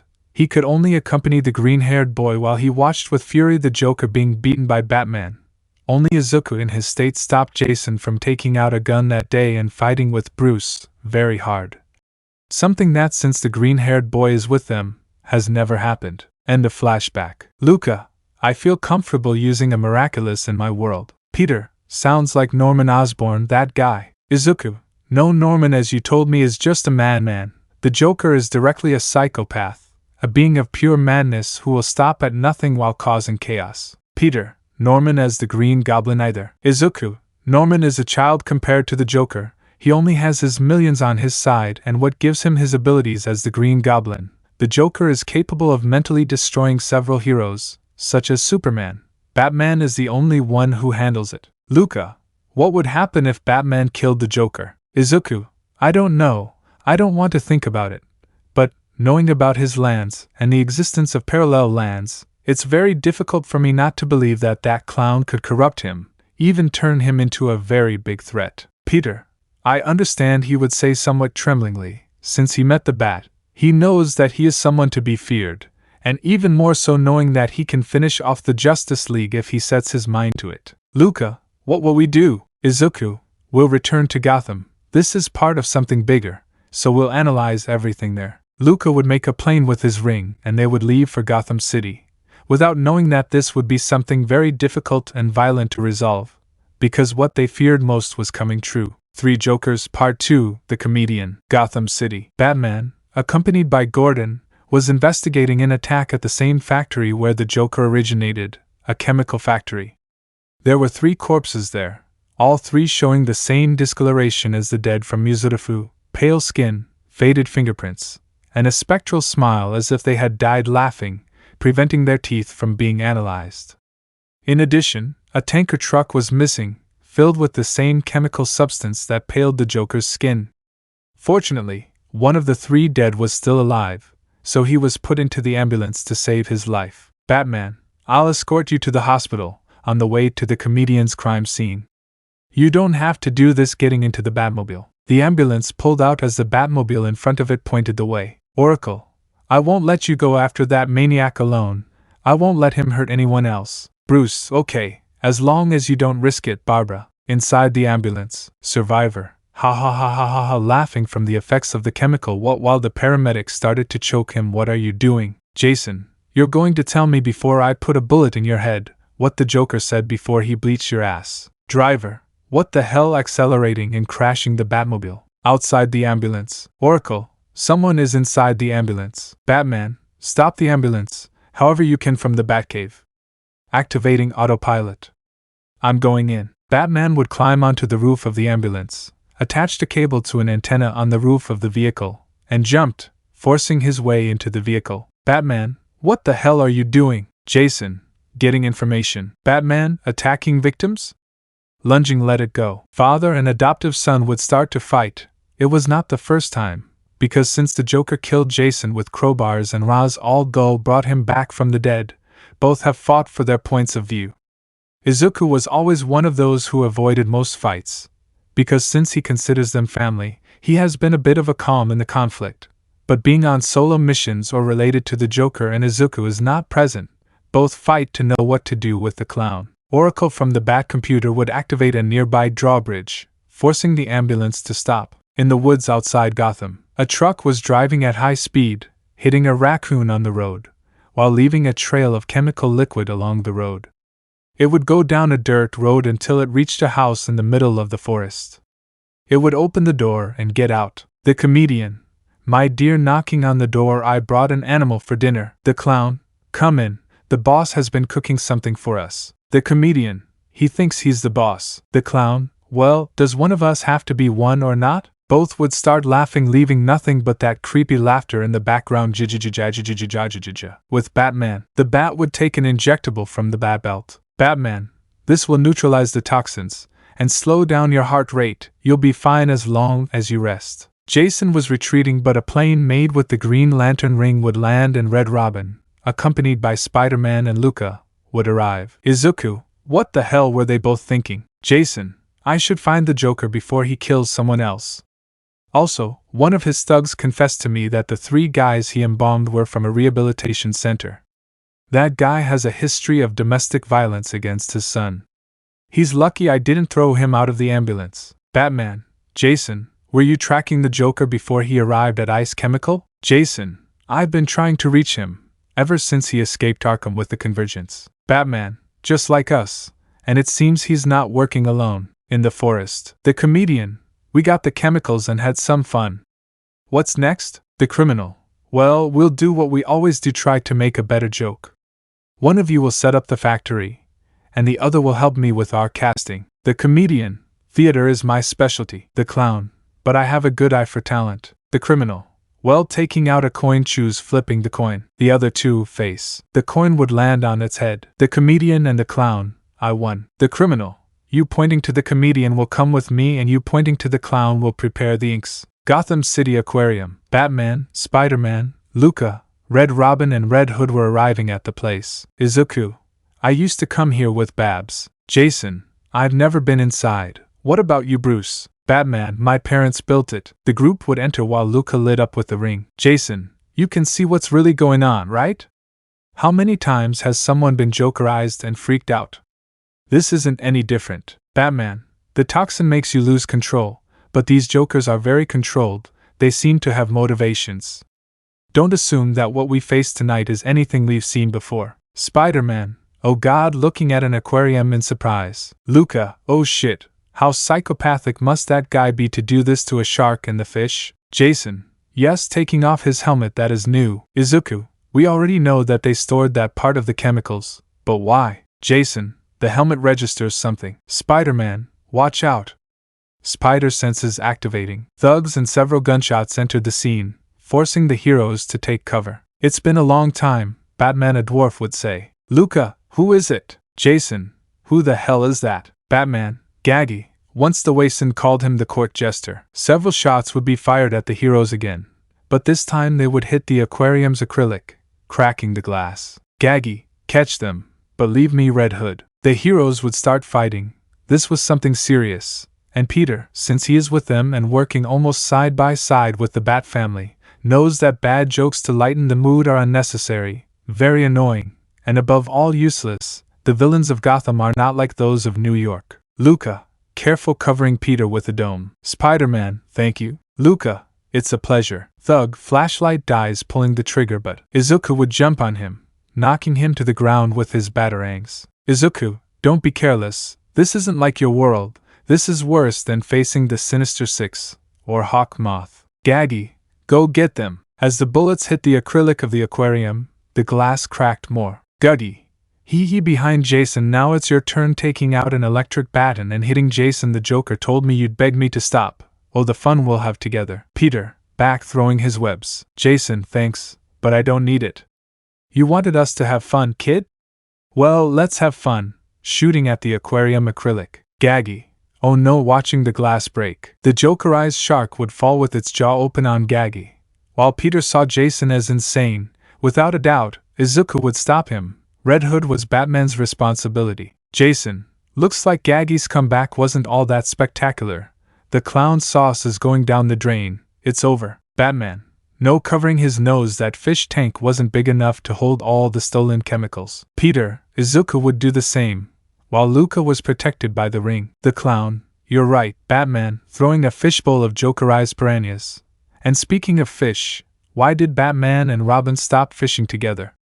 Because Robin kept eating the worms. The Joker would throw the water from the fish tank with the piranhas at the heroes, and Izuku would launch himself at him. The clown, oh, Wonder Boy number 3, throwing the empty glass fishbowl at him. Jason would stand in front of Izuku, protecting him while, thanks to his helmet, he avoided damage from the broken glass. The clown, Boy Wonder number 2, I'll take off that mask, after all, you are my prey. Taking off his helmet, I want to see you in the eyes again. Izuku and Batman would punch and kick the Joker away from Jason, breaking a little more glass from the broken aquarium. Izuku, that's him, right? Batman, the laugh, his appearance, the smiling fish. Luca, you know him better than anyone. Spider-Man, as far as I know, you know him better than anyone. Jason, damn, I had him punching him to the ground, bastard. Batman, Jim speaking through the communicator, we have captured one of the Jokers. With Jim Gordon. Jim, well, I think we've cornered number 2, at 17th and Broadway. Aquarium. Batman, I'll be there in a moment, I'll go get the other one. Wait for the Arkham transport, secure it. Spider-Man would use his web, while Batman went with the green-haired man at his request, while Jason sat him in the chair. Jason, sounds the same, but looks a little different. We've never known his real name, or where he came from. Luca, is it true? Spider-Man, sounds weird, even I knew the identities of my enemies. Jason, how are we supposed to know if this is the real one, if there's always been more than one? I mean, he hasn't used Gagey in years, and I don't remember the last time he used those sharp cards. The clown, or flowers with acid spray, activating a flower on his uniform by shooting a jet of acid. He. Luca, watch out. Covering Jason with a ring shield. The clown, I am the one and only Joker, and I can prove it. I am the one who turns the wheel of death's huster, the cycle of pain that everyone is trapped in. Like Red Hood, you have your wits about you. Who would take the identity of his killer? Jason, I took it because I took ownership of what you did. You turned me into this, so I will be your destruction. Drop the lantern shield. Spider-Man lowers his gun, noticing a loaded clip in Jason's gun. Jason, nothing will change until the cycle is broken. Spider-Man, As far as I know, Batman wouldn't do it, and you promised Red Robin you wouldn't. Put the gun down. The clown. Oh, you're right. But that pair isn't here, or yes, little one. Look, in fact, I killed this Robin. And Batman just took me to Arkham. Jason, you didn't kill me, you just made me stronger. The clown. Yeah, you crawled out of the shallow grave I left you. You lived to fight another day. Hooray. You survived because of your tenacity. Or maybe I'll beat you up until you're a bucking mess. I pushed you to the limit. Why did I want to leave you alive? I mean, if I had killed you outright, well, I'd have no more chance to hurt you and in turn him. Because he's all that matters, not you, never you. Remember what you told me while I was bashing your head in with that crowbar, while your blood ran into your eyes and your skull cracked. Because I treasure those words, I always will. Jason, shut up. Spider-Man gestured to Luca. That simple gesture was enough to keep him from dropping the shield. The clown, you said? Please stop, please, if you let me live I'll do whatever you say. I'll be your Robin. And now look at you, my little Red Hood, shooting people and making Batman's life miserable. That's a Robin, lol. Many images of his death and resurrection with the dregs of Lazarus flashed through Red Hood's head, prompting him to pull the trigger, causing the bullet to ricochet off Luca's green shield. But unbeknownst to the three who were about to fight, a second gunshot sound would be heard, halting an argument. Where the clown had once been alive, a hole lay adorning a dead body, with a stick and a pennant bearing the insignia. Bang! Jason, who?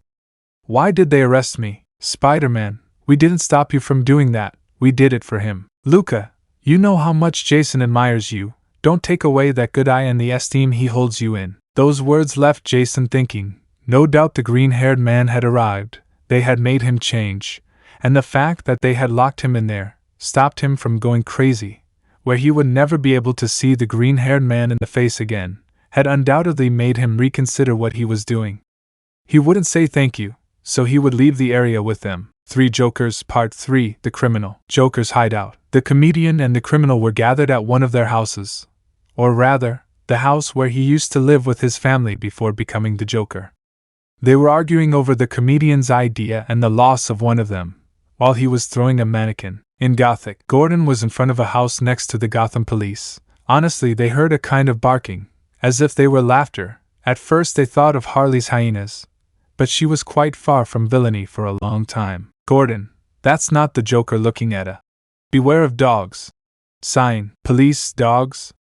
Should we notify them or? Gordon, no, they're already inside. Inside the house, Batman and the green-haired man entered the room where the dogs were, and at the growl and attack, silence soon fell. Police, Commissioner? Batman, call animal control, they're sedated, they won't bite anyone leaving the house with the green-haired man. After that, the police entered the house and found the body of a man with his blood staining the floor red. Izuku, he was poisoned with the same toxins, before being torn apart by his own dogs. But, Gordon, why go against Judge Walls? He retired years ago. Batman, he didn't retire, he was forced to, he was corrupt, he was responsible for the revolving door that is Arkham. Gordon, not much has changed regarding the Joker. Jason, everything has changed entering with Luca and Peter. Commissioner. Gordon, Red Hood? Jason, we need to talk to Batman privately. Gordon and the police would leave the place. Batman, where is the Joker?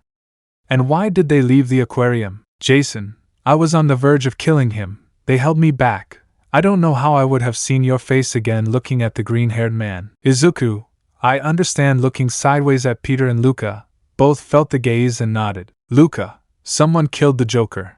I stopped Red Hood from doing it with the ring. Peter, and a sound of gunshot after he emptied the gun into the shield was heard. Jason.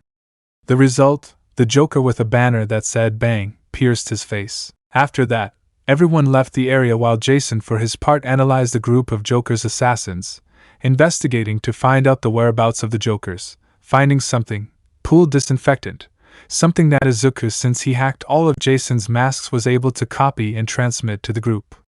Batman would make the decision to send Izuku and Luca after Jason, while Batman took Peter with him to a prison, Blackgate Prison, given some fingerprint marks belonging to Joe Chill, the same murderer of Batman's parents. With Batman, the Bat, accompanied by the Spider, entered the prison, where prisoners resting near the bars were retreating in fear, surprising Peter. Spider-Man knew that Batman is a symbol of fear for criminals, although he didn't think normal people would be that afraid of him. They arrived at Joe Chill's cell, discovering that there was nothing there, as he had been transferred to the medical wing for stage 4 cancer. Peter, Batman, what connection do the Joker and Joe Chill have besides you? Batman, I don't know. Starting to leave. Izuku told us his position. We must go to his coordinates. With Jason, Red Hood was getting off his motorcycle, heading to Gotham's closed Olympic swimming pool. Jason, I got you. Jason would head to the door, noticing that it was chained, so with a crowbar, he would break the lock and the chains. The doors opened abruptly, and the anti-hero would enter while from the distance Izuku and Luca approached him. He followed a signposted path that led to the pool, and when he arrived, Jason, oh man, noticing the pool, what are you doing? The pool was full of bodies, the water was filled with chemicals, while steam emanated. Jason would take out his quiz for analysis, some swabs to take samples, bending down, taking a sample of the pool broth. Jason, I can't believe I got here before Batman and Broccoli. Heh. The chemicals have been here a while. Taking off his cowl, it's safe to breathe. Taking the communicator. Spider, do you copy? A hand would come out of the water, noticing a Jokerized person. Person, help me. Jason, let me go. Freak hitting him and pulling out a gun. Voice 1, we were hoping you would come. Jason, Joe feeling 4 hands take him and cover his mouth. Voices, Voice 2, yes, it will be perfect. 10-minute time skip. Jason was tied up in a chair, completely naked. The criminal, Jason Todd, you pitiful thief, you should have been handcuffed and arrested, but Batman adopted you to become his second Robin. You were reborn, and after your death, you were reborn again. But things don't happen more than 3 times. Like you, I was the first. Before Batman, I ran Gotham. Jason, breaking news. Joker whatever number.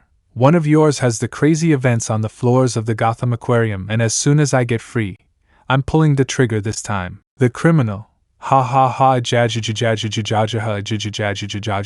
Jason, what the hell is wrong with you? The criminal. I'll confess a secret to you. Laughing hurts. Jason, so what? You mean you're the real Joker? The criminal. Who the Joker really is putting the mask on him, let's find out. The comedian. We left you with brain damage and permanent nerve pain, trauma so severe that the only relief you get is when you cause pain to others. You and I are more alike than you'd like to admit. The criminal. You almost died and you blame Batman. You hate him for it. So do I. Jason, I hate a lot of people. The criminal. But you hate him more than anyone, right? Batman needs a better Joker. The comedian. But you're not bright enough. Hee hee. Tell me, Jason, does it hurt when you laugh?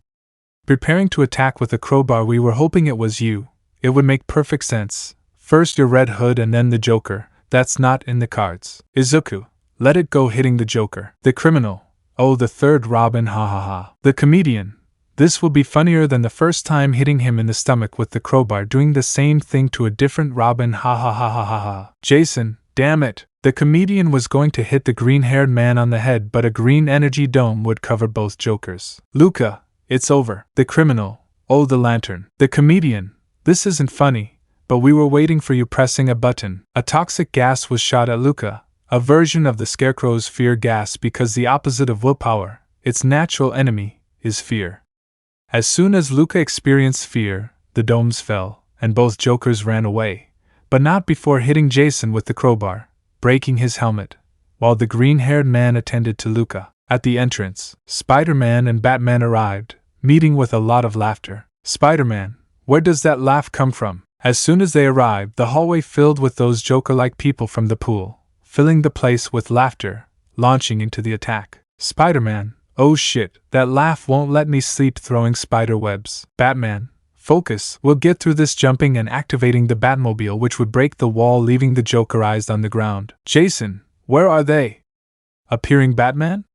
Spider? Batman, Jason, what happened? Jason, I was caught off guard, almost got my head smashed in again with a crowbar. Batman, and the other two? Jason, in the living room, the Jokers launched fear gas, stopping Lantern. Batman, Spider-Man, I have the antidote to give him. Taking it out of his bat belt. Give it to Luca. He'll need it. Jason, there's more than one, and they want to make another Joker. Spider-Man would arrive, seeing Luca terrified and breathing heavily. Spider-Man, hey bro, calm down. It's Peter. Taking off his mask. Izuku, Thanks Pet, throwing himself to the ground. Spider-Man, damn, injecting the antidote into Luca, what the hell did he do to them? Izuku, they tried to repeat Jason's fall and we intervened, but I received some blows from the crowbar. I think I have a broken rib. Jason, I'll help you taking the green-haired boy. Spider-Man, both need to rest. Batman, go to the Batcave, you need to rest and recover. Jason and Spider-Man will come back with me. There are clues we need to see. And Izuku, the green-haired boy, looks at him after Alfred sees you. If you are in condition, return to the field. And Luca, I advise you to rest. Izuku, I will. Luca, I'd better rest. So Batman left. He was angry. He didn't want to be late. He didn't want to bury Jason again, much less bury another Robin and have him hate him for his failure and not arriving. This time they weren't alone. But what would have happened if they hadn't arrived? 3 Jokers. El Joker Verdadero. Batcave. Batman was analyzing various cases with the Bat computer, including his case files, highlighting missing clowns and missing criminals, while looking at a world map, a spherical planet next to the computer, focusing on Alaska. Blackgate Prison. A fire was breaking out, while in the medical wing, an inmate was missing, Joe Child, murderer of the Martha and Thomas Wayne couple, while the clown drove an armored truck everywhere causing chaos wherever he went. Joe, what do you want from me? The poor man would say, very scared, being chained. The Joker. First you need your hat, putting on an old man's beret, now it's lights, camera and action, turning on a camera, it's time to confess, Mr. Child. Why did you really kill Thomas and Martha Wayne? Batcave. All the photos of the Jokers and the Jokerized beings were on the table, while Bruce, Izuku, Jason, Luca and Peter analyzed what was happening. Each and every one seemed to be an extension of one, but at the same time not. They all had their own motivations, more than causing chaos. Bruce, we know that the 3 Jokers have been kidnapping people in an attempt to create a better Joker. Luca, a better Joker. Peter, that sounds bad. Izuku, but what does that mean? Jason, so that means the 3 Jokers have been fooling us for years? Izuku, but what's a better Joker, Dad? That doesn't make sense. Bruce, according to what they told Jason, it's someone who has an identity behind the smile. The 3 Jokers, they wanted me to discover this, but I don't know why. Jason, there are 2 Jokers left, Bruce, not 3, and while I wish I had killed one myself, there are still 2 out there. And Arkham is extremely ineffective against him. The answer is obvious. Luca, what about Tartars? Izuku, all for one, has escaped countless times from that prison, and the heroes of Japan, when licenses existed, didn't even notice, since they were ignorant of how corrupt and rotten their system was. Bruce, Jason taking him, that's enough to hug him tightly with much pain. Izuku, father, he would say, surprised. Peter, don't say anything. This is serious and they need to fix it. Jokes aren't going to work like that, he said to himself mentally. Luca, it's a bad time to ask to go back to Paris, he thought uncomfortably. Bruce, you think I don't want to put a bullet in his head after everything he did to Barbara, to you? Jason, then why don't you do it, Bruce? And if you arrest me, I'll go to court. My identity will be exposed, as will the whole family's. Bruce, I've always wanted to kill him. I have an immense desire to do it. But the clown is capable of anything, and I'm afraid we'll unleash something worse. Jason, okay, I understand. Bruce, let's start over. Back to the table. The Jokers exposed dozens of these guys to chemicals, but none survived, saving them 3. The criminal, according to what Izuku and Jason said, is more focused on his goal. It reminds me of our first confrontations. The clown, whom we found at the aquarium, had a peculiar humor, similar to the host of a children's show. The comedian, there's something under that smile. A sadistic streak, stronger than the others. Izuku, what are you thinking, Dad? One of these 3 is the original. Bruce, yes. And then he made others at some point, he said without looking at their faces. It's all a joke to him, or maybe not. Izuku, and if he made the other 2 trying to hide his true identity? Peter, maybe we can find out who he is. I mean, since I arrived, they gave me everything about that guy, everything he did, his character, and modus operandi. Luca, but there's something that doesn't add up. Those chemicals prove that no one could be recognized by technology, right? Jason, that could lead to you knowing it, wouldn't it, Bruce? Bruce, I just have to say that I failed them, especially you, Jason. I can help you find a new identity. Leave Red Hood behind. Jason, right now it's more important to stop the Jokers. Peter, anything else to add? Bruce, no. Jason, I don't believe you. You know his real name, don't you? Izuku, if I knew, we would know it that a communicator vibrates. Shoto, do you copy me? Bruce, we copy you. What's going on? Shoto, someone attacked Blackgate Prison. They set it on fire. Of all the prisoners, only one is missing. Bruce, who? Shoto, Joe Child. Bruce, I'll go there. I need to see something. Time skip, a black gate. Bruce was entering the cell where the inmate was being held. He searched part of the area, finding several letters, particularly some that had his name on them. This caught his attention, while a guard said he wrote those letters all the time. The solution was to see a reverend. The priest could simply speak and tell him how much Joe Child had regretted what he had done, and how much he had changed even before his cancer. While Batman was reviewing those letters, he found one written in capital letters, one addressed to him as Batman. Its contents were some tickets. Batman would leave, followed by Spider-Man, Red Robin, Lantern, but Jason was not with them. He had chosen to get away a little, to change. After listening to Bruce in the Batcave, something inside him wondered what would have happened if those two had not stopped him from pulling the trigger and killing the Joker, the clown. Bruce didn't ask. He suspected the words he'd said to the second Robin, so if he knew him, and of course he did, he knew he'd join up again sooner or later. That's why they arrived at an abandoned movie theater, where the broken billboard signaled something. You didn't have to be a genius to know how to interpret it. Tonight, the new Joker. Bruce would signal the green-haired man and Luca to enter from above, while he and Spider-Man would enter from the main entrance. Bruce would go alone, while Spider-Man's stealth did its thing without attracting attention from the walls. At the same time, he would point to an area where Jason, a newcomer, could be seen to enter from an alley. On the roof, Izuku would arrive thanks to his bat hook, while Luca floated until he was in front of a locked door. The green-haired man would take a pin, where he would begin to force the lock until the door opened where they both entered. At the entrance, the bat would enter walking slowly while Spider-Man followed him closely from the ceiling with extreme caution. In the alley, Jason would use acid to open an access door on the side, as he reached an area with old movies. Con Batman. The bat would arrive at a large hall filled with seats and a large white screen. A light would turn on, pointing at the screen.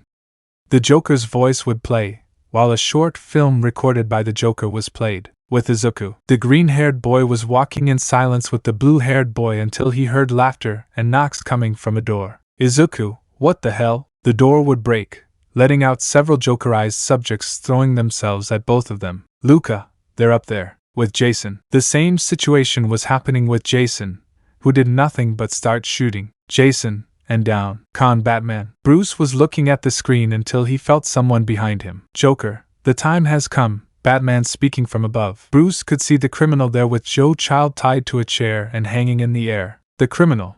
You, me and him. At the crime scene, that means they are here too. The kid and the Lantern briefly showing their fight and the older kid showing his fight with Jason, but the older one lacks sophistication and the younger one has too much heart, so I chose the killer. Bruce would jump as Joe Child's audio played, while the Joker in the room pulled out a lighter and displayed a bunch of explosives. The criminal. Oh, keep your distance until I say so. Batman, you want to make a new Joker, and you want to use Joe Child. Why? The criminal.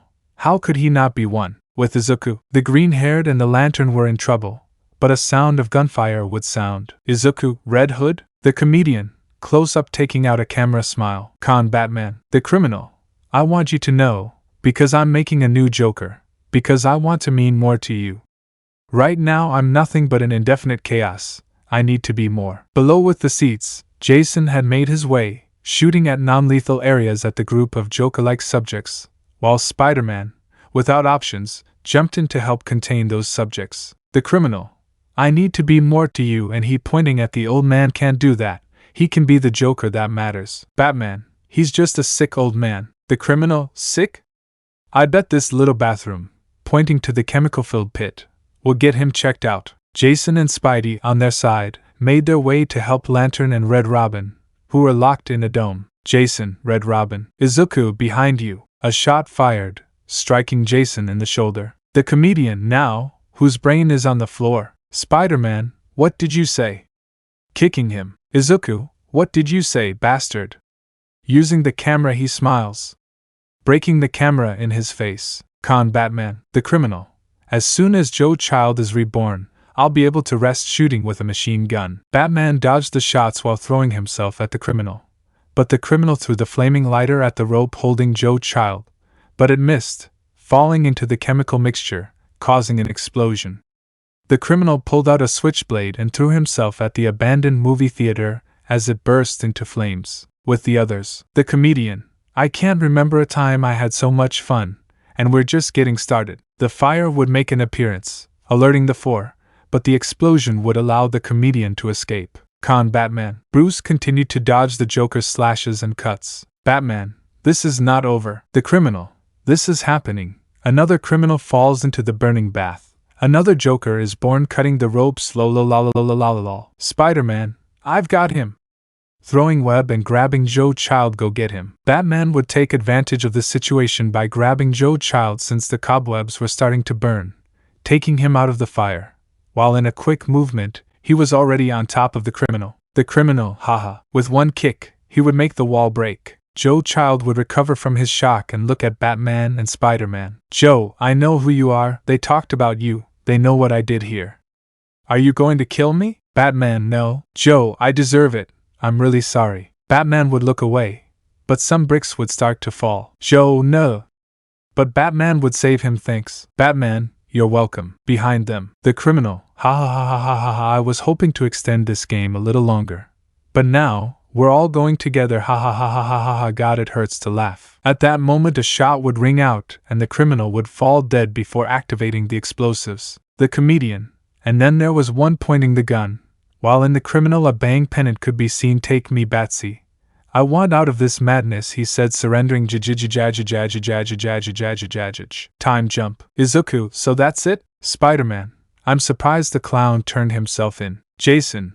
He's taking the last Joker to Arkham and sending me home. Luca. I think you should give it a try, Jason. Izuku.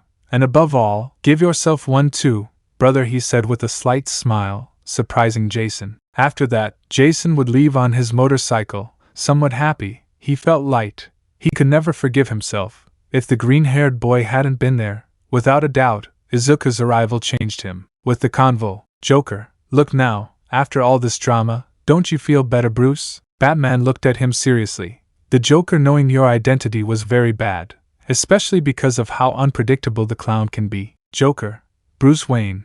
Izuku Wayne deciphering the green-haired man presented as the millionaire's son. Jason Todd, Barbara Gordon, Richard Grayson, Kota Izumi. You know I know, but I don't care. I won't tell. The world will never be able to know your real name. Could you stop doing this if I do? Batman, what do you want? Joker, what do I want? Certainly not what the clown I shot in the brains did. Before Jason pulled the trigger, he just wanted to laugh at the suffering of others. And the criminal, creating a new Joker, one with an identity, was crazy. It would ruin the very definition of me. That's why I regret having done it. Or he regrets having made me. Ha ha ha ha ha ha. Batman, what's the punchline here, Joker? Joker, oh, this is not a joke. There is no twist ending, not until I decide to put my knife to your heart. The criminal was wrong. I am chaos. I am the devil. I am nothing and everything. The Joker is not the one who is broken. Batman was broken by a pain greater than anything he could do to you, so I convinced the other two to use Joe Child, to use the man who sent Gotham to hell, but you saw him sad and sorry. You felt his pain, and it gave relief to yours. I healed your greatest wound, so now I can be your greatest pain, me. I will cut you, I will hurt you, I will keep twisting that knife until the day that we both die together. Lol. Time skip. Several days later, Blackgate Prison. Izuku and Bruce, in their civilian forms, were next to Joe Child, who was able to leave in complete peace, being able to tell Bruce everything to his face, how he regretted what happened that night in the alley, where at 10 years old, Bruce Wayne lost his parents. There was not a day that the man did not regret that action, but at least he was able to leave asking for forgiveness and for Bruce to hear his words. Joe Child's funeral was empty. Only Izuku, Eri and Bruce were there. Eri, despite everything, wanted to accompany her father and grandfather and be able to understand what they had done. With Jason, the second Robin, decided to go to Alaska to be able to discover himself.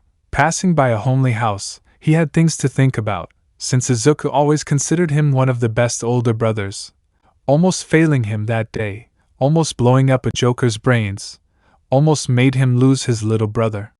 He passed in front of a house, where curiously, the Joker's family lived there, the family ignored by the clown, away from all that chaos that the clown prince of crime. In the Batcave, Batman was honest with Alfred, Peter, Luca and Izuku, revealing the truth of the Joker's real name. The four of them had been deeply involved in the plot, and the reason for this was to protect their family, to protect a woman who couldn't stand to see her partner be a murderous psychopath, so she had chosen to leave, to get away from him and to keep her son away from everything. Everyone in the room understood that it was the wrong thing to do for the right reasons, as she was helped to fake her death and start from scratch with a new name. Let me know in the comments below if you guys want the next part. Also check out my other video that has been shown and left. Thank you for watching. If you enjoyed this video please like and share this video. And have a fantastic day. Bye.